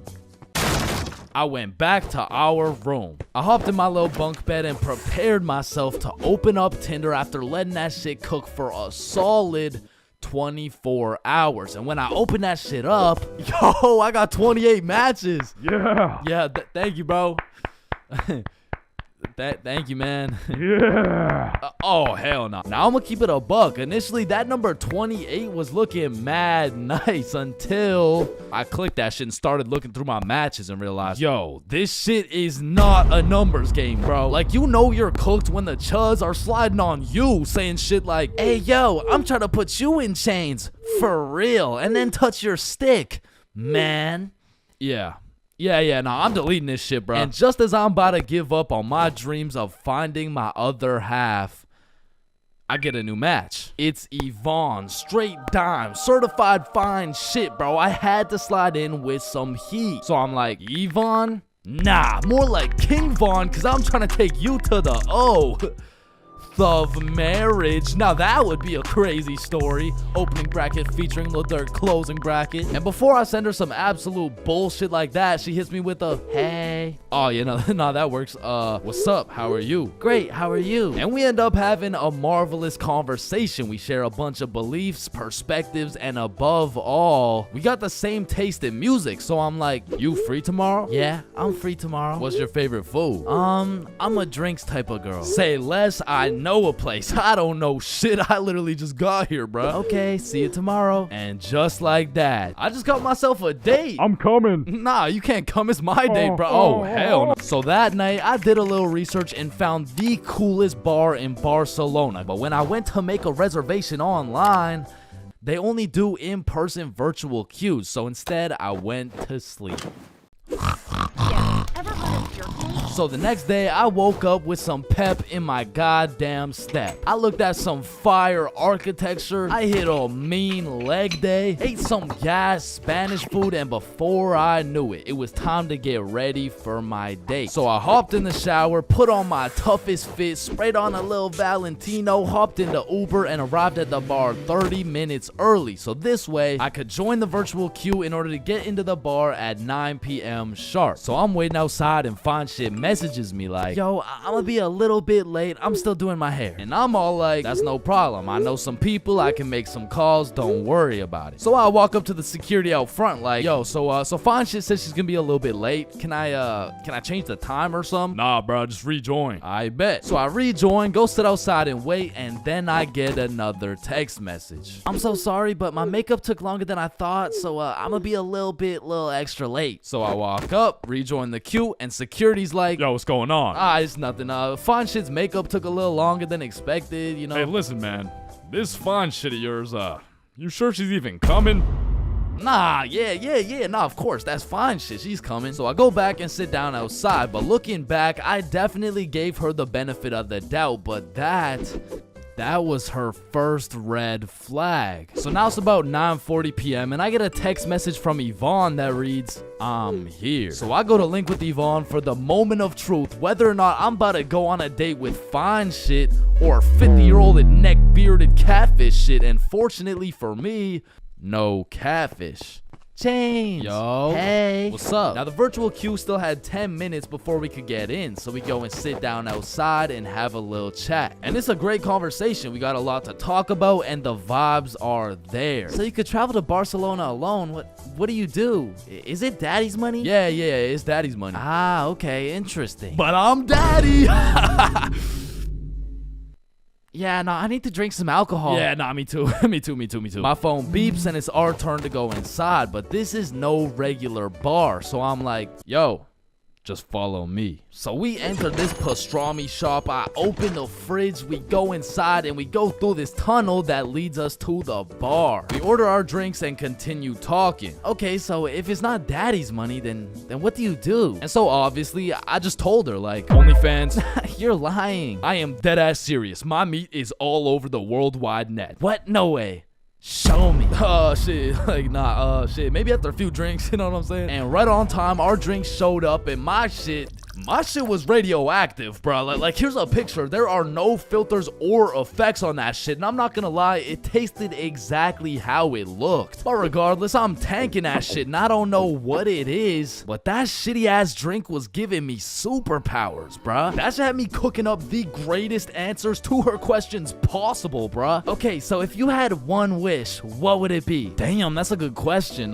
Shit. Okay, if I had one wish, period cramps. What? I would rid the world of period cramps, man. I hate the fact that they exist. Just even thinking about it, like, ooh, they sure do get me riled up, man. I hate them. Wait. Me too. Nah, that's crazy. We have so much in common. And from that moment on, I could tell she took down her guard and got comfortable, because she started saying shit like, this guy from my school is obsessed with me and he won't stop snapping me. Damn, maybe you should stop responding or some shit. She snaps a picture of us and captions that shit. He getting it and you not. Lol. Red flag number 2. What kind of anime villain origin story are you trying to create for this motherfucker, bro? But I digress. We order the second round of drinks, but as she's sipping that shit, I can hear an accent starting to form in her speech. So I'm like, yo, where's this accent coming from? Oh yeah, nah, when I drink, my French accent starts coming out. And I kid you not, she went from one drink sounding like, yeah, so my favorite food is pasta, to drink 4 dead ass talking like, actually, I changed my mind. My favorite food is croissant. Shawty turned from fine shit to French shit so fast, I didn't even know who I was on a date with at this point. And then she hits me with a, I'll be right back. She grabs my face and hits my ass with a big ass smooch. Now that shit took me aback. I was not expecting it. However, maybe it's just a culture thing. Maybe it's normal for her. So I can't say that it's a real red flag. So she's still in the game. And when she comes back, she's like, yo, Chains, let's go to the beach. Say less. So we're walking down to the beach and she says some shit like, so when's the next date? Oh, it's on Saturday at 6 p.m. Oh no, I'm not free on Saturday. Oh, you mean date with you? Yeah, nah, this is the last one. Now I said it as a joke, but she wanted to get all mad and shit and storm off. Now in this situation, I have 2 options. Option A is chase after her and beg her to stay. And option B is standing there like an absolute peak male specimen, to the point the gravitational pull of my testosterone retrieves her back to the very location she left. And I went with option B. And she came back, bruh. You're supposed to chase after me. It's like a French thing. Ah, okay. I'm not French, bruh. So we continue with our walk, and I'm cracking jokes, entertaining her and shit. But honestly, that little stunt shorty pulled back there was red flag number 3 for me, bro. So at this point, I'm not in it for the game of love. I am simply just in it for the love of the game, bruh. So we arrive at Barceloneta Beach. We sit down, and at this point, it's about 1 a.m., but we're still chatting, having a good time. But out of the corner of my eye, I see a man hooded up walking towards us from the darkness. And as bro's approaching, I'm ready for anything. I'm getting ready to take a stand, throw some hands, get in the sand. Shit, I'd even go band for band. But if this dude gets any closer, I'd be damned. And this motherfucker hits us with a drive-by compliment. You have a very beautiful girlfriend. Aw, thank you. Thank you. Damn, do you think he'll find a girlfriend beautiful like me? Yeah, nah, he seems like a great dude. I'm sure he could find somebody. What? I said, yeah, nah, he seems like a nice fella. This girl slaps the shit out of me and says, you're supposed to say, nobody's as beautiful as me. Bro, in this moment, I had never been so unattracted to a girl in my life. Am I tripping? Or did you just slap the shit out of me? And then she tries to kiss me again, talking about, I'm sorry. Nah. What? No, what? And even after getting my shit absolutely Will Smith, I'm still trying to be polite. Like, listen, I don't kiss girls on the first date. You don't kiss girls on the first date. Yeah. So, you're telling me, for a living, your occupation is laying down that pipe on film and then proceeding to post it online, and you can't kiss me?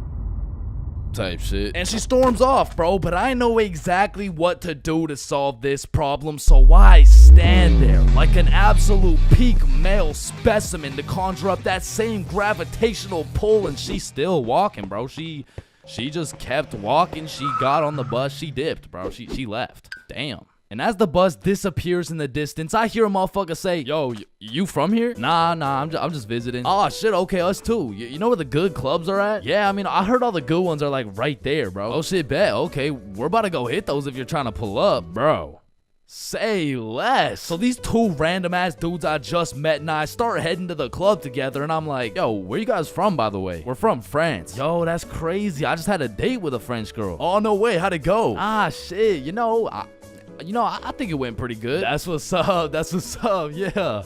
So why's your cheek so red? Oh, I mean, she just slapped the shit out of me. Wait, she what? Nah, I mean, it's probably just a French thing. You know what I'm saying? Nah.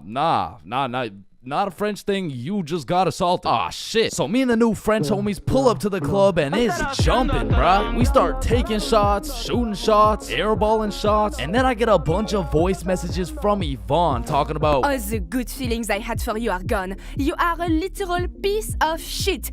Go get AIDS filming for OnlyFans, bitch. Oh, hell no. Okay, wait, She let me believe respond, that let me respond. shit? And I'm drunk as hell trying to say a nice response. Like, it really is the type of shit where type shit. And the French homies take my phone and start cooking her ass in French. Now, I didn't understand a single word that came out of their mouths, but it sounded like homies just dropped a career-ending diss track on her. And I say that because as soon as she opened it, she blocked my ass, bruh. Hey, bruh, you know what they say. What do they say? Getting blocked's a whole lot better than getting cocked. What? There is no way they say that. Yo, 3-man alert! 3-man alert! So the two homies start laying down that French wrist, and that shit hit so hard, I just got a free entry, bruh. Hey, English, room for one more? So the six of us absolutely fucked the club up, went out for some 4 a.m. churros, dipped in chocolate, and man, that shit hit harder than Yvonne, bro. So at the end of the day, even if I didn't end up finding love in Barcelona, there is one thing I did find. I did find out how Chris Rock felt, god damn.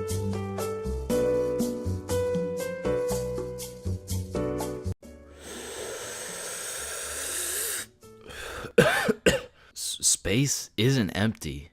It contains everything that exists. Hey, bro, you think this mirror's good? Nah, it's in used condition. What do you mean? Walmart doesn't sell used mirror. Oh, we're using it right now. Damn, I've been hitting this joint for way too long. I should probably pass it to the next person. You ever thought about how most of the sky is actually below our feet? No, it's right up there. Holy shit. Okay, guys, I'm gonna be your waiter for tonight. Just give me a second and I'll be right with you guys. We are the waiters. Bro, what are you talking about? No, think about it. If we're waiting for the waiter, then we are the waiters. Hey, nice belly button, bro. Hey, thanks, man. Your belly button is really your old mouth, by the way. What the fuck? Yo, is your thumb even a finger? Fuck, man, I don't even know. It's kind of just a thumb. So if your thumb isn't a finger, then there is no middle finger. Hold up. If you were the first person in the world to break 2 world records, then that would be a world record. So you'd be the first person to break 3 world records. But then that would make it 4 world records. And that would make it 5 world records. Holy shit. Then it would be 6 world records. Man, who the fuck named this shit a chair? Like why a chair? Hey bro, I got you a milkshake. Oh, thank you, man. Does a straw have 1 hole or 2? Obviously it's 2. No, but what if it's just like 1 long hole? What's the point of life? If you get a bigger bed, you have more bedroom, but you have less bedroom, you know, like bedroom, like. Can I get a ice cream cone? No, fuck you, the ice cream machine's broken. Man, that's not fair. Well, life isn't fair, buddy, so what do you want? But if life isn't fair to everyone, then isn't life just kind of fair? Like, I just don't get it. Like, chair. Why is it a chair? You know, it could have been like anything. So your nose grows every time you cap. Yeah? What about it? So what if you just said your nose is going to grow? Well, that would be a lie, so then it would grow. Try it. My nose is going to grow. Yeah, I told you. But now that it grew, it's not a lie. Whoa. Bro, I'm way too baked right now. Here, eat an orange, it helps. Nah, hold up. Are oranges named oranges because they're orange? Or is orange called orange because oranges are orange? Just eat the fucking orange. Boys, we got the pizza. Let's go. Sir. Why the fuck is the pizza box square? Like, if the pizza is circle and a slice is a triangle, yo, who the fuck invited this kid? Yo, can you pass the lighter really quick? Yeah, I got you. Wait, when you light your lighter gets lighter until your lighter is so light that your lighter won't light. Damn, that motherfucker's spitting right now. It just seems weird. Like, why the fuck is it a chair? Okay, Chains, welcome to your first day at Jim Jordan's. These are our new product, Bieber Bites. Just smile and remember. The customer is always right. Okay, yeah, nah, I could do that. All right, I'll leave you to it. Okay, yeah. Hey, sir, what can I get some Bieber Bites? Yeah, how many? Right. How about this? Hey, let me get a pack of Justin Bieber's balls. Funny, yeah. How many do you want? Hey, let me get a pack of Bieber's sack. Okay, yeah, how many, bro? Hey, let me get a taste of Justin Bieber's wiener. Back in my day, I used to work at a fast food place called Jim Jordan's. Now, for legal reasons, this is not Tim Hortons, okay? It has J's and shit. Like, they don't even look that similar, bruh. But honestly, working at Jim Jordan's, I felt like Johnny Sins, the way I'd put on my uniform and go to work just to get the soul sucked out of me, bruh. And instead of dealing with a bunch of fat asses, I'm dealing with a bunch of fat asses talking about... Alright, so I ordered an extra large BLT with ranch, extra bacon, no veggies, and I only got 5 strips of bacon. I want a new one. Okay, yeah. Where's the sandwich? I ate it. Of course you did, bruh. Like, you do not need more food. I don't think your arteries could compensate for any more bacon.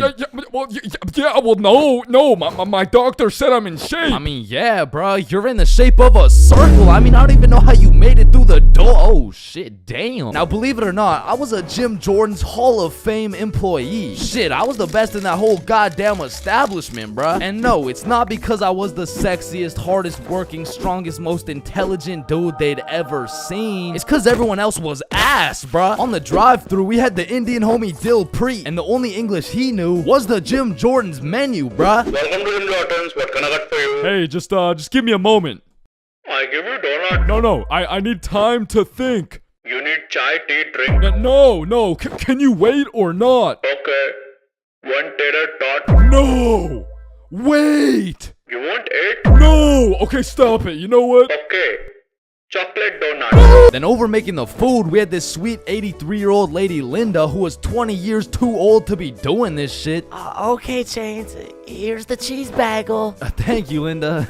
But, yeah, this is the 9th cheese bagel you've given me in 20 minutes. Oh my good gracious, I'm sorry. I'm sorry. What's that? Oh, cheese bagel coming right up. And overworking the counter, we had Sebastian. Now, don't get me wrong, Sebastian was a really nice guy, but... he had a little hint of the tism, you know, no, he had a lot of the tism. Like, it was more like the tism had a hint of Sebastian, which is cool, of course, but it did mean that he would absolutely yap at every single customer who came in the store. Shit, I'll never forget this one time a girl came in the store and just ordered a muffin, like, welcome to Jimmy's, what can I get for you? Hey, can I just get a fruit explosion muffin? Can you guess what Sebastian said next, bruh? Maybe your total is $175? Cash or card? For here or to go? None of the above, bruh. The sentence that came out of this motherfucker's mouth was... A food explosion muffin? Yes, please. That sounds an awful lot like a hate crime to me. Yeah, can I get my muffin, please? Do you get it? Yeah, you get it? Yeah, I get it. Okay, listen.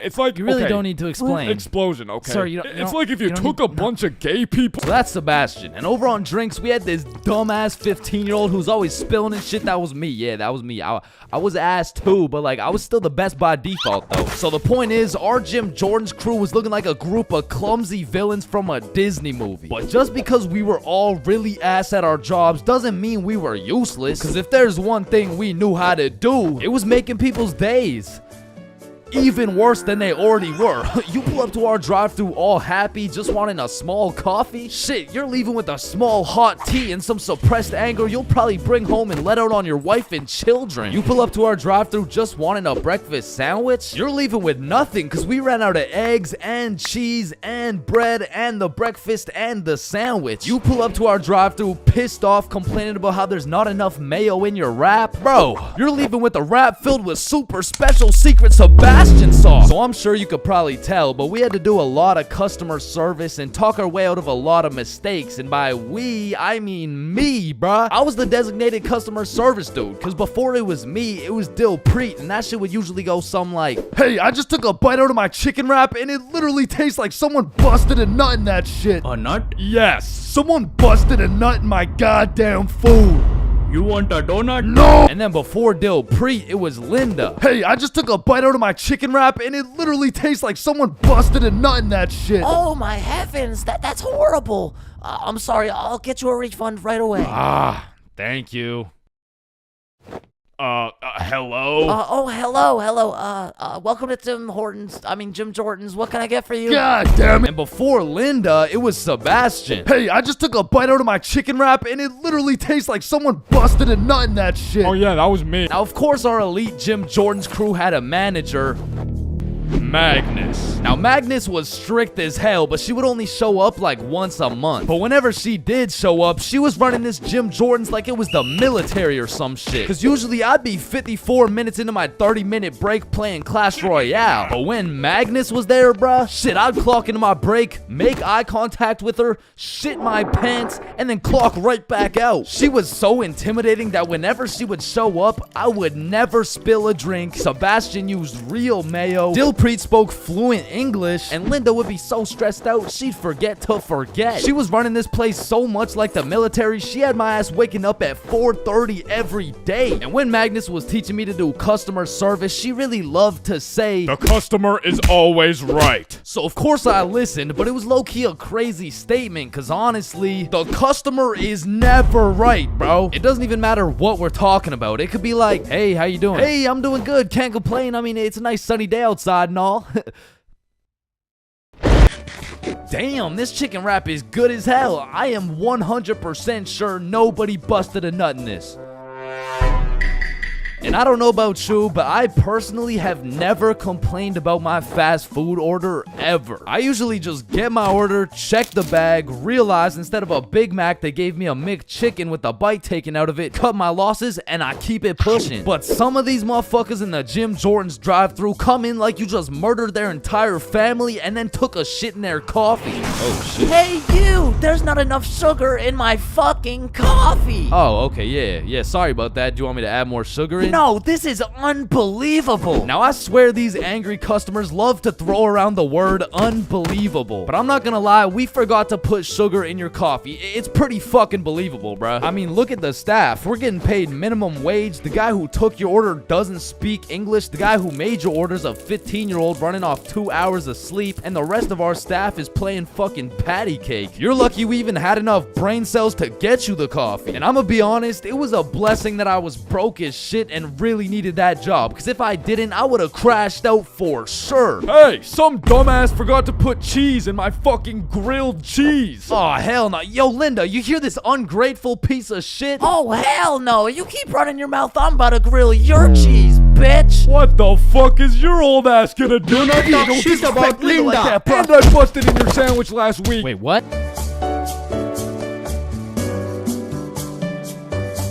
As a broke stick man like myself, I spent my fair share of time on the bus. And if you spend a long enough time on the bus, you will see some weird ass shit. I mean, I remember my first time getting on the bus by myself. I was feeling strong and independent. Next thing I know, a crackhead sits down beside me talking about yabba dabba doo. The world is ending and you're gonna die a painful and lonely death, buddy. And just like that, I went from strong and independent to shitting my pants. Yeah, bro, the bus is just something else. Like 1 in 10 people who enter the bus are straight gremlins, bro. I'm talking about the gremlins who know the perk is fake, but they still pop it. Now you just gotta sit next to this motherfucker for another 30 minutes while he tells you about the kids in his basement. But to be fair, these gremlins aren't even the worst part of the bus. The worst part of the bus is the energy. You walk in there and everyone just stops and looks at you like they're sizing you up or some shit. And you know who sizes you up the most? The fucking goddamn motherfucking bus driver, bro. These bus drivers are just eternally pissed off. Every time I would get off the bus, I would try and cheer bro up, but they're just like allergic to happiness or some shit. Hey, thank you. Have a great day, man. Shut your ugly ass up, little boy. I already know you get no bitches with your big ass forehead, no drip having ass with your skinny ass arms. Boy, you're built like a stick man, bruh. Damn. Hey, bro, there could really only be 2 reasons why these bus drivers are so mad all the time. Either they had a demon villain origin story where they were abandoned as a child and never shown any form of love until one day. In freshman year of high school, Timmy met Linda. Linda was kind, smart, beautiful, and she paid attention to Timmy when nobody else would. Timmy asked Linda to be his girlfriend, and she said yes. They dated all throughout high school, and they even got into the same university so they could be together forever. Until one day, when Timmy's world was flipped upside down. Timmy found out Tyrone had been laying some mean pipe on Linda this entire time. Everyone in Timmy's school made fun of him. Timmy could not let this slide. So he called out Tyrone to run the ones in front of the entire school. And without a single word, Tyrone winds up and hits Timmy with the meanest left hook any stickman had ever seen, leaving Timmy slept out cold, unconscious, in front of his classmates, his teachers, and even in front of Linda. Cause shit, if that happened to me, I'd be just as mad as Timmy over here. Now, realistically, the only other reason these drivers are so constantly mad would be because the driver's seat secretly has a stick built in. You see, this would explain why the driver constantly has a stick up his ass. I mean, shit, you really can't even blame him for being mad. But still, I'm gonna blame them, cause I know these motherfuckers get pleasure whenever they see me running at full speed trying to make it to the bus stop in time, cause they start stepping on the gas. Dumbass. To be honest, there's nothing that leaves you more defeated than when you're sprinting to a bus stop, then that shit just cruises on by and everyone on the bus is laughing at you. Damn. Honestly, at that point, I just give up and go home. But it hits a little bit different when that bus is your only way home. And it was the last bus. Cause it's 2 a.m. And now you gotta bunk up with the gremlins on the side of the street. All because that goddamn bus driver had a stick up his ass.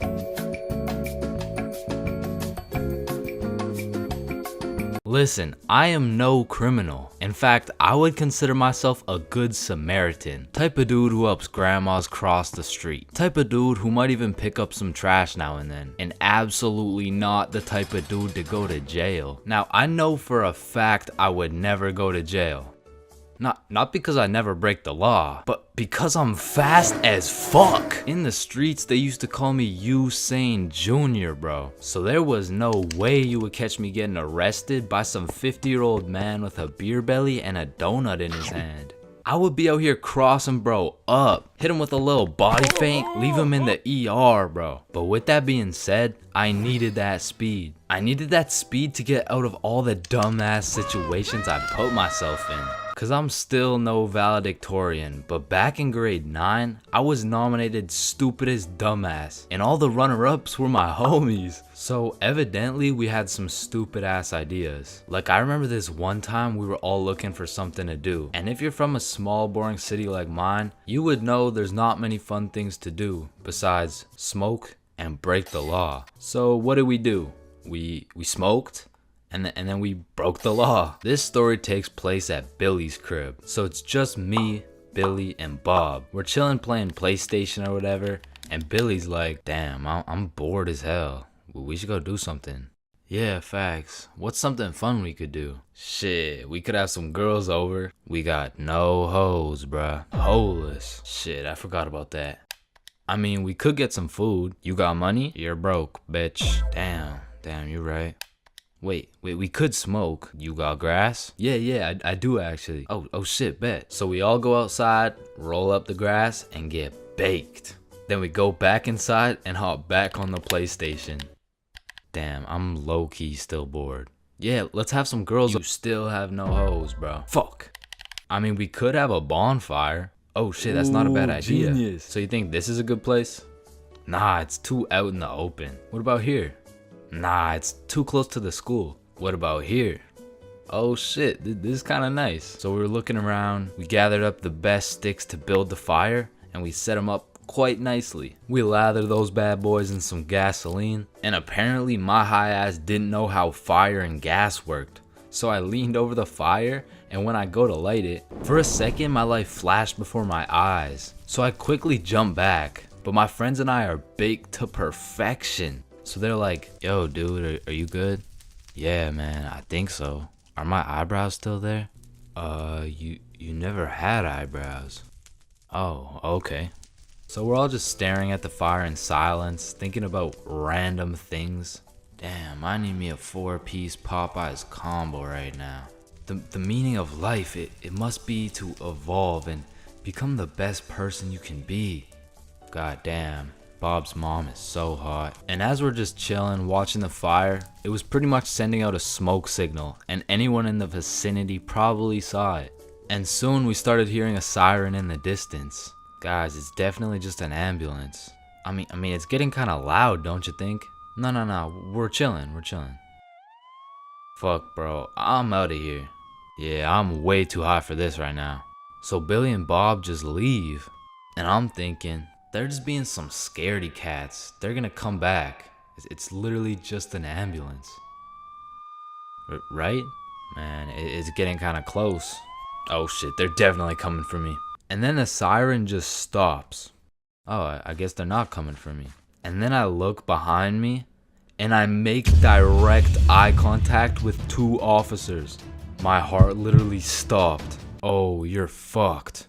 Hey! I grabbed the gas, and with all the adrenaline I had, I literally jumped on the fire, stomped it out, and hauled ass. Hey, get back here!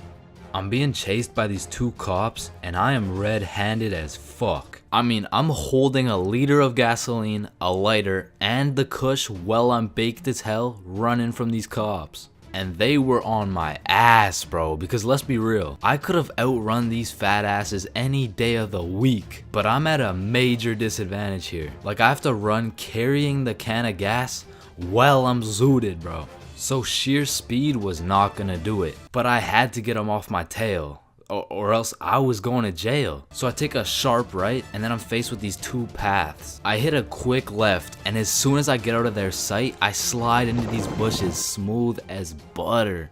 And I was scared shitless. Man, I can't go to jail. I dropped the soap way too much for all that. Holy shit, they're right there. Where'd he go?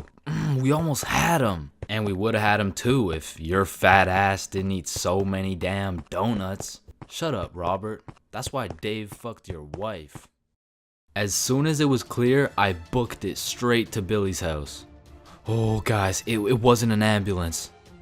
No shit. And I think it's safe to say I was paranoid for the rest of the night. Yo, I really appreciate you guys, so I'm gonna be following back a bunch of people on my Instagram, so go check it out. Peace. Listen, most of us have been high before, and most of us have also been drunk before. But it truly takes one determined, perseverant, curious, and brave dumbass to be high and drunk at the same time. Which perfectly described your boy way back in grade 7. See, this story is crazy because I had never been high or drunk before this incident. And all at once, I turned from just a young, innocent boy into the low IQ human I am today. So it was grade 7 and my school had just got out for spring break. The boys and I had already planned out a little get together for one of our friends' birthdays. So after school, me and the boys link up. We go and clean up our friend Billy's house because you can't throw a birthday function in a dirty house. And it was dirty, bro. So by the time we were done cleaning, it was already about 7:30. So that meant everyone started to show up. So the boys and I started doing your average middle school activities. By that, I mean we're wrestling, we're breaking stuff, and the girls were just posted on the couch. Cause what are we supposed to do? Talk to them? Hell nah. But eventually we got tired of throwing each other around. So we're all sweaty and shit, and we sit down on the couch, leaving at least 1.5 meters between us and the girls, of course. And we just sat there. But then out of nowhere, Billy's like, I got a brownie. And I'm over here thinking, the fuck? The hoes don't care about your brownie, bruh. But then Billy started to elaborate. Guys, this is no ordinary brownie. I stole it from my uncle's do not eat cabinet. And he says they're magical. Oh, he probably means they're magically tasty. I need a bite of that. Does anyone want a piece? Yeah, I'll try one. Yeah, sure, I want some. I mean, I am kind of hungry. Please. So everyone has their piece, and they're kind of building up the suspense. Like, are you guys ready? Are you sure we should do this? And I'm still clueless. I'm over here thinking, it's a brownie. What's the big deal? The fuck? This brownie isn't magical. This shit tastes like ass. Oh, Chains, how do you feel? I feel like I just ate some dog shit, bruh. I'm gonna keep it a stack. Your uncle needs a new baker for real. No, Chains, it's not about the taste. They're grass-infused brownies. They're supposed to get you high. Man, what? I feel like this is the kind of thing you're supposed to say before I downed it. So everyone eats their piece of brownie and then continues to sit in awkward silence for like the next 2 hours. But then the brownie starts to hit.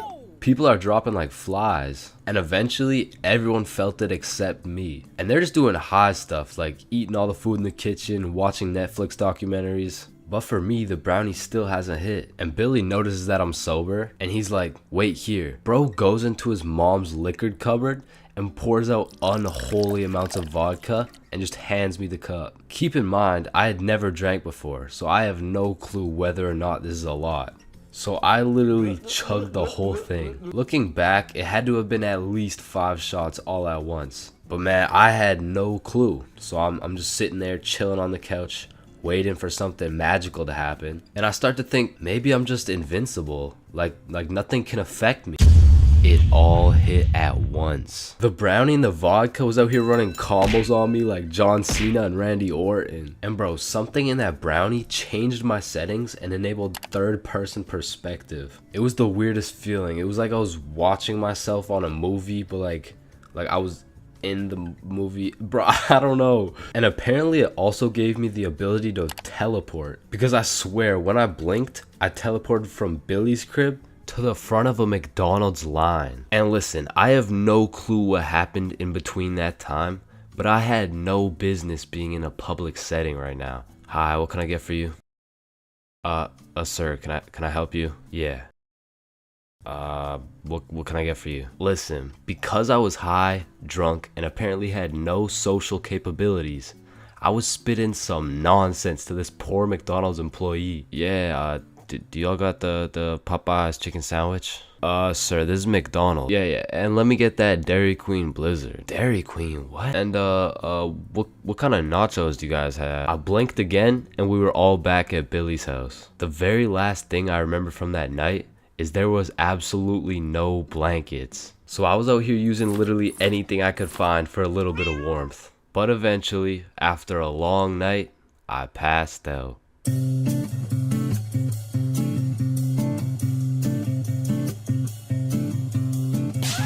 Man, the very moment my stickman lips graze the tip of that sweet, sweet Zaza, it's wraps for all the food in the fridge. And as soon as that THC tickles my brain, it's GG's. The food in my closet is already consumed, bruh. And shit, when I run out of food in the crib, I give my condolences to the local McDonald's workers, cause man, I'm about to have those motherfuckers working overtime. Now listen, man, shout out to all my big homies out there, but I'm gonna make it clear real quick that I am not one of y'all. In fact, I make sure that I am precisely 64 pixels wide at all times. However, I will say mentally and in my heart, I am a little bit of an EDP 445. wait, no. I like food. What I was trying to say is that I like food, and usually I can resist food, but once that devil's lettuce gets a hold of my brain, I become a certified fat ass. I'm talking 750 pixels wide at least. I'm eating anything in sight, and as soon as I run out of food, I go to a new site and eat everything in sight again. And honestly, this shit is becoming a problem, bro. No shit, buddy, your arteries are clogging. Yeah.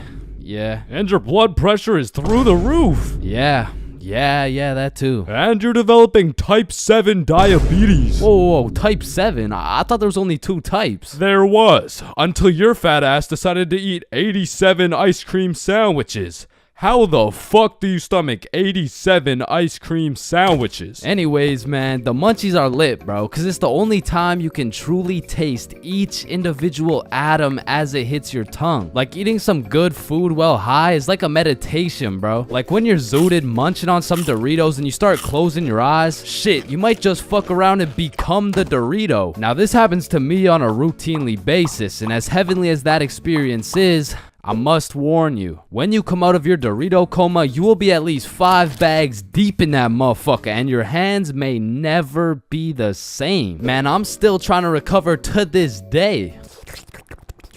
Yeah, my Doritos still taste like fingers, bro. And if staining my fingers orange and developing a new type of diabetes sounds bad, my munchies addiction gets worse, bro. Because when you combine the zooted desire for food with the distorted judgment of the baked brain, shit, that's the perfect equation to put me into crippling debt. Especially back in the day, because as a youngin', the only thing I was cooking was my brain cells, bruh. So that meant I had to buy food. And to put it into simpleton terms, well, I was broke as shit. I remember one hot sunny day, me and the boys were chilling at a carnival with some of our other boys, and one of those boys whips out his dap pen. And so of course everyone flocks around that dude and chiefs the fuck out of his dap pen, and 15 minutes later, that shit hit. But you know what hit even harder? The goddamn munchies. And so there I was, walking around the carnival, absolutely blasted with $50 to my name, looking for something to eat. And don't get me wrong, the carnival had lots of options, but they were really taxing out here, and for a dude with 50 bones to his name, I needed to find the most bang for my buck. And there I saw it. It was beautiful, a pink ice cream truck glistening in the summer sun. So you know I had to hop in line, and as I'm waiting in this line, the dude in front of me turns around and he's like, damn, bro, you look high as giraffe balls, dude. What? Me? Nah, what? Me? No. Hey, don't worry, dude. I am too. Oh, shit. So me and my newfound homie are just chopping it up, talking about how sensational this ice cream is about to be, and soon enough, it was the homie's turn to order. Yo, dude, let me borrow one of those cookie dough ice cream cones. Alrighty, here you go. That'll be 12 bucks. $12, bro. That's like half my net worth. Trust me, it's worth it, dude. Yo, let me get a cookie cone. All right, cookies and cream, here you go. And as I licked that thing, man, that shit was sensational as fuck. But as I turned around, I seen the baked homie step into a pothole and absolutely fumble his ice cream cone. And I'm not gonna lie, that was some of the saddest shit I ever seen. So I go walk over to give him some of mine. Hey man, you want some cookies and cream? Oh shit, thank you, man. Bro, did you just drop both of our $12 ice cream cones? Fuck. Then we were back in line like nothing ever happened. But man, waiting in that sun, my mouth was parched and my eyes were dry. And by the time we made it to the end of the line, I was looking like dried up SpongeBob, bro. Hey, it's you again. Can I get the cookie cone, the Cookie cone, the cream, the one with the cream. Yeah. And at last, after dropping half my net worth on ice cream, I took a big bite of that ice cream cone and man, I felt every sugar granule, every atom, every proton and electron contained within that bite. And for the time being, the munchies were cured.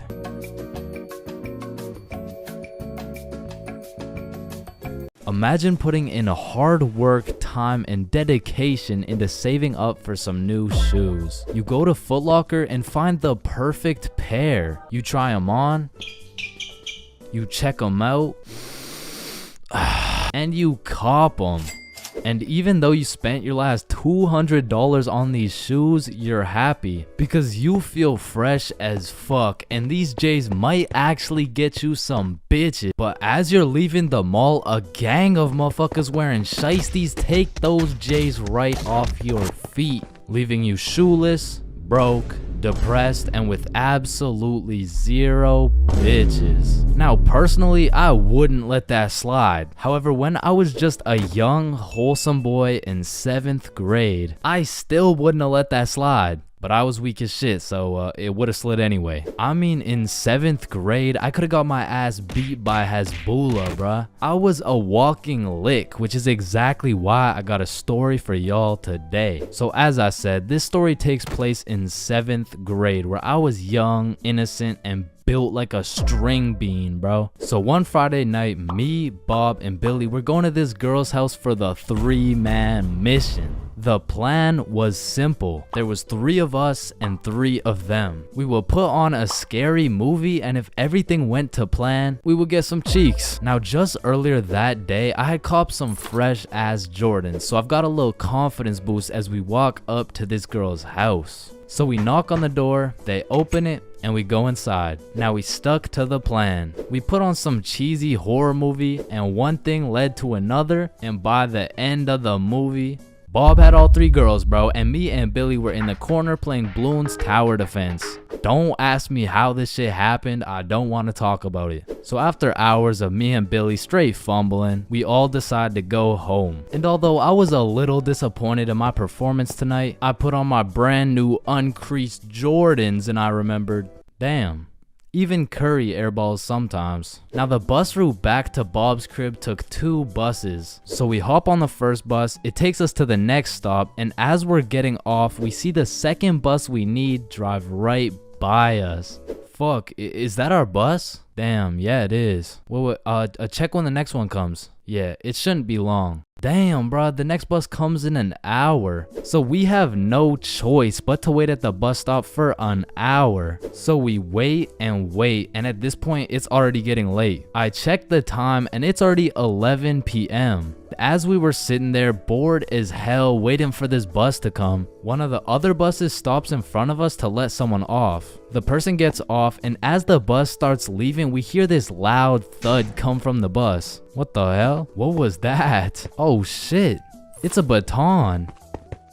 And as we're analyzing this baton that seems to have fallen out of the sky, some motherfucker wearing a shiesty walks up to Billy like, "Give me that shit," and straight snatched the baton out of Billy's hands. And Billy froze up. Bro was scared shitless, straight bamboozled. And the way the bus stop was set up was there was a main road, the bus stop, and behind the bus stop was a small hill with bushes on top. And when I say this shit looked like something out of a movie, I mean this dude wearing a shiesty walks back up to the top of the hill, and a group of 5 other dudes walk out from behind the bush, and they're shiestied up too, bro. They had to have been in at least grade 12, and to a 7th grader, that is scary as fuck. And I was no genius, but as that group of shiesties came out of the bushes looking like a GTA 5 cutscene, I came to the consensus that they were up to no good. Yo, those Jordans are looking my size. And this was the moment I realized I was about to get my shit robbed.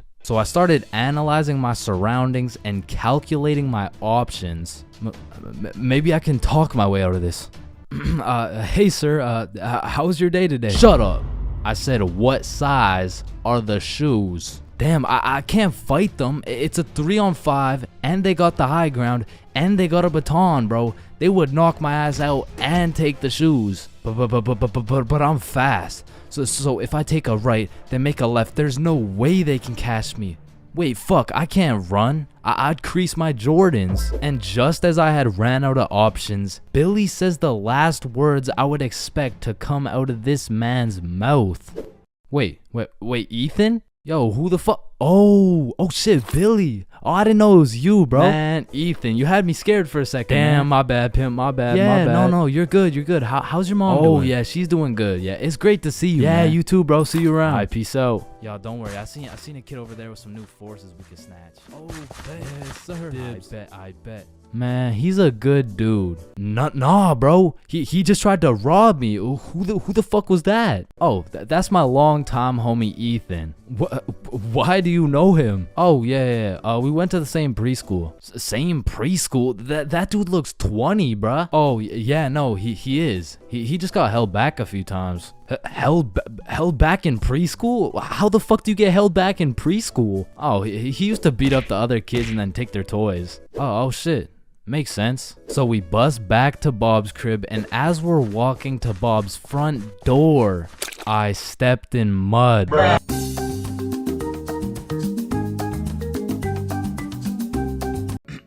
Alright, class, today we're going outside for a run. But it's literally 0 degrees. Oh, Chains, don't be a bitch. It's not even that cold. See? I told you guys it's not even that cold. Yeah, for you. Cause you're out here dressed like the Michelin Man. High school PE is something different. And every PE class has 5 different types of people. Like the group of kids who just stand in the corner and occasionally get sniped in the head with a dodgeball. Or the kids who participate and make sure everyone is included. Or the legend who's chilling on Instagram. Yeah, he follows at ChainsFR. There's also the dude who just never shows up. And of course, we got the sweats. These motherfuckers treat PE like they're in the military. These motherfuckers treat PE like they're training for the Olympics. These motherfuckers treat PE like they're gonna get scouted to the league. Which is honestly just funny as hell because, let's be honest, 85.7% of the class doesn't even want to be there. So you'll have some innocent souls zoning out during a basketball game, and all of a sudden they'll be getting posterized like they're playing against Ja Morant. Yeah, bitch! I mean, these kids will come out of PE drenched in sweat, breathing heavy, and with a smile on their face, knowing they dropped 104 points on some kids who have never touched a basketball in their life. And listen, don't hate me, but I do understand the appeal of sweating your balls off in PE, because I too once participated in the sweaty activities. Ow. I know, but there's just something so exhilarating about hearing the snapping of an unsuspecting freshman's ankles. But as I matured, I realized there was only one thing better than shitting on random students, and that was shitting on sweats. I became the anti-sweat. I would act like an innocent soul waiting to get posterized, but when the sweat would come in trying to end my career with a windmill dunk, I stuffed that boy like a Thanksgiving turkey. Pause. And don't get me started on the fitness gram pacer. Whoever created this legal form of torture will catch these hands. Oh, Chains, no, I heard he sadly passed away a little while ago. You could be having a good day and you pull up to PE like, hey bro, you know what we're doing today? I'm not sure, but I think we're playing soccer. No, it can't be. Alright class, today we will be doing the beep test. Fuck.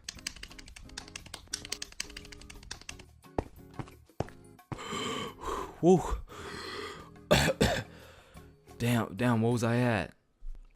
Chains, we haven't even started. That was just our warm-up. But one thing that did bring me a little bit of joy was looking at everyone during the push-up section. Like, there was always some dude doing the neck push-ups, some dude who thinks he's Mike Tyson, the guy who takes breaks when the teacher isn't watching, and there was always at least one dude who was out here looking like he was hitting it raw.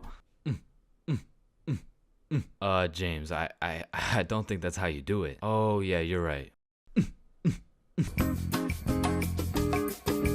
Yeah, bitch! Yo, you can live the rest of your life without breathing. What? No, you need to breathe. Hey, watch and learn, my friend.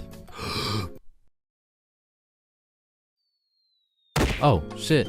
Would you look at that? Okay, class, today we're gonna be studying atoms.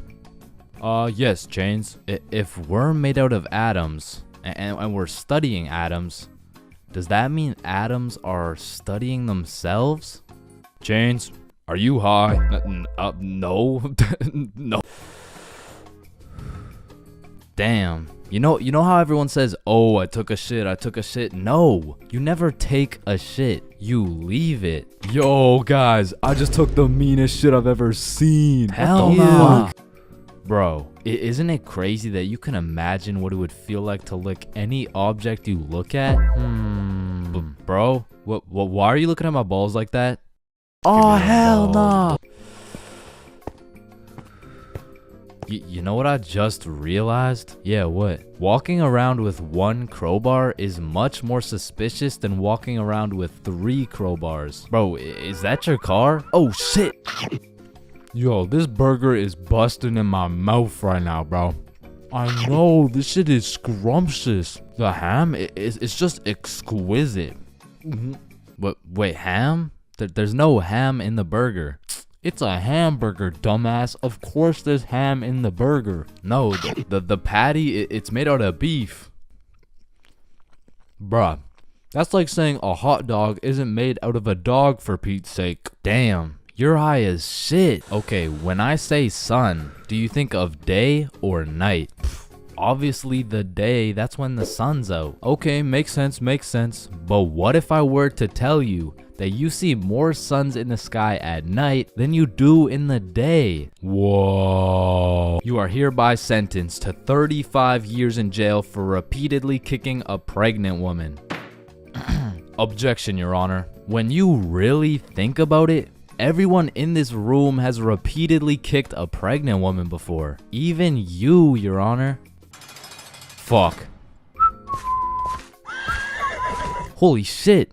Horses are naysayers. Sir, I am very sorry to inform you the STD results came back and you are positive for chlamydia, gonorrhea, trichomoniasis, syphilis, chlamydia, herpes, HPV, HIV, and chlamydia again. Somehow you got 3 cases of chlamydia.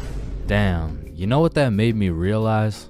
That you should wear a condom? Nah, life is a sexually transmitted disease that will 100% lead to death. Damn right, sir, you got 3 days to live. You ever think about how old cars are looked at like, look at this dude's old ass car. He's broke as shit. Damn, at least my car isn't as old as this dude's. Holy shit, this guy's car is a shitbox. Damn. But look at that vintage car. Wow, that guy's car is insanely old. He's gotta be a millionaire. What the fuck? Is that Fred Flintstone?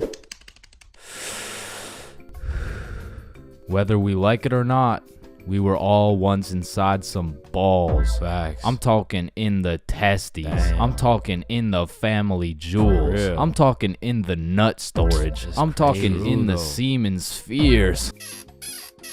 God damn, Todd's really laying down some mean pipe over there. You know, Todd beating down those doonies really got me thinking.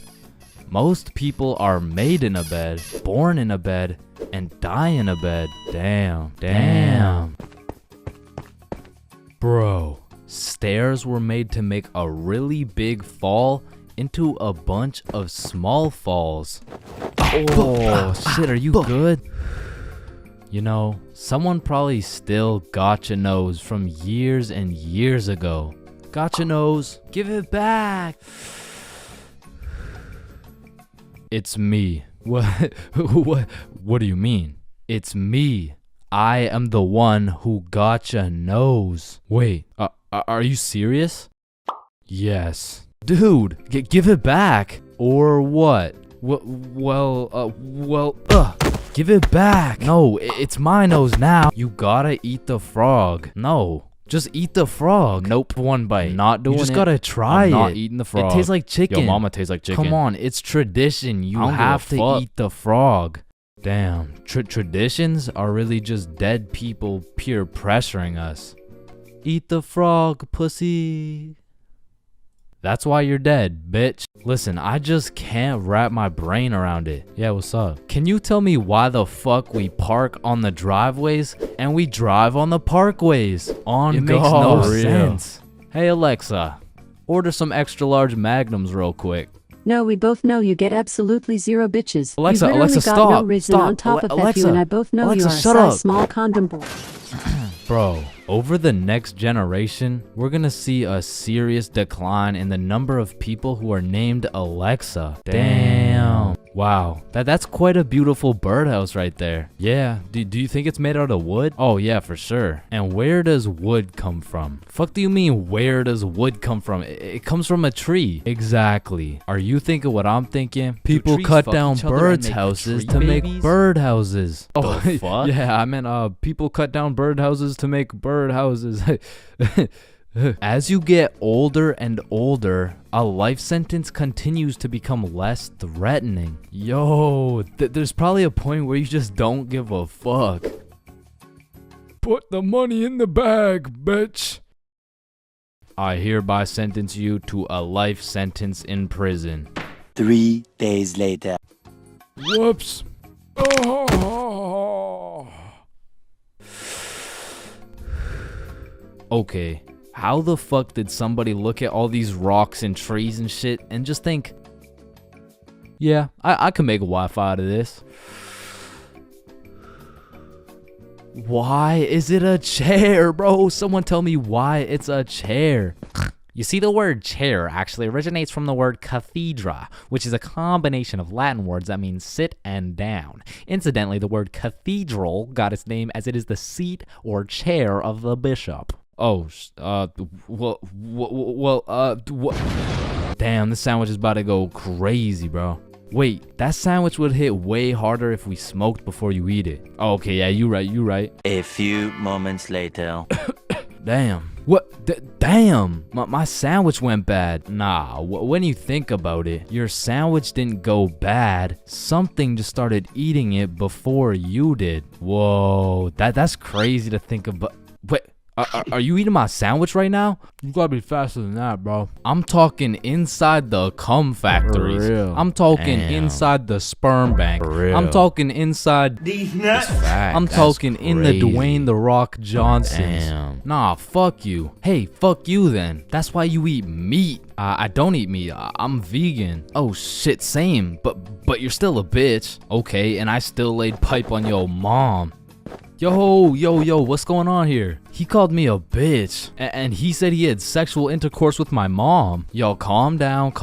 I thought you guys were both vegan. Yeah, what about it? If you guys are both vegan, are you guys really beefing? Damn, that was unfunny as fuck. Should we just beat his ass? Yeah, we should. Shit, damn. I see here. Looks like your toothpaste hasn't been doing the job. Try this one. 9 out of 10 dentists recommend this toothpaste. Wait a minute. If dentists make their money off people having bad teeth, and 9 out of 10 dentists recommend this toothpaste, why would I choose to use this one? Go. Shit, he knows. Man, you ever think about how the ocean is just some really big soup? Damn, I guess you're right. Or have you ever thought about how there's more airplanes in the ocean than submarines in the sky? Oh shit, apparently not. Damn, we're high as fuck. Man, you know what I just realized? What's up? Your balls are kind of like a body bag of sorts. You know what I'm saying? You gotta stop looking at my balls, bro. Okay, but who named it a chair? Like, who just looked at this thing and was like, oh, yup. This is gonna be called a goddamn fucking chair. Boo. Oh, you scared me half to death. What happens if you get scared half to death twice? Oh, I don't know. It's just a saying. Boo. Oh shit, is he dying? I think. Damn. Well, when you really think about it, most guys will get their first set of flowers at their funeral. That's some real shit. Wait, Chains, are you high at a funeral? No. Now, I really don't have many fears, but there are 4 things that I would say I'm truly scared of, which are sleep paralysis, being flipped over while I'm in a porta potty, this thing, and public speaking. And honestly, I can't even really explain why I'm scared of public speaking. I mean, sleep paralysis, you'll have demons chilling in your room while you can't move. The whole porta potty thing, that's just some traumatic shit. And this thing is fucking terrifying. But there's just something about talking in front of more than 5 people that has me shitting bricks. Like, my brain will start showing me the absolute worst case scenarios possible. Hi guys, my name is Chain. Get off the stage, loser. No one likes you. Hi guys, my name is...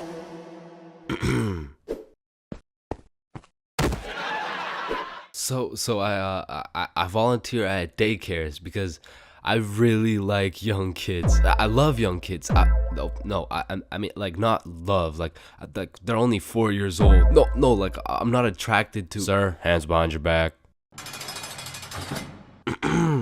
That's why I'm scared of public speaking. And even worse than normal public speaking was school speeches. And if you saw my going to school high video, you would know I have a pretty bad record when it comes to speeches. Sorry, Tyrannosaurus Rex has short arms.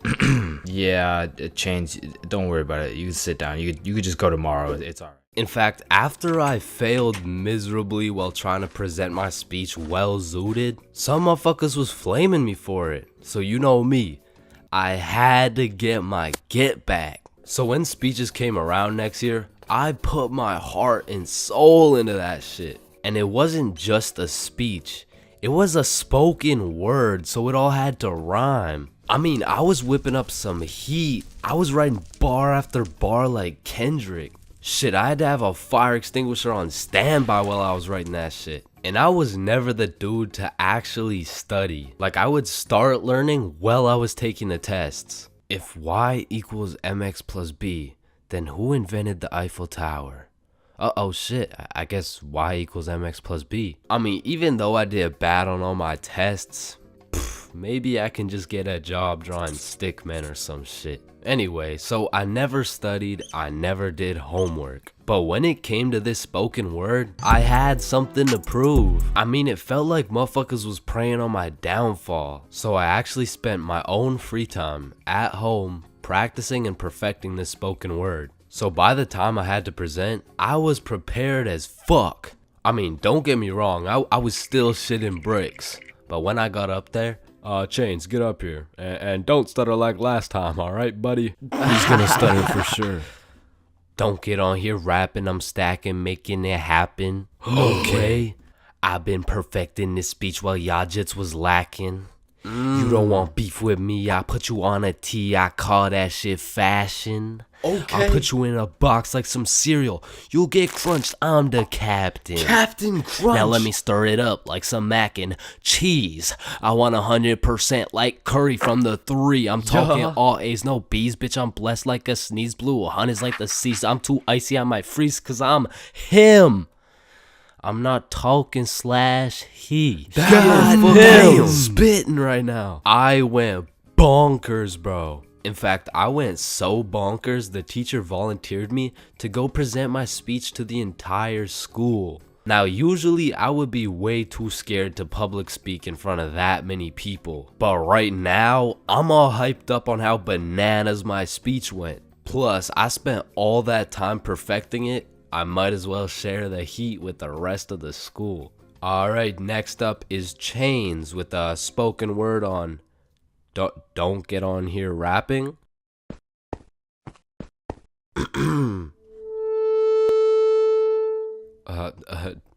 Don't get on here stacking. I mean rapping. Stacking. I'm happing.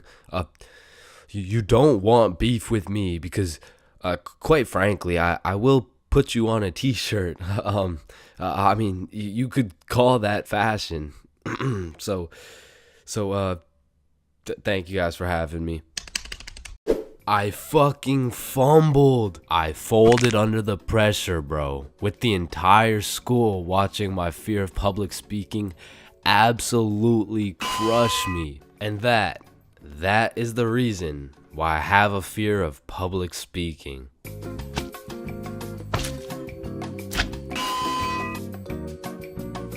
Yo, Chains, I'll pay you $5 if you pull that fire alarm right there. Oh, Yo, run. Chains, do you know why I've called you into my office today? No. You see, that little stunt you pulled has led you to a 1-week suspension. God damn it. What does suspension mean? It means for the next week, you are prohibited from coming to school. Fuck. What does prohibited mean? Chains, you can't come to school for the next week. Hold up, so you're telling me because I pulled the fire alarm, I don't have to go to school for a week? Yes, it's a suspension. You are... Man, I got a love-hate relationship when it comes to getting suspended from school. Like, on one hand, shit, you just don't have to go to school. But on the other hand... Suspended? Oh, I'm about to suspend that ass. Ah, fuck. Ow. Shit. Alright, I don't recommend getting suspended. That shit is not worth it. But how do I know? This story dates way back to grade 7. It was a cold winter day at Stickman Middle School. In fact, it was freezing cold, and this gave Billy a great idea. Yo, the pond behind the school is frozen. Let's go fuck around on it. Oh, I'm down. Okay, bet. So after school, we got a group of 5 homies, and we headed over to the frozen pond. Now, to paint the picture, behind Stickman Middle School was Stickman Elementary School, and behind Stickman Elementary School was this frozen pond, meaning we had to walk through Stickman Elementary School to get to this pond. But nonetheless, we walk up to the pond and instantly I see this big red sign that says, "Hazard, do not step on ice." Guys, the sign says do not step on ice. Man, fuck the sign. Watch this. Oh shit, look, it's sturdy as fuck. Yo, fuck. And even though Billy's dumbass fell in, the ice was actually pretty sturdy. So you know, we're gliding around, eating shit, hitting the meanest ballerina spins you've ever seen, and eating shit. And we were having some good old harmless fun. In fact, our grade 7 selves were having the time of our lives on this frozen water. That is until... Oh, what do you guys think you're doing? We were just walking on the ice. Did you guys not see the sign? What sign? I could have swore I put a sign right here. Nope, no sign at all. There was no sign. I have no clue what you're talking about. Okay, but you guys have to get off the ice. Well, why? Nobody's getting hurt. Yeah, we're safe. Okay, it's your choice. You're gonna regret this. So we continued with our ice skating antics for approximately 10 more minutes. Until the same lady came back up to the pond, but this time she was equipped with a Sony Alpha A7 mirrorless digital camera with the extendo lens. In other words, she was quite literally about to catch us in 4K. But at least she doesn't know what school we go to. Hey, what school do you guys go to? Not Stickman Middle School. Absolutely not. No, definitely not. Fuck, she knows. We had to think quick. How are we gonna smoothly get out of this situation without getting in trouble? So we called a boys' emergency meeting. We huddled up and discussed our best plans to get out of this situation. And after combining all of our genius grade 7 brains, we made the ultimate plan. If we started mooning the camera, it would then be illegal for her to take pictures of our middle school cheeks. I don't know how this became our best option, but regardless, we put the plan in motion. I mean, me personally, I got a little shy and kept my pants up, but some of the boys were out there going crazy, looking more caked up than Summer Rae. And after a little while, the lady must have decided it wasn't a great look to have a camera pointed at some 12-year-old cheeks, and she left. Which means the plan had worked flawlessly. Now the next day at school, I had completely forgot about it, to be honest. But strangely enough, while I was sitting in math class, I hear the little class phone start ringing. Hello? Oh yes, he's here. Oh, okay. Yeah, I'll send him your way. Thank you. Chains, Mr. Principal wants to talk to you. And at this point, I should have picked up on why I was being called to the office, but I had complete faith in our foolproof plan of mooning this stranger that the thought of being in trouble didn't even cross my mind. That was until I walked into the office to see every single one of the boys sitting in Mr. Principal's office. But mama didn't raise a snitch, so we started capping our asses off. So, what did you guys do after school yesterday? Nothing. I played Fortnite. I was doing the homework. Don't play stupid with me. I got a call from Mrs. Principal over at Stickman Elementary. So tell me, what were you doing on the pond yesterday? I wasn't there. It wasn't us. I don't know what you're talking about. I don't even know what a pond is. I see. Well, I've got evidence. And as he shows us this undeniable evidence, you can see this dude Billy's cheeks in the corner of one of the pictures. So I slowly look over at Billy, and he looks over at me.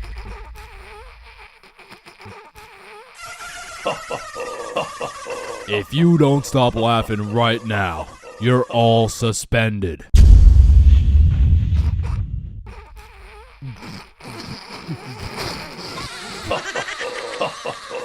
That's it. You're all suspended. And as I explained the situation to my mom, let's just say Mama Chains was not happy.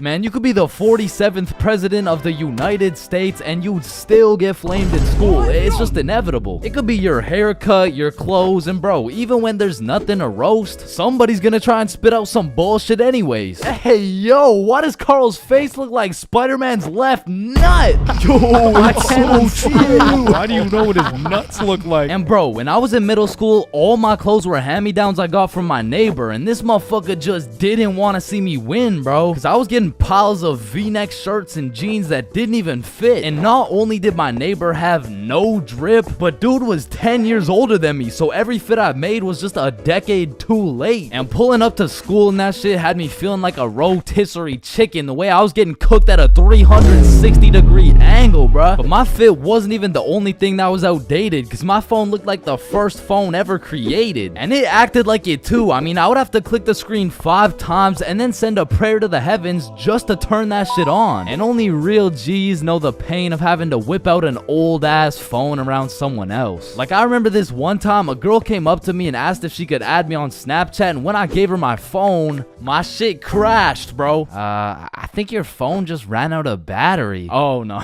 don't worry, sometimes you just gotta...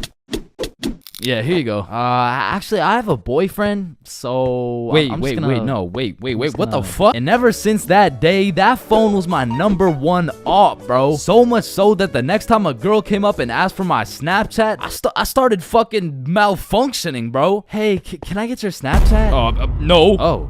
Okay. No. It's just cause I don't have Snapchat. Oh, well, what about your phone number? I actually don't even have a phone. You don't have a phone? Oh, well, I did, but then my dog ate it. You know? Oh my god, is your dog okay? Sorry, I don't even have a dog. I don't have one.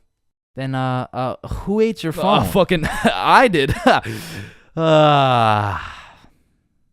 Wait, was that? Nope. Like, I do appreciate all the hand-me-downs, because without them, I would be walking through the school butt-booty naked. But to be honest with you, if it was a choice, I would have rather been butt-booty naked, because these V-necks were straight girl-repellent. Like, there's birth control, there's condoms, and then there's V-necks, bruh. But shit, I mean, you could still pull a lot while wearing a V-neck, but it's just like...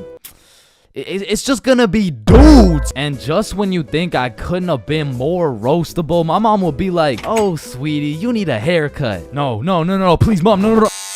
My mom used to take me to this shop that gave out $1 haircuts, bro, and these motherfuckers were straight speed running these cuts. They'd be asking what kind of cut you want while cutting your hair, and by the time you get to show them the cut you want, your shit is already done, bro. And my mom must have not been tipping them either, considering the fact that every time I went back, the cuts kept getting worse and worse, until one time I walked out there with my head bleeding, like I asked for a 2 on the sides, and she hit me with a -2. Now don't get me wrong, when I pulled up to school school wearing the most abominable fit known to man with the atrocious haircut and shitter phone combo, I got my shit roasted, flamed, grilled, sauteed, deep fried, and then thrown into the goddamn microwave. Like the type of flaming that has you going home and just taking an extensive look in the mirror, questioning if you should legally change your name to Albert and flee the country. But somehow, this motherfucker Carl got flamed even harder than me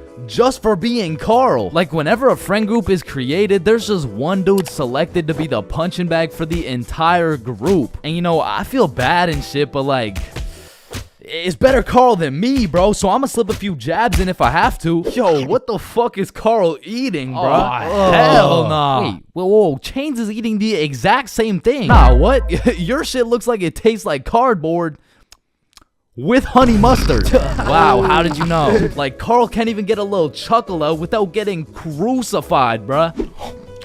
Damn, he's fucking that shit up. Looks like he hasn't eaten in weeks, bro. Oh, hell nah, Carl. I know you're not laughing. Yeah, I'm not. You're built like SpongeBob Brown Pants. You look like a malnourished Santa Claus, bro. Like, god damn, that's a face only a mother can love. What did I do? Now, getting roasted around your boys is tough, but that pales in comparison to the pain and embarrassment of getting roasted in front of your crush, bro. Yo, Chains, what did you get on the science test? I'm not gonna lie, I got like a 76. I'm surprised you're not smarter with that big ass head of yours. Good one, Joe. No, like for real, your shit is massive. Well, like the sheer amount of brain you could fit in that bitch should make you Einstein. You look like you should be pulling 10,000 IQ plays right now. You look like you got the solution to world hunger somewhere hidden in that big ass noggin. Like how do you even stand up straight with that absolute cranium for a head? But I remember this one time I got my shit flamed so hard in front of an entire audience that I was brought to tears. But I mean, I was 6. I was 6 years old. And the day was December 24th, Christmas Eve. So my mom brought me and my brother to this improv play. And as we sat and waited for the show to begin, this little elf walked up to us like, hey, do you guys want to be a part of the show? Yeah, let's do it. Okay, yeah, I'll do it. And once the show began, they called me and my brother up to the stage and asked us a very simple question. So, what do you guys want for Christmas? Oh, I want a Minecraft sword and a creeper stuffy. And, what about you, little man? And as I looked into that crowd with dead silence, my brain stopped braining, bro. Hey, don't worry, it can be anything. Shit. I want, Just, kid, what do you want? I wanna... Man, I wanna... I don't really know what I want. Yo, who brought this fucking dumbass on stage, bro? Get the fuck out of here. Now I'm paraphrasing. I mean, I was 6. I don't remember exactly what he said, but that's what it felt like. And as we walked back to our seats, I was super embarrassed. But as the show started, it was actually pretty funny, and people had probably forgot about it by now. But 10 minutes into the show, a character walks on stage with some goofy-ass buck teeth. Yo, this guy looks stupid as hell. Oh shit. And this dude proceeds to absolutely cook 6-year-old me with no remorse. Hey, what's your name? I don't know. What? Okay, how's your day? Day? Day? What the fuck is a day? I don't know. Well, what do you know? No. That's just it. I don't know. I just don't know. Shit, I don't think I know anything. And that shit had the whole audience laughing harder than ever. And as I looked around, my brother was laughing and even my mom was laughing. And it was this very moment that I had hit rock bottom. And at the age of 6, I realized I would be put on this earth simply to suffer. And it made me cry, bro. I cried in the middle of this theater. Then the next morning I woke up and it was Christmas. And under the Christmas tree I saw the best gift of all. It was a Bob pocket tee from ChainsClub.shop. That's right, it's brand new. You can wear it around your homies. You can wear it at school. You can wear it around your mom, your grandma, your great-grandma, maybe not your great-grandma, but damn near anywhere else, and Bob will be posted in your pocket the whole time. Wow, what a perfect thing to get someone for Christmas, am I right? Yeah, I'm right.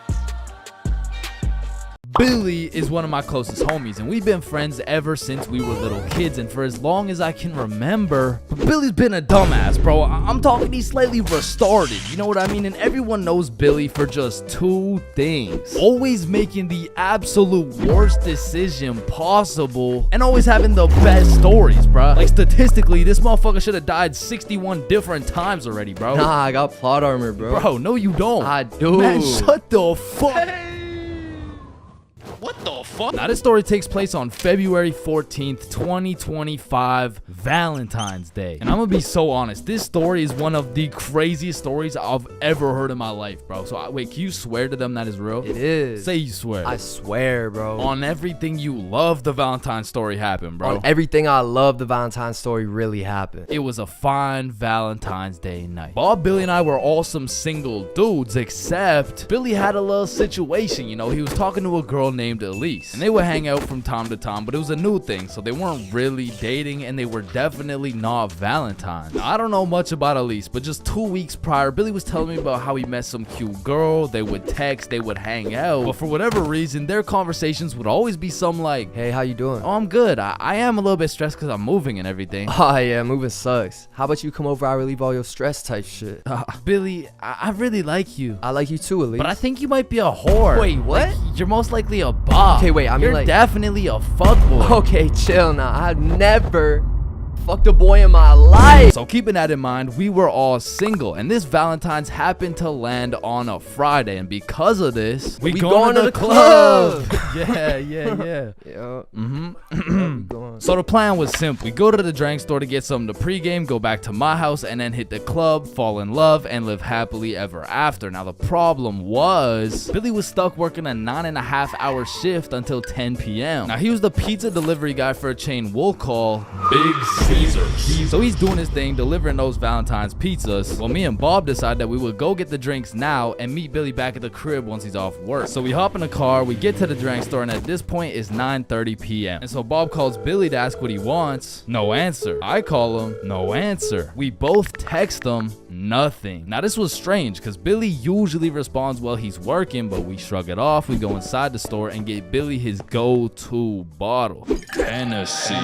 So we go back to my house and get to my room at about 10 p.m. and still no word from Billy. So we're waiting for a good 20 minutes, and then I get a text message from Billy. The craziest shit ever just happened. So I'm like, what happened? Bro, it's so crazy, I need to tell you in person. So Billy whips it over to my house, kicks down the door, and instantly starts breaking down the craziest plot I've ever heard, bruh. Yo, listen, this story takes place 1 hour ago. It was 9:30 p.m. and Billy was finishing up a long 9.5-hour shift with his very last delivery of the night, but the problem was his phone was on 1% and he didn't even have a charger. So Billy locks in and memorizes all the directions to get there right before his phone dies. So from one side of the city, Billy goes 100% straight off the dome to the other side of the city for his last delivery on this fine Valentine's Day night. Billy hops out the car, walks up to the house, knocks,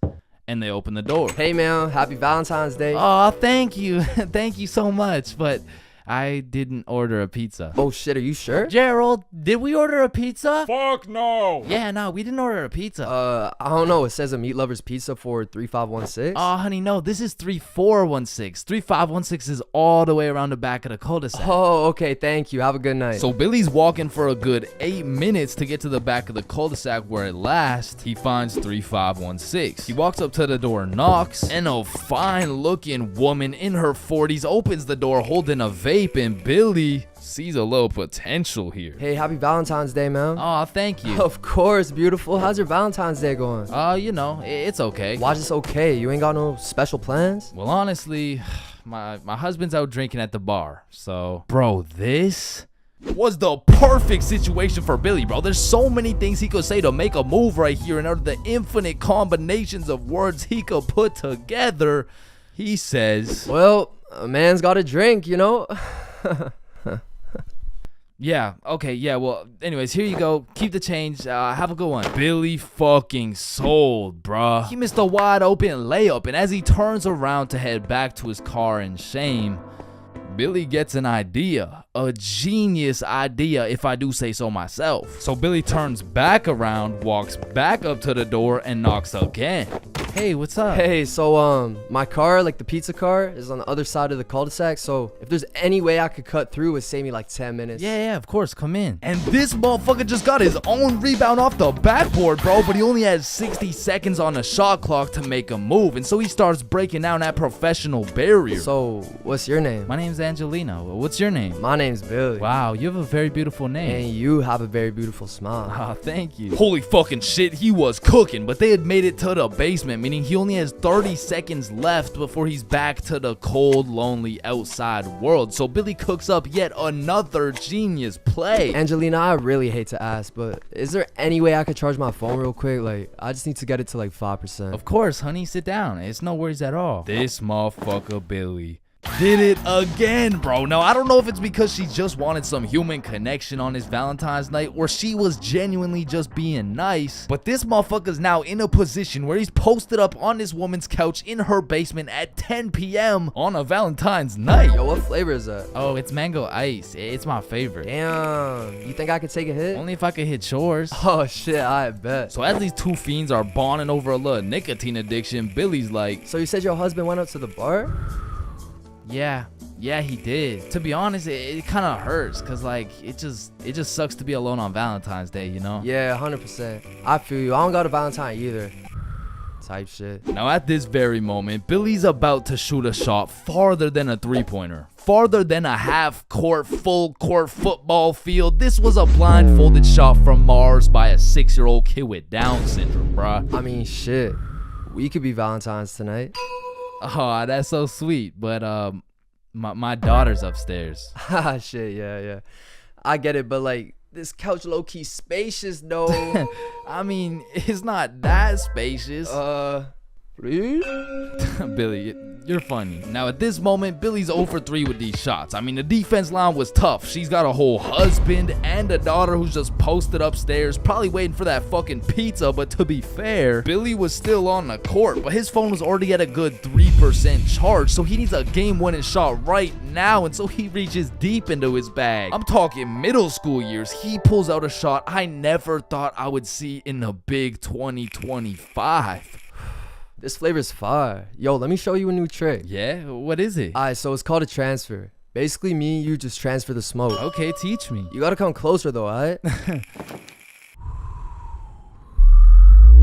This motherfucker Billy switched the shot, bro, against all odds. Just 15 minutes ago, he was some bum delivering her Big Caesar's pizza. All of a sudden, now she's hot and ready, bruh. And so Billy's making out with some random dude's wife for a good 5 minutes. Then she's like, is your phone charged? Yeah, I appreciate it. You know, let me charge everything. Of course, honey, it's my pleasure. Alright, I'm gonna text you. Okay, drive safe. And Billy leaves this married mother's house after making out with her as the fucking pizza delivery guy. Bro, what the fuck? Billy, are you dead ass? I swear to God. Bro, that story is fucking insane. I mean, shit.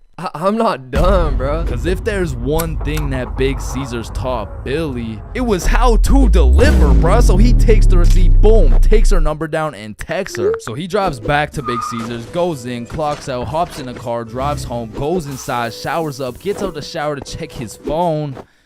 No response. Damn. So Billy tries calling her, straight to voicemail. He changes the no caller ID and calls again, and it rings, meaning she blocked his ass, bro. And I have no clue why she would do such a thing. I mean, like, yeah, she has a husband and like a kid and probably another boyfriend on the side, but damn, say something. And that's the moment when he gets a Snapchat notification. Elise has added you as a friend. Now, Elise is the girl he's been talking to on Snapchat, so why would she even have him unadded in the first place? So Billy's like, you unadded me? And she just hits him back with a WID. Shit, I just got off work. What you doing? Oh, I'm just chilling at home. And then there's a brief pause.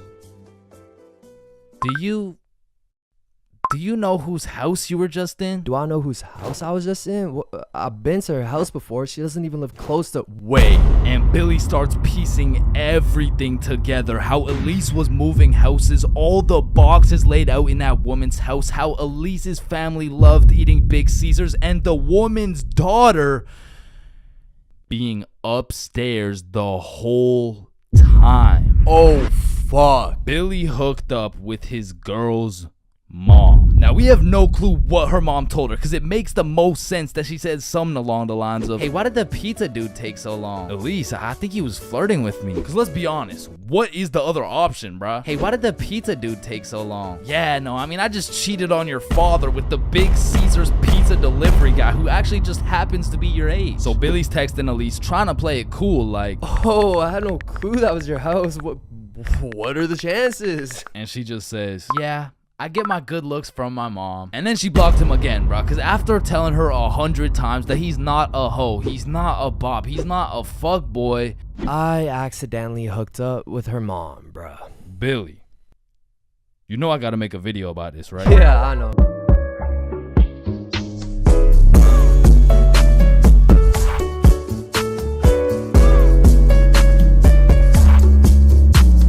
So a few years ago, I worked at a fast food restaurant. We'll just call it Jim Jordan's, you know what I'm saying? Jim Jordan's was my first job ever. So coming in on my first day, I was kind of excited, you know, because it was just overall a new experience, so I was looking forward to it. So I walked through the doors and, you know, it's looking like a nice establishment so far. But as soon as you step past the staff gate, you realize it's instantly a hellhole. Like, this is exactly what it was like. Hi there, can I take your order? Yo, who's medium double? What's your order? Yo, hello. It's my first day. Hi there, can I take your order? And bro, once they give you the once they give you the Jim Jordan's drip, you instantly lose value as a human, bro. For example, if you're going for a casual stroll down the street, an average interaction would look something like this. Hey, how are you? Good, how are you? Good. You know, just average small talk things. But once you throw on that Jim Jordan's drip, hey, what can I get for medium black coffee? Make my coffee faster, bitch. And while I was working here, it was just the beginning of the pandemic, meaning on top of the gym drip, you also had to wear a mask. So pretty much people could just see your eyes. And trying to communicate during the pandemic was horrible, because not only did both parties have to wear a mask, there was this big plastic wall between us, and they had to stand 6 feet away. Hi, what can I get for you? What? I said, hi, what? Huh? Ma'am, what can I get for you? Oh, I'm good. Thanks for asking. Oh my god, bro. And man, I already made a video on NPCs, but working in any sort of drive-thru, you'll figure out that drive-thrus are NPCs' prime real estate. It's just like back to back to back NPCs. And when you don't have your average NPC, you'll have a below average IQ NPC. Like, there was this one lady that would come through every day, and all my coworkers knew her as the coupon lady, because every day she would try and use coupons, but somehow never understand how they work. Alright, your total is $15.67. Okay, I'm gonna use a coupon. Alright.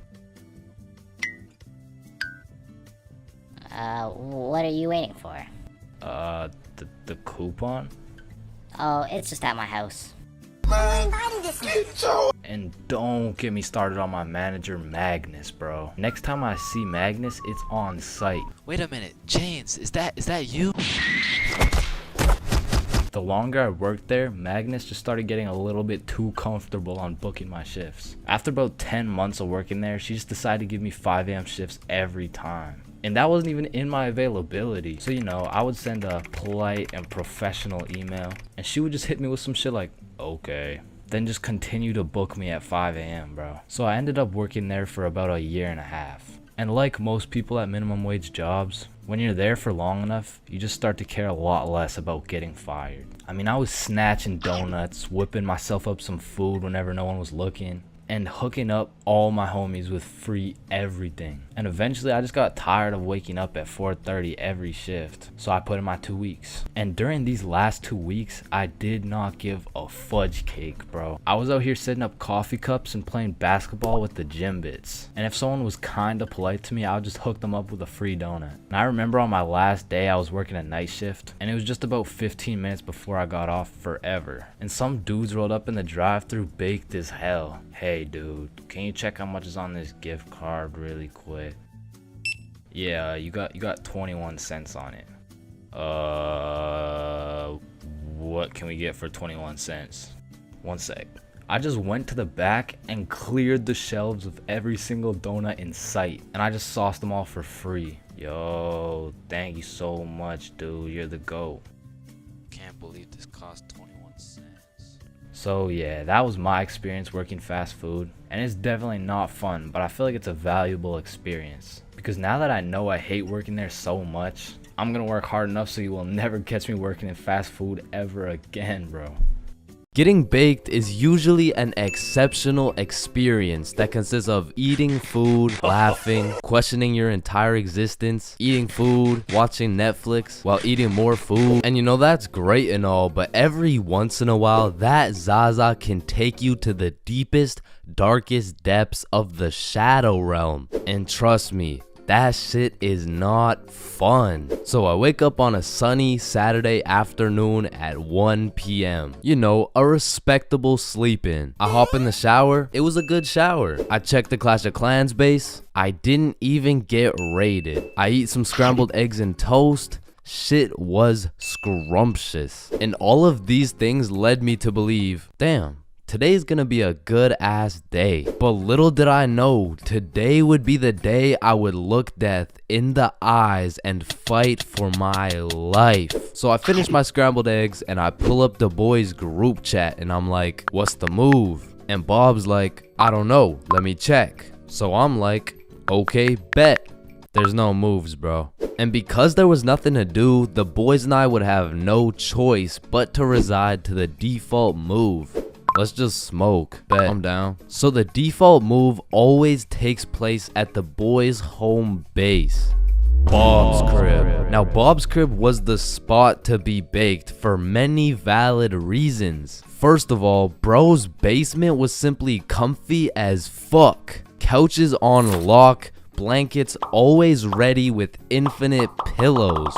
And Bob's dog Walter was the fucking GOAT. But most importantly, Bob's cupboard was always stacked. I mean, this cupboard has enough food to feed a village. This cupboard has more snacks than 7-Eleven. And this cupboard had enough calories to be in a Nikocado avocado video. And that shit was perfect. Because goddamn, when I get baked, I become a certified fat ass. So you know the drill. We roll up and got a joint in rotation. And honestly, I don't know what got into me this night because I was absolutely reefing that hoe. Yo, chill. God damn. Fuck it. Let's roll another one. So we rolled up another J and I just simply could not be stopped. And I specifically remember asking, how high can I really get? And after about 30 minutes of me going bananas on these joints, I found the answer to my question.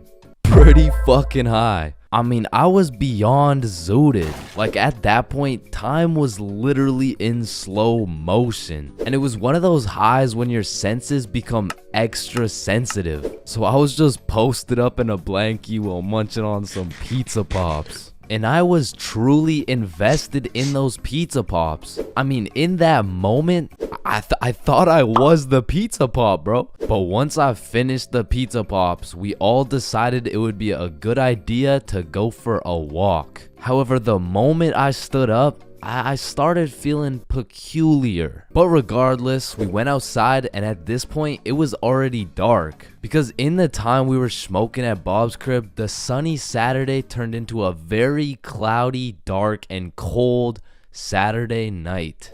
So Billy and Bob are walking towards this creepy looking forest and I'm like, alright, I think I'm too high to go into this forest, bro. Nah, don't worry. I've been in this forest a million times. I know it like the back of my hand. Alright then. And as soon as we step into the forest, I start hearing shit, bro. Yo, did you hear that? Hear what? It sounds like someone's in the bushes. Nah, you're just baked as shit.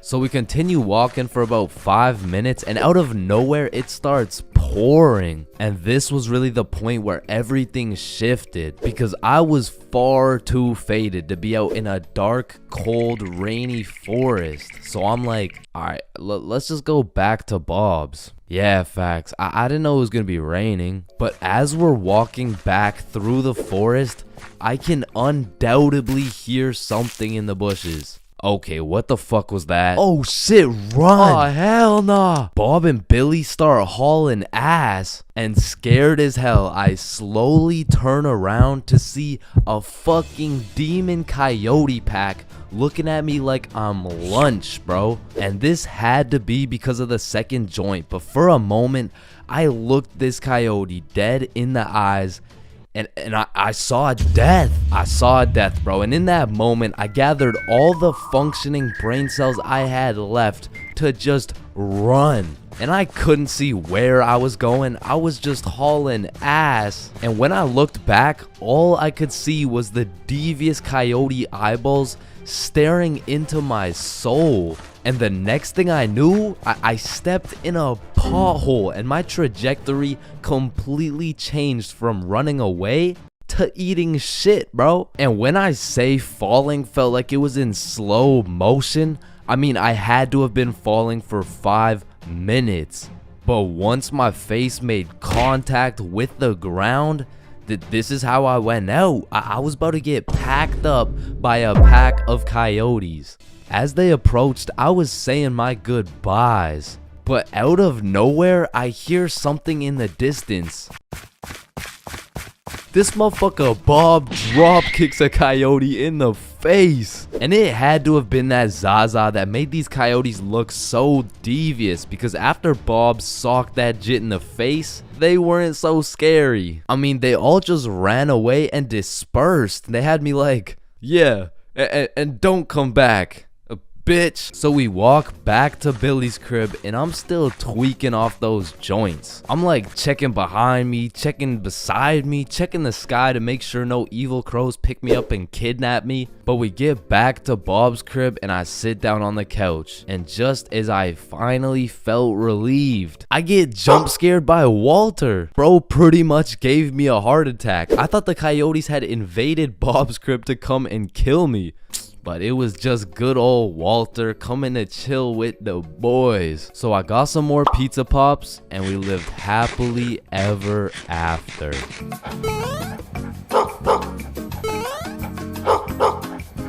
Listen, I know some of y'all have already gone to school high, but for those of you who haven't, don't do it, bro. I only went to school baked one time in my life, and after that experience, I never did it again. So this story takes place on your average Wednesday. I was still in grade 10 at this point, but I have to note, I was not a super experienced smoker. However, with that being said, I did have some homies in grade 11 that, let's just say, they knew what they were doing. But still, my day started off like your average high schooler. Alarm goes off, hit snooze for 15 minutes, get up, stare at the wall for approximately 10 minutes, shower, eat, and head to school. This particular day, I remember being a little bit anxious because I knew I had to present my speech that I had just written the night before. But English is at the end of the day, I'm chilling for now. Plus, my first class is PE, so you know how it goes. I smoked some kids in dodgeball. I went to my next class, got smoked in math. The bell rings and I dip for lunch.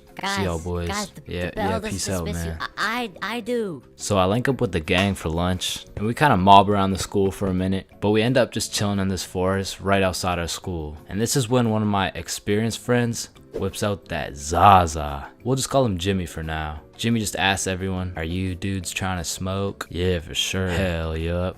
"Nah, I'm all good." At first, I was the only person who didn't want to, but as I sat there, feeling the vibes, intaking the positive energy from the surrounding vegetation, I came to the conclusion the vibes were right. It was just me and my trusted homies, secluded in a peaceful area. I mean, what's the worst that could happen, right?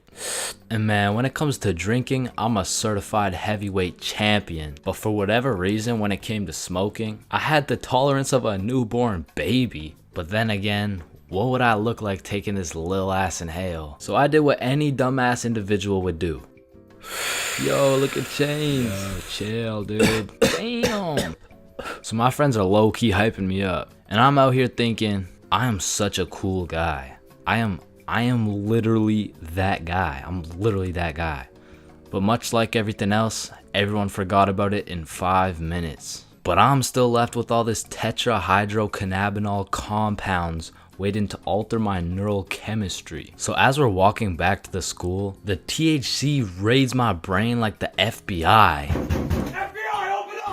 and I just eat the ground, bro. Had me looking like my controller just disconnected. And my friends just look at each other like, fuck. Maybe you should just go home, bro. Yeah, dude. There's no way you'll be able to go to class like this. So we make our way over to this bench outside, and I'm weighing out my options. I'm trying to find the best scenario to get out of this alive. I narrowed it down to roughly 2 options. I can either go home, get whooped by my mom, and get grounded for another 1.5 years, or I could thug it out, just go to class, running the risk that my teacher might find out I'm baked. So me and my friends are brainstorming, using the good old pros and cons method. Going home. Pros. Cons. I will get whooped. Staying at school. Pros. Cons. I might get whooped. Staying at school it is. The bell rings, my friends wish me good luck, but my next class was science, and I had the #1 homie in that class. Bob. So Bob is just being a W mans. He's absolutely carrying me in this group science experiment while I'm literally passed out sleeping on the desk. Bell rings, Bob wishes me good luck and dips. Now I'm all on my own, but I just got 1 more class. I'm almost done. What class do I even have again? Oh yeah, English, right? So I make my way to English, I sit down. All right, so today we're doing our speeches. And my English teacher was the type of teacher who loves to catch people lacking and just put them on the spot. So of course, he sees me on another planet and decides to call me out. Chains, how about you go first? I'm not prepared. Just get up there, bud. Okay. All right, whenever you're ready. Chains, you can start now. Okay. So my speech is like, it's about the topic of the speech. It's dinosaurs. So Tyrannosaurus Rex has short arms. Yeah, Chains, don't worry about it. You can sit down. You could just go tomorrow. It's all right. Thank you. Thank you. Yeah, man, this is why you don't show up to school high, bro.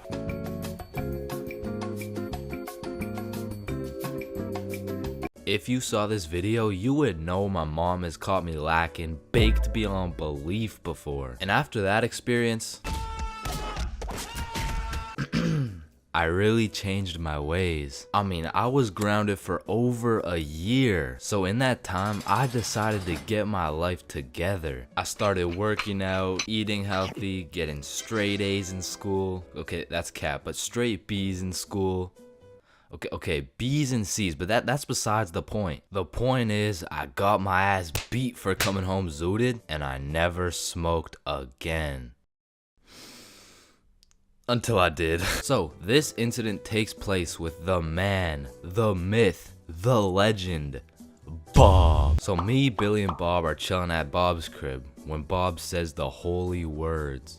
Are you guys trying to smoke? Yeah, bet. And keep in mind, the rest of my homies had been smoking regularly, but your boy was fresh out of the slammer. I mean, I was pretty much on probation at this point. And on top of that, I hadn't smoked for over 1 year, so my tolerance had gone to shit. So with all that being said, the smart decision was to simply not smoke. But shit, if you know me, I am not one for smart decisions.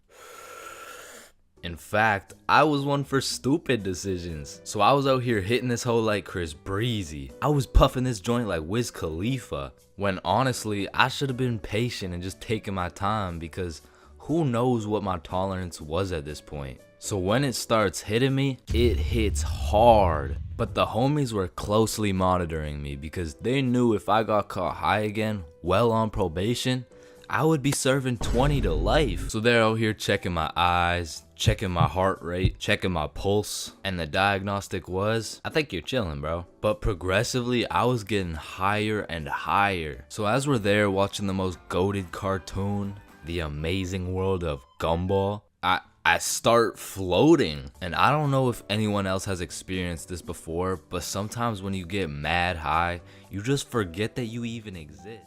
And you use 107% of your brain power to just think. So I was out here floating away, thinking about some random bullshit. Yo, it's crazy that everyone in the world is either named Quandale or they're not. Wait, what if I'm in a simulation? No. What if I'm in an animation? Being drawn by some dude on his computer for a platform of entertainment, and a bunch of people know what I'm thinking right now. Hold up. Is a tomato a vegetable or a fruit? But I'm brought back to Earth by a text message. Oh man. Mom, please come home for dinner at 6. Damn, I gotta be home for dinner at 6. Oh shit, what time is it? It's 5:30. Nah, we can't let your mom find out you're cooked. So Bob whips out his emergency hide how baked you are kit. Boom, hits me with the eye drops to make my eyes less red. Douses me in cologne to cover up the smell. And apparently eating oranges also helps slow down your high. So I leave Bob's crib, and as I'm walking home, I'm brainstorming all the possible scenarios. Either I play this off like a smooth criminal and nobody ever finds out, or I could get caught and I could get sentenced to 30 years. So as I walk up to my front door, my entire future is dependent on how I play this shit off. I take a deep breath and I ring the doorbell. And my brother opens the door. The door was unlocked, dumbass. Fuck, I'm off to a bad start. So I walk into the kitchen, casual as hell. Oh, Chains, how was your day? Oh, it was good. How was yours? Yeah, good shit, we're doing good. Oh, it was good, thanks for asking. Wow, Mom, this mac and cheese looks succulent. Fuck, why did I say that? Who the fuck says succulent? Oh, why, thank you. I switched the recipe up a little bit. Just be casual, be casual. The mac and cheese, it's good. Thank you. So what were you guys doing at Bob's? Fuck, what do I say? A twister. Oh, a twister? Yep, twister. What, wasn't it just you, Bob, and Billy? Yep, just a good old game of Twister with the boys. Damn, y'all are gay as hell. Yup. not to being gay as hell. I just meant yup in general. Like, you know, like yup. Chains, are you feeling okay? Oh fuck. She knows. What do I do? A little word of advice. Whenever you're in one of these situations, just cap and say you're tired. Like, it works for everything. Are you high? No, I'm just tired. Damn, bro. Are you depressed? No. I'm just tired. Help! I'm drowning! No, I'm just tired. So while I was backed into a corner, I was pretty much on trial facing life. I just used the good old, no, I'm just really tired. I couldn't get much sleep last night. Actually, I think I could even take a nap right now.